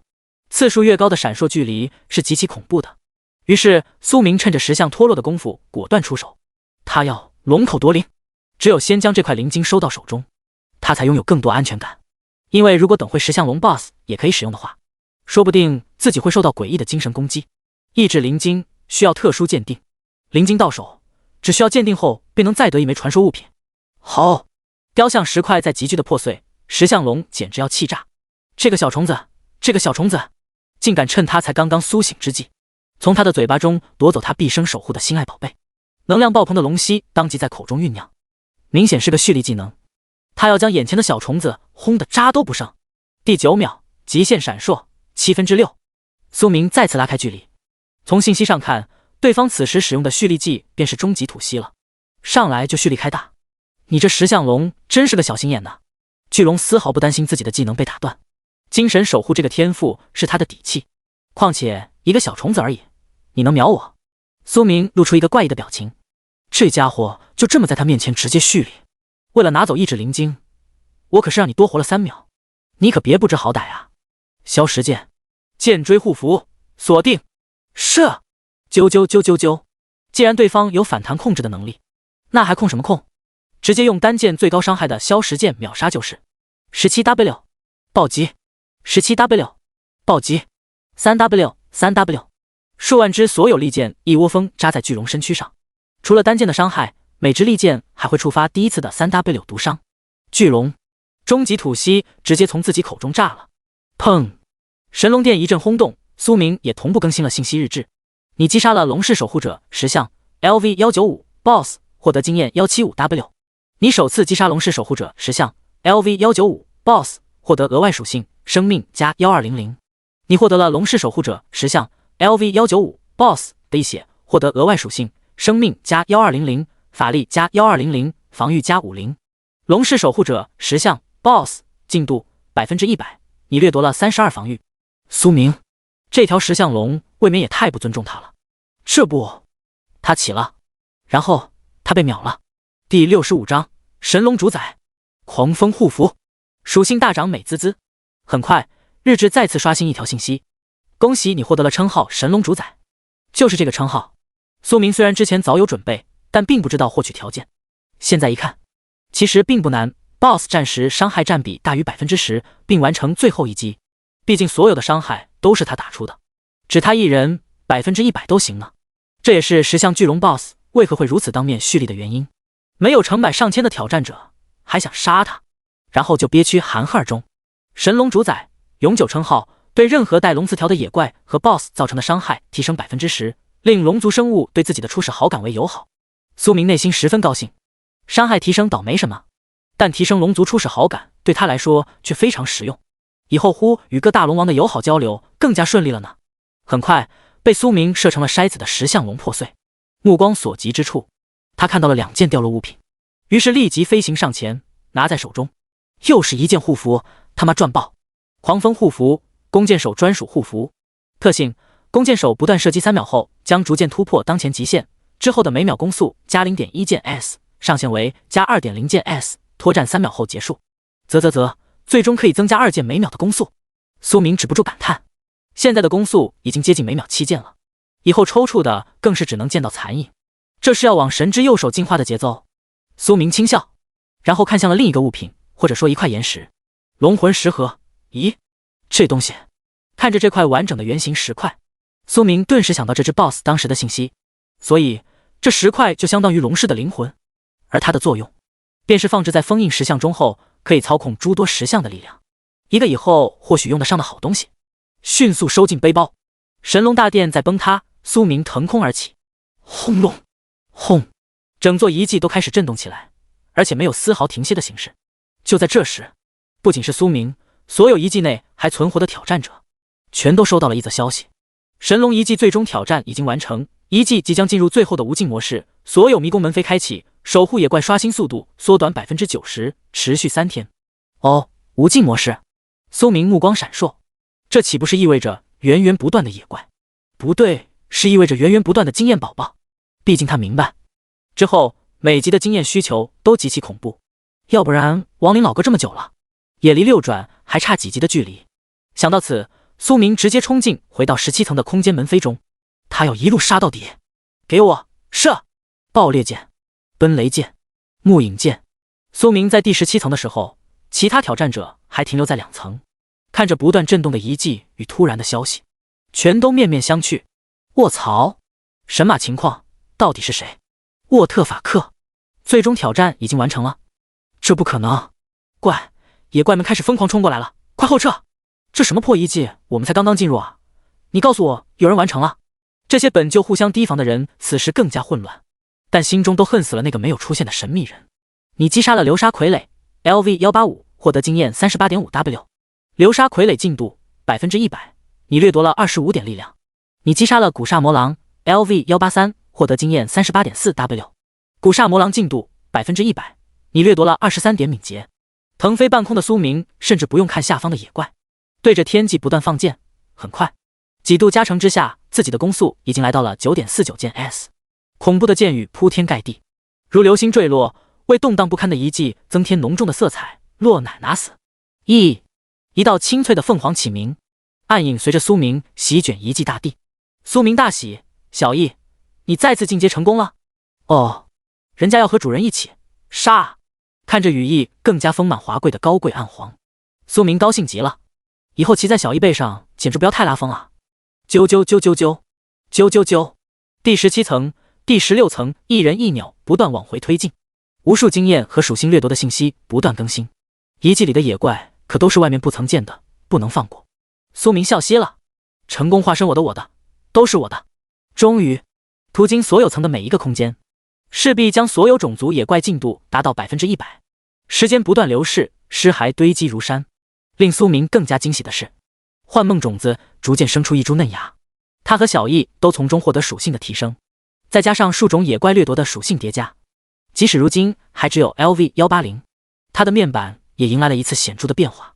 姓名：苏明，职业：时空剑神，等级 LV180 LV180 4转，生命198540，法力999 9999，力量1348，敏捷1432，攻速 6.99 件 s， 攻击6234，防御2778，暴击 67%， 抗爆 45%， 单次箭矢储量999 9999 999 9999。没想到攻击已经到6200了。苏明感慨，秒 BOSS 的速度又快了一点点。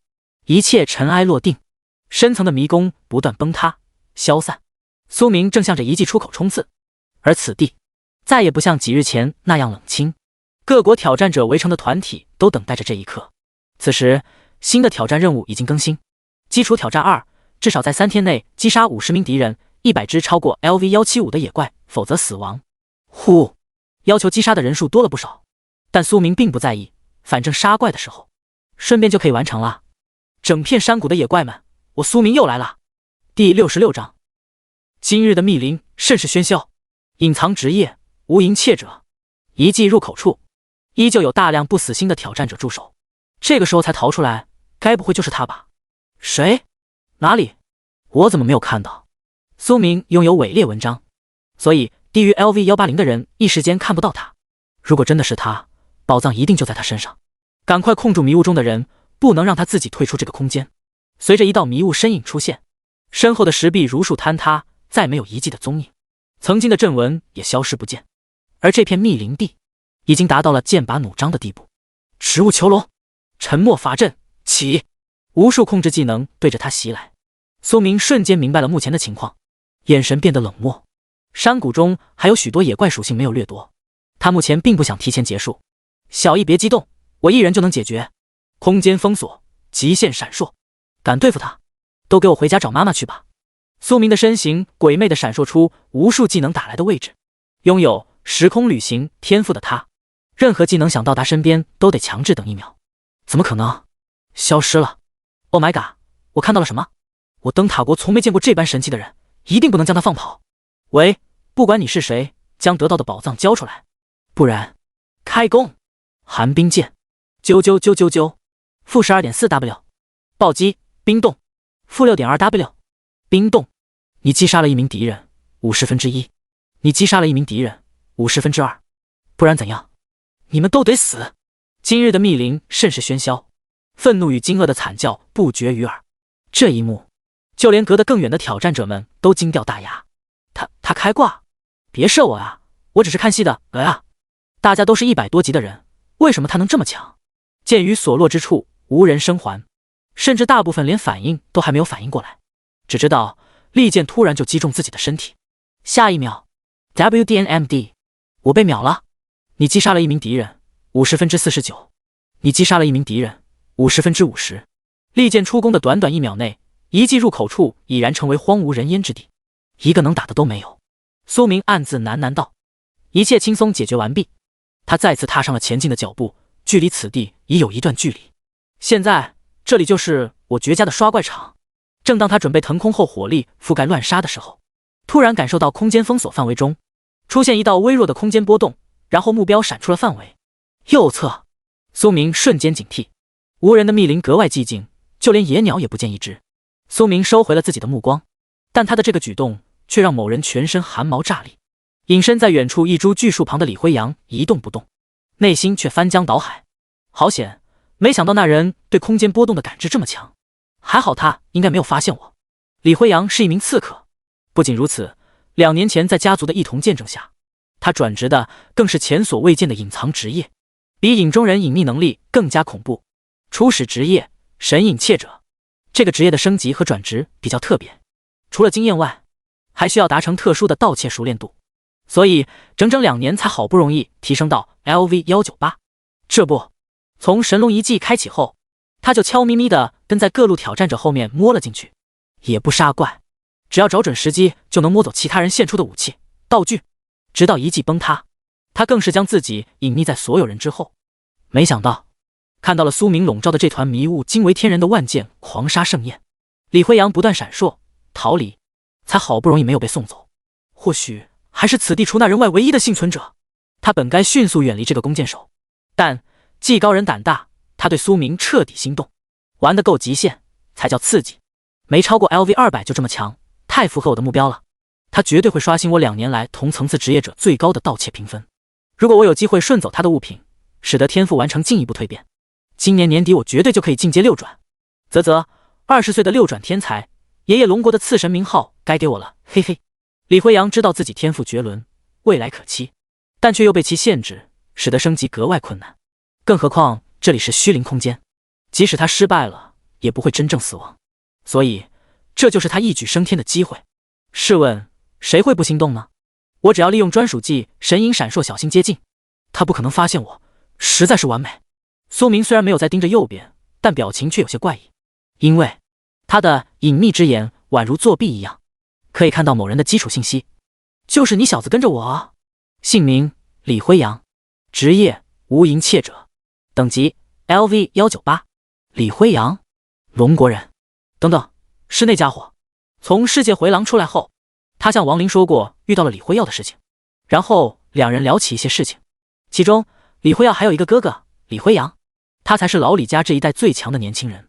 只不过说到李辉阳职业的时候，王林老哥露出了意味深长的羡慕表情。刺客隐藏职业，他就是之后会与自己一同进入某个秘境的隐藏职业人之一。无影窃者确实不在刺客正常转职路线中。窃者，该不会是想偷我装备吧？苏明露出一抹轻笑，装作没有发现某人的样子向前行走。但实际上空间封锁早已准备就绪，只要对方再向前踏入，随时都能锁住李辉阳的空间手段，再加上可以当做第二条命的10秒一个护盾，还有守护护符的第一击减伤 99%， 想要被秒是不可能的。这时他听到了前方窸窸窣窣的声音，那是一群被先前动静吸引过来的迅捷猛狼。右侧的李辉阳还没有动作，但苏明已经毫不犹豫地拉开大弓。爆裂剑第67章，好孙子，下次见面记得也这么叫我。唯一存活者，炽热的火息席卷密林，伴随着狼群的哀嚎，苏明的信息不断刷新。你击杀了迅捷猛狼 LV177， 获得经验 37.9W。 你击杀了迅捷猛狼 LV178， 获得经验 37.9W。 迅捷猛狼进度 100%， 你掠夺了21点敏捷。短短几秒的功夫，大量尸体和树堆掉落粉晶，他看不上还能给幻梦种子吸收。现在已经是幻梦新芽了。你完成了基础挑战，可选择力量或敏捷属性增加。力量，苏明选择了增加力量，因为目前敏捷有疾风剑的疯狂加速，他在战斗中的速度早可以快成残影。你获得了额外80点力量属性，不错了。苏明对此还算满意，然后将掉落物一一收进囊中。这太强了吧！右侧远观的李辉阳傻眼，呼吸变得急促，要不是仰仗自己特殊的天赋能力，恐怕会被射成刺猬吧。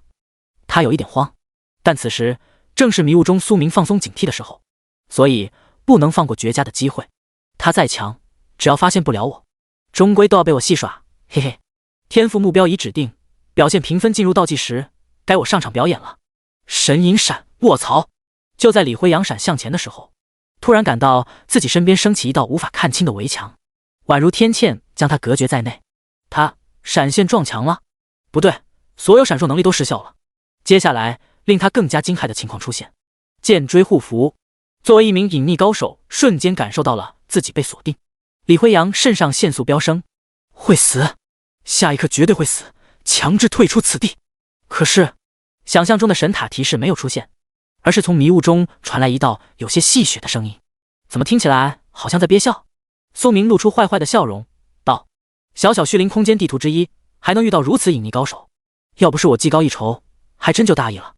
既然你不现出迷雾，那我还是送你一程吧。苏明饶有兴致说道，但手上的寒冰剑已经搭好，如果李耀阳依旧沉默，那么他也不会直接给对方任何说话的机会。是龙国人，大哥等等，我也是龙国人。李辉阳仿佛抓住了稻草，就在被苏明锁定的地方，终于露出像所有挑战者那样的迷雾，只是长弓以对，而他发现还无法闪烁脱身，他似乎只能喊出最后的话。比起强制退出，李辉阳更加在意的是已经作死开启的天赋，如果盗取失败，他好不容易提升的熟练度还要反向扣分。等等大哥，你能否随便赠予我一件物品，再被你射死也无任何怨言，求求了。什么都可以，要来不及了，大哥、爸爸、爷爷。李辉阳喊声中甚至带有一丝哭腔，这是他有史以来栽得最狠的一次，甚至盗窃评分很可能会成为负数。他这是要一夜回到解放前啊！苏明，我操，你这小子也忒没节操了吧，比你老弟更没下限。似乎李辉阳比自己还年长2岁，不过苏明很是欣慰，倒是直接从背包中扔出某野怪掉落的一把刺客小刀。好孙子，下次见面记得也这么叫我。苏明勾起了嘴角，期待不久后正式见面的那一刻。寒冰剑出，当然，寒冰剑最终离手，将李辉阳砸成了冰刺球。你击杀了一名敌人，在这个不会死亡的虚灵空间，进入同一张地图的所有挑战者都是临时敌人。据说在关闭的最后一天，唯有1人才能存活完成挑战要求，而且对方看似也心满意足了。他当然不会客气，感慨道，看来还是自己这个隐藏职业强一点点。鹰眼没有其他人的踪迹了，不过似乎有更多野怪群正往此地狂奔。随着一季中一季口和李辉阳大部分相继退场，神龙山谷的挑战者迷雾变得十分稀少。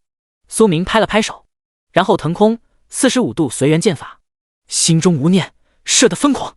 魔都8级公会明珠神阙，实际上和帝都9级公会天龙阁是一家，因为只有帝都的2大公会才能达到9级。他到底是谁？李辉阳看着自己手中多出的一把小刀，差点感动的哭了出来。评分 0.02， 史上最低，总算赶上了没有变成负数，至少也算完成了盗窃的结果，挽回一夜回到解放前的崩溃局势。李辉阳没想到，第一次在同层次的人面前栽跟头，就差点玩完了。他发誓，以后没做好万无一失的准备，再也不随便开启表演评分。神秘的弓箭手还是谢了，然后他将这把小刀珍惜地收进背包。不知道他属于哪个大势力，罢了，马上得先向老头复命，进入天环战场。李辉阳走出了虚灵空间室，打算联系一下小老弟和父亲。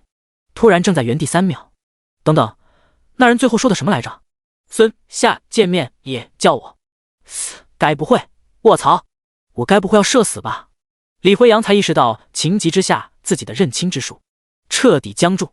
在苏明和小易的努力下，神龙山谷里的所有野怪异种部落全都被灵醒，再次收获一大批经验、掉落物，以及又掠夺了不少属性。苏明看着每天稳定上涨的面板，笑容灿烂。野怪等级超过 LV180 及对应人类的5转后，掠夺到的属性基础也变高不少。直到最后，剩下的所有挑战者全都亮起了位置坐标。苏明直接开启消食剑大清扫，其他人还没反应过来，就被提前1秒命中的利剑给秒了。随之信息日志更新，恭喜你成为神龙山谷唯一存活者，属性奖励：生命加 1W， 法力加 1W， 力量加100，敏捷加100。你获得了一条永久秘境 buff， 任何生命回复吸血效果 X2， 多出的 10% 生命数值可以储存起来，秘境中生效。你获得了物品虚灵圣果 X10。第68章，了解天环战场。真正的龙王传说灵晶狂喜获得了一个不错的 buff， 生命存储让他想到了饮血剑，双倍吸血效果搭配嗜血狂暴的提升，不再是简单吸血，那叫抽血泵。而那10颗虚灵果则可以为给契约驯兽后提升潜力和进一步亲密度。不过小易起步神兽凤凰10颗应该看不怎么出来，但终归是好东西，舒舒服服。提示：虚灵空间将在10分钟后关闭。如今苏明射怪已经射爽，时间差不多，该进入天环战场完成5转了。苏明在期待的心情中退出。尼格莱尔的传说灵晶神龙藏坐标，真是收获满满，不虚此行啊！眼前的景象瞬息万变，在睁眼时，苏明已经出现在了弑神殿连接虚灵空间的入口。瞥了一眼再次变化的面板，这种每日都有掠夺或奖励提升反馈的情况，令他获得了深深的满足感。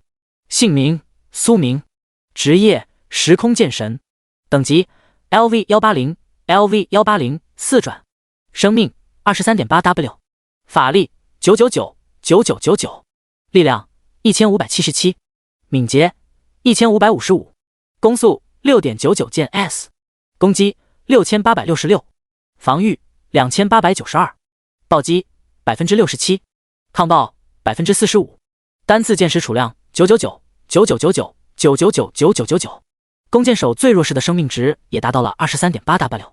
以极致主生命的护盾师职业为例子，在 LV180 还未5转的时候也才 25W 生命左右，苏明算是赶上前列。而其他的基础属性可就有些要惊掉一众人下巴了，因为这时很多护盾师攻击力甚至连1000都不到，就算输出职业能有2000出头也不错了，赤裸裸的差距。当然如果再算上天赋就是天堑。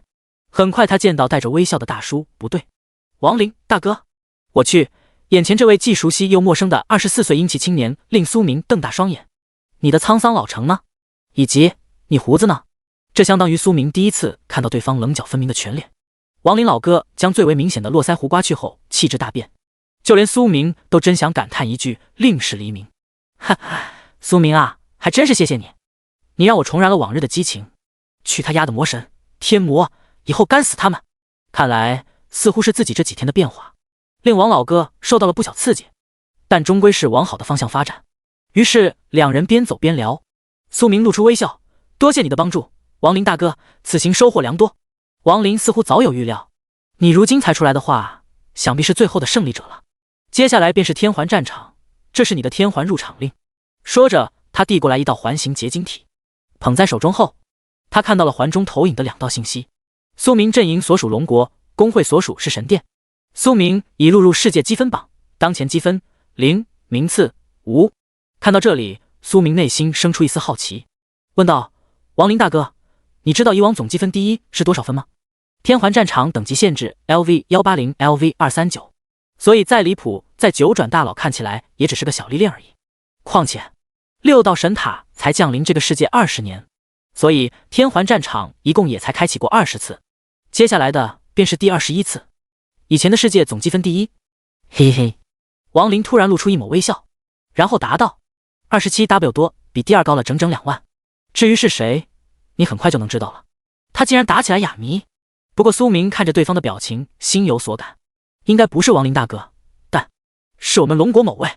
王林接下来向苏明详细解释，每年世界积分最终所属排名确认后，便涉及到神塔对部分5转适用资源的分配，所以各国还是非常重视的。除此之外，最终获得越高名次的排名本人，也能获得各种外界难以寻找的珍稀奖励。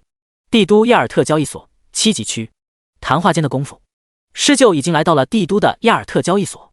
整个帝都就没有低于7级区的地方，谁敢在这个卧虎藏龙的地方搞事情，说不定突然就被某路过隐藏身份的8转、9转大佬拍死。苏明迈着熟悉的步伐踏入其中。哦，尊敬的贵客苏明，我们为您准备了单独的接待室。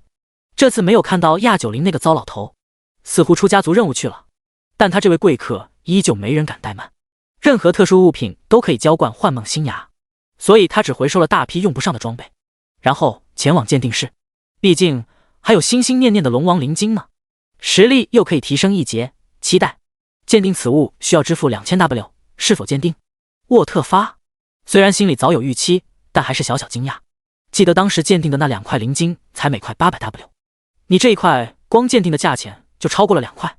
炸骨荣该不会是最拉的始祖龙王吧？不对，或许还有一种可能，炸骨荣根本就不是尼格莱尔这等层次的龙王，他在吹龙逼，当然也不可能低，应该是在熔岩龙王陨落后继承他名号的直系儿子。苏明似乎发现了什么奇特的秘密。鉴定，等待中，鉴定结果如下：意志灵晶，传说道具。信息：从原初精神龙王尼格莱尔诞生而来的灵晶，孕育万年后脱离成为拥有强大力量的道具。被动能力：一、持有者免疫一切控制，对自己的任何最终伤害结算强制降低 50%。二、获得神龙意志守护，即使面对神级存在也不会受到精神压迫。鉴定后生效。主动能力：一、激活后可破除一切幻境，并能直达幻境的终点。鉴定后生效。二、激活后可将自身可移动100×100×100范围内所有目标强行入梦，受到最大生命值 90% 伤害后清醒。每次激活持续3秒，无法对神级层次目标生效，单独冷却24小时。鉴定后生效。特性：不朽，持有者生命值加 10W， 鉴定后生效。持有者法力值加 10W， 鉴定后生效。持有者攻击力加1500，防御力加1500，鉴定后生效。持有者暴击症 15%， 抗暴症 15%， 鉴定后生效。苏明，这便是真正的传说级龙王灵晶啊！苏明简直狂喜。第69章，小易开始崭露头角，进入天环战场。难怪他的鉴定费要这么高。苏明喃喃自语的同时，按捺不住激动。2个主动能力，2个被动能力，增强的属性更是强大，太爽了！他真想直呼无敌，因为他自己真正免疫任何控制，仅仅这个被动就是神级，还有破坏和强制减伤。而最恐怖的主动能力2，群体强控，靠他恐怖的速度在3秒内不断移动，辐射的范围目标通通给我睡大觉，也是防近身的必杀能力，所以保命能力也强了一点，不知不觉间又强大一点点呢。苏明感慨，而且看着这块灵晶的信息，他更笃定了心中猜测，这里明确的显示了龙王尼格莱尔的名号，而炸骨荣的那2块却用远古的熔岩巨龙所替代，这意味着什么？这意味着咱伟大的炸骨荣大人逼格不够呢。苏明差点没有笑出声。以后等小易恢复影之空间时，主动能力2后，他或许能直接越过等级限制的秘境，进入那个秘境夹层空间。现在获得尼格莱尔的认可后，他觉得龙族和自己的距离也没想象中那么遥远。苏明突然想到了新的友好交流方式，说不定还能骑着扎古荣爪干天魔们去，骑凤凰，骑真龙，真是美好人生呢。收起灵晶，走出鉴定室，同时看向小易进阶3阶所需要的物品。拟地契约驯兽满足进阶等级 LV80 LV80，进阶3阶要求：魔影沙洒满羽身，含幽冥石中蜕变，暗影横碎 X1。才3阶就开始上难度了。只不过看到最后的物品，苏明耸耸肩，暗影横碎便是不完整的暗影横金碎末，而他可是收了整整3块暗影横金啊！魔影杀不难，就是幽冥石得看运气。很快，他就和亚部管事交谈起来。那位圆圆的中年男子露出惊容，幽冥石这么冷门的物品还真不好找。对了，那个家族或许会有，他们肯定对你寄存的光辉石感兴趣，价值相当。于是，当管事再次进入的时候，已经带着笑容。苏明小友，搞定了，下午就能拿到。苏明顿时有些好奇，我可以问问是哪个家族吗？江南墓室，我们龙国法师守护神所在的家族。江南的墓室，等等，墓室。在表世界的时候，他就知道江南有一个名气超大的墓室家族，可那是整个江南最大的皮革厂集团。好家伙，一个个里世界的大佬们在表世界都这么接地气，多谢了。无论亚尔特家族是否有巴结的心思，但终究好处都实打实落在自己的口袋。然后罗列了一份比较详细的需求清单。两人相谈许久，甚欢。这种靠钱就能交易的途径，最好也没有负担。所以能不靠工会的情况下，他也不会靠工会。当然了，王林和王博老爷子对他这么好，以后自己也会慢慢报答。现在尽快完成转职最重要。距离天环战场的开启只有1天了，所以今天的他不杀怪，而是将积累了这么多天的事情一次性处理完毕。亚管事，如果有弓箭手的高级物品，也别忘了通知我。好的，苏明小友，慢走。看着苏明离去的背影，这位胖胖的亚士止不住赞叹，后生可畏啊！更加让他坚信苏明是王博老爷子的传承人。苏明与王林再次呈上施救后，还没等王林开口，苏明就抢先半真半假的说起了准备好的话语。什么？你已经获得了契约驯兽？王林震惊，因为他刚好就要说这件事。拥有一丝凤凰血脉的暗影鸟幼崽，我的天，这就是你虚灵空间的特殊机遇吗？羡慕啊！苏明早在进入虚灵空间前就旁敲侧击过，基本确认凭自己如今的实力，以及弑神殿对自己这个隐藏职业的重视，即使让小易完全暴露于公众视野，王博老爷子也会保他，但那样还是冒险了点。所以自从小易学会暗影附体和影魅后，配合魅影神皇的天赋，可以在做出变化改变的同时改变信息。所以暗影鸟这种既非常强大，但又没过分令人眼红的驯兽再好不过。苏明小友，和你在一起，我的小心脏就没有平静的时候。暗影鸟可是暗影的君主啊！小易，出来吧，好好表演，别露馅。于是施救身边一道暗影升起，小易现出了自己稍作改变的风铃凤尾。苏明放心，一人一皇加密通话的同时，王林已经彻底傻眼，不停地倒吸凉气。侦查后，他的眼中出现了小易的信息：种族暗影鸟，归属虚灵空间，等级 LV80，真的是暗影鸟，已经80级了。苏明点头，刚好进阶的材料亚尔特交易所有。王林收回了思绪，面色凝重，因为在小易出现的瞬间，他的施救通过契约竟本能地反馈出恐惧情绪。种族压制，看来他的血脉确实不简单。苏明小友，我可以骑一下他吗？苏明，小易连忙躲得远远的。现在心思单纯的他，除了契约者苏明，其他人可得不到天生高傲的凤凰认可。施救，没爱了。嗨嗨，刚刚没憋住，开玩笑的，我最喜欢小易你了。施救力，王林大哥，她叫小易，是女孩子。王林顿时瞳孔后缩，带着歉意看向了小易。小家伙，我没有恶意，别放在心上哦。没想到原来还是女孩子，你小子可真是啧啧。那你现在应该可以骑吧？快骑着你的小易去。苏明。于是两人二鸟启程，在帝都信息塔附近暂时住下。苏明也王林老哥继续开始了关于天环战场的话题。翌日，整个帝都信息塔间发射出一条冲天白光，天空荡漾。但这一幕只有手持天环入场令的人才能看到。激活入场令，我们将进入天环战场所在空间。苏明照着王林对入场令输送法力，顿时感受到类似传送的光芒笼罩。天环战场，阵营空间，龙国。苏明睁开眼，四周的景象已经全然不同，却令他极其震撼。第70章遗迹线，宝藏出。开局就积分暴涨，他仿佛来到了重重云顶之上，而目光所见的地方，却是一眼到不了尽头的寰宇大殿。这就是天环吗？寰宇殿内便是永恒独立的世界，充满着未知、危险还有机遇。此时，苏明的信息日志也刷新了一条消息：天环战场即将在3分钟后开启。苏明小友，龙国所有挑战者资料已经发给你了，很快所有人都将打散，随机进入其中。所以，你千万要小心，迅速做好准备。遇到危险的话，尽可能找到附近的龙国挑战者求助。王林说得非常认真。早在昨晚，两人便彻夜长谈。苏明同样严肃地点头，因为这里将是真正的生死战场，无论是居心叵测的竞争者，还是强度极高的野怪、特殊驯兽种群，在单人的情况下遭遇生还率很低，但相对的危险伴随着机遇。每年几乎所有5转的强者都会争夺进入的资格。好的，王林大哥，你也小心。对于自己的安全问题，3大传说灵晶以及不灭剑体、时空旅行天赋在手，令他在面对魔神之下的存在时，压根不用担心受到伤害。魔神肯定有存在，封存于天环战场世界。苏明内心想着，因为自己的后2个转职任务很大可能与魔神有关。下一刻，他仿佛感受到强大的空间指引，无论是他还是亡灵，相继化作一道星辰，没入寰宇大殿内。天环战场，元素寰宇，破败一记一脚，它实在太过巨大了。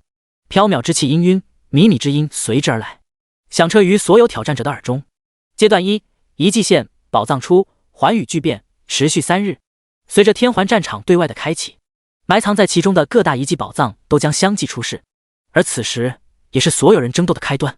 然后，苏明的眼前出现了几则提示面板。苏明所属阵营龙国获得的积分将会同步累积到龙国阵营总积分中。世界积分榜实时更新，每日24时根据名次结算战场 buff 增益，基于你的等级获得初始积分1800。苏明当前积分1800，名次 1W。苏明果然啊，自己是这1W 人当中等级最低的，因为他都还没有5转，刚好卡在 LV180。他此时有一点想笑，为了完成转职任务，意味着他要从初始最后1名一路冲上第1。除此之外，便是所有人可见的排行榜了，只记录到前1K 名。目前的前8名都是2390积分，这就意味着 LV239 的有8位，亡灵老哥 LV236 是排到了第39位，而第1K 名的积分也有2250，能进入这里的基本没几个低于200级吧。苏明耸耸肩，然后收回所有思绪。鹰眼，苏明出现在此地的刹那，当即视野大开。由于这个世界极其巨大，目前没有在附近发现一个挑战者的存在。微微松了一口气后，他的目光看向了身后的破败遗迹，这里面肯定有宝藏。于是，小易暂时钻进了自己的影子。苏明没有腾空，而是贴着地面迅速漂浮冲进其中。进门处竟然格外炙热，不对，如果没有药剂或道具，这是会直接烧伤的程度。才刚踏入破败的巨门，苏明就发现了不同寻常的环境，只不过他免火，窸窸窣窣窸窸窣窣，苏明就像是触碰了遗迹开关一样。下一秒，无数烈焰化作凶残骏马，对着他冲刺。这个小世界不愧极其特殊，野怪都不容小觑。苏明的眼中已经出现了他们的信息：魔焰战马，强化野怪，等级 LV198，生命值 105.5W，105.5W， 技能烈火燎原，闪焰冲刺，马蹄碾压，火之旋转，强化增益，在元素环域中火焰伤害抗性正 50%。 信息：拥有强大元素力量的生灵，同时对所掌握的元素抗性极高。弱点：蹄子。比起普通的野怪，他们全都拥有属于各自种族的强化增益，虽然在苏明面前依旧不够看。疾风剑，苏明迅速拉出疾风长剑，除了可以造成可观的伤害外，还会令自己速度进一步暴涨。啾啾啾啾啾，负 10.4W， 暴击，负 5.2W， 负 1500，恐怖的剑矢1分30厘，在强大的火力压制下，骏马如数射的消散。任何恐惧都来源于火力的不足。苏明是深深认可这句话的。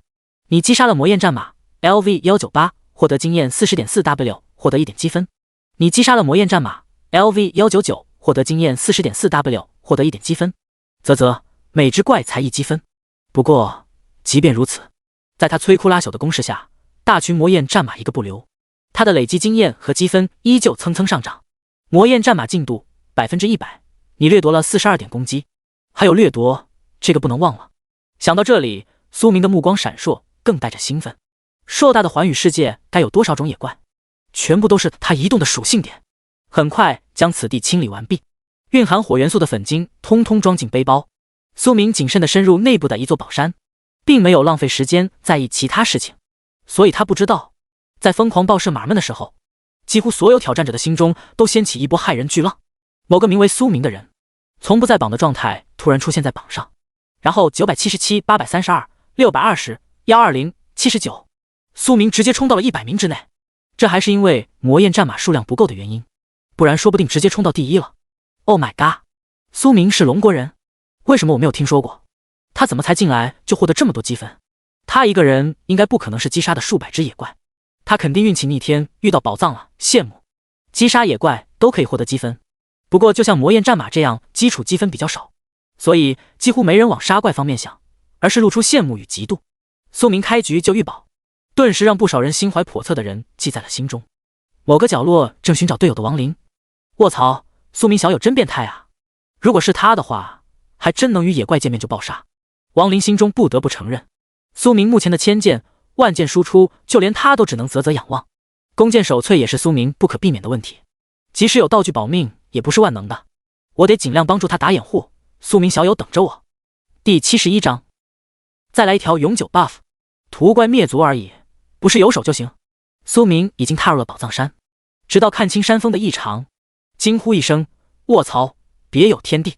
只是这反差未免太过巨大，一旦进入此山中，才会发现此处空间的反转，因为这里竟然飘起了鹅毛般的雪花。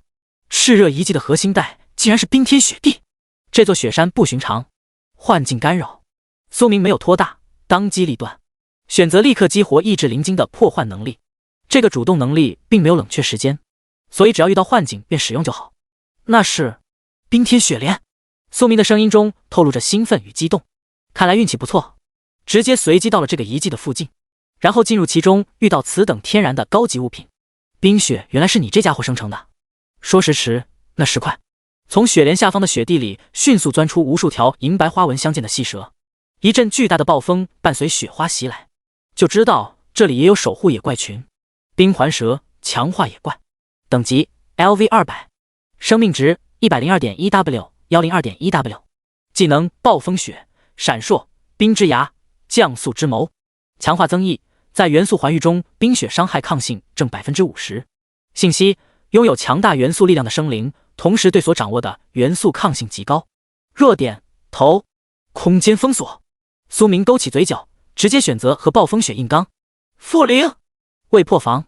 负0，未破防。护盾存在的时候，苏明的防御无法被忽视，而且防御结算成2后，这一整群冰蛇们的暴风雪都将无法伤害自己分毫。妈的，有一种我是个开无双的冲锋坦克错觉，嘿嘿。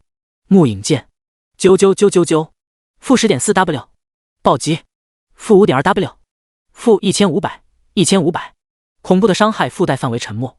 很快，冰蛇们被射得翻了个身，暴风雪也随之退散。你击杀了冰环蛇 ，LV200， 获得经验 40.5W， 获得1点积分。你击杀了冰环蛇 ，LV200， 获得经验 40.5W， 获得1点积分。冰环蛇进度 100%， 你掠夺了3500生命。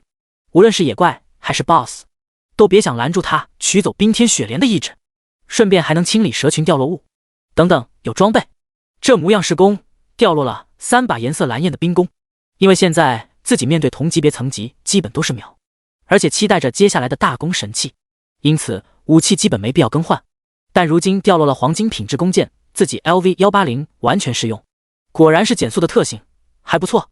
冰环弓，黄金，类型武器，职业弓箭手，等级要求 LV125， 属性攻击加200，攻速加 0.8S， 暴击正 5%， 耐久150 150，特性射出的每一支箭会令命中目标减速 20%， 持续1秒。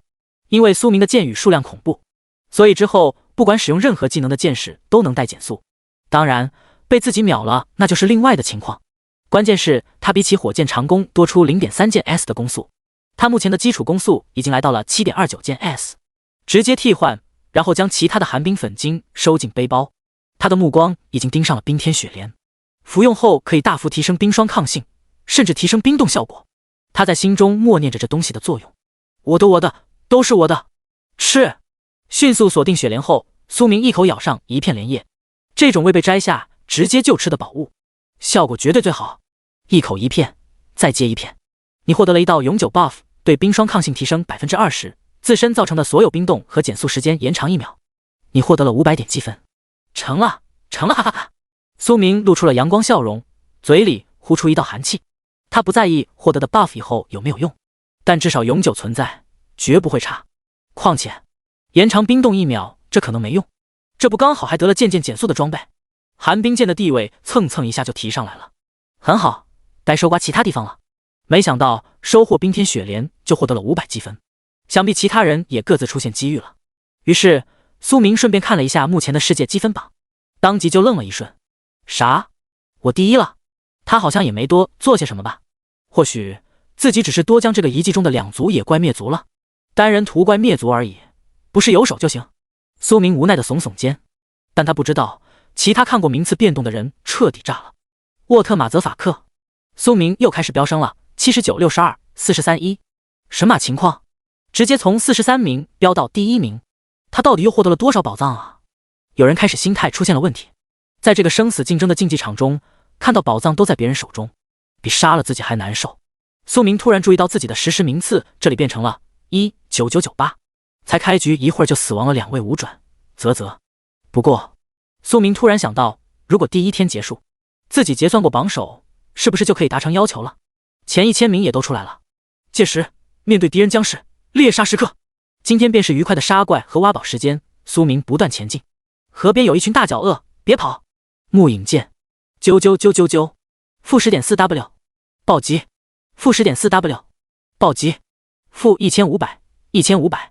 你击杀了大脚鳄 LV201， 获得经验 40.9W， 获得1点积分。大脚鳄进度 100%， 你掠夺了30点力量。咦，是太阳圣草，高级药剂需要的材料。被一群秃鹫围着，那就都给噎死。射，啾啾啾啾啾，你击杀了黄昏秃鹫 LV201， 获得经验 40.9W， 获得1点积分。黄昏秃鹫进度 100%， 你掠夺了28点敏捷。比起少见的宝物，苏明更多的时候是在和元素环域中的野怪们友好交流，所以即使一只野怪只有1点积分，他都在不停的飞速上涨。当前积分11451。自从与亡灵老哥的交流中，凭他的实力不用再刻意藏拙后，他已经感到了满满的安全感。毕竟即使上报的隐藏职业现在也是千箭射手，变态一点怎么了？凭他现在的实力，只要在里世界不踏出龙国，谁想对付自己王博老爷子那边都不会答应。而自己更是有超强保命和传送道具，再也不用慌。现在我就是要告诉所有挑战者，第一我拿定了。苏明勾起嘴角，然后突然停下了脚步，因为他前方数千米空间泛出一丝涟漪，一道身影气势凌人，正飞速接近自己。没有同阵营的提示，是其他国的刺客，他这是想要近身杀我。苏明眼神顿时变得冷漠，贴地后移，空间封锁，敢闪进来就给我撞墙。剑锥护符锁定。第72章猎杀时刻。元素环域 BOSS 元素君主玛莎拉加是阿三国的一名刺客，虽然等级才刚好 LV200， 但为了这次竞争，他可是做足了准备。他舔舐着利刃，笑容惊悚，任何同层次的脆皮在他面前都要化作亡魂。那里有一名别国的弓箭手，真是天助我也，你的人头归我了。紧接着玛莎拉加的身影闪动，刺客可是脆皮射手天生的克星，他感慨着自己的好运，结。然而就在下个瞬间，剑锥护符锁定。玛莎拉加看到对面弓箭手拉起了弓箭，你顶多只能再射一箭，一旦我近身，脆皮射手不是直接秒杀，优势在我。当无形的空气宛如升起万丈围障，他当时就脑袋一晕。苏明勾起嘴角，眼中出现了对方的信息：姓名玛莎拉加，职业天行刺锋，等级 LV200， 刚好可以用剑锥护符直接锁定。一点寒芒飞过，寒冰剑，给我射！时间旅行天赋之下，3000剑质蜂拥而出，啾啾啾啾啾，无数箭矢没有分散，而是同时射向相同的目标。一箭，这他妈是一箭！沃特，放过我，我不想死！魔鬼，他是什么魔鬼啊？这是那名刺客临死前最后的惨叫。他闪烁而来，然后就发现自己的生命值清空了。你击杀了一名竞争者，额外获得对方拥有积分的11000，同时龙国阵营累计积分增加10倍，积分10000。苏明早就知道，击杀竞争者也可以获得对方已有的1半积分。同时因为阵营积分更是10倍，所以国家与国家的竞争只会更加激烈。算他运气太差。苏明摆了摆手，硕大的天环战场中，同一块地方能遇到挑战者的概率极其微小，但随着时间流逝，环宇世界不断向内收缩，剩下的所有人都会渐渐向最危险的核心区靠近。苏明摇了摇头，然后继续前进。可是其他国家挑战者又双弱心态炸了。沃特法克瞬间增加1000积分，看啊，龙国阵营积分同步增加了1万。苏明遇到挑战者了，还瞬间就击杀了。该死的苏明，我们灯塔国将要让你永远的埋葬于此地。苏明并不在意其他挑战者作何感想，向着核心区域前进的一路，并没有见到其他挑战者的踪迹了，但却一次又一次的掠夺数种野怪的属性，稳步增长。很快便到了第一日积分榜结算的时候，你当前的积分为191981，你当前积分名次19994，获得天环战场内增益 buff 对野怪造成的伤害增加 50%， 受到野怪的伤害减少 50%， 对非同阵营挑战者造成的伤害增加 20%， 持续1天。苏明对这个 buff 并没有过多在意，而是看向了自己的转职任务。成了，只要完成1次，这里也有记录。然后将目光看向至少击杀100位非同阵营的榜前1000名敌人，0100，第一次排行已出。接下来猎杀时刻，从进入这个战场的那一刻起，所有不同阵营的人都要做好随时面对生死的觉悟，所以阻拦苏明的障碍通通灭杀。疾风剑，啾啾啾啾啾，苏明在一路贴地飞驰，疾风剑从不停手，无论是对着空气或是灭杀路过的野怪，所到之处剑雨遮天。你击杀了云苏山 LV208， 获得经验 41.1W， 云苏山进度 100%， 你掠夺了45点攻击。你击杀了彭天大鸡 LV209， 获得经验 41.1W， 彭天大鸡进度 100%， 你掠夺了36点敏捷。这就是随缘杀怪吗？我可真变态。疾风剑的速度只要在10秒内就可以不断叠加，所以它宛如一阵风鬼魅穿行元素环域，同时始终保持着自己所能达到的最大速度。他开始行动了，击杀一切敌人并找到亡灵大哥，这是苏明当前的目标。亡灵帮助自己这么多，他绝不会让对方牺牲在这里。从此刻起，天环战场开始出现了一道看不见人影的猎杀之风，而风中一旦飞出一支利剑，下一刻将是成千上万支箭诡异的直接射进其他人的身体。拉德多西名次942，西贝曼名次452。凭借苏明的速度，元素环域几乎被他光顾了个遍，因此所有的野怪种全部掠夺心满意足。然后还遇到了数百位挑战者，喃喃道：看来亡灵老哥并不在这个区域。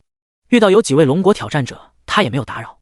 而非同一个阵营的人，苏明没想着对付对方的时候，他们还主动想着将自己击杀。那不好意思了，铺天剑雨之下都得死。这也让他更加明白，在这个战场中的人，除了同一个阵营的，面对其他阵营的人时绝对不能心慈手软，因为有积分啊。此时的苏明停下脚步，看着前方从大地升起汇聚而成的一只巨大元素灵，手中的弓箭再次拉满。这是整个元素环域的最终 BOSS。 苏明的眼中已经出现了他的信息：元素君主，元素环域 BOSS 强化，等级 LV210， 生命值 4500.6W 4500.6W， 技能无尽烈火，龙卷飓风，冰霜天地，大地磐石，寂灭雷霆。天赋元素掌握，使用的所有元素技能范围增加1倍，技能吟唱时间降低 80%。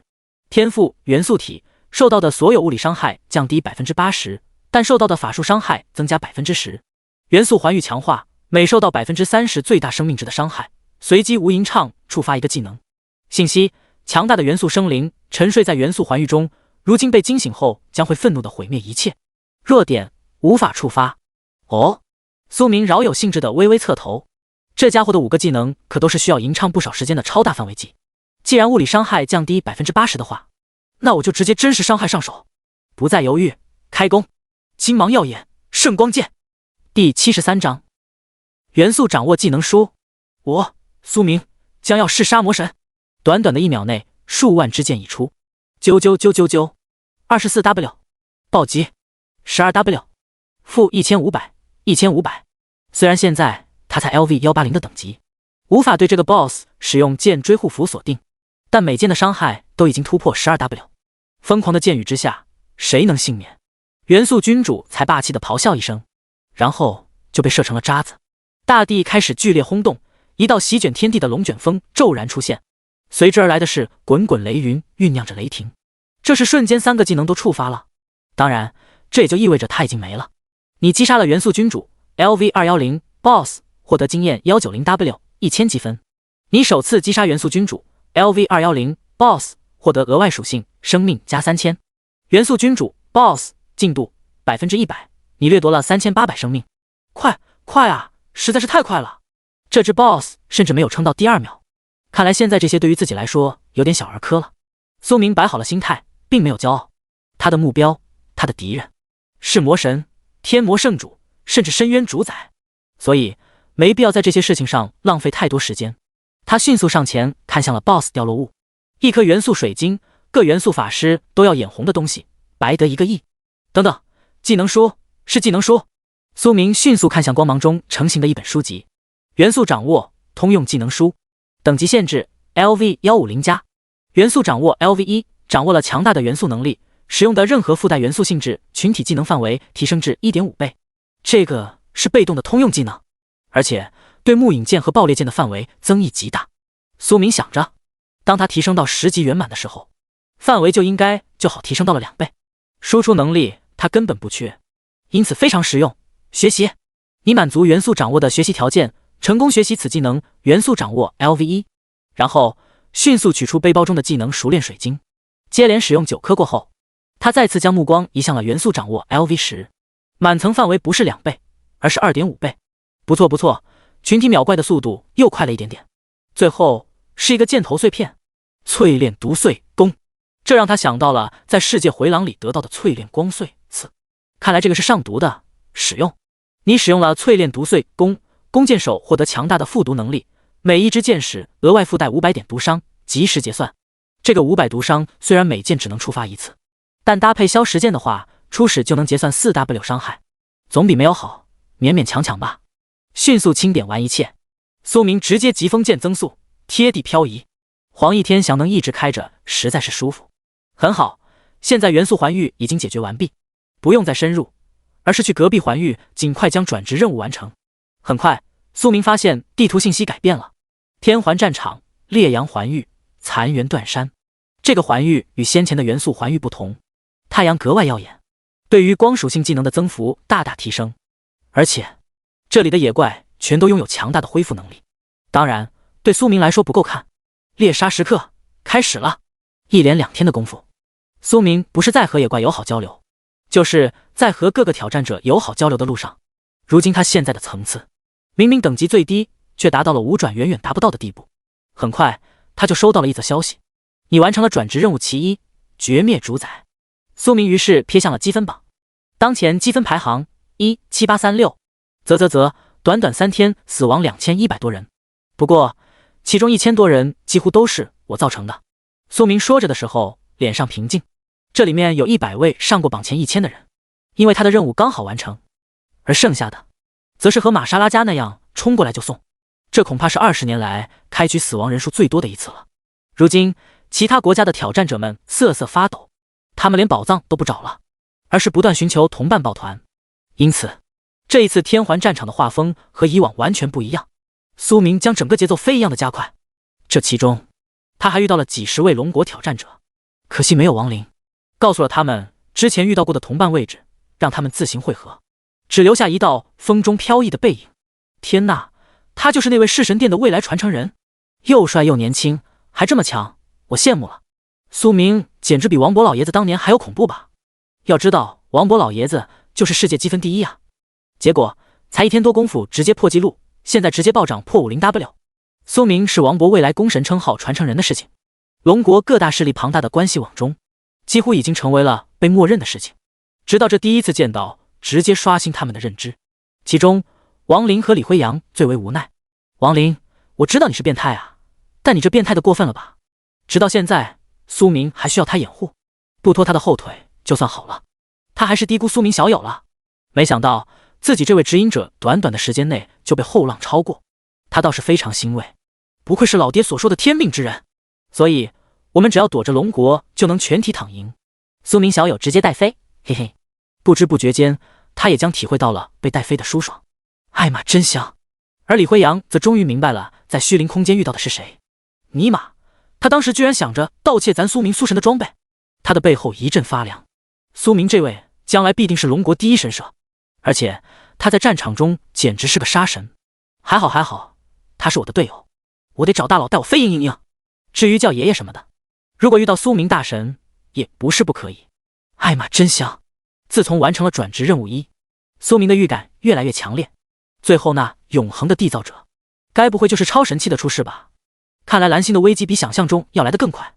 只要5转过后，自己就不用再担心暴露，或是被其他国大佬偷偷抹杀。届时，他将代表弑神殿新一代最强者，以千剑射手的身份摊牌，直接展现在蓝星这个世界的大舞台。神挡杀神，魔挡杀魔。嘿嘿嘿，我这个虚假的马甲就已经够吓人了呢。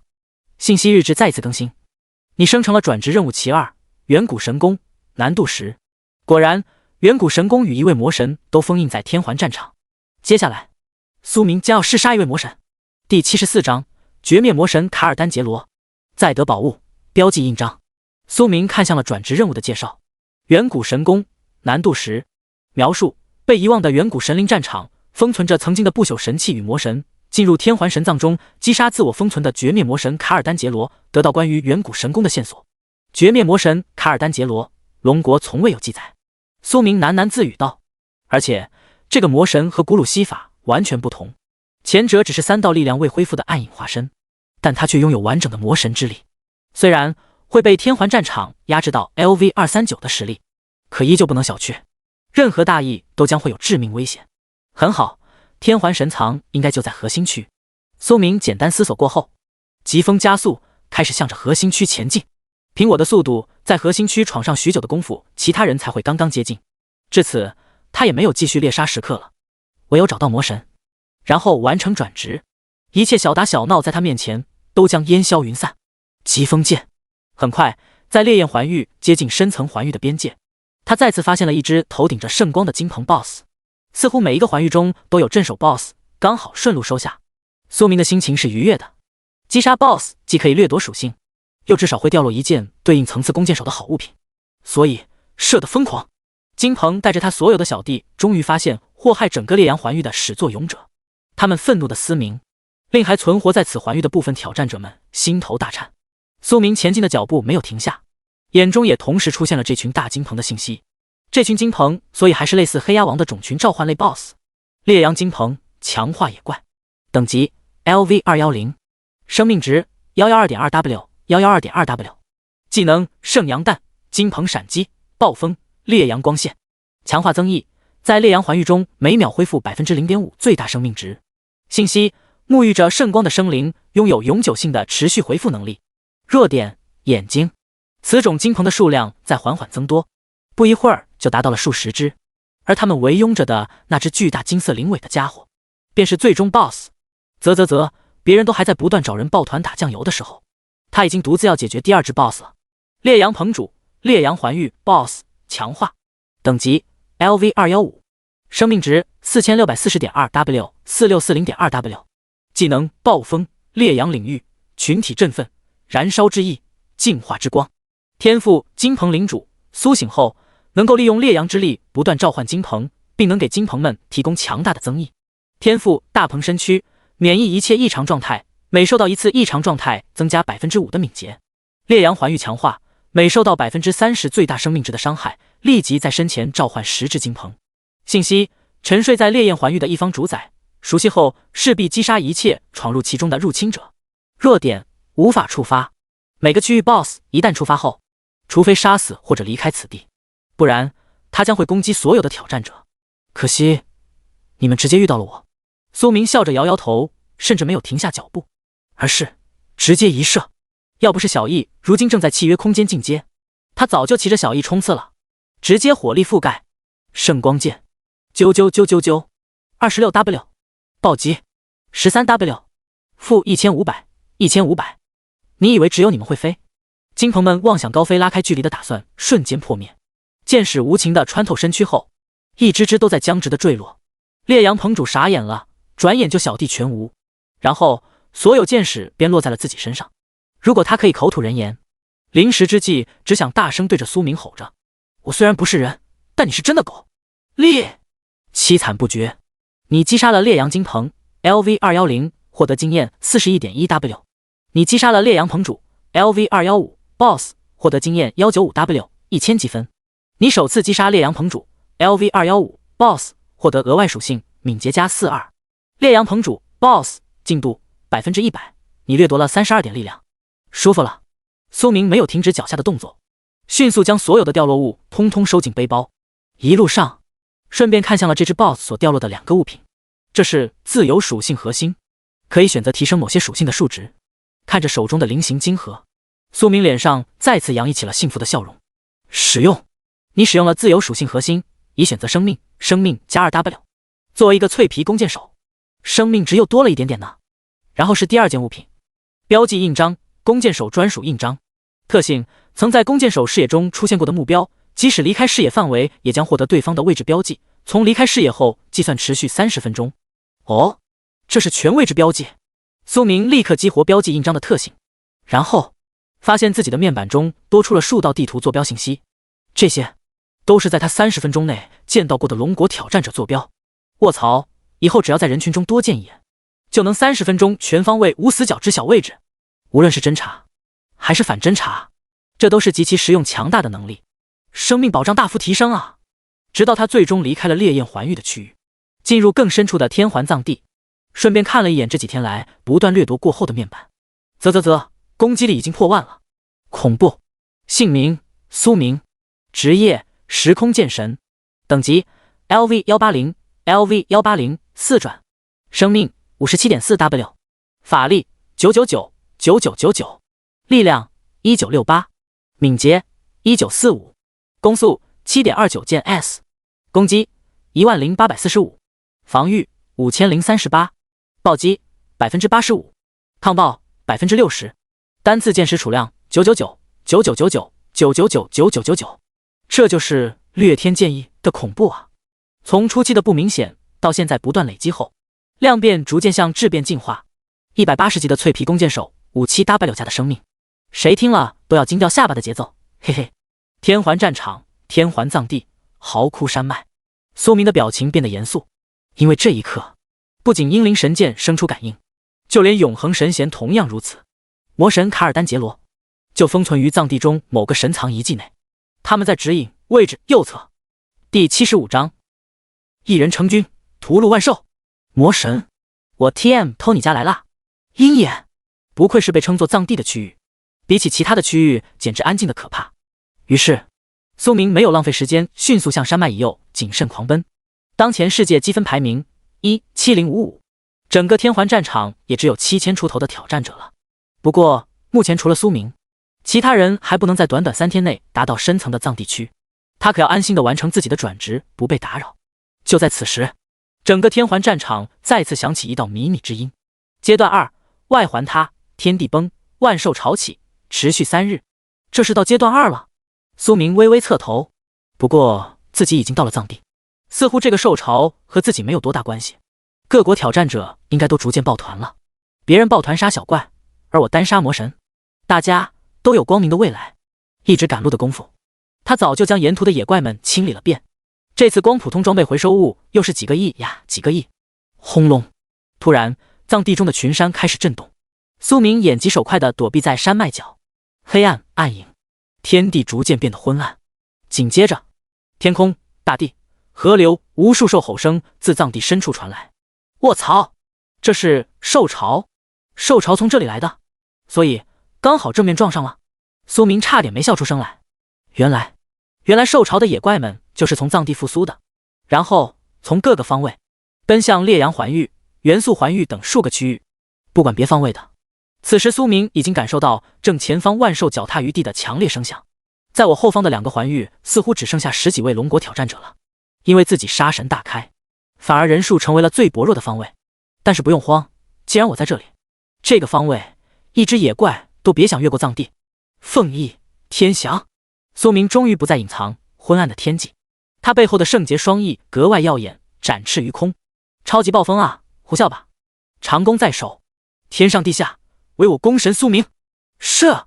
疾风剑、圣光剑、御手剑、封锁剑、碎岩剑、奔雷剑、木影剑，啾啾啾啾啾啾啾啾！天际的箭矢射穿彭鹰，大地的箭矢射翻原牛。快一点，再快一点！嗜血狂暴瞬间叠加，狂风护符同时生效，攻速 7.29、7.79、7.89、9.79剑 S， 一秒接近10次抽拉，狂风叠满，秒速 3W 剑至，一人成军，屠戮万兽。啾啾啾啾啾啾啾啾！每一个瞬间，尸体遍地，哀转九绝。一道清脆的黄鸣刺激着苏明的思绪，紧接着，从暗影之中飞出一只惊艳绝彩的华贵暗黄。小易，你真是越来越漂亮了呢。凤凰的羽翼更加丰满，凤尾摇曳，暗影相随，充满着神秘与强大。苏明，我也要和你一起上啊！暗影附体，小易使用技能后化作凤凰暗影，映照在苏明的身后，宛如极具化的暗黄灵神。瞬间，苏明通过契约感受到，他与小易心灵相通，合二为一。你被附加了强大无比的暗影之力，在此期间射出的所有箭矢附带本次伤害额外 50% 的真实伤害，且此伤害无法被恢复。我去，输出能力直接变成 1.5 倍。小易使用这个技能需要不断耗蓝，而他又可以通过影之空间时从我这里吸蓝，岂不是等于无消耗？而且还不影响这个状态的小易使用其他暗影能力。现在他真正的蜕变成为暗黄主宰，多出的一半伤害全是真伤，还因为暗影侵蚀之力无法被恢复。强大，不愧是神兽。你击杀了雷音 LV216， 获得经验 41.3W。 你击杀了石躯荔枝 LV218， 获得经验 41.3W。 你击杀了巨甲狂蜥 LV218， 获得经验 41.4W。 你击杀了山林大蟒 LV219， 获得经验 41.4W。 无数野怪击杀的消息刷新，随之而来的不少外围没有见到的野怪群。苏明再次进度爆满，收获一大波属性。石躯荔枝进度 100%， 你掠夺了38点敏捷。山林大蟒进度 100%， 你掠夺了3500点生命。崩山巨猿进度 100%， 你掠夺了32点力量。凤翼绽放，苏明不仅没有后撤，反而不断向前逼近，万箭一波接着一波。苏明顺着声势浩大的兽潮源头前进，因为那里同时也是被英灵神剑所指引的地方，谁也拦不住我，死！苏明心里早有所预料，到达5转后，每一级提升所需的经验都宛如天堑。这也是为什么很多人一旦完成5转，便会卡在这个层次好几年。所以刚好现在这个绝佳的屠杀场，苏明将杀他个天昏地暗。最后他所在的那一路，唯有尸体和无数掉落物，前进一路便拾取一路，全都给我为幻梦新芽去。契约空间里的小芽儿很快就有再次生长的迹象了，如此成长速度，苏明十分满意。这是神藏。苏明瞳孔微缩，果然源头正是自己寻找的天环神藏。一道充满诡异气息的大门仅仅开一半，所以现在正是将内部的万兽们全部放出来。兽潮过后，最终活着来到这里的那批人，就能进入神藏探索真正稀有的宝物。他从亡灵老哥那里听说过，神藏是整个天环战场都最危险的地方。当然宝物也不敢想象，因为受制于 LV239 的最高实力限制，每年进入的挑战者几乎只敢进入神藏后在边缘争夺。但苏明不会再等兽潮结束，他要继续开弓，无差别爆射。小易，不够，再来一次！啾啾啾啾啾啾啾啾！与此同时，小易继续动用暗影之力，生成一道暗影屏障，将一人一皇护在其中。苏明凤翼抖动，果断地冲进神藏大门。魔神卡尔丹杰罗，我他妈偷你家来了！第76章虚空智者，你可真是一个带路的好人呢！超级暴风在苏明四周狂舞，空间之内，一切试图接近自己的诡异都要被斩碎。不过就在这一刻，神藏中一只脸面模糊的生灵突然睁开了双眼，声音低沉嘶哑：“是谁打乱了神藏的进程？我得前去一看。”唯有兽潮带着无主的魔神之力杀戮一切阻碍，无主才能进一步加快复苏的速度。大地开始震动，半空中的苏明看着神藏地底不断涌出的野兽，微眯着眼，手中射箭的动作没有丝毫停顿。啾啾啾啾啾，每秒才接近 3W 键，感觉有点少了，伤害还是不够看啊。苏明喃喃道，这是他在这个世界中第一次亲眼目睹疯狂的兽潮之源。右手抽搐的抽拉之下，前方的无数尸骸堆积，可不够。他还要杀更多，射得疯狂。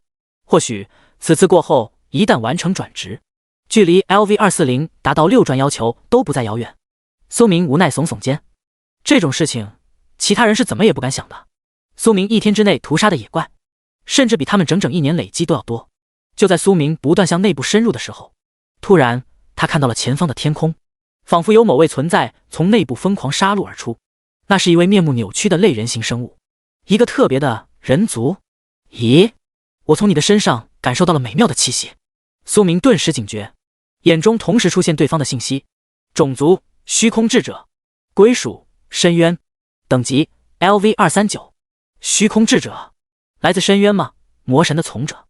苏明内心一凛，当即就想到，他很可能便是守护卡尔丹杰罗的使者。好在天环战场的强大世界规则，这位看起来非常神秘的家伙，只要在这个小世界也被压制到只有上限 LV239 的等级。美妙，难道是小异的暗影之力？不对，是小异吸收过的某种物质。苏明内心诧异，如此散之狂掉的家伙明显带着杀意而来，结果却突然改变了态度。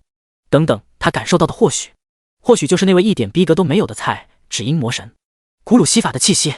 想到这里，苏明暂时放下了突袭秒杀对方的打算。很明显，神藏之地隐藏着重重空间，而这位虚空智者肯定直接知道卡尔丹杰罗所在的遗迹，刚好完全省时又省力。苏明顿时生出一个特别的想法，于是苏明顿时取出了来自古鲁西法的暗影恒晶，没有任何畏惧，面色平静。虚空智者，你可是卡尔丹杰罗大人的从者？他霸气的开口，等待对方回应，没有一丝演戏的痕迹。什么？人族，你竟敢直呼无主的名讳？你到底是何人？再前进一步，死！这位虚空智者惊呆了，为什么这只看起来十分弱小的虫子会知道魔神大人的名讳？而且他的确感受到苏明拥有暗影魔神之力，这才使得他没有第一时间杀死这个虫子。苏明勾起了嘴角，高举着暗影恒晶，我乃伟大魔神古鲁西法大人的眷属，今日遵从我主的意志，带来强大的力量。为了让卡尔丹杰罗大人复苏，虚空智者看向了那块暗影恒晶，其中蕴含着作为古鲁西法化身浓郁的暗影之力。没错，这块恒晶的气息极其美妙。虚空智者嘴角裂开，散直爆棚，但道出的话语却充满激动与喜悦。哦，尊敬的人类，原谅我的无礼，你与那些愚昧的虫子们不一样。为了伟大的魔神，乌卡米洛甘愿奉献一切。想到这里，这位虚空智者再也没有受潮被打乱的愤怒，而是嘴角裂得更开，目光火热地望向苏明。人类，你真的能让无主彻底复苏？啊，你该不会是在对我微笑吧？笑容很甜，下次不准笑了。没错，只要我激活同为魔神古鲁西法大人的恒晶，这个世界将由我等所主宰。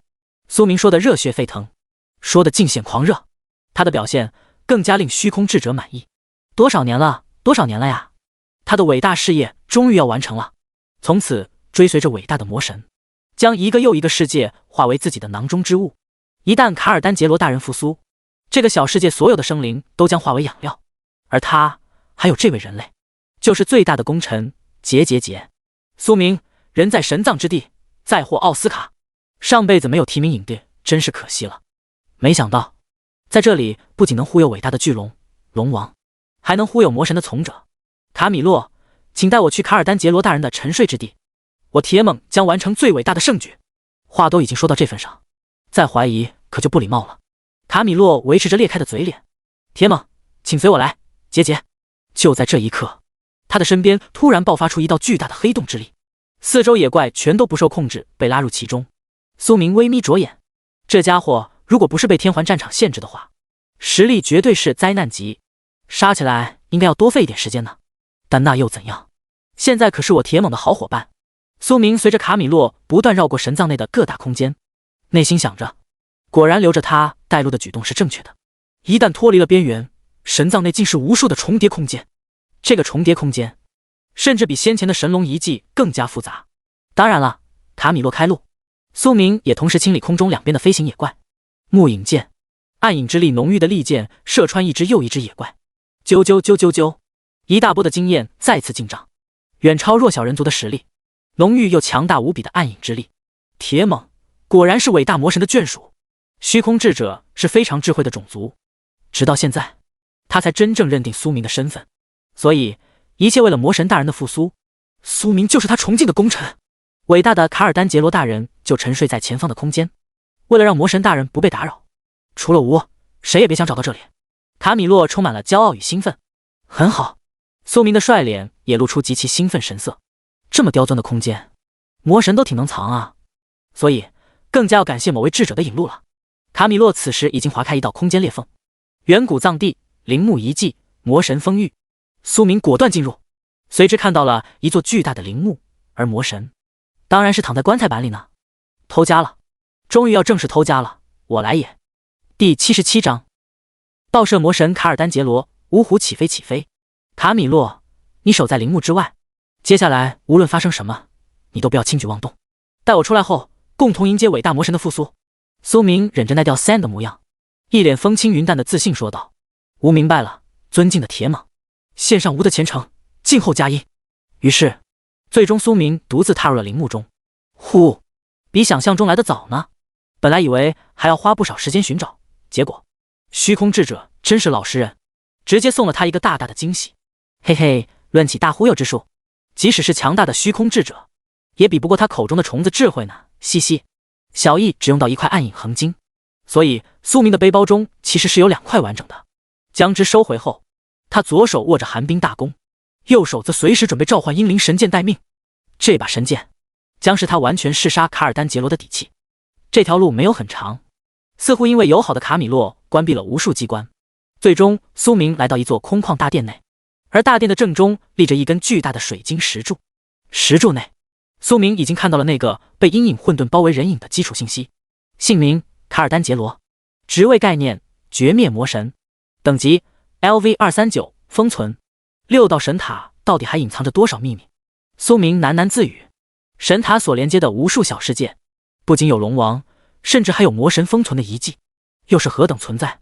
将他们全都隐匿于历史之中。苏明并不相信是吞噬一切的天魔族所为，因为强如天魔圣主，依旧也逃不过相同的境遇。神龙藏里面同样也封存着天魔圣主。亡灵老哥说蓝星的危机越来越近，苏明却耸耸肩，这叫越来越近？尼玛，一位位足以灭世的存在全都睡在眼皮子底下，虽然全都不复当年神器阴灵神剑就能秒，所以现在苏明果断趁你病要你命。只不过在他踏入大殿的瞬间，水晶柱中的存在也突然在沉睡中发出精神之音。暗影魔神的气息？不对，你杀了暗影魔神。苏明撇嘴，果然这位魔神本尊就没有那么好糊弄了呢，因为他能真真切切感受到古鲁西法的力量。谁将你放进来的？我的力量又流失了不少。卡米洛，蠢货玩意，竟然被这只小虫子骗了。杀死你，夺得暗影魔神的物品，我也能恢复不少。水晶柱开始变得格外漆黑。呵呵，苏明长弓搭箭，现在好了，他不装了。卡尔丹杰罗，你废话真多。疾风剑，圣光剑，圣光剑，疾风剑起手。然后苏明接着诠释圣光剑，剑剑对着水晶真伤，还能防止对方偷偷补增益。短短1秒间，大殿中心被利剑从各个方向包围。啾啾啾啾啾，愚蠢的虫子，吾乃不死的存在，你未免太可笑了。就是现在，换剑，阴灵神剑，接在无数圣光剑后，搭弓，拉满，射，嗖！苏明终于露出了阳光般的笑容。魔神呀，你还是不懂人类的强大之处呢。我干嘛故意装模作样？不就是在最佳时刻射出绝杀的神剑？卡尔丹杰罗完全没有防备，一剑击出，时空旅行生效，巨大的剑矢无情洞穿水晶的中心，然后穿过人影的身体，达到神殿的另一端。你什么你？走好，不送！苏明连忙冲到后方回收阴灵神剑。作为单独神器的阴灵神剑就是有这个最大的弊端，每次射击过后还必须亲自回收才行。所以苏明明白，一旦离手就必须做到一击必杀。不，该死！你以为你这就能杀死我？竟然让我动用魔神本源，你该死啊！虚空行走，虚空行，虚空，怎么回事？我怎么使用不了？啊！卡尔丹杰罗此时正在疯狂尖笑，他的身体被洞穿了一个大窟窿，都没彻底死。要知道，阴灵神剑射中的目标不仅洞穿身体，还会洞穿那部分的灵魂。苏明心跳加速，但眼神更加冷漠。自己可是将影帝演技发挥到极致，才找到一击必杀的机会，结果是成功了，但却只让对方重创。既然一剑没死，那我就再来一剑。而为什么卡尔丹杰罗无法虚空行走？当然是因为苏明进入大殿的那一刻就封锁了空间，就是为了防止意外，使得魔神出去联合卡米洛。现在准备终于发挥巨大作用，给我射！魔神疯狂的同时，苏明第二剑从反方向来了，嗖！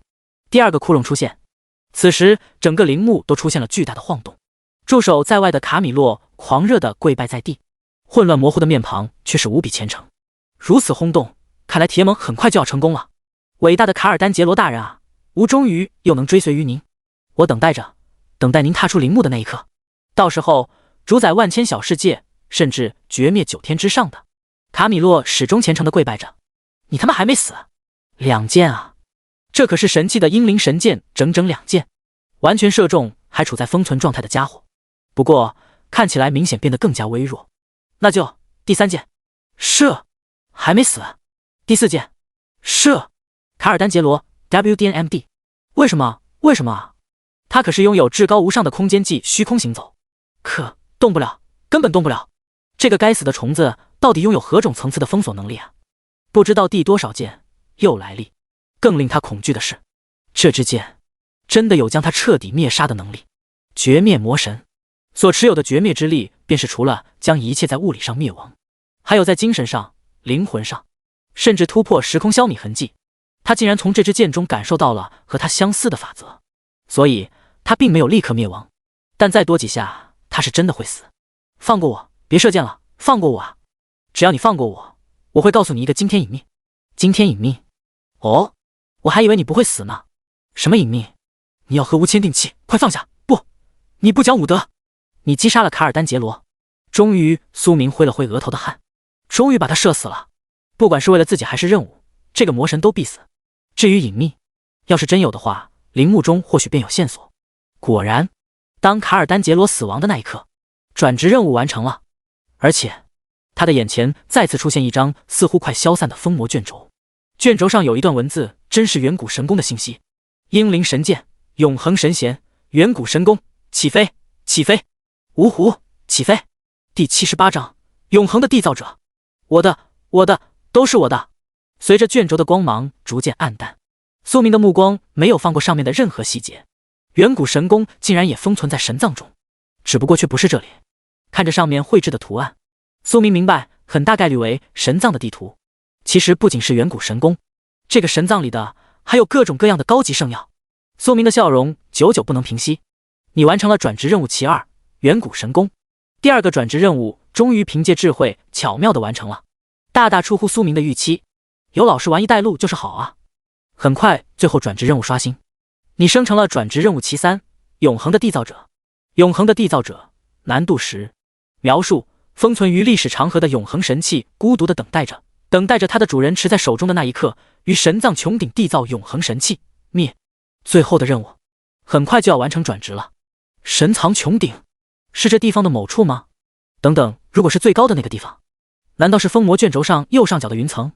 还好它会飞，这要是换做一个既没有飞行技能也没有飞行驯兽的人，就只能干瞪眼了。苏明将所有的思绪收回后，不再注意这个任务的内容，答案得到神藏穹顶后才会知道。接着苏明开始认真地打量起这个特别的大殿。先前刚踏入此地，就紧张刺激地与魔神卡尔丹杰罗友好交流，现在看来，这里的墙壁上以及封存魔神的水晶石柱，确实临摹着不为人知的隐秘。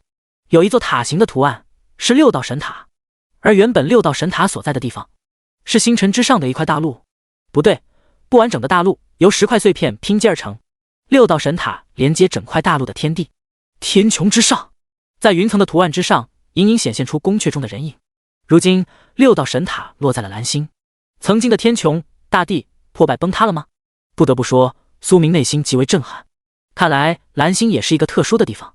最终苏明平静地离开了大殿，原路返回。他的内心没有退缩，无论这个世界未来会怎样，他都要一往无前。未来宫神苏明的名号将响彻整个宇宙，天上地下唯我一剑。既然来到了这个世界，岂有庸碌无为的道理？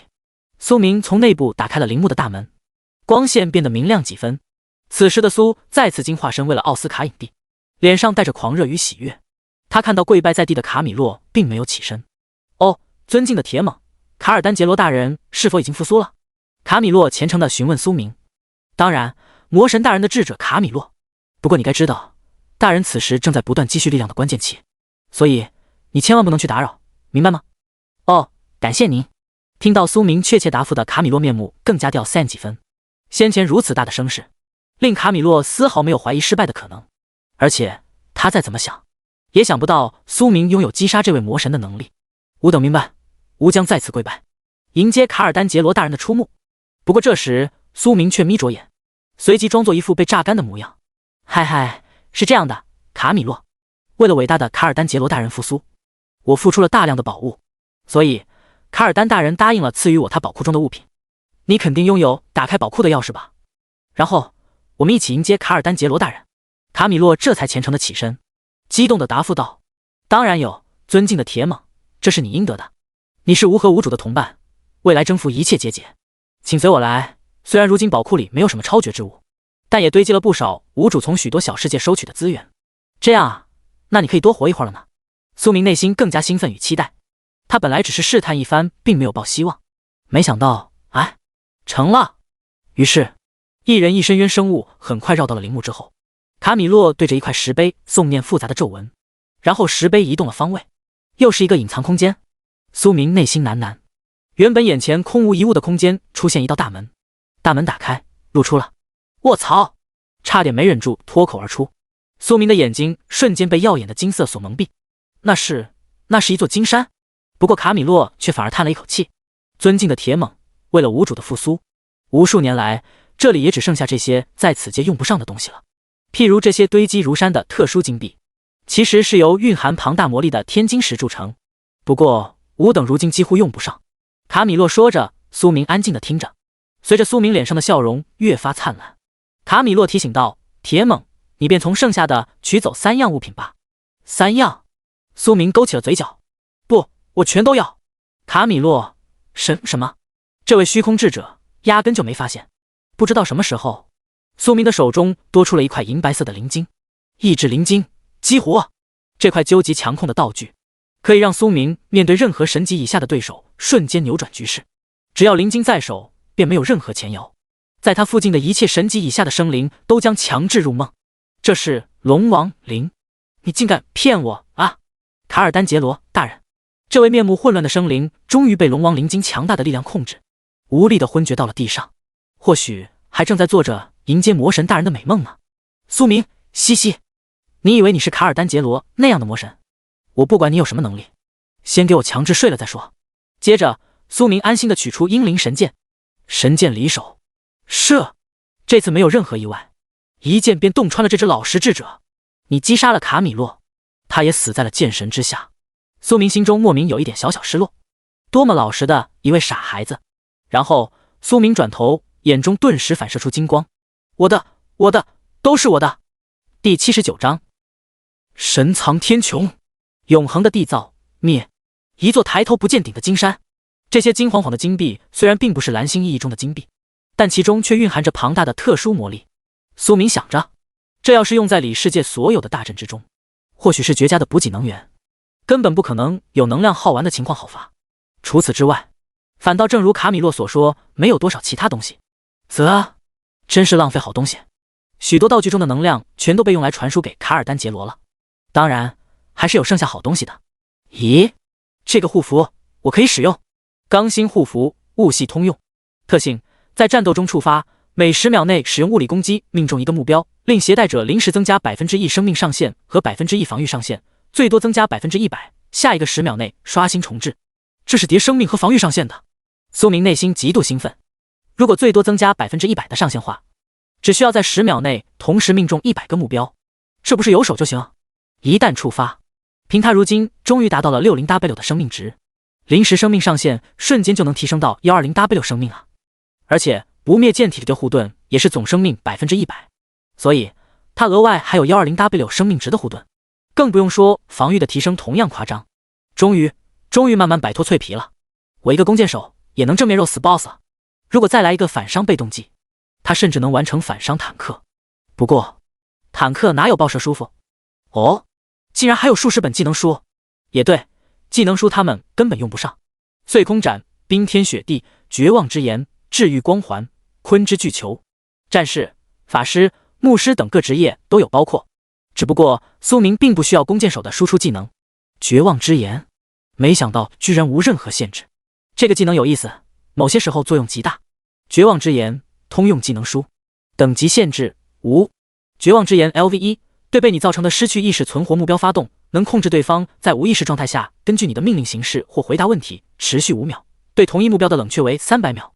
这还只是 LV1 的效果，满层所持续的时间至少有10秒。搭配意志灵晶的强制入梦，在10秒内，苏明可以从各大存在口中知道任何事情。譬如他可以光明正大套路扎古荣，以后遇到敌人也可以利用这个能力瞬间摸清对方的底细背景。你满足绝望之炎的学习条件，成功学习此技能绝望之炎 LV1。 至此，苏明将剩下一切有的没的全部收进了背包。职业者就是好啊，自带4次元口袋，他用不上东西的幻梦小树也用得上。契约空间里的小芽儿终于成长为小树的模样，虽然还没几片叶子，但苏明明显感觉自己的精神变得更加活跃。该走了，苏明腾空而起，达到陵墓的上方。爆裂剑，爆裂剑，轰轰轰轰轰！数万带着火光的力量开始对着陵墓轰炸，这一切的痕迹都该消失了。直到苏明跃出来时的空间裂缝，这个空间开始坍塌了。根据卷轴的地图指引，远古神宫封存之地就距离神藏天穹不远。苏明直接骑在小翼的背上，恐怖的速度，瞬间冲刺。小翼达到3阶后，处在紧骑乘状态下，飞行速度已经变成了自身的速度加苏明 110% 速度。不愧是空中的霸主。疾风剑，速度瞬间累积，暗黄变边，宛如一支引箭划过天际。飙车飙凤凰也太刺激了。同时，苏明一路上也不断使用疾风剑，对着下方数种野怪群随缘倾吐。啾啾啾啾啾啾啾啾，负 13.2W， 暴击，负 6.6W， 负 1500，你击杀了拟态巨蜥 LV218， 获得经验 41.7W， 你击杀了死亡仆树 LV218， 获得经验 41.7W， 你击杀了红刺蜂 LV220， 获得经验 41.8W。 到了，一路的疯狂杀戮，苏明终于来到了这块被巨石所包围的地方。远古巨石阵，从上往下看，苏明发现这里的不简单，无数参天的岩石仿佛有规律的摆成相间的圆环，所以圆环的中心相当于远古祭坛。这一幕让他想到了在世界回廊中进入英灵神殿的那座神鸦祭坛。鹰眼，四周没有埋伏着危险。苏明谨慎地骑着小翼下落，进入此地阵中。就在这时，苏明背包里一个不起眼的道具发出极其强烈的光芒，这是融合神石。苏明意识到这块融合神石的主载体既不是英灵神剑，也不是永恒神弦，而是远古神弓，所以他在试图激活这座巨石大阵。苏明连忙将融合神石取出，拿在手中，神石熠熠生辉，轰隆轰。与此同时，巨石们开始动了。苏明脚下的大地开始剧烈晃动，他们是在上升，直上云霄，会不会正对神藏天穹？思索的功夫，石阵中心还在不断拔高，而此时的巨石竟渐渐地在苏明前方排成规整的阶梯。这是登天路吗？恢宏而神秘的天穹，阶梯的尽头漂浮着一把令人心悸的大弓。小翼藏入影子，苏明目光坚定。远古神弓，我来了。苏明微笑着喃喃道，这才是属于他的神弓啊。远古神弓，融合神器，融合激活，血色大弓，红得透黑。握在手中的那一刻，苏明仿佛看到一位位高高在上的天琴巨人被射穿，含恨寂灭。弓身弦神剑俱全。阶梯开始继续延伸，融合神石在指引着，指引他继续向前。这一刻，神藏之地的云层仿佛被拨开，原来这里是天环的环心正中心。苏明就像是脱离了整个天环战场一样，可以俯视下方的一切。这里便是神藏天穹。天环战场竟然是远古神明战场的一角圆环，最终散落于6道神塔连接的空间。下一刻，4样充满古老气息的物品漂浮在苏明身前：英灵神剑，融合神器，融合激活；永恒神弦，融合神器，融合激活；远古神弓，融合神器，融合激活，融合神识。融合神识触发了未知的力量，是否进行未知级别融合？是否？未知级别，真是超神器了呀！是，激动的心，颤抖的手。苏明最终确认，永恒的缔造灭。第80章，满眼只见2个字：无敌。天穹之上，一缕血光映照圆环。自苏明俯视的目光中，整个天环战场开始出现了远比先前更加恐怖的崩塌。此时的王林与李辉阳等人全都聚集在了一起。不仅如此，无论是龙国还是余下的各国挑战者，再也没有心思互相争斗，而是全力不断向着中心的天环藏地狂奔。真是多亏了苏明兄弟。是啊，我们一路畅行无阻，那可是人人避之不及的恐怖兽潮啊！苏明兄弟真就一人灭了一路。嗨嗨，王林，你们弑神殿瞒得我们好深啊！王林的嘴角抽搐，我他妈自己也不知道啊。因为苏明大肆屠杀了他所在的一路，所以龙国大部队这边集合的挑战者们几乎没有伤亡，而其他国家的挑战者们整个都傻了。沃特，去年可不是这样的，大地都要坍塌了，快跑啊！前方还有兽潮，不能强行冲过去。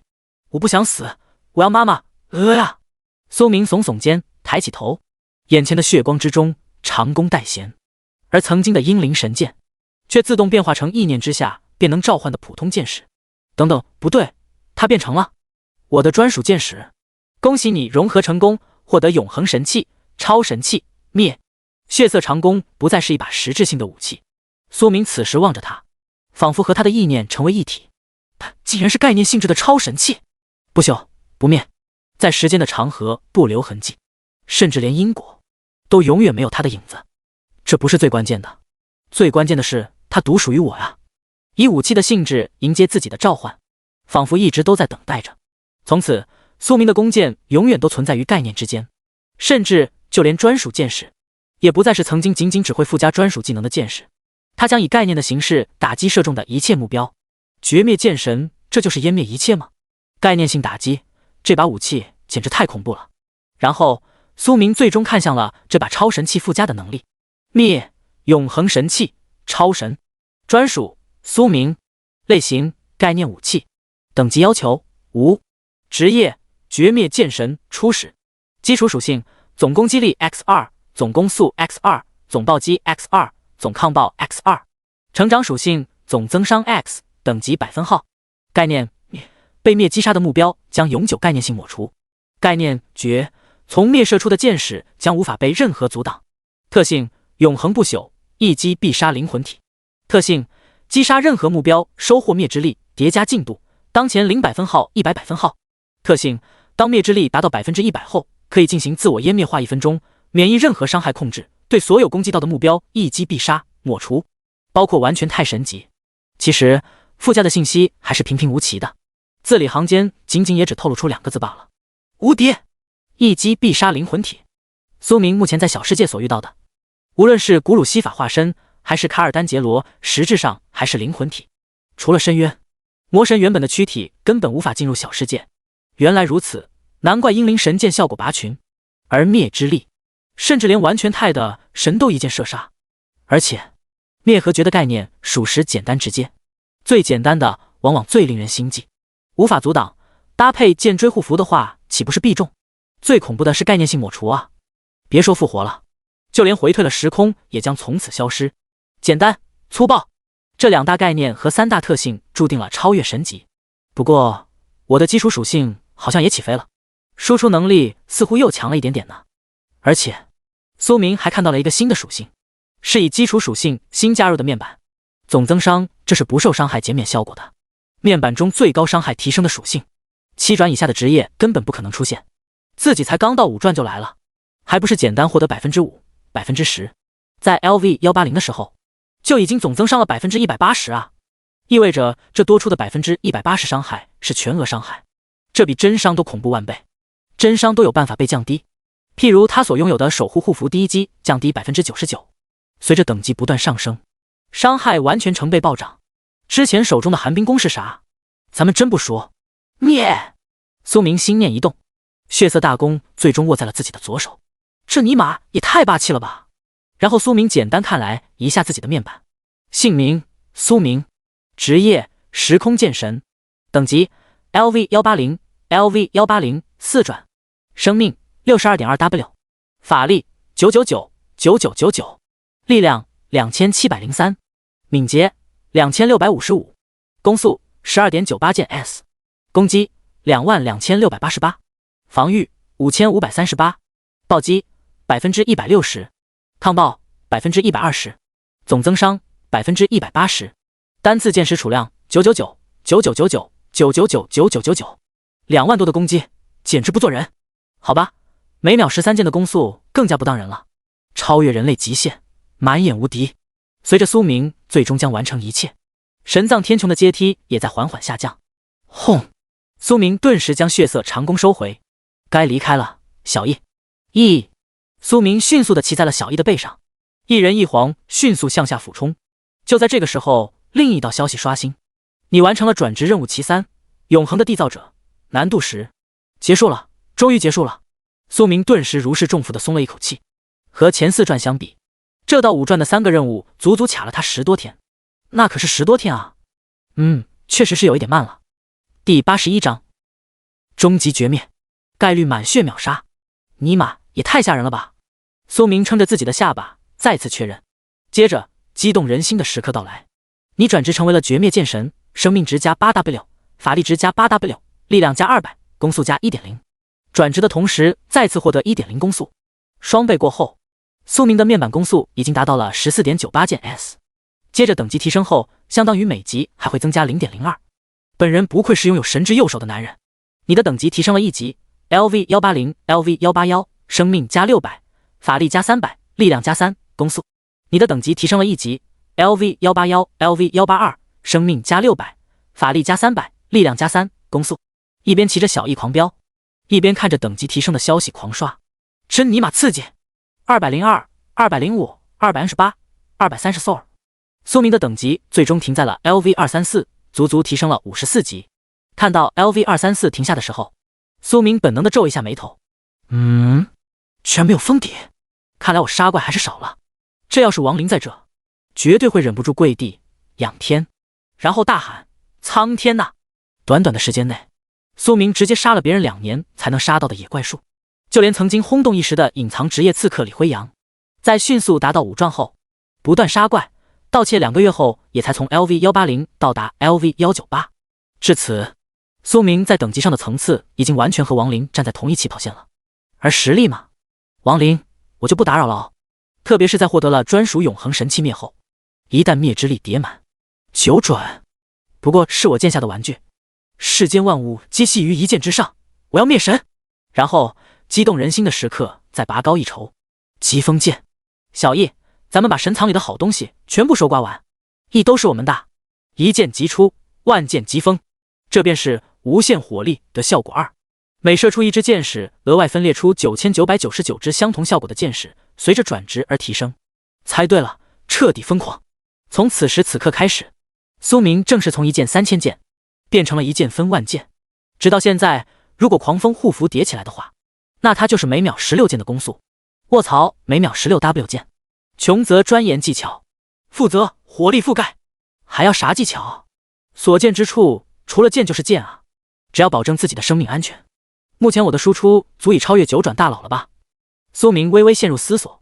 不急，先苟住将王老哥的那个秘境和神龙藏解决，然后到6转后差不多就稳了。那时蓝星搞事情几个国家一个都别放过。如今没有了小日子，到时就先拿灯塔国开刀。这一瞬间，苏明竟然为小日子提前惨灭而感到惋惜，没有亲自动手的机会呢。然后苏明看到了天赋，这保命能力又强了一点点，以及概率满血斩杀。天赋专属终极绝灭，无法探查，永久保留。1. 每击杀一位神级存在，使你永久免疫其掌管对应的法则之力影响。2. 消耗灭之力能覆盖全身，令触碰到你的目标瞬间瘫痪3秒。3. 每次攻击有 5% 概率直接满血秒杀神级层次以下的生灵。前2个效果以特殊的方式提升自己的保命能力，特别是击杀魔神，一旦免疫了它对应的法则之力后，未来的一切此等力量都将无效。而效果3，人都要笑妈了，这一个效果都是绝对的神解，可能不需要6转就能干死蓝星一切搞事的家伙。随缘火力覆盖后，10万、100万剑出，追踪无法被阻挡，必中。然后每剑5%判定，满血秒杀呀！这尼玛也太吓人了吧！咦，专属技能和以往不同了，依旧是2个专属技能，而且竟然是光环技。技能专属绝灭光环 LV1， 在 1W×1W×1W 范围内，任何选定的目标杀死敌人也能为你提供灭之力，并令所有选定的目标造成的伤害提升 50%， 包括自己。转移光环 LV1， 在 1W×1W×1W 范围内，任何选定的目标受到的伤害 80% 都可以转移给另一个目标，包括自己。看到这2个专属技能，苏明的内心是非常兴奋的，毕竟他已经拥有了10种特殊效果的强大剑士，无论随缘使用那种，靠火力覆盖都能瞬间秒杀无数野怪和 BOSS。 而这2个光环，一个可以提升灭之力的获取速度，只要处在自己范围内的目标全都要替自己打工，而且包括自己造成的伤害还可以提升 50%， 光这一点就已经非常不错。而另一个伤害转移可就有意思，特别是在范围中，你想打我，你打我，你先自己受到 80% 伤害去吧。而且它还有一个非常强大的作用，目标间也能转移。苏明涉猎了，说不定还能兼职震惊万众的辅助呢。看我帽子戏法，等到满级后，他们的范围和效果将会更加变态。一连2天的功夫，小易一路狂飙，沿着封魔卷轴所绘制的简单地图收刮，背包里堆积了大量的高级圣草，简直是以后养老都可以开一家药剂店的地步。而且不是普通的药剂店，大佬都会眼红。而且如今单剑的伤害都极其恐怖，苏明很快将整个神藏中的野怪群都掠夺了遍。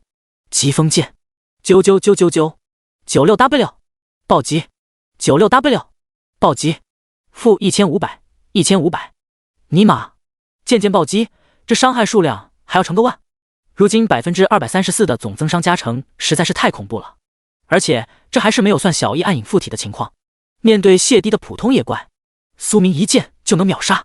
第82章俄洛伊巨章，获得饰品傀儡项链，天环崩塌的震动逐渐平息，苏明杀他个天昏地暗，横尸遍野，直接靠基础伤害就足以秒杀大片。你击杀了3足巨蝉 LV225， 获得经验 42.8W。 你击杀了血海虎鲸 LV229， 获得经验 43.1W。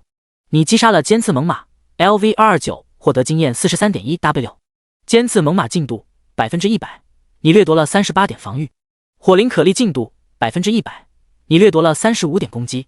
等级终于再次提升了1级，你的等级提升了1级， LV234 LV235， 生命加600，法力加300，力量加3，攻速。呼，这一趟天环战场值了。然后他看向了自己灭之力的进度，灭之力 46.300分号，100分号。当达到 100% 的灭之力，便是真正意义上的无敌，而没有达到的时候并不代表没有作用。苏明可以形成不断消耗的状态，让其覆盖住自己的全身。经过这2天内的试验，苏明发现每 1% 的灭之力能维持覆盖100秒，这已经是很长的时间了。只要触碰就能强制瘫痪。如果换一个角度，苏明可以碰瓷啊，别人不碰他，他直接碰别人就能强制令对方瘫痪。当然了，他可没想着这么做，一剑就能秒的事，何必麻烦呢？嘿嘿，神藏之地啊，如今该改名为突地了。小叶，咱们出去吧。哟，这小家伙都已经成长为高贵的凤凰了，不过还是这么单纯又可爱。苏明看到了宏伟巨门，大门的另一边便是先前经过的天环藏地。苏明回到藏地的天空，这里已经没有了兽巢。对了，藏地中有一只最终 BOSS， 便是天环战场最强的 BOSS， 不能放过。你等一下，我马上就来秒你。于是经过苏明和小易的努力，终于在一潭漆黑如墨的死水中看到了隐藏在其中的巨怪。他的触须可以不断伸长，此时正在捕捉外围的野怪。他将其他野怪当口粮了。苏明看着这一幕有些想笑，眼中已经出现了对方的信息。俄洛伊巨章，天环藏地 BOSS 强化，等级 LV235， 生命值 5722.6W， 5722.6W。 技能超级吸水，超级喷射，触手捆绑，腐蚀粘液，灵间崩坏。天赋超级触须，每减少最大生命值 1% 的伤害，可以断掉一根触须，令自身的攻击正 1%， 敏捷正 1%， 防御正 1%。 天赋巨章魁身，死亡后化为一只拥有 10% 最大生命值的超级小章鱼，防御变为0，攻击和敏捷提升 100%。60秒内没有死亡，则重新化为 30% 生命值的俄洛伊巨章。天环藏地强化，受到的所有控制效果替换为减速 10%， 不可叠加。攻击自己的目标在10秒内无法任何途径恢复生命值。天环藏地强化，触发巨章魁身后的1秒内净化所有伤害与异常效果。信息：沉睡在藏地的野兽主宰拥有恐怖的攻击能力，巨大的触须捆绑过无数强大的生灵。弱点：无法触发。这家伙还有一个1秒的无敌。苏明喃喃的时候已经手握血色长弓，庆幸吧，你还能活到第2秒。消食剑，射！啾啾啾啾啾，一剑击出，瞬分万剑，对准着巨大的黑潭以及偶尔伸出的巨大触须。嗡！紧接着，潭中响起一道凄厉的惨叫。啾啾啾！被自天穹射的千疮百孔的章鱼身躯瞬间浮出了水面。但此时，苏明的眼睛目光闪烁，这个巨大的躯体已经死了，伤害直接将他给灌死。鹰眼！苏明迅速大开视野，寻找另一道踪迹。所以，接下来的1秒内，这只 BOSS 触发了巨章魁身。轰隆！与此同时，潭水四周的黑森林开始不断崩塌，无数水流仿佛向中心点汇聚。化为超级小章鱼的他，使用了林间崩坏和超级吸水。接下来，便是恐怖无比的超级喷射。苏明的嘴角勾起帅气的弧度。找到你了，小章鱼！疾风剑，万道疾风划过天际，仿佛戏弄着时间。嗖的一下，封死小章鱼所有的移动方位。贯穿！苏明啧啧感叹，如果不是因为对方金蝉脱壳了1秒，苏明2剑直接便会要了他2条命。小章鱼临死前，一股席卷范围巨大的冲天水柱向着苏明打来，极限闪烁，接着恐怖的速度瞬间拉开，天空中的苏明身上没有沾染一颗水滴，完美解决。你击杀了俄洛伊巨章 LV235 BOSS， 获得经验 212.5W 3W 积分。你首次击杀俄洛伊巨章 LV235 BOSS， 获得额外属性生命加5500。俄洛伊巨章 BOSS 进度 100%， 你掠夺了42点防御。随着击杀信息的出现，苏明没有浪费时间，迅速俯冲捞起掉落物。或许 BOSS 本身的掉落物没多少吸引力，但他知道，依靠掠天剑意额外获得的弓箭手物品越多越好。这2颗充满魔力的巨章魔眼属于高级材料，至于8条肥美的触须，或许可以烤着吃。苏明干脆全部收进了背包，然后看向掉落的装备。项链铂金级，还行，他已经达到了等级要求。基础属性倒不怎么在意，特性也不错，直接替换勾玉项链。毕竟自从获得了意志灵晶后，苏明已经完全可以无视所以控制了。傀儡项链铂金，类型项链，职业通用，等级要求 LV220， 属性生命加 3W， 防御加300，抗爆症 10%， 耐久320，特性受到高于 20% 最大生命值伤害时，由傀儡替伤，傀儡每24小时可使用1次。特性傀儡未激活时，佩戴者防御额外加200。保命能力吗？谁也不嫌多是不是？况且这项链还真是一心偏向防守型的属性。苏明目前表示非常满意。至于输出什么的，超神功在手，谁也不虚。第83章，超级异常水晶。龙国，一定是龙国挑战者干的啊！然后苏明的目光看向了最后一件，超级异常水晶。好家伙，这东西可极度稀有啊！虽然作用并不是所有人都会眼红的地步，但只要是作为弓箭手职业，依旧足以豁出命来争夺。你使用了超级异常水晶弓之后，射出的所有箭矢将 5% 概率烧伤， 5% 概率流血， 5% 概率中毒， 5% 概率减速， 5%每种异常状态单独计算。虽然单论伤害来说的话并没啥，但它极度恶心啊！要是一个战士自信满满的向弓箭手冲锋，结果半路上挂满了一堆异常，吓都要被吓死。毕竟这可不是游戏，而是蓝星真正的现实，不解除会死人的。苏明倒是没有在意，果然还是秒人更舒爽。阶段中，还香河入藏土圣堡纷争持续7日，注：第4日开始，脱战10秒后可提前退出天环战场结算积分。这一次，由于苏明显著提升外环崩塌的速度，其他的挑战者们更多都是在逃亡，直到最后一波存活的人也进入藏地边缘，大家才放下了心中的大石。法克，苏明到底是谁？他一定是作弊了吧？为什么他的积分已经超过300万了？谁能给我解释啊？沃特马泽法克，曾经20年来，整个天环战场最高的积分都只有 27W，而达到这个数字的人，便是王林的老爷子，曾经五转时的王勃，那也是王勃龙国功神名号崭露头角的时候。可苏明甚至不止10倍啊！这么短的时间内，他到底是杀了多少怪，获得了多少天才地宝？龙国这是要出一位更加惊艳绝伦的功神了吗？不行，苏明未来一定会是灯塔的威胁，我们必须将他扼杀在这个战场之中。因为藏地的野怪大多都随着受潮出去了，所以现在终于到达这里的共5882人，瞬间少了大半的危险。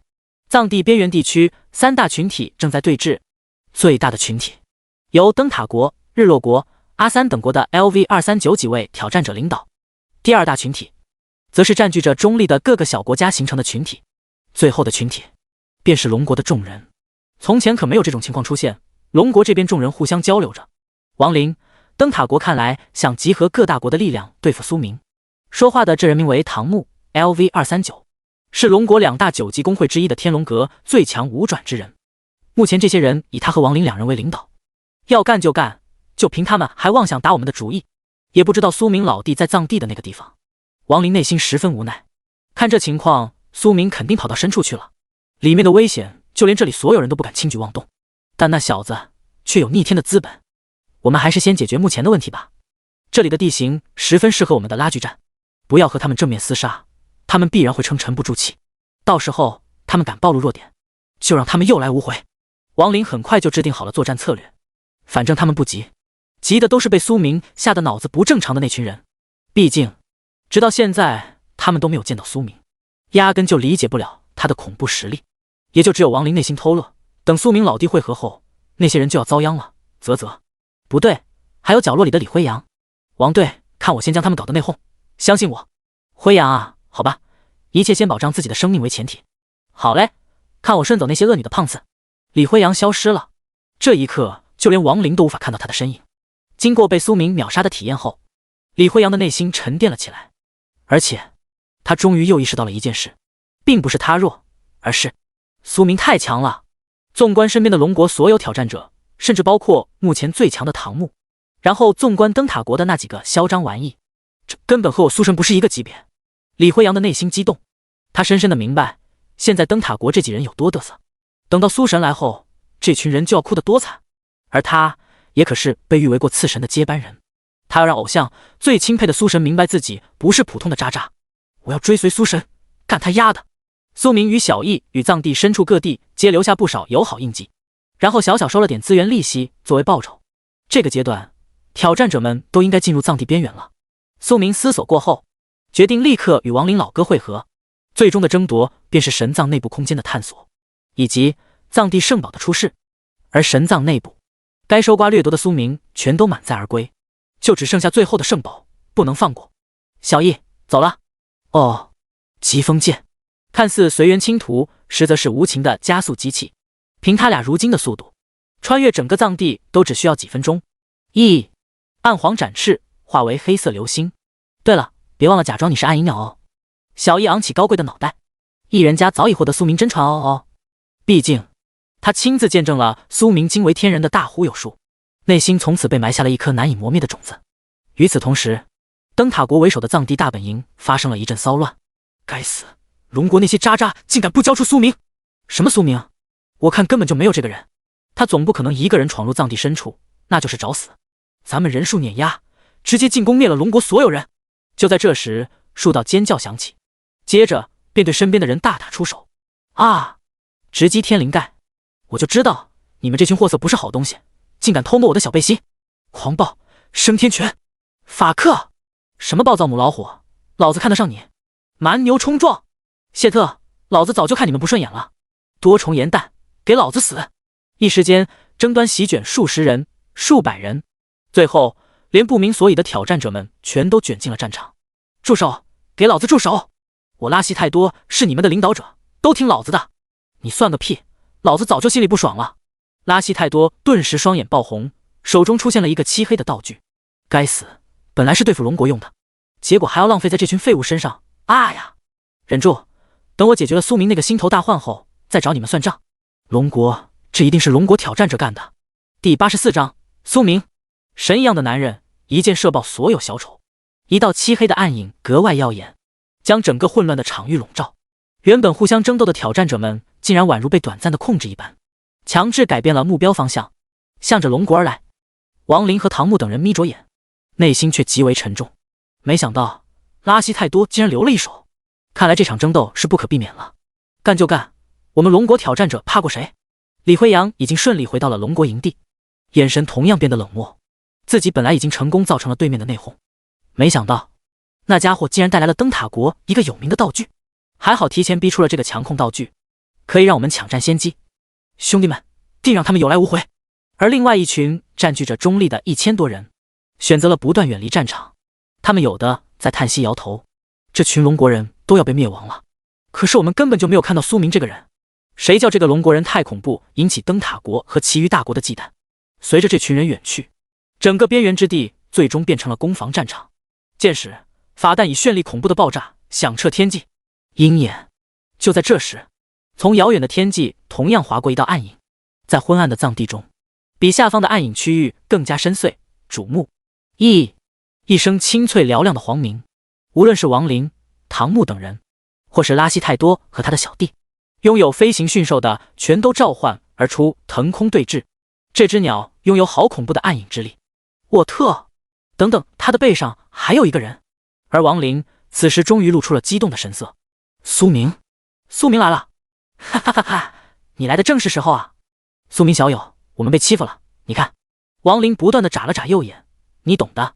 唐牧则露出惊容。暗影鸟，神秘又强大的暗影鸟，在暗影鸟背上的是一位帅得惨绝人寰的青年，他就是苏明啊！姓名唐牧，职业研报法师，等级 LV239，姓名拉希泰多，职业暗影法师，等级 LV239。苏明的眼中已经出现了这两方等级最高的人，他的资料里有唐牧的信息，25岁，虽然等级的提升太慢，但在5阶中算是顶尖的输出手。而拉希泰多则是这一届灯塔国的带队者。沃特，你就是苏明？拉希泰多和身旁一众 LV230加的强者露出不可置信的表情，看起来还是一个刚成年的小白月。264W 暴击，烧伤，流血。264W 暴击， 3W 一发消时剑，瞬间叫他们做死人。拉弓脱手的那一刻，时空旅行的强大1秒时间差就已经发动了。漫天箭雨，我们没欺负龙国啊，我们压根就还没有开打呀！呀，这怎么可能？不，呀，都是拉希泰多干的，和我们没有关系，我不想死啊！魔鬼，他是魔鬼，闪烁，我怎么动不了？他们宛如一个个小丑。苏明给了对方说完一句话的功夫，就已经是天大的仁慈，哪还会有放走的道理？空间封锁，只要箭矢落在人的身上，对于没有强制保命物的人，便是一击秒杀。而使用过强制保命物的人，由于被苏明施加的空间封锁，他们光逃跑的速度，可怎么能赶上提前1秒的群箭？唐牧傻眼了，苏明一个人，才刚抬手就射穿了数千5转精英，如果自己变成了苏明的敌人，能承受一箭吗？不知不觉间，他都没有意识到，自己这一颗的嘴巴由 O 变成了 O， 险些下巴直接脱臼。唐牧惊恐地看了暗影鸟之上杀人不眨眼的超级帅逼，然后缓缓转头看向其他龙国挑战者，宛如实话。有2个人的表情不一样。王林的小心脏同样在剧烈跳动，但是不知为何，却仿佛觉得这才是苏明的基操。果然，苏明是命中注定的功神。另一位则是从隐身状态显形的李辉阳。啊，是偶像，是我苏神！我终于当面见到苏神的真人了。他好帅，他好强，要觉醒新的性癖了。不愧是一箭射爆我李辉阳的男人，苏神永远低神。万箭如雨，一波接着一波，所落的方位，唯有母猪般的求饶与惨叫。苏明便是冷血的刽子手，无情地宣判着数千人的死刑。王林无奈摊手，今年是有史以来存活率最低的一届。看着苏明出手的短短10几秒，挑战者总人数从进入藏地的 5K 加，最终降到了1532人。而那群选择中立远离的挑战者们，更是愣住，不知该庆幸还是庆幸。这怎么可能？那可是包括灯塔国精英的3000多位强者啊！这可是5转顶尖强者，这么弱的吗？弱，不可能。所以，那就只有一个可能，是积分再次暴涨的苏明太强了。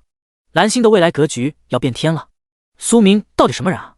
我回去后得立刻报告总长，想尽一切办法抱起龙国的大腿。苏明还没有女朋友吧？我要果断变成女人，抓住他的心。你击杀了拉希太多，你击杀了堪布罗，你击杀了基利泰梅。看着信息中不断刷新的击杀信息，苏明的内心甚至没有掀起一丝波澜。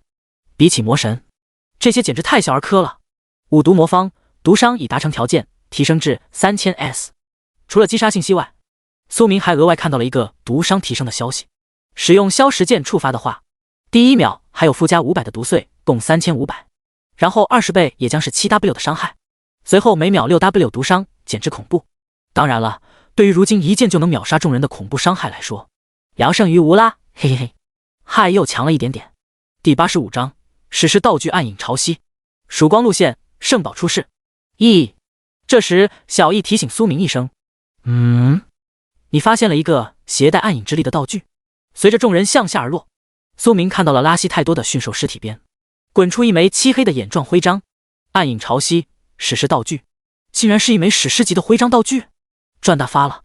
在拉希太多那种渣渣手中根本发挥不出什么作用，况且他已从此长眠睡个好觉，所以就让我含泪替你好好保管吧。暗影潮汐，史诗道具，信息：沾染过暗影本源的物品将暗影化作侵入人心的潮汐。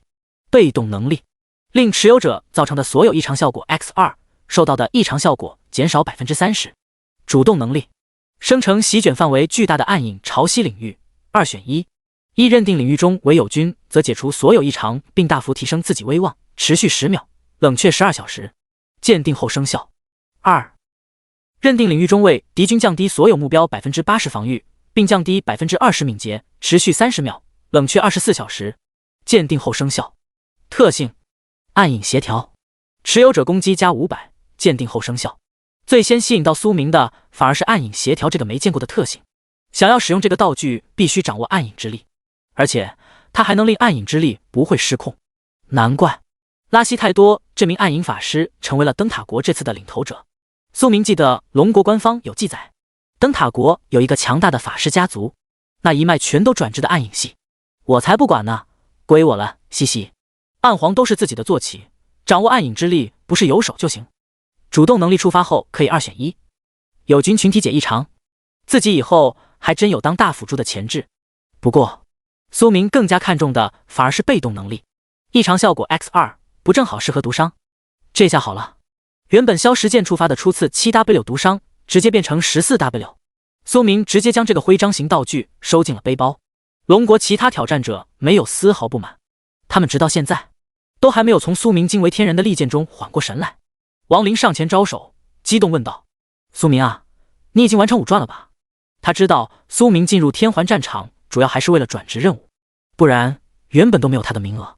直到现在，苏明的实力已经正式远远超过了他。王林颇有一种老父亲的无奈，但更多的是兴奋。如今王林心想，妈的，这个决定太正确了，其他人想要杀苏明，就要想好被团灭的可能。苏明回应着招手，对着王林老哥点头，现在转职成万箭射手了。你果然是变态。等等，你刚才说什么？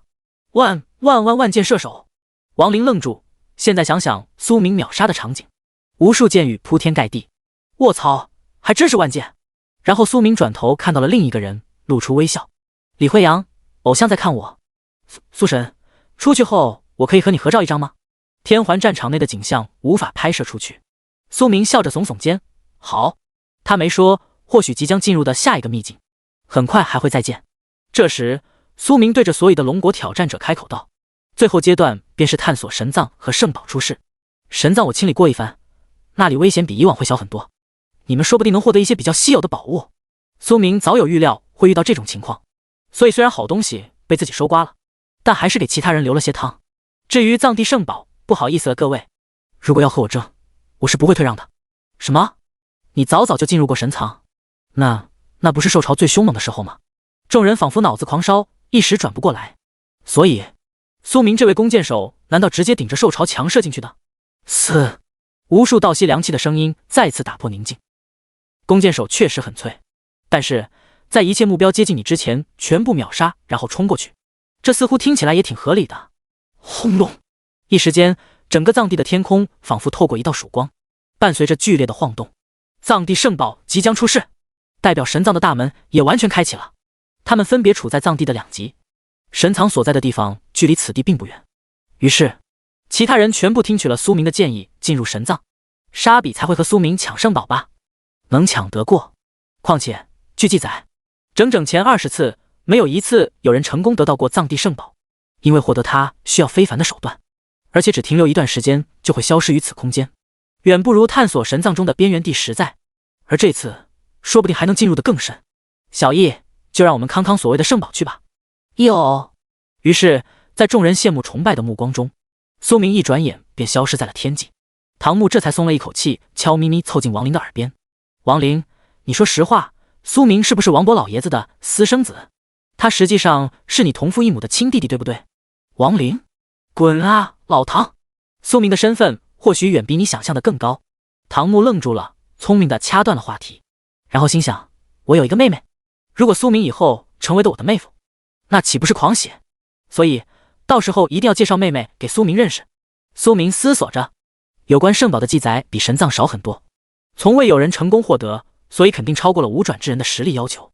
所谓藏地圣宝，更像是未知存在通过天际的曙光，将某物跨界送至藏地，吸收特殊能量，然后等到时机成熟，然后再次通过曙光通道消失于天际。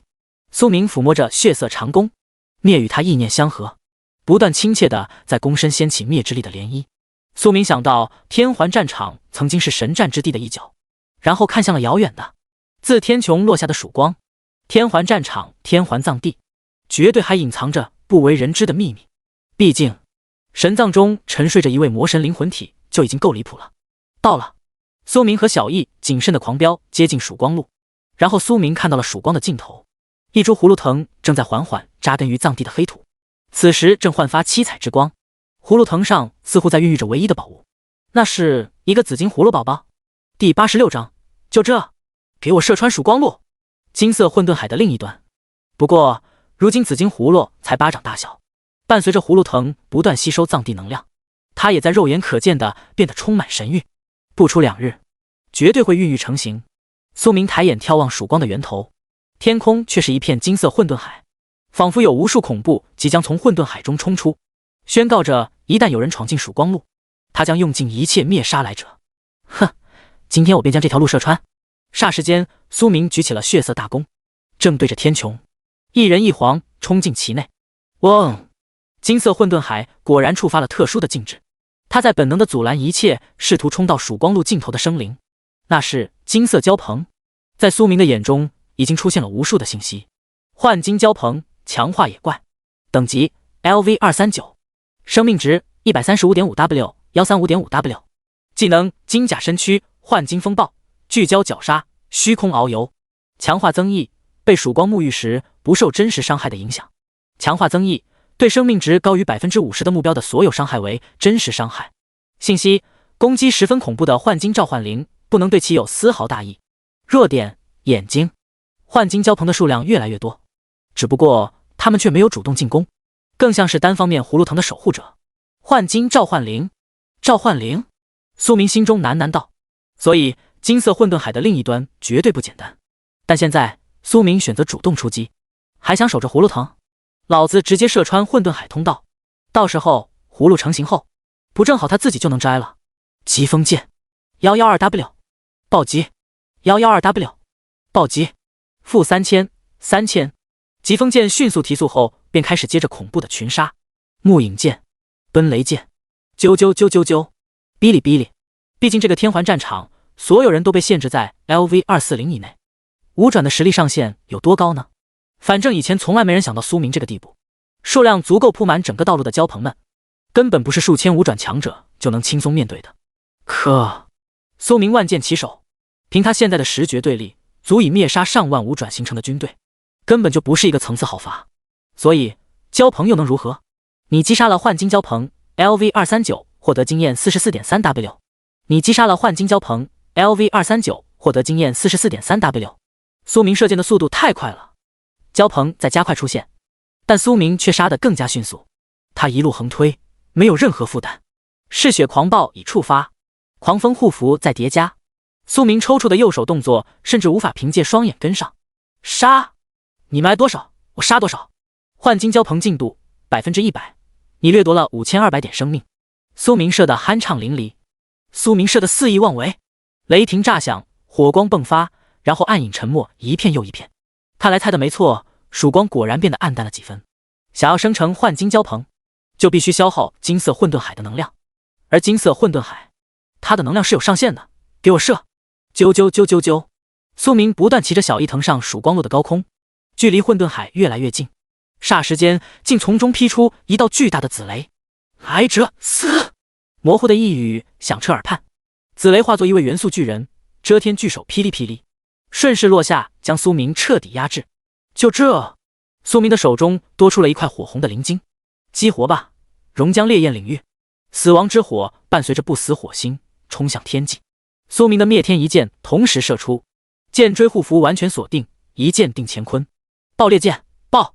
巨大的轰隆声响彻藏地，硝烟过后，再也没有了紫雷巨人的身影。此时，无论是来到神藏门边的唐牧等人，还是躲藏在安全区域的中立群体，全都惊骇地抬头，然后望向远处的天空。苏明他到底干了什么？天空都红了，金色的光芒中仿佛有一位火焰主宰。唐牧是岩爆法师，看着天际的景象，内心久久不能平息。和苏明比起来，他的岩爆简直就像是活跃气氛放烟花。为什么啊？为什么苏明会这么强？如果不能舔到苏明，我的身体，我的心灵，我的一切仿佛都没有了任何意义。苏神简直是真正的神啊！只有王林在角落里轻轻舒了一口气，没有感慨，而是默默在心里喃喃。刚过5转，便足以并列所有9转层次。看来蓝星的命格确实真正选择了他。龙国不，或许整个祖地的未来都要靠他。等结束了最后的秘境，也是时候告诉苏明上古的隐秘了。经过2日没休没息的厮杀，曙光路唯有无数元素巨灵崩碎的轰动，没破碎，再聚合一次，曙光便暗淡几分。直到如今，仿佛一切都将回归平静。或许是这玩意装死了，毕竟来什么都要贵。苏明露出了阳光大男孩的微笑。阻挡？不存在的，他如今可以在这里畅行无阻。你的等级提升了1级 ，LV235、LV236，生命加600，法力加300，力量加3，攻速。最后等级再次提升1级，来到 LV236。如此恐怖的升级速度，谁见了都要惊掉下巴。苏明手握超神级灭世大弓，傲视天界。他没有停留，而是升上更高天，双眼之中宛如神灵降世，透过金色混沌海试图看破一切。手中再出现一块银白色的灵晶，意志灵晶破除一些虚幻，直达终点。隐秘之眼看出他的真实。这一刻，苏明眼前的景象变了。金色混沌的另一端，他看到一座模糊的恢宏宫阙，宫阙的巨门开出一道口子，一条由密密麻麻符文组成的锁链从内部生出，最终不断下降。那条锁链穿过了时间长河，穿过了世纪空间。第87章四方神兽 BOSS。 龟龟，你甚至不能接我一剑。然后锁链悄然地路过无数世界，却没有留下一丝痕迹，最终绕在一座小塔屹立的天穹。等等，小塔？以上帝视角来看是小塔，但实际却是庞然大物。这座塔看起来怎么和6道神塔有些相似？符文化作金色海洋，海洋之中一株葫芦藤自天穹而落，最终落在了藏地，等待扎根。苏明感受到双眼剧烈的刺痛，仿佛被法则所灼烧一样。要知道，他的这双眼睛足以比肩神明，而连神明都无法窥探的，又是何等存在？如果说这里是海中的世界，混沌是海面，那金色锁链便是钓鱼竿，葫芦圣宝是鱼饵，那真正想钓的又是什么？苏明耸耸肩，总不可能是他们这些才只有5转的小朋友吧？难怪啊，难怪20年都根本无人可以成功。这里涉及到的层次，压根不是一般人可以想象的。宫阙之内有什么？苏明此时的双眼皆被金色映照，他要一睹全貌。宫阙宇宙，包揽万千，这是来自蓝星之上的世界，天上地下的2极，其一仙气氤氲，其一死寂猩红。小易顿时通过苏明的驯兽契约心意相通，原来死寂猩红处便是深渊所在的地方。苏明没想到小易会知道这个消息，看来涅槃之前的他也强盛过一时。那另一个地方呢？又或者2极之间的星辰？嗡！就在这时，金色混沌海开始剧烈转动，他在不断沐浴下方的葫芦藤，宫阙被遮蔽。苏明缓缓地闭上双眼，呼，这还是他第一次出现用眼过度的感觉呢。接着双眼恢复平静，看向下方，葫芦要成熟了。混沌海最后的攻势将格外剧烈，瞬间5条符文光柱出现，中心的那条冲向葫芦藤，形成拉尔的线，而另外4条则变化成庞然巨兽。苏明的表情怔住1秒，这竟然是4方神兽的模样，而且成型的那一刻，苏明的眼中就出现了各自的信息，他们全都变成了 BOSS。 我去，你还真不把其他5传当人呢。即使是5000名 LV239 的强者，在同时面对这4只 BOSS 的围攻下，又有多少胜算？只不过曾经那些挑战者甚至连这4只 BOSS 都还没有逼出来过，早就被一波又一波根本清不完的蛟鹏所挡住了前进的道路。而且这4只 BOSS 也和一般 BOSS 不同，他们同样是幻金召唤灵，没有特殊的 BOSS 专属天赋，取而代之的则是神兽之力和令人望而生切的生命值，每只1个亿，足足4个亿啊！好在于苏明的眼中，1亿也就只是一个小目标了。秒秒钟给你射爆！幻金神青龙 BOSS 幻金虚影，等级 LV239， 生命值 10000W 10000W， 技能青龙神息奇羽极翼龙神爪龙神俯冲震慑龙吸水。青龙之力额外攻击加1000，暴击正 80%。 青龙之力所以伤害变为真伤，且近战伤害必定暴击。信息：映照神青龙形成幻金召唤虚影，拥有强大无比的正面输出能力。弱点：无法触发。幻金神白虎 BOSS 幻金虚影，等级 LV239， 生命值 10000W 10000W， 技能神虎冲刺狂兽咆哮极翼虎神拳风王印地震践踏。白虎之力额外敏捷加800，暴击正 30%， 抗爆正 50%。 白虎之力进入战斗后每秒不断获得 1% 的敏捷，上限为 500%。 信息：映照神白虎形成幻金召唤虚影，拥有迅捷无比的速度与战斗能力。弱点：无法触发。幻金神朱雀 BOSS 幻金虚影，等级 LV239， 生命值 10000W 10000W， 技能焰雨天葬陨石流星炼狱极翼雀神斩复苏之炎超级暴风。朱雀之力额外攻击加500，额外防御加500。朱雀之力所有技能范围提升至3倍，持续时间正 50%。 信息：映照神朱雀形成幻金召唤虚影，拥有强大无比的大范围法术轰炸能力。弱点：无法触发。幻金神玄武 BOSS 幻金虚影，等级 LV239， 生命值 10000W 10000W， 技能不动如山坚如磐石极翼玄神破舍身守护超级玄遁战吼。玄武之力额外防御加1000，抗爆正 80%。 玄武之力使用守护技能时优先承伤守护目标的 80% 伤害，自身只受到1/3的伤害效果。信息：映照神玄武形成幻金召唤虚影，拥有强大无比的群体守护能力。弱点：无法触发。啧，简直了！苏明丝毫没有畏惧，但依旧感慨，既要在应付这4尊血牛 BOSS 的同时，还要打断葫芦藤飞走的进程，谁能做到？那必然是我了。所以苏明看向正对着自己的蛇尾大乌龟，超神级灭世大弓同时拉满，剑追护符消食剑射啾 281W 暴击 281W 暴击 14W 12W 鹰眼极限闪烁。就在大乌龟才刚探出头的时候，数万利箭直接射到正前方。大乌龟怒火连天，就这小小的一人还想射穿他厚实的龟甲。啾，你击杀了幻金神玄武 LV239 BOSS， 获得经验 220W 5W 积分。你首次击杀幻金神玄武 LV239 BOSS， 获得额外属性生命加5800。幻金神玄武 BOSS 进度 100%， 你掠夺了60点防御，很好。龟一个技能都没出来的功夫，乌龟之头就被扎成了蜂窝，你甚至不能接我一剑。第88章，那么大一只玄武啊！紫金葫芦宝宝是灵神，巨大的玄武呢？另外3只 BOSS 仿佛尬住了一瞬间，幻金神青龙、幻金神白虎、幻金神朱雀、幻金神玄武。我的龟，那么大一只玄武啊！无论是它的增益还是技能，玄武都是皮最厚的啊！结果被秒了。苏明嘴角勾起笑容，耸耸肩，也不想想，数万箭全部命中，龟龟不死谁死？现在该轮到你们3只小可爱了，嘿嘿嘿。苏明转头，阳光般的笑容在剩下的3位 BOSS 眼中，宛如魔鬼。不过这最后的空隙中，他们也使用出了最强大的能力，不然要像是玄武那样死不瞑目，可就太过憋屈。哦，这是极翼龙神爪、极翼虎神拳、极翼雀神斩。此时此刻，整个曙光路随之共鸣。滔天的攻势已经锁定了苏明，势必要一举将他斩灭。呵呵，我可不会给你们任何机会。苏明的手中出现了第3块厚重的灵晶，严铠灵晶，激活吧！作为一名弓箭手，怎么不会正面硬刚呢？剑网地狱，你们3都给我聚在一起！然后，封锁剑、木影剑，啾啾啾啾啾，封锁又沉默。无解套餐了解一下。当当当，响彻天际的3声巨爆升起无数浓烟。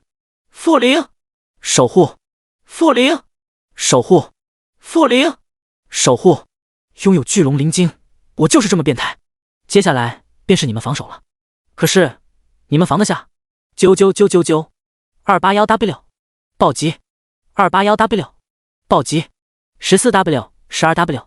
巨大的白虎身躯不断四窜，可施加了剑锥护符的数万利剑们宛如长了眼睛一般。哎，我还超越时间提前1秒。射！吼！呜！哀鸣声响起，无情洞穿一切。死！你击杀了幻精神白虎 LV239 BOSS， 获得经验 220W 5W 积分。你首次击杀幻精神白虎 LV239 BOSS， 获得额外属性敏捷加56。幻精神白虎 BOSS 进度 100%， 你掠夺了58点攻击。然后剑锥护符当即锁定到朱雀 BOSS， 火红的大鸟不断腾上高空，但依旧无济于事。在苏明的剑下，谁也别想逃脱。啾啾啾啾啾，你击杀了幻精神朱雀 LV239 BOSS， 获得经验 220W 5W 积分。你首次击杀幻精神朱雀 LV239 BOSS， 获得额外属性攻击加55。幻精神朱雀 BOSS 进度 100%， 你掠夺了56点攻击。惨叫又一次响彻云霄，短短的2秒内，白虎和朱雀相继陨落。青龙虚影使用最后的力量开始祈雨。滴答滴答，苏明侧头露出一个奇怪的表情。你难道还想龙吸水？无谓的挣扎有用吗？既然如此，那就都给我冻成冰霜。寒冰剑，啾啾啾啾啾， 224W 暴击冰冻， 224W 暴击冰冻，负7000 6000。你击杀了幻精神青龙 LV239 BOSS， 获得经验 220W 5W 积分。你首次击杀幻精神青龙 LV239 BOSS， 获得额外属性力量加48。幻精神青龙 BOSS 进度 100%， 你掠夺了58点攻击。最后在苏明的剑下，他化为了一条云端冰龙，随之缓缓消散于天际。属性又提升了不少，舒服。量变引起质变，如今的苏明早已走在了质变的前沿。他敢说，只要是神之下的生灵，都得饮恨于自己的利剑之下。而神之上的生灵，苏明再也不用担心遭遇针对。灭之力进度100百分号，100百分号。他的灭之力已经达成了圆满状态。神又如何？最好一次性来得越多越好。这样的话，苏明化身湮灭之时，将是众神陨落之日。淅淅沥沥的雨还没有消散，而且这仿佛是一场复苏之雨，让下方的葫芦藤蔓发出极具活力的光泽。他开始从藏土大地解脱，他将要顺着光柱冲上天际。苏明微眯着眼，勾起嘴角，那不好意思，是我的了。极限闪烁，只要意志灵晶在手，苏明便能免疫一切控制和来自神级的精神压迫，所以光柱丝毫不能奈何。紧接着，葫芦藤开始化作无数特殊符文，包裹着唯一的葫芦。极限闪烁，苏明果断冲进其中，没有犹豫地摘下认定的目标，不拖泥带水，直接扔进了背包。极限闪烁，再次冲刺，远离了符文的毁灭气息。砰！轰隆！曙光路开始不断崩塌、炸毁。苏明沿着符文眺望，突然在隐秘之眼中看到了一条隐秘于虚空的大鱼头部。那是深渊里的艾坤。圣宝竟然是为了调出这个玩意！卧槽！苏明连连后撤。据说这种艾坤一旦显化真形，将会令整个小世界被无尽海淹没。好在他发现葫芦的气息消失后，转眼之间消失在了虚空。深渊里的生物果然都不简单。苏明喃喃道。他相信过不了多久，自己将会荡平一切。曙光路最终崩塌了，符文也随着光柱一齐消失于金色混沌海。天环藏地重新恢复到平静，天空又一次被昏暗笼罩。砰！遥远的天穹，宫阙之门最终闭合。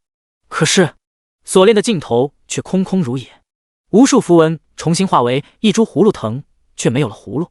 万物凋零，世纪湮灭，这便是第21纪元的终端。那双眼睛的主人似乎游离于时间长河之外。咦，我的紫金葫芦呢？我女儿被人偷了！不！一道惨绝人寰的哀鸣回转，宫阙再次回归了平静。苏明骑着小翼迅速远离此地。鹰眼确认四周再没有危险后，终于将目光看向了自己的背包。那颗紫金色的葫芦宝宝，仿佛是一个拥有意识的特殊宝物。这难道算是器灵？毕竟苏明作为一名穿越人士，就算是遇到千奇百怪的情况也可以理解。最后，苏明将紫金葫芦宝宝取了出来，顿时愣住了，因为这一刻，他的信息日志突然刷新了一则消息：紫金灵神对你使用了神主契约，是否接受？第89章，爸爸可不能乱叫哦。灯塔国人呢？怎么没有一个出来啊？啥？苏明怪异地看着这颗葫芦，你竟然是一位神，才刚出生就是神的位格，你可真是牛逼呢！随着神主契约一同展现在苏明精神识海的，还有微弱的声音，他在呼唤着自己：神主爸爸。苏明哄堂大笑了家人们。所以几番验证下，苏明最终确认了一件事情：这颗葫芦将自己当成了他的父亲，简直是认贼作父的楷模。苏明差点没笑出来。而神主契约一旦接受，他就能获得类似于小翼那样的神灵空间，然后从自己身上获得不断成长的养分。紫金灵神神，苏明只要心念，他将能吸收附近的万物，并同时反馈给自身和契约主的生命力量。所以只要带着它，意味着成为自动宝物收集器，而且还是源源不断的生命供给源，保命能力史诗级增强。死不掉了，这下是真的死不掉了。接受，你接受了紫金灵神的神主契约，永久获得额外100%总生命。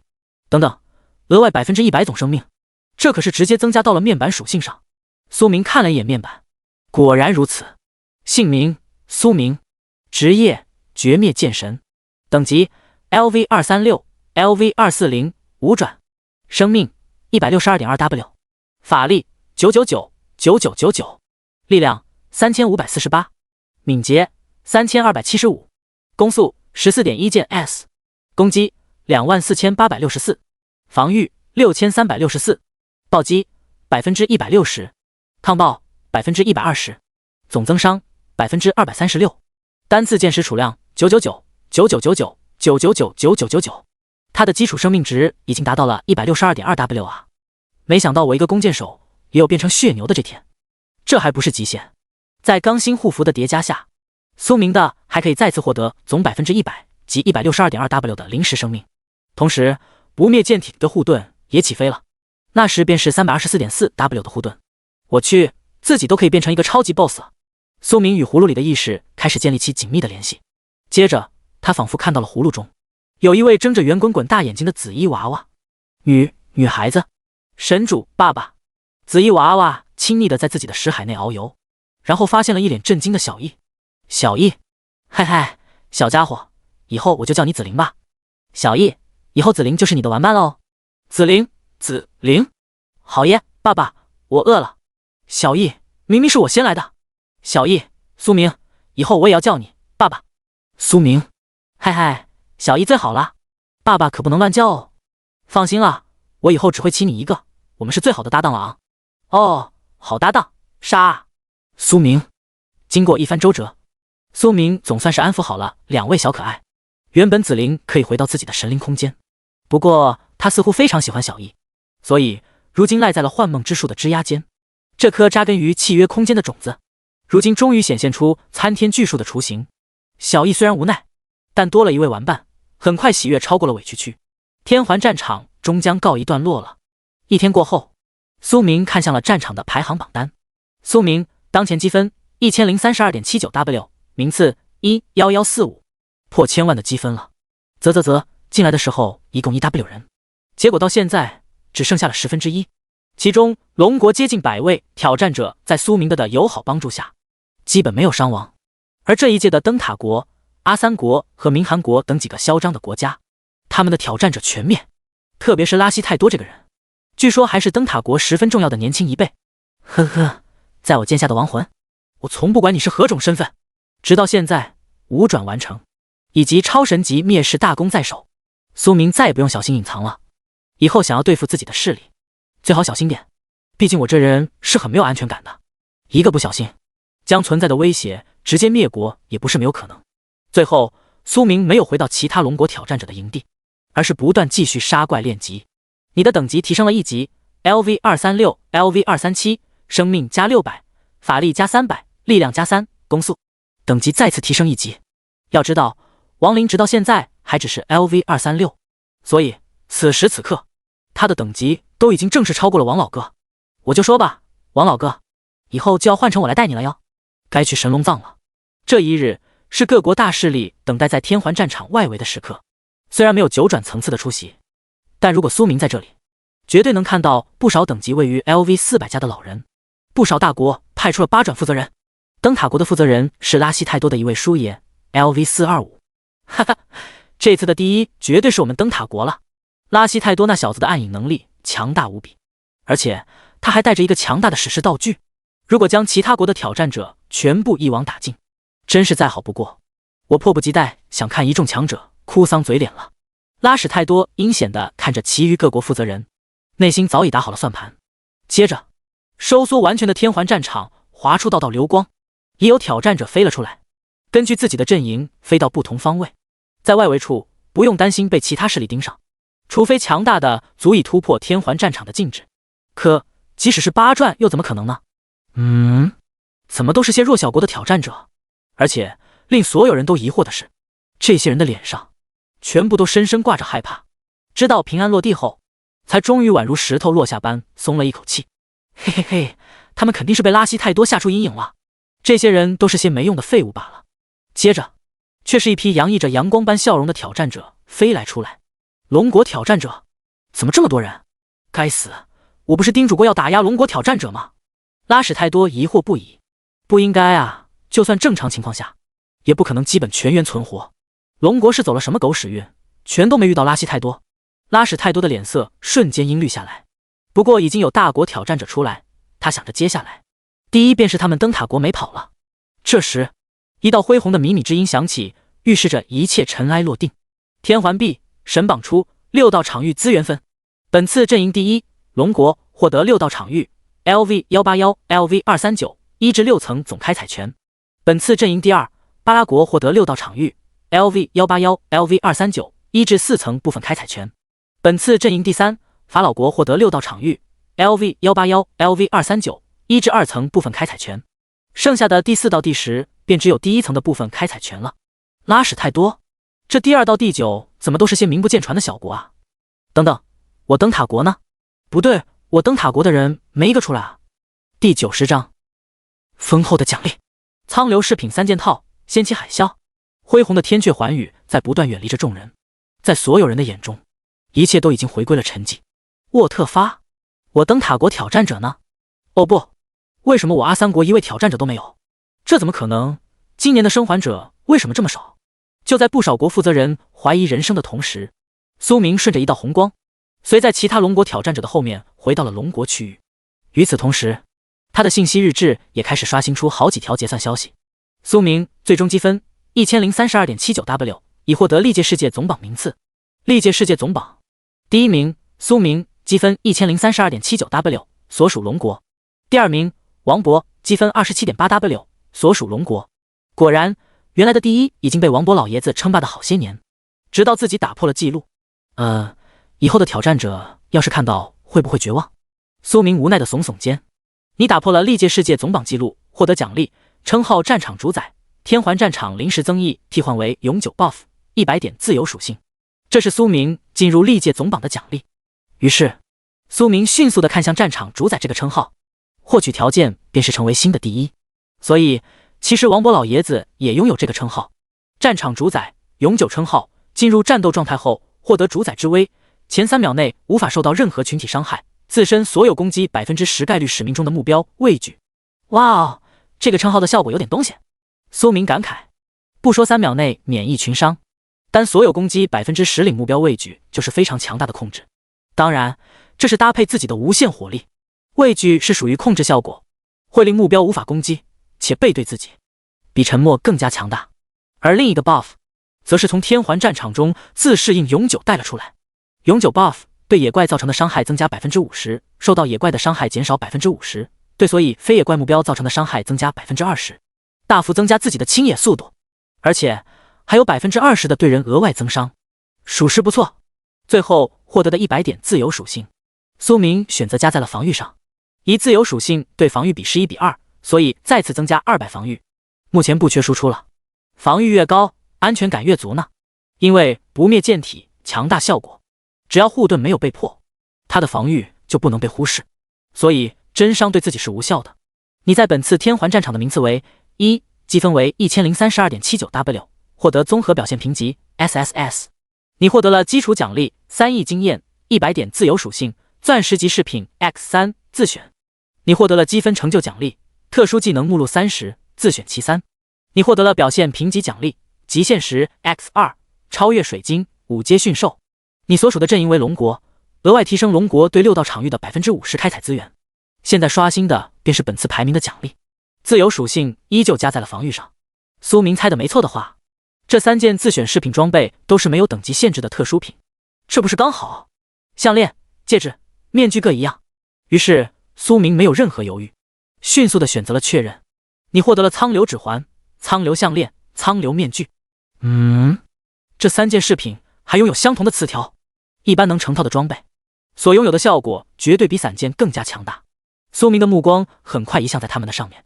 苍流指环，钻石，类型戒指，职业弓箭手类专属，等级要求无，属性攻击加1000，暴击正 20%， 攻速加 0.3 件 S， 耐久1500 1500。特性每3秒的下一次攻击必定冰冻，命中目标2秒。特性与苍流项链、苍流面具同时主动激活苍流汇聚，引起所在区域的海啸，期间每秒回复 5% 最大生命值，持续10秒，冷却24小时。苍流项链，钻石，类型项链，职业弓箭手类专属，等级要求无，属性生命加 5W， 力量加300，抗爆正 20%， 攻速加 0.3 件 S， 耐久1500 1500。特性每3秒受到的下一次攻击必定反弹控制效果和 50% 伤害。特性与苍流指环、苍流面具同时主动激活苍流汇聚，引起所在区域的海啸，期间每秒回复 5% 最大法力值，持续10秒，冷却24小时。苍流面具，钻石，类型面具，职业弓箭手类专属，等级要求无，属性生命加 5W， 防御加800，抗爆正 20%， 攻速加 0.3 件 S， 耐久1500 1500。特性进入战斗状态后，每3秒可以进入 0.5 秒的全方位隐形。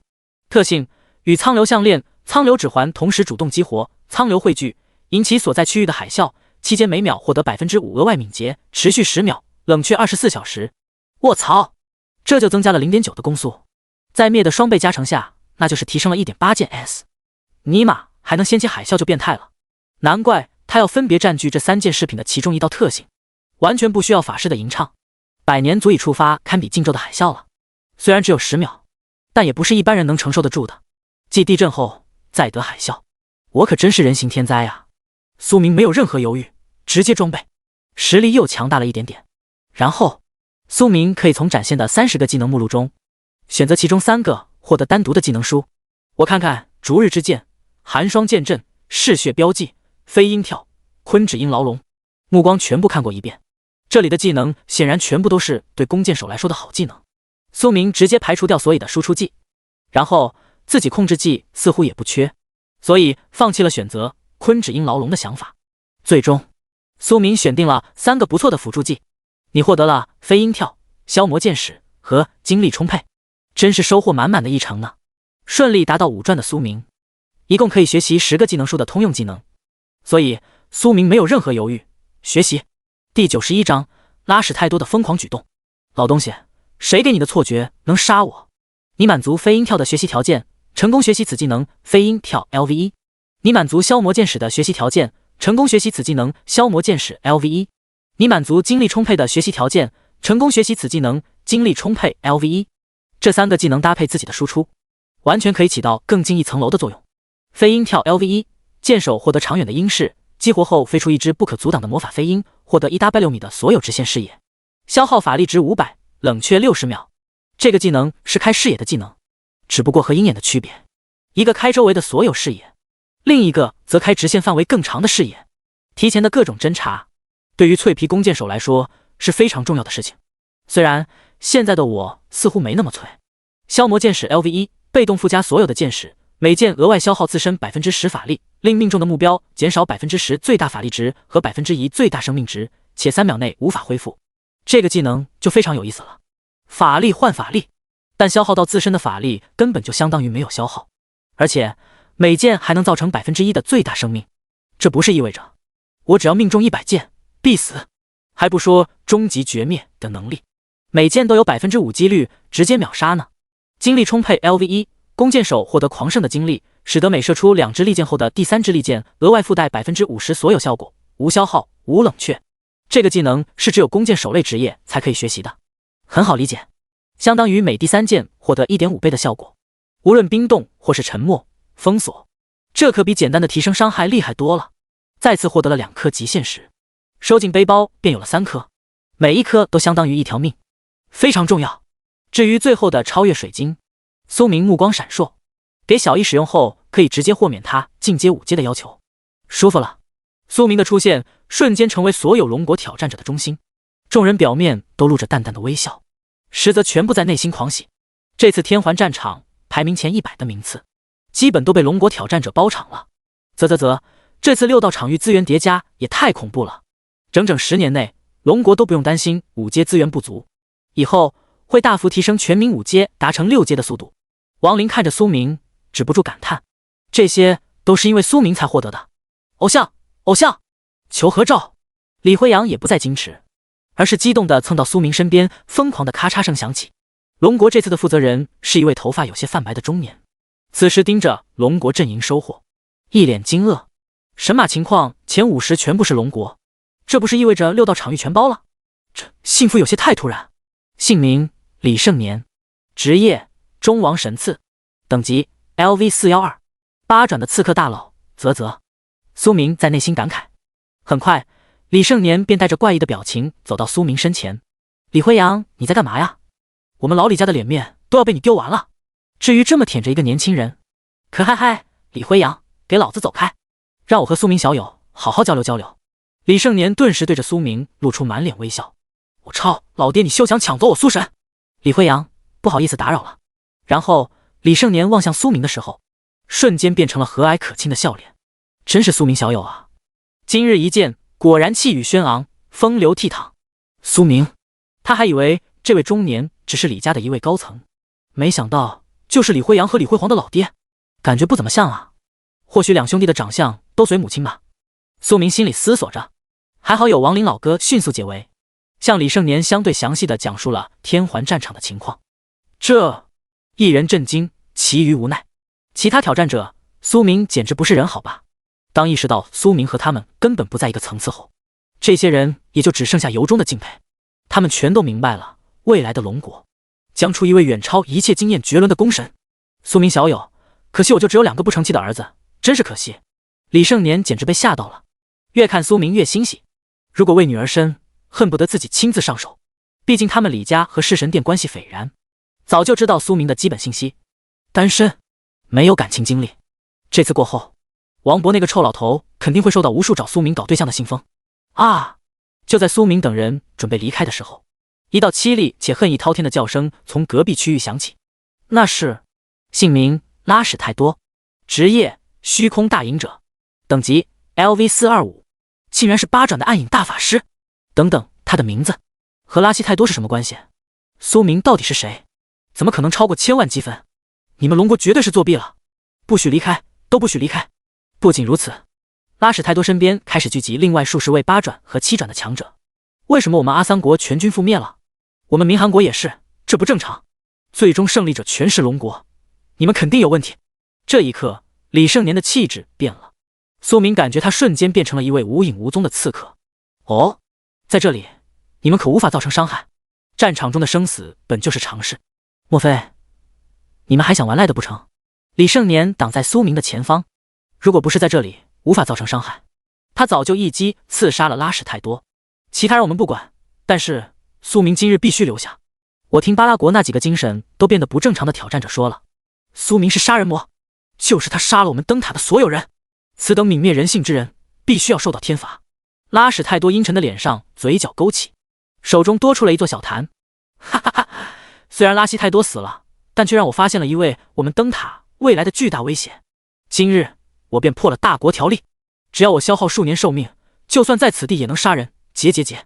小坛中飘出浓郁的黑雾，将整个外围区域所笼罩。这是空间传送失效了。拉史泰多，你敢？结，我有什么不敢的？用我几年寿命换灯塔未来的威胁灭亡，非常不错呢。结，大不了表面上从此我被逐出灯塔国，你们连战争的理由都没了。结。李盛年的神情变得格外严肃，没想到拉史泰多这次竟敢做出如此疯狂举动。可嗨，老不休你的废话有点多呀。苏明摊了摊手，血色大弓显现，悠然走到李盛年身前，微眯着眼说道：就凭你这要进棺材的身体，也想杀我？我真的不明白，谁给你的错觉啊？第92章，我来了，那就都睡下吧。灯塔国的内幕。此时苏明目若冰霜，深邃的眼眸寒气逼人。什么？我没有听错吧？小子，你竟敢隐藏了信息，你果然就是苏明。拉史泰多死死地盯着眼前的帅气少年，咬牙切齿。该死，就是你杀了拉希泰多，今日我便要杀了你。结。拉史泰多的身边开始被无边暗影所笼罩，随着沟通到手中的小坛，整个天环战场的边缘空间开始出现一具漆黑如墨的尖刀，这便是破空影针。结，在我的暗影领域中，一切规则都将驱散。拉史泰多的臭脸变得更加苍老，甚至嘴角溢出一丝鲜血，但嘴角却挂上了一抹笑容。该死，足足耗费了老夫8年的寿命，今日我必杀你，我将是灯塔国的大功臣。拉史泰多整个人都陷入了癫狂的状态，就连先前他身边的其他负责人全都露出惊容，他们各自若有所思，心怀鬼胎。这就是灯塔国的底蕴吗？靠着掠夺发家致富一跃成为里世界最大的势力，让他们这些妄想附庸的人极其眼热。这是一个机会，如果他们顺势攀上灯塔国的高枝，未来可期。灯塔国威武，其实我玛莎拉皮早就对拉史泰多大人仰慕已久。我不只因为同样对泰多家族极其仰慕，今日拉史泰多大人便是替天行道，除掉此害。这些人看着拉史泰多的强大，全都睁眼说瞎话，丝毫不脸红。他们幸灾乐祸地看着苏明，心里却是不屑。小子，就凭你也想和拉史泰多大人叫板？我看你是活腻歪了。结。李盛年则诧异地看向走上前的苏明，刚想阻挡在前，却看到苏明不过是轻轻摆了摆手，轻声道：盛年叔，我想请教你一个问题。什么？可以。李盛年不明白苏明为什么如此平淡。喂，小伙子，你可不能仗着自己是个大帅逼就如此为所欲为啊！我想问，如果我将他们这些人全部杀死在这里，会不会引起各国在里世界的战争？苏明笑了笑。李盛年，这位中年差点吓得某腿一抖。要知道，拉史泰多做了如此巨大的牺牲，整整消耗8年的寿命，才仅仅只能使出一击。你小子居然还想要全杀对面！苏明别冲动，有我在，只要这一击落空，拉史泰多就再没有造成威胁的能力了。这次过后，龙国该是时候对灯塔国进行清算。苏明，我就问我杀了，成不成吧？李盛年，成，没问题。他实在是不知道苏明又隐藏着什么能力，竟然能穿过世界规则造成打击。拉史泰多感觉自己是整个空间的主宰，天骄不过是他肆意斩杀的玩具。苏明未来再强又如何？今日还不是要陨落在自己的黑刃之下？结，苏明，很好，其他人就无力的看着你死去吧。我迫不及待欣赏你们绝望的表述。当苏明轻轻打了一个响指，早早做好准备的意志灵晶银光映照，空间封锁。小易，这些暗影之力足够你吃饱饱哦。易，这人的暗影法术真菜。玲，爸爸，我也想吃。哦，那好吧，别吃多了哦。这一刻，不仅是小易，就连小葫芦里的紫金灵神也露出了喜悦。同时，无论是李盛年、王林等龙国挑战者，还是那些被团灭的各国负责人，在意志灵经的众生入睡之下，相继倒地。等亡灵老哥他们醒来后，便会发现什么都没有了呢。嘿嘿，苏明耸耸肩，突然发觉自己还有如此强大的潜入天赋。我来了，那就都睡下吧。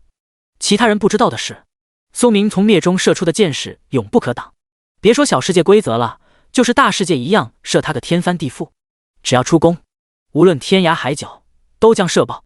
寒冰剑，苏明露出阳光般的笑容，疯狂的抽拉之下，数十万箭矢向着对面。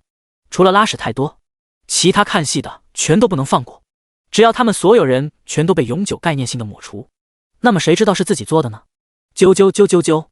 你击杀了玛莎拉皮，你击杀了不止英美。绝望之言。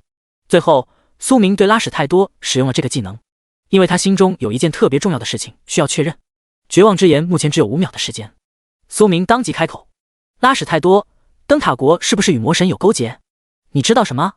从进入世界回廊遇到2个灯塔国沙比开始，苏明心中便升起了不好的猜测。如今拥有绝望之言，目标正是灯塔国暗影家族的一位高层，绝对不能放过。这时，拉史泰多木讷的仿佛是在梦中呓语，只是表情有些癫狂。哈哈哈哈！灯塔国将是蓝星未来的主宰，我们已经接触到了那个世界，他们不久将会降临蓝星。寻找魔神不过是某位主宰的命令，我们已经发现了好几位魔神的封印之地，到时候灯塔国便是蓝星的代言国。结。听到这里，苏明的表情变得极其严肃。果然，灯塔国果然有内幕。那个世界，那是怎样的世界？拉史泰多再次癫狂梦呓，表情却突然变得极其恐慌。那是远远超过蓝星层次的世界，拥有神灵的世界啊！不能比，我们绝对无法抵抗。灯塔国只要果断地背叛蓝星，然后投靠他们，从此便会获得神的恩赐。到时候，我将重获坚挺，与心爱的基梨太美眉们嘿嘿。这是怎么回事？拉史泰多突然回神，然后惊恐地看到了挂着阳光笑容的帅气少年。苏明，你不是死了吗？不，这不可能，我一定是在做梦。他发现自己的耗费8年寿命，凝聚的暗影之力全都消失了。有没有一种可能，之前的你才是在做梦？感谢你的情报，该报答你了。10000支寒冰剑当即锁定拉史泰多，将他扎成了冰冻刺猬，好好在永眠中感受吧。第93章，荣誉会员。扎古荣，等着我哟！再快一点！我感觉自己似乎做了一个短暂的美梦。亡灵等人全都苏醒了，没有见到拉史泰多等人。空间传送能力恢复如初。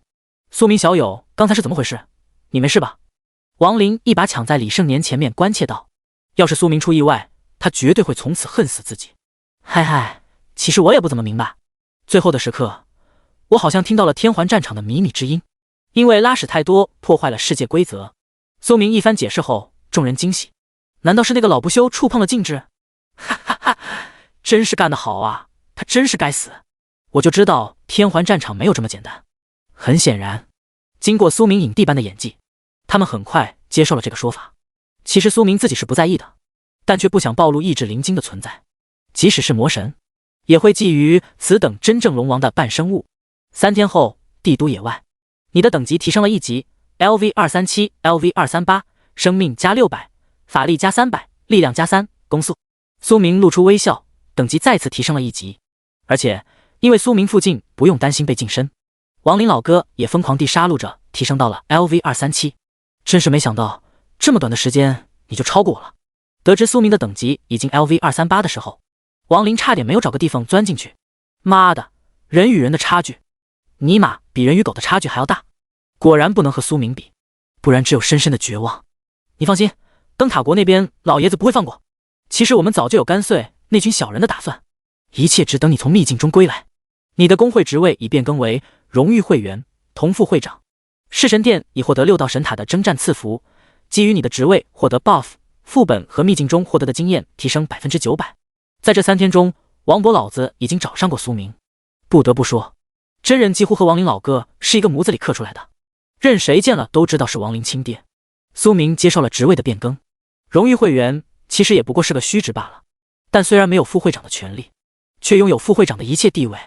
这就意味着，苏明只要展示自己的工会信息，就能在整个龙国横着走。这次在李胜年的报告下，苏明的战绩实在是令一众九转老人动容了。其中最上手的那位九转辅助隐藏职业，吴老，更加坚信了苏明的潜力。整个龙国将给予苏明一切自由，就连原本朱佩奇所在的朱家，都不得不想着找机会好好赔罪。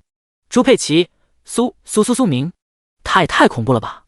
面对如今的差距，他再也不敢说自己是强大的弓箭手了，简直就是在过家家呀！等等，救命！他可是嘲讽过苏神的男人。想到这里，嘴里的猪蹄都不香了。王林大哥，我明白。苏明轻轻的点头，十分认真。苏明本以为王老哥说的秘境也是类似于天环战场的空间，直到顺着龙王尼格莱尔给他的空间坐标隐秘的查询，突然发现神龙藏的进入节点就尼玛在那个秘境之中，那可是埋葬了无数巨龙的种地，而且甚至还有一位天魔圣主的存在。难怪王林老哥说未探查到的地方十分危险，其他武传深入进去不就是找死吗？对了，王林大哥，除了龙国还有另外4大国的20位隐藏职业吧？每次共只有25人进入，而且特别是想要进入核心地带，还必须相同阵营的5人都是隐藏职业。这个秘境，龙国可不像对天环战场那样争取却不强求，即使没有进入到核心地带，在外围只要最后活着出来，结算时也会根据5大国的表现名次，决定一方重要的资源划分，而那个资源足以涉及到一国的8传甚至9传了。所以拥有进入资格的5大国，谁都会以最高的水平对待，而这5国便是里世界最强的5大国。先前拉史泰多所说的条例，便由5国所负责，譬如职业者不能在表世界随意使用能力。苏明只向王博老爷子隐隐透露，灯塔国有一新的事情，没有说出那个世界，一切等他解决了神龙藏的事情后，那时就该6传了，灯塔国也就没有存在的必要了。苏明在心中默默念叨，关于那个世界，苏明心中有强烈的预感，和他透过金色混沌海所看到的星辰大陆脱不了干系。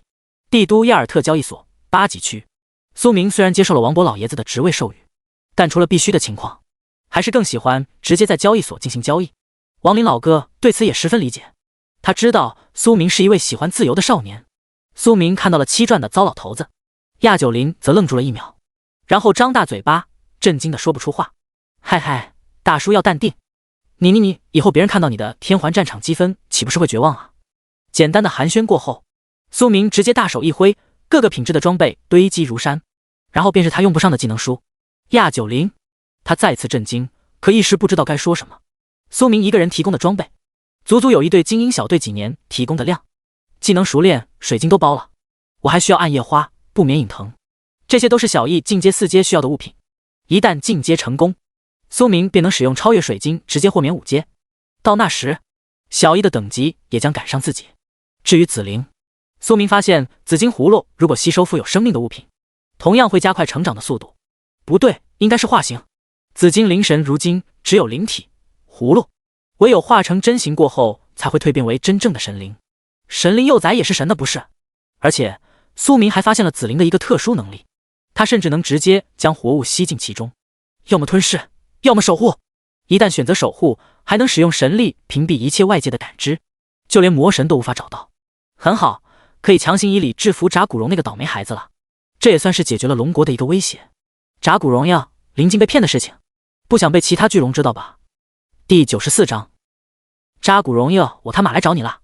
江城城邦5级区，苏明回到了江城。如今凭他的实力，已经完全不需要亡灵的保护，在最高都只有5级工会的地方，苏明的等级便是最高的。现在他手中出现了一块黑色菱形水晶，暗影空间石。随着小艺的实力提升，这块传送石和他以及自己的联系越发密切。小艺，凭现在的你，应该可以靠它穿过低级副本的小空间吧？随着疑问的功夫，苏明的身影出现在了岩浆边。苏明发现这里多出了一块提示牌子，显然是替代了曾经的拉布拉矿火山。拉布拉岩浆山，岩浆大蛇 LV40 LV50 稀有野怪，岩铁兽 LV50 稀有 BOSS， 金岩铁兽 LV50， 由拉布拉矿火山喷发后形成的新副本，建议2转10人以上组队。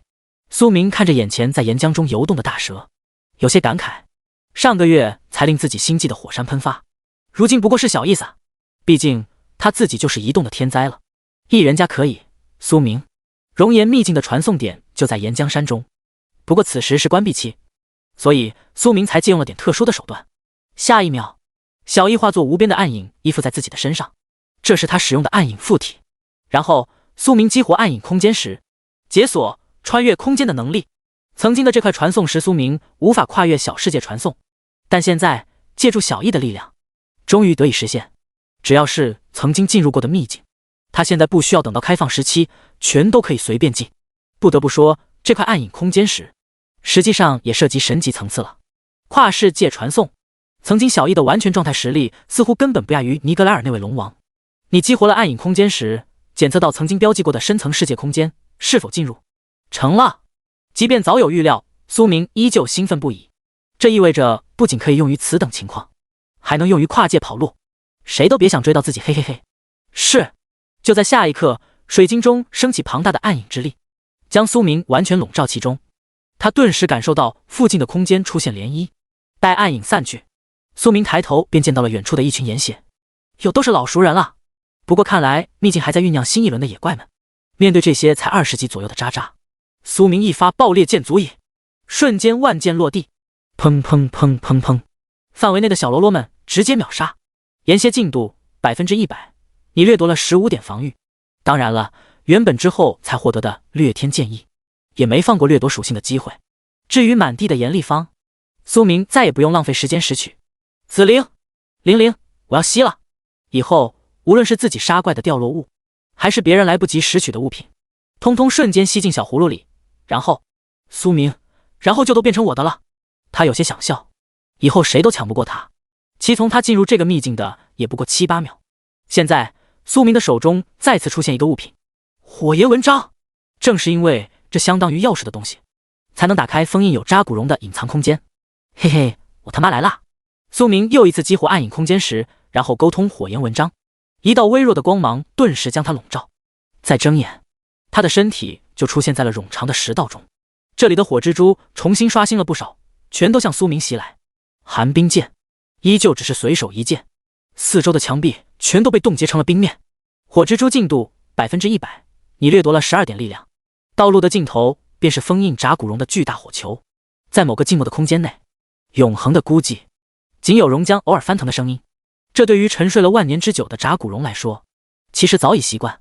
自他出生后不久，便被母亲强行送离了神龙界。作为一位野蛮生长的巨龙，没有一丝巨龙的逼格。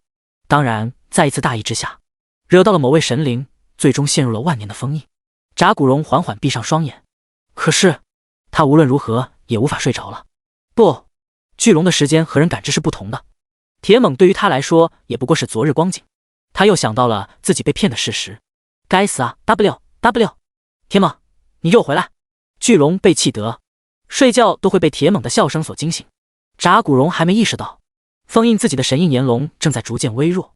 苏明已经看到了模糊的龙影，接着脸色开始变得正经。嗨！突然的人影令扎古荣大为意外。谁？又是一个人类！该死！难道是那个狡猾的铁猛？扎古荣，吾乃继承了尼格莱尔力量的神龙使者，在击杀了铁猛后，得知了关于你的事情，因此今日我便将你解封。苏明的话语带着不容置疑的严肃。凭他现在的能力，丝毫不用惧怕扎古荣的威胁。而且苏明还发现了一件十分重要的事情：封印扎古荣的这个大火球，实际上根本不是火元素，而是神灵印记。这让他突然想到了在天环战场所看到的符文锁链。难怪可以轻易封住巨龙的身体。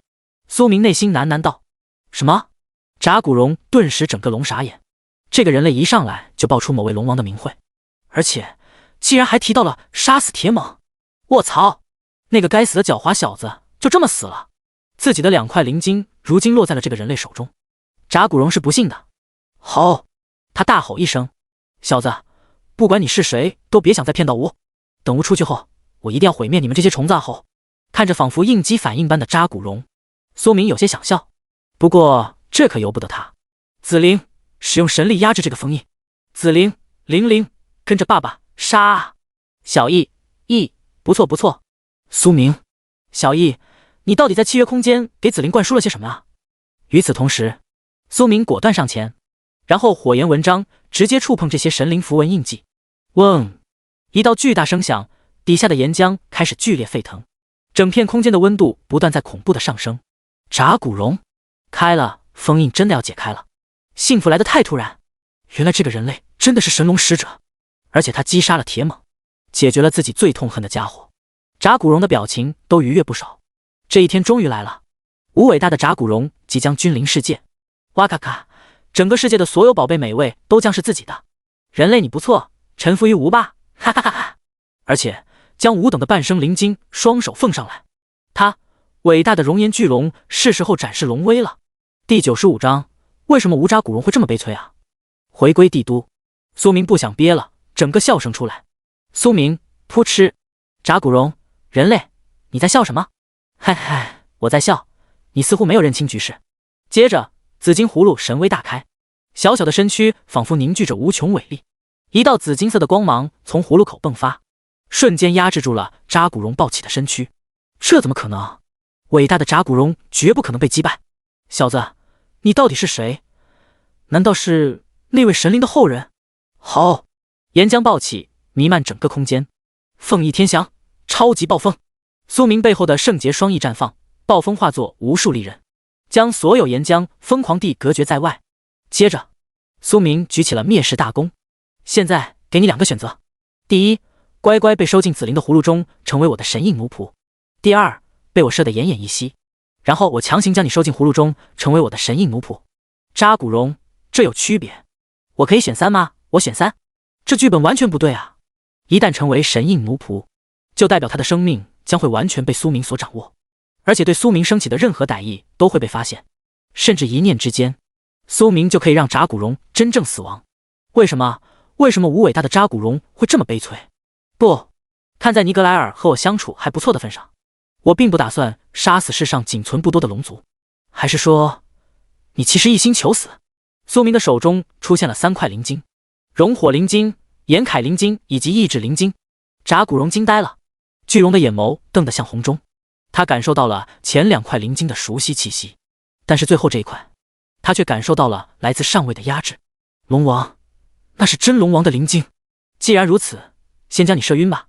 苏明丝毫不再理会扎古荣的失神，长剑已经搭起，对面的巨龙顿时感受到死亡的威胁，更是惊恐。其实面对灭时，层次越高的生灵才有可能发现它的不同寻常，那是真的足以灭杀神灵的武器。即使是王灵、李盛年等人，也只以为仅仅是一件品质不错的武器罢了。等等，人类，哦不，使者大人，其实吾等十分友善，有话好说。扎古荣可不想死，不然他被封印了万年，不是白封印了吗？好不容易得以重见天日，他还有漫长的龙生没有享受，他还要跨越数个世界找到美丽的龙妞，从此过上幸福的生活啊！只要活着，漫长寿命的他说不定可以把这位寿命短暂的人类熬死。所以他选择了从心，绝对不是因为伟大的扎古荣大人害怕了。扎古荣内心想到。苏明满意的收起了大弓，在紫灵的压制下，力量还未恢复的扎古荣根本无法动弹，于是他做了一个友好请的手势，乖自己主动进去哦，里面可是好地方。苏明自己都亲身体验过，实际上比什么豪华大别墅舒服多了，紫气氤氲，沁人心脾。龙生多坎坷，他这一生实在是太不容易了。扎古荣，咦，这里不是地狱，还挺舒服。扎古荣接受了紫金灵神的奴仆神印，基于你为紫金灵神神主，获得其转移的印主身份。种族熔岩巨龙，归属神龙藏，等级 LV579。这傻龙来自神龙藏？不对，应该是他出生于神龙藏，但早在万年前就离开了。如今的神龙藏，一条活着的龙族都没有了吧？俨然成为了真正的神龙墓地。不过他的等级竟然是9阶层次，这可比人类单一的9转更强，因为他们还拥有天生的种族优势，皮糙肉厚。没成想，连半分实力还没使用出来，就被苏明全方位套路到手。你的2块灵晶就别想收回了。说说吧，熔岩龙王和你是啥关系？扎古荣，你怎么知道吾不是熔岩龙王？就你这都是龙王，也太拉低逼格好吧？苏明无情嘲讽。吾乃是熔岩龙王扎古霍格的直系孙子，是伟大熔岩龙王名讳的继承者。打住打住，原来如此。苏明弄明白了很多事。扎古霍格应该大抵是和尼格莱尔一样已经死了。其实苏明选择现在收服扎古荣，也是为了进入神龙藏后或许会起到意想不到的正向作用。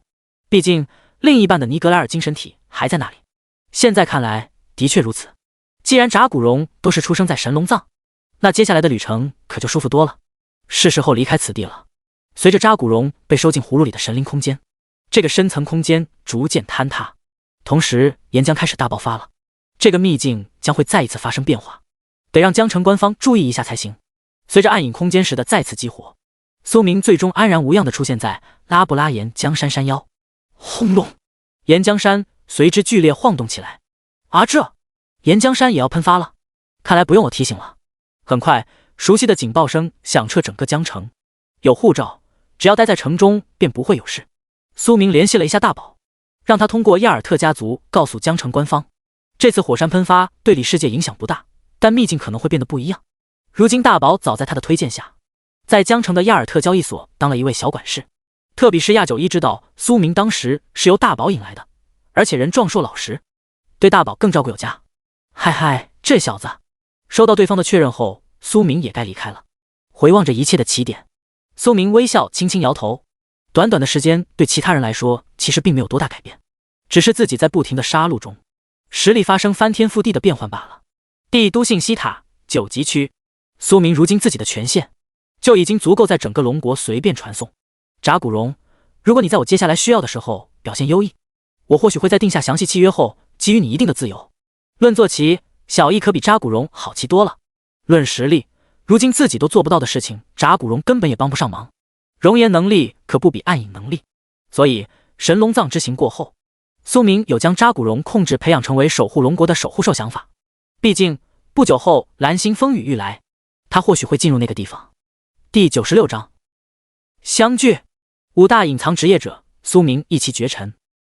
使者大人，真的吗？吼！神灵空间内的扎古荣已经认命了，凭他的龙胆，越发觉得苏明不简单。你应该明白，除非我正常老死，否则一旦你做出违背我意愿的事情，我在一念之间就能将你泯灭。苏明已经知道该如何正确对待扎古荣了，那就是打一棒子，然后给一颗糖。除此之外，你们巨龙不是有漫长的寿命吗？当我正常死亡的那一刻，你便真正解脱了。苏明勾起了嘴角，总要给这头傻龙一点希望不是？况且人类的寿命短暂，那也是对于普通人来说。苏明想到了那个神灵遍地的世界，还敢侵犯我蓝星祖地？等着吧，我总要杀上去的。离开帝都信息塔后，苏明见到了王林，还有李辉阳。关于神龙藏的那个秘境，很快就要开放了。这次所有人全都做好了准备。苏明啊，让你进那个秘境以前，我还心有忐忑，但现在看到你的实力后，我已经彻底折服了。如今这里，苏明和李辉阳便是2种偏向的隐藏职业。龙国还将派出另外3种职业偏向，分别是法师的隐藏职业、战士的隐藏职业和辅助隐藏职业。据说法师那位便来自江南木甲，而战士和辅助则来自龙国军方。偶像苏神，这次有你进入那个秘境的话，我们龙国绝对能找到其内部的秘密。接着，王林向苏明详细的说出了很多隐秘，譬如天魔节点的蠢蠢欲动，而且那个秘境中或许还存在着连通另一个世界的通道。苏明平静地点点头，如果他猜的没错的话，除了神龙藏以外，秘境的核心区或许还沟通着星辰之上的世界。等等，如果是这样的话，那灯塔国这次的行动岂不是要搞事情？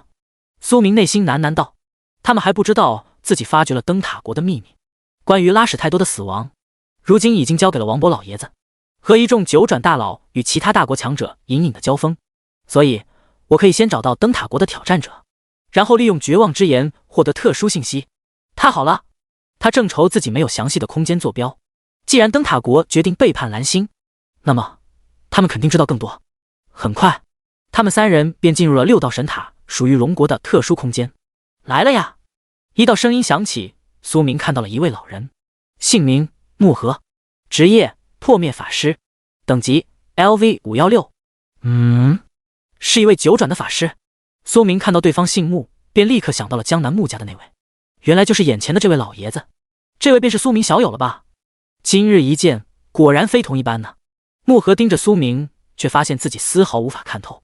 老人接着叹了一口气，如今的年轻人可真是潜力无限啊，后生可畏。我们这些老骨头都要被拍在沙滩上了。这位大佬对自己是充满善意的，所以苏明也露出了微笑。穆老说笑了，我只是一个平平无奇的弓箭手罢了。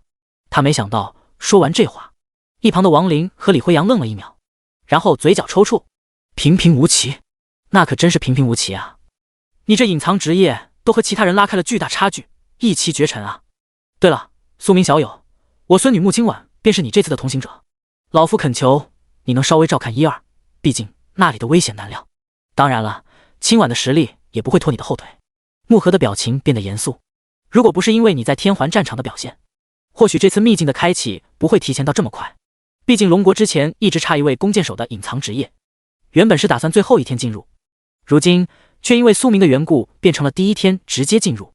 穆老放心，我不会让他们遇到危险，因为我就是最大的危险。苏明的想法就是一旦开启核心区域后，苏明火力全开，直接将所有阻碍全部射灭，他就可以安心的独自离开，进入神龙藏了。几人寒暄之际，又是3道身影进入其中，2女1男，姓名穆青婉，职业冰霜湮灭，等级 LV235。穆青婉是一位安静的女生，或许因为自身天赋的缘故，她周围的空气不断出现冰霜，的确是完全没有出现过的职业，所以她很可能也是这20年来第一位拥有这个隐藏职业的法系偏向职业。穆青婉看到了李辉阳，然后看向苏明，脸上露出了些许惊讶，但只是轻轻的点点头，心中有了初步印象。一位不怎么爱说话的温婉妹子，看起来也不是不近人情的那种冰霜性格。哇，你就是苏明，真人比照片里的更帅啊！和谐的平静顿时被打破，然后苏明就看到了一位童颜巨，卧槽，凶器！他差点脱口而出。姓名岳萌萌，职业星辰启蒙者，等级 LV233。星辰启蒙者是个啥？虽然岳萌萌靠自身的优势，似乎就能成为无数人的启蒙者，他便是这次的辅助隐藏职业了。沟通星辰获得增益力量吗？苏明若有所思。如果是那宫阙中的星辰，他可以沟通吗？嗨嗨，承蒙夸赞。这是一位性格活泼的合法小萝莉，然后便是另外一名身材魁梧的战士，姓名方雄巨，职业擎天之柱，等级 LV235。据说这个隐藏职业的特殊天赋，可以令自己的身躯极具化，不仅可以作为强大的战士，同时还能作为整个队伍坚挺的守护者。不过苏明的关注点是，这个极具化好像可以将一切都变大爷，岂不是？苏明顿时收回思绪，不敢想象。可惜我和萌萌当时正在执行特殊任务，不然一定能在天环战场中目睹你的无敌风采。今日我可是见到你了，龙国未来的功臣。哈哈哈，你也不赖的。很快苏明便和这几人互相熟识，这几位隐藏职业者全都是各势力的重点培养对象，很大可能便是龙国未来的主事人。值得一提的是，如今李辉阳的等级最低，不过相比起在虚灵空间的时候，天环战场也一波肥提升到了 LV219。 他这职业的作用，无垠窃者，可比战斗更有意思呢，不是？第97章进入神陨秘境。苏明教你快乐杀怪。现在大家应该都明白这个秘境的危险了吧？其实虽然它的性质是属于秘境，但却自成小世界，世界中同样拥有本地的强大种族。穆和看着众人的表情变得格外严肃，作为九转大佬，他都替自己的孙女所担心。由于等级限制，他们那些种族势力虽然不强，但却依旧不是5转挑战者可以应付的，而且有的种族甚至还会主动踏出核心区域狩猎挑战者们。你们一定要万分小心。穆和不断叮嘱着，苏明却想到了早前王林所说的事情，在核心区域中心似乎还隐藏着一位在幕后命令着无数种族，处在全盛状态的天魔。龙国曾经便有好几位隐藏职业死在他手中，当然这只天魔可不是天魔圣主那个层次，顶多是个天魔小将，不然要真是全盛期天魔圣主，即使是9转谁进去了都要死。苏明那就只能开灭无敌走起了。灭之力100百分号，100百分号。看着圆满状态的灭之力，苏明是谁也不惧。魔神什么的最好别让我碰上，不然嘿嘿嘿。咚！众人仿佛听到一道钟声响起，接着取出5块令牌的5人身边浮现出金色光芒。神陨秘境 LV181 LV239。提示：一旦进入此秘境，除非死亡，唯有从进入起7天结束后，所有人强制退出，期间等级达到 LV240 不会退出。提示：当前为进入后的第1天。6道神塔世界消息：龙国阵营已进入神陨秘境，当前时间点。这个6道神塔的世界提示，只有获得资格的余下4大国才能接收到消息。他们顿时惊呆了。沃特，龙国不讲武德，他们竟然敢提前进入了里面，不知道这时候是最危险的吗？ Oh my god， 难道他们知道了更多的秘密？那个苏明很可能就在队伍中，我一定要替老巴拉什泰多报仇。另外4大国在猜忌之下，灯塔国却瞬间坐不住了，因为这次神陨秘境的行动可是关乎他们主宰蓝星的重任啊！只要他们灯塔国提前打开小型通道，让那个世界的几位特殊存在偷偷渡空而来，到时候里应外合，蓝星各势力瞬间就能分崩瓦解，他们灯塔国就顺势成为神灵在此界的代言人了。快，我们灯塔国绝对要抢在前面！神陨秘境，断龙山脉，鹰眼，飞鹰跳。此时的5人仿佛落在了一条巨大的龙脉尾端。苏明迅速获得视野确认附近的状况，岳萌萌也同时举起星辰法杖，瞬间他们5人的气息便全部隐蔽。不愧是训练有素的人。其实岳萌萌别看一副萝莉容颜，实际上已经24岁了。就在此时，整个龙脉开始发生轰动，苏明的眼中已经出现了一群巨大的怪物。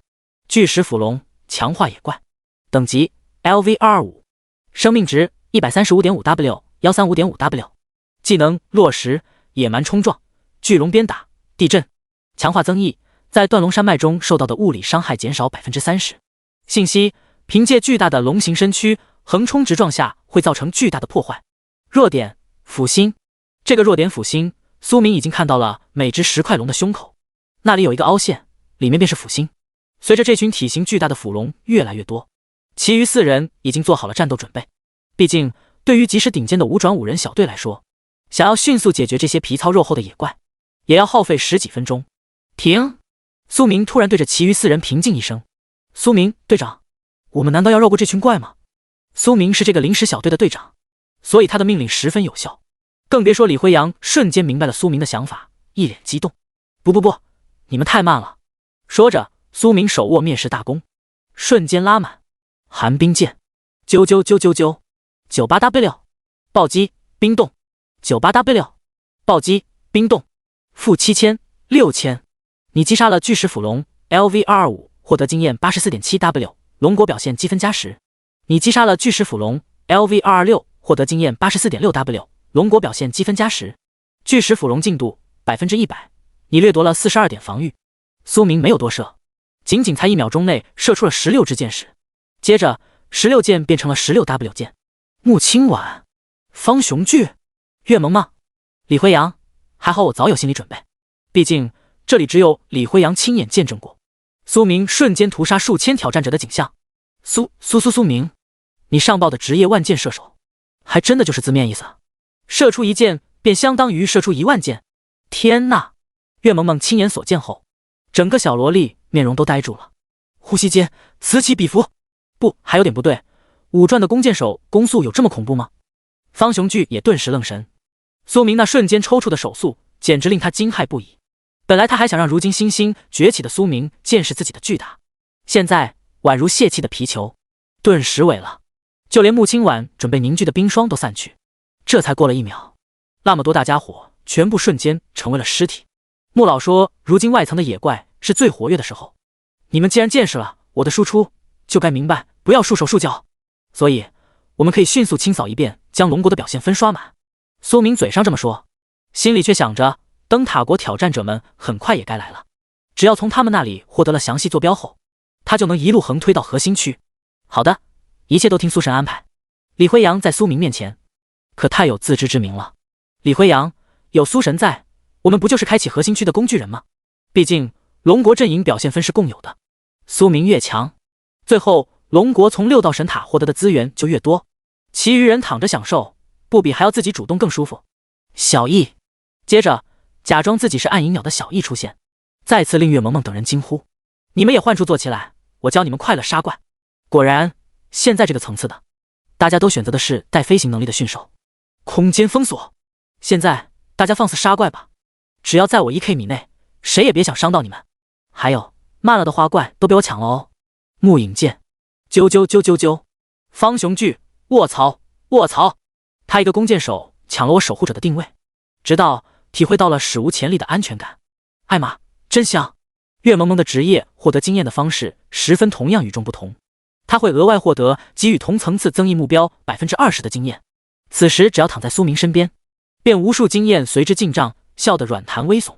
看着众乐乐的各位，苏明勾起了嘴角，灯塔国的鱼儿终于来了。第98章，杀人不眨眼。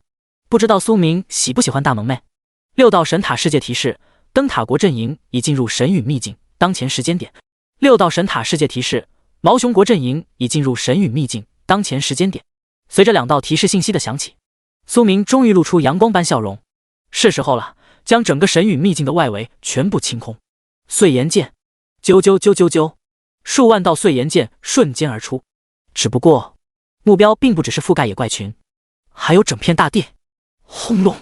对于命中大地的碎岩剑，无数道大地阵开始激活，地动山摇。岳萌萌几人再次目瞪口呆。苏明的举动实在是过于惊骇，这是要将秘境掀了的节奏。诸位，其他国的挑战者已经进入了这个秘境，我打算先将他们直接解决，你们怎么看？穆青婉、方雄巨、岳萌萌、李辉阳、苏神牛逼。如果没有亲眼见识过苏明的恐怖实力，他们在面对其他国挑战者的时候，双方都不会轻易动手。毕竟能进入这个秘境的25人全都是隐藏职业，保不齐对方便拥有特殊的反杀能力。但现在众人却只会感慨，在苏明覆盖一切的火力之下，纵使隐藏职业又如何？无数剑士出手，压都要压死一片强者。惊天骇人的火力之下，他们还是太过渺小了。小易，接着苏明骑在小易的背上，简单吩咐一番过后，转眼之间消失于众人的视野。解决其他挑战者，有他一人便足矣。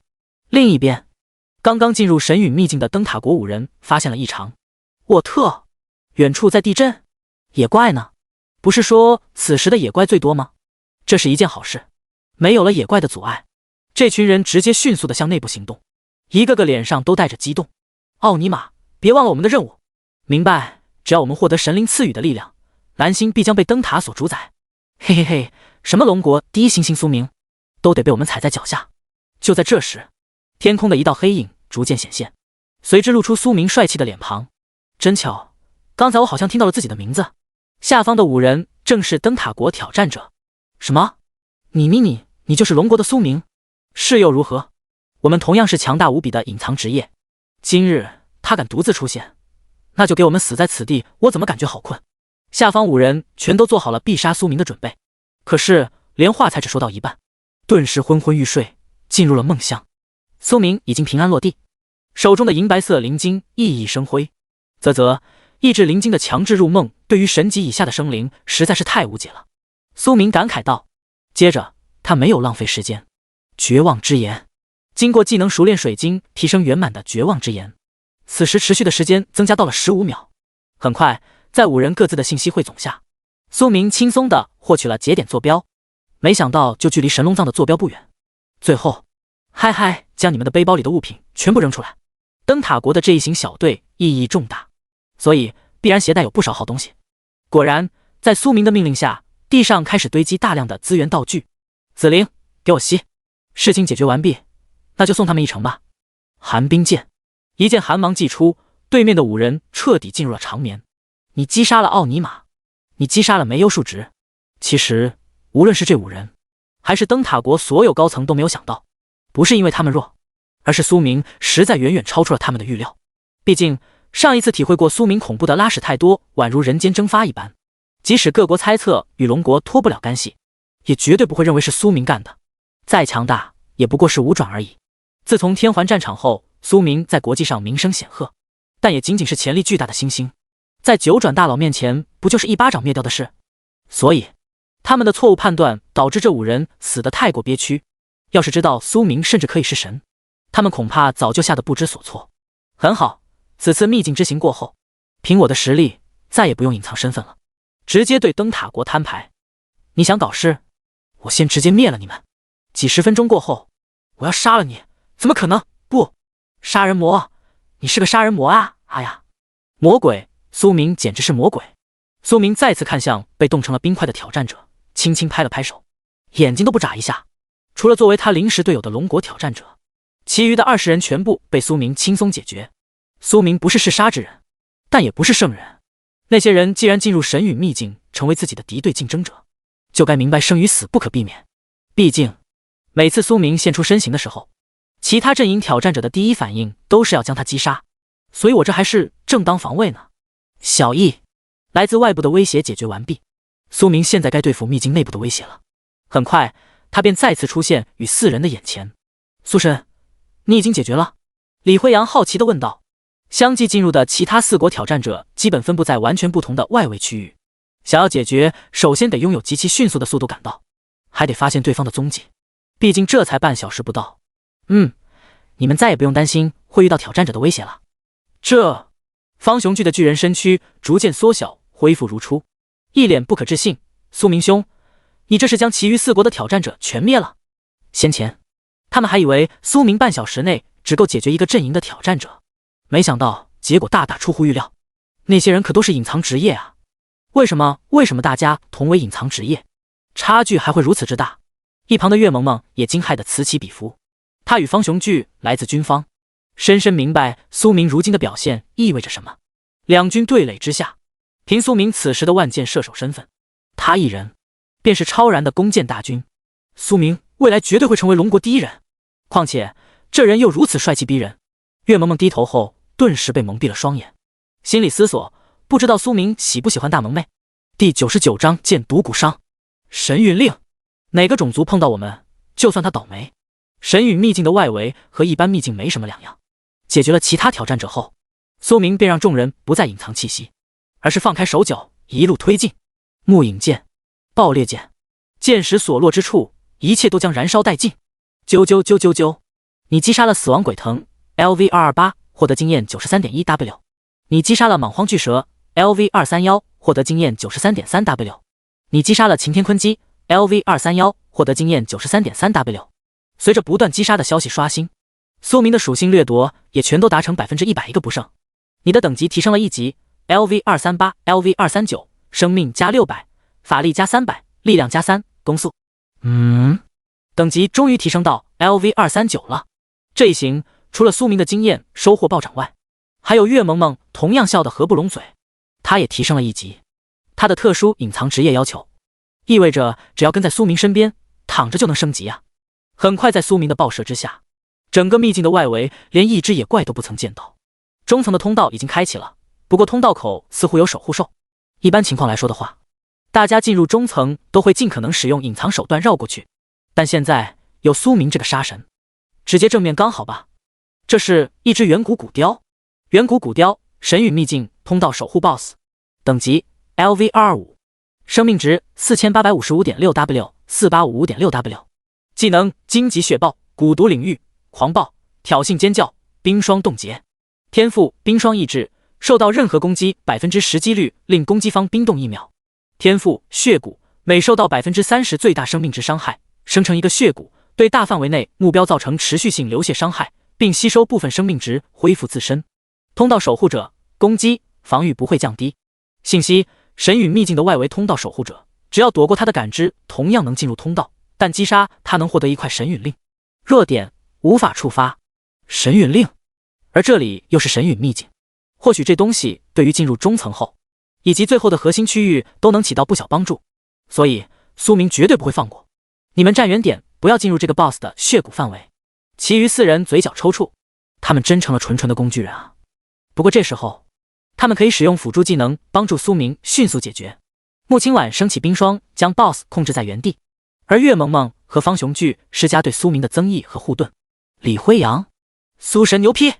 与此同时，苏明瞬间拉弓，剑追护符，消食剑，数万箭矢不再分散，而是全部射中 BOSS 巨大的身躯。苏明自身免控，丝毫不慌。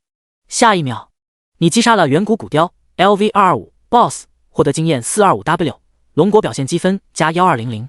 你首次击杀远古骨雕 LV225 BOSS， 获得额外属性生命加5600。远古骨雕 BOSS 进度 100%， 你掠夺了48点攻击。等等，这就死了？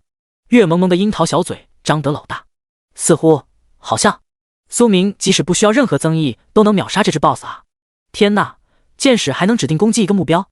这下连平时不怎么说话的穆青晚都惊讶地脱口而出。众人看向苏明的目光再一次火热。苏明不在意，现在已经不需要伪装了，而是摆了摆手道：“这是我的道具能力，正常情况是做不到数万箭全部命中相同目标的。”哦，原来如此。可是现在这所谓的道具还是在你手中啊！本来他们只想着苏明拥有超然的一人成军及以一敌多的能力，而现在看来，即使面对顶尖层次的大佬，苏明在1对1的情况下都依然不落下风。10000支利剑瞬间叠加伤害，而且根据攻速生生不息，想想实在是太过惊骇世俗。哈哈，不要灰心，你们未来都将是龙国的支柱，以后龙国的很多事情都要交给你们处理，你们未来的潜力同样无法估量。众人无奈，但只能虚心接受。苏神啊，这话从你口中说出来，怎么就感觉有点不对呢？如今拥有紫灵，掉落物不用主动拾取，便自动落在苏明的手中。一根蛊毒之羽，苏明直接扔进了自己的背包，然后竟然是一本技能书《剑毒蛊伤》。这本技能书应该是因为掠天剑意这个天赋所掉落。舒服了，和五毒魔方互相叠加后，我以后剑毒伤都伤害爆表，毒死 BOSS 小意思。你满足剑毒蛊伤的学习条件，成功学习此技能剑毒蛊伤 LV1。其他人对于苏明独占战利品没有任何异议。接着，苏明果断取出技能熟练水晶，不一会的功夫，剑毒蛊伤便达到了圆满。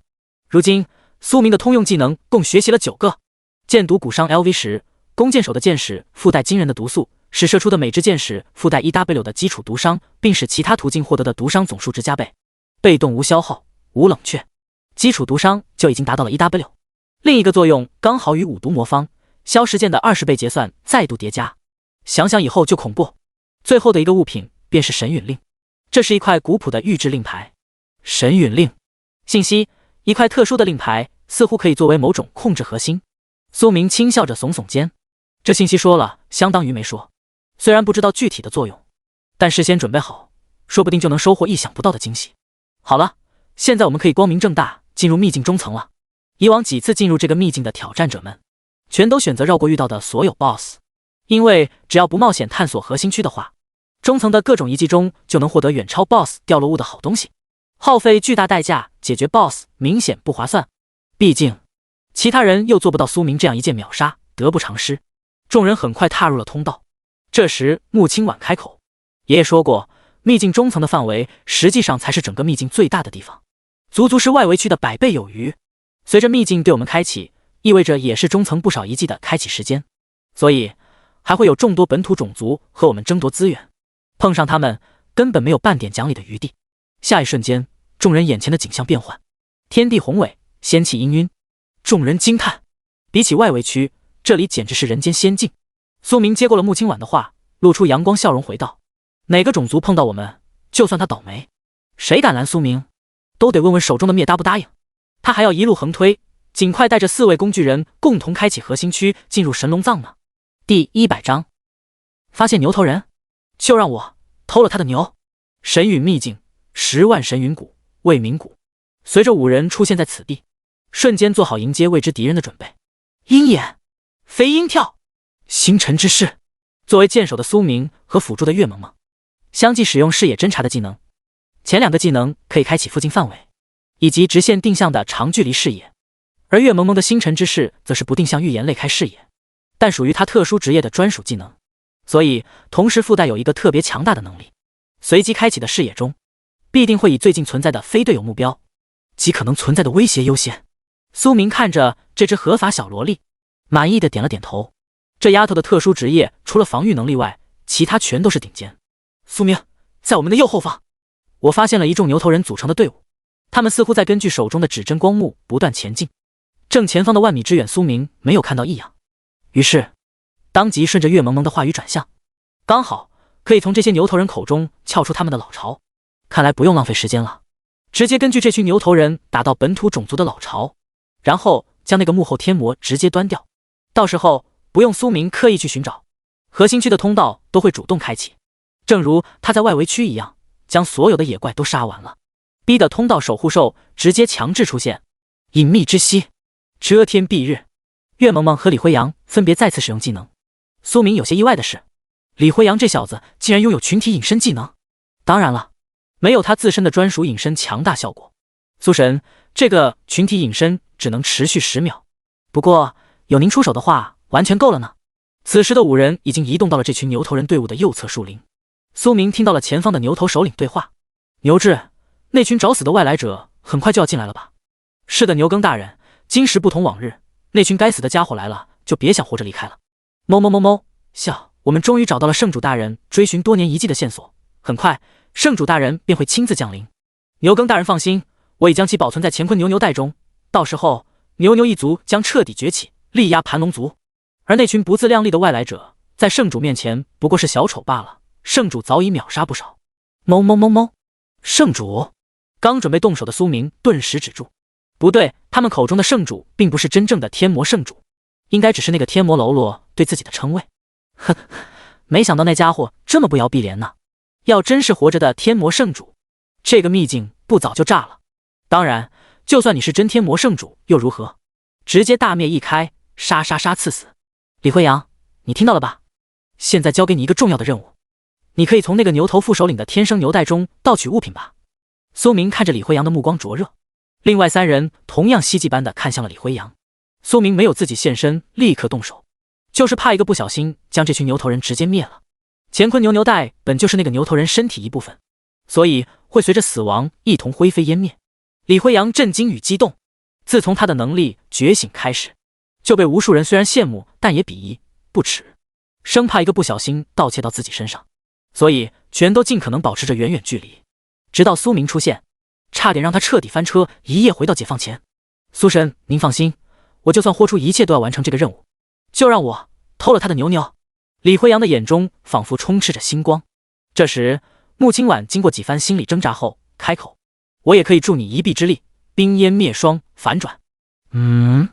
苏明看着穆青婉的突然变化，仿佛感受到一股熟悉的力量，附近的空间仿佛被拉入他所构建的虚幻，牛头人完全没有察觉。现在李辉阳动手的话，绝对是一偷必成。苏神，我去了。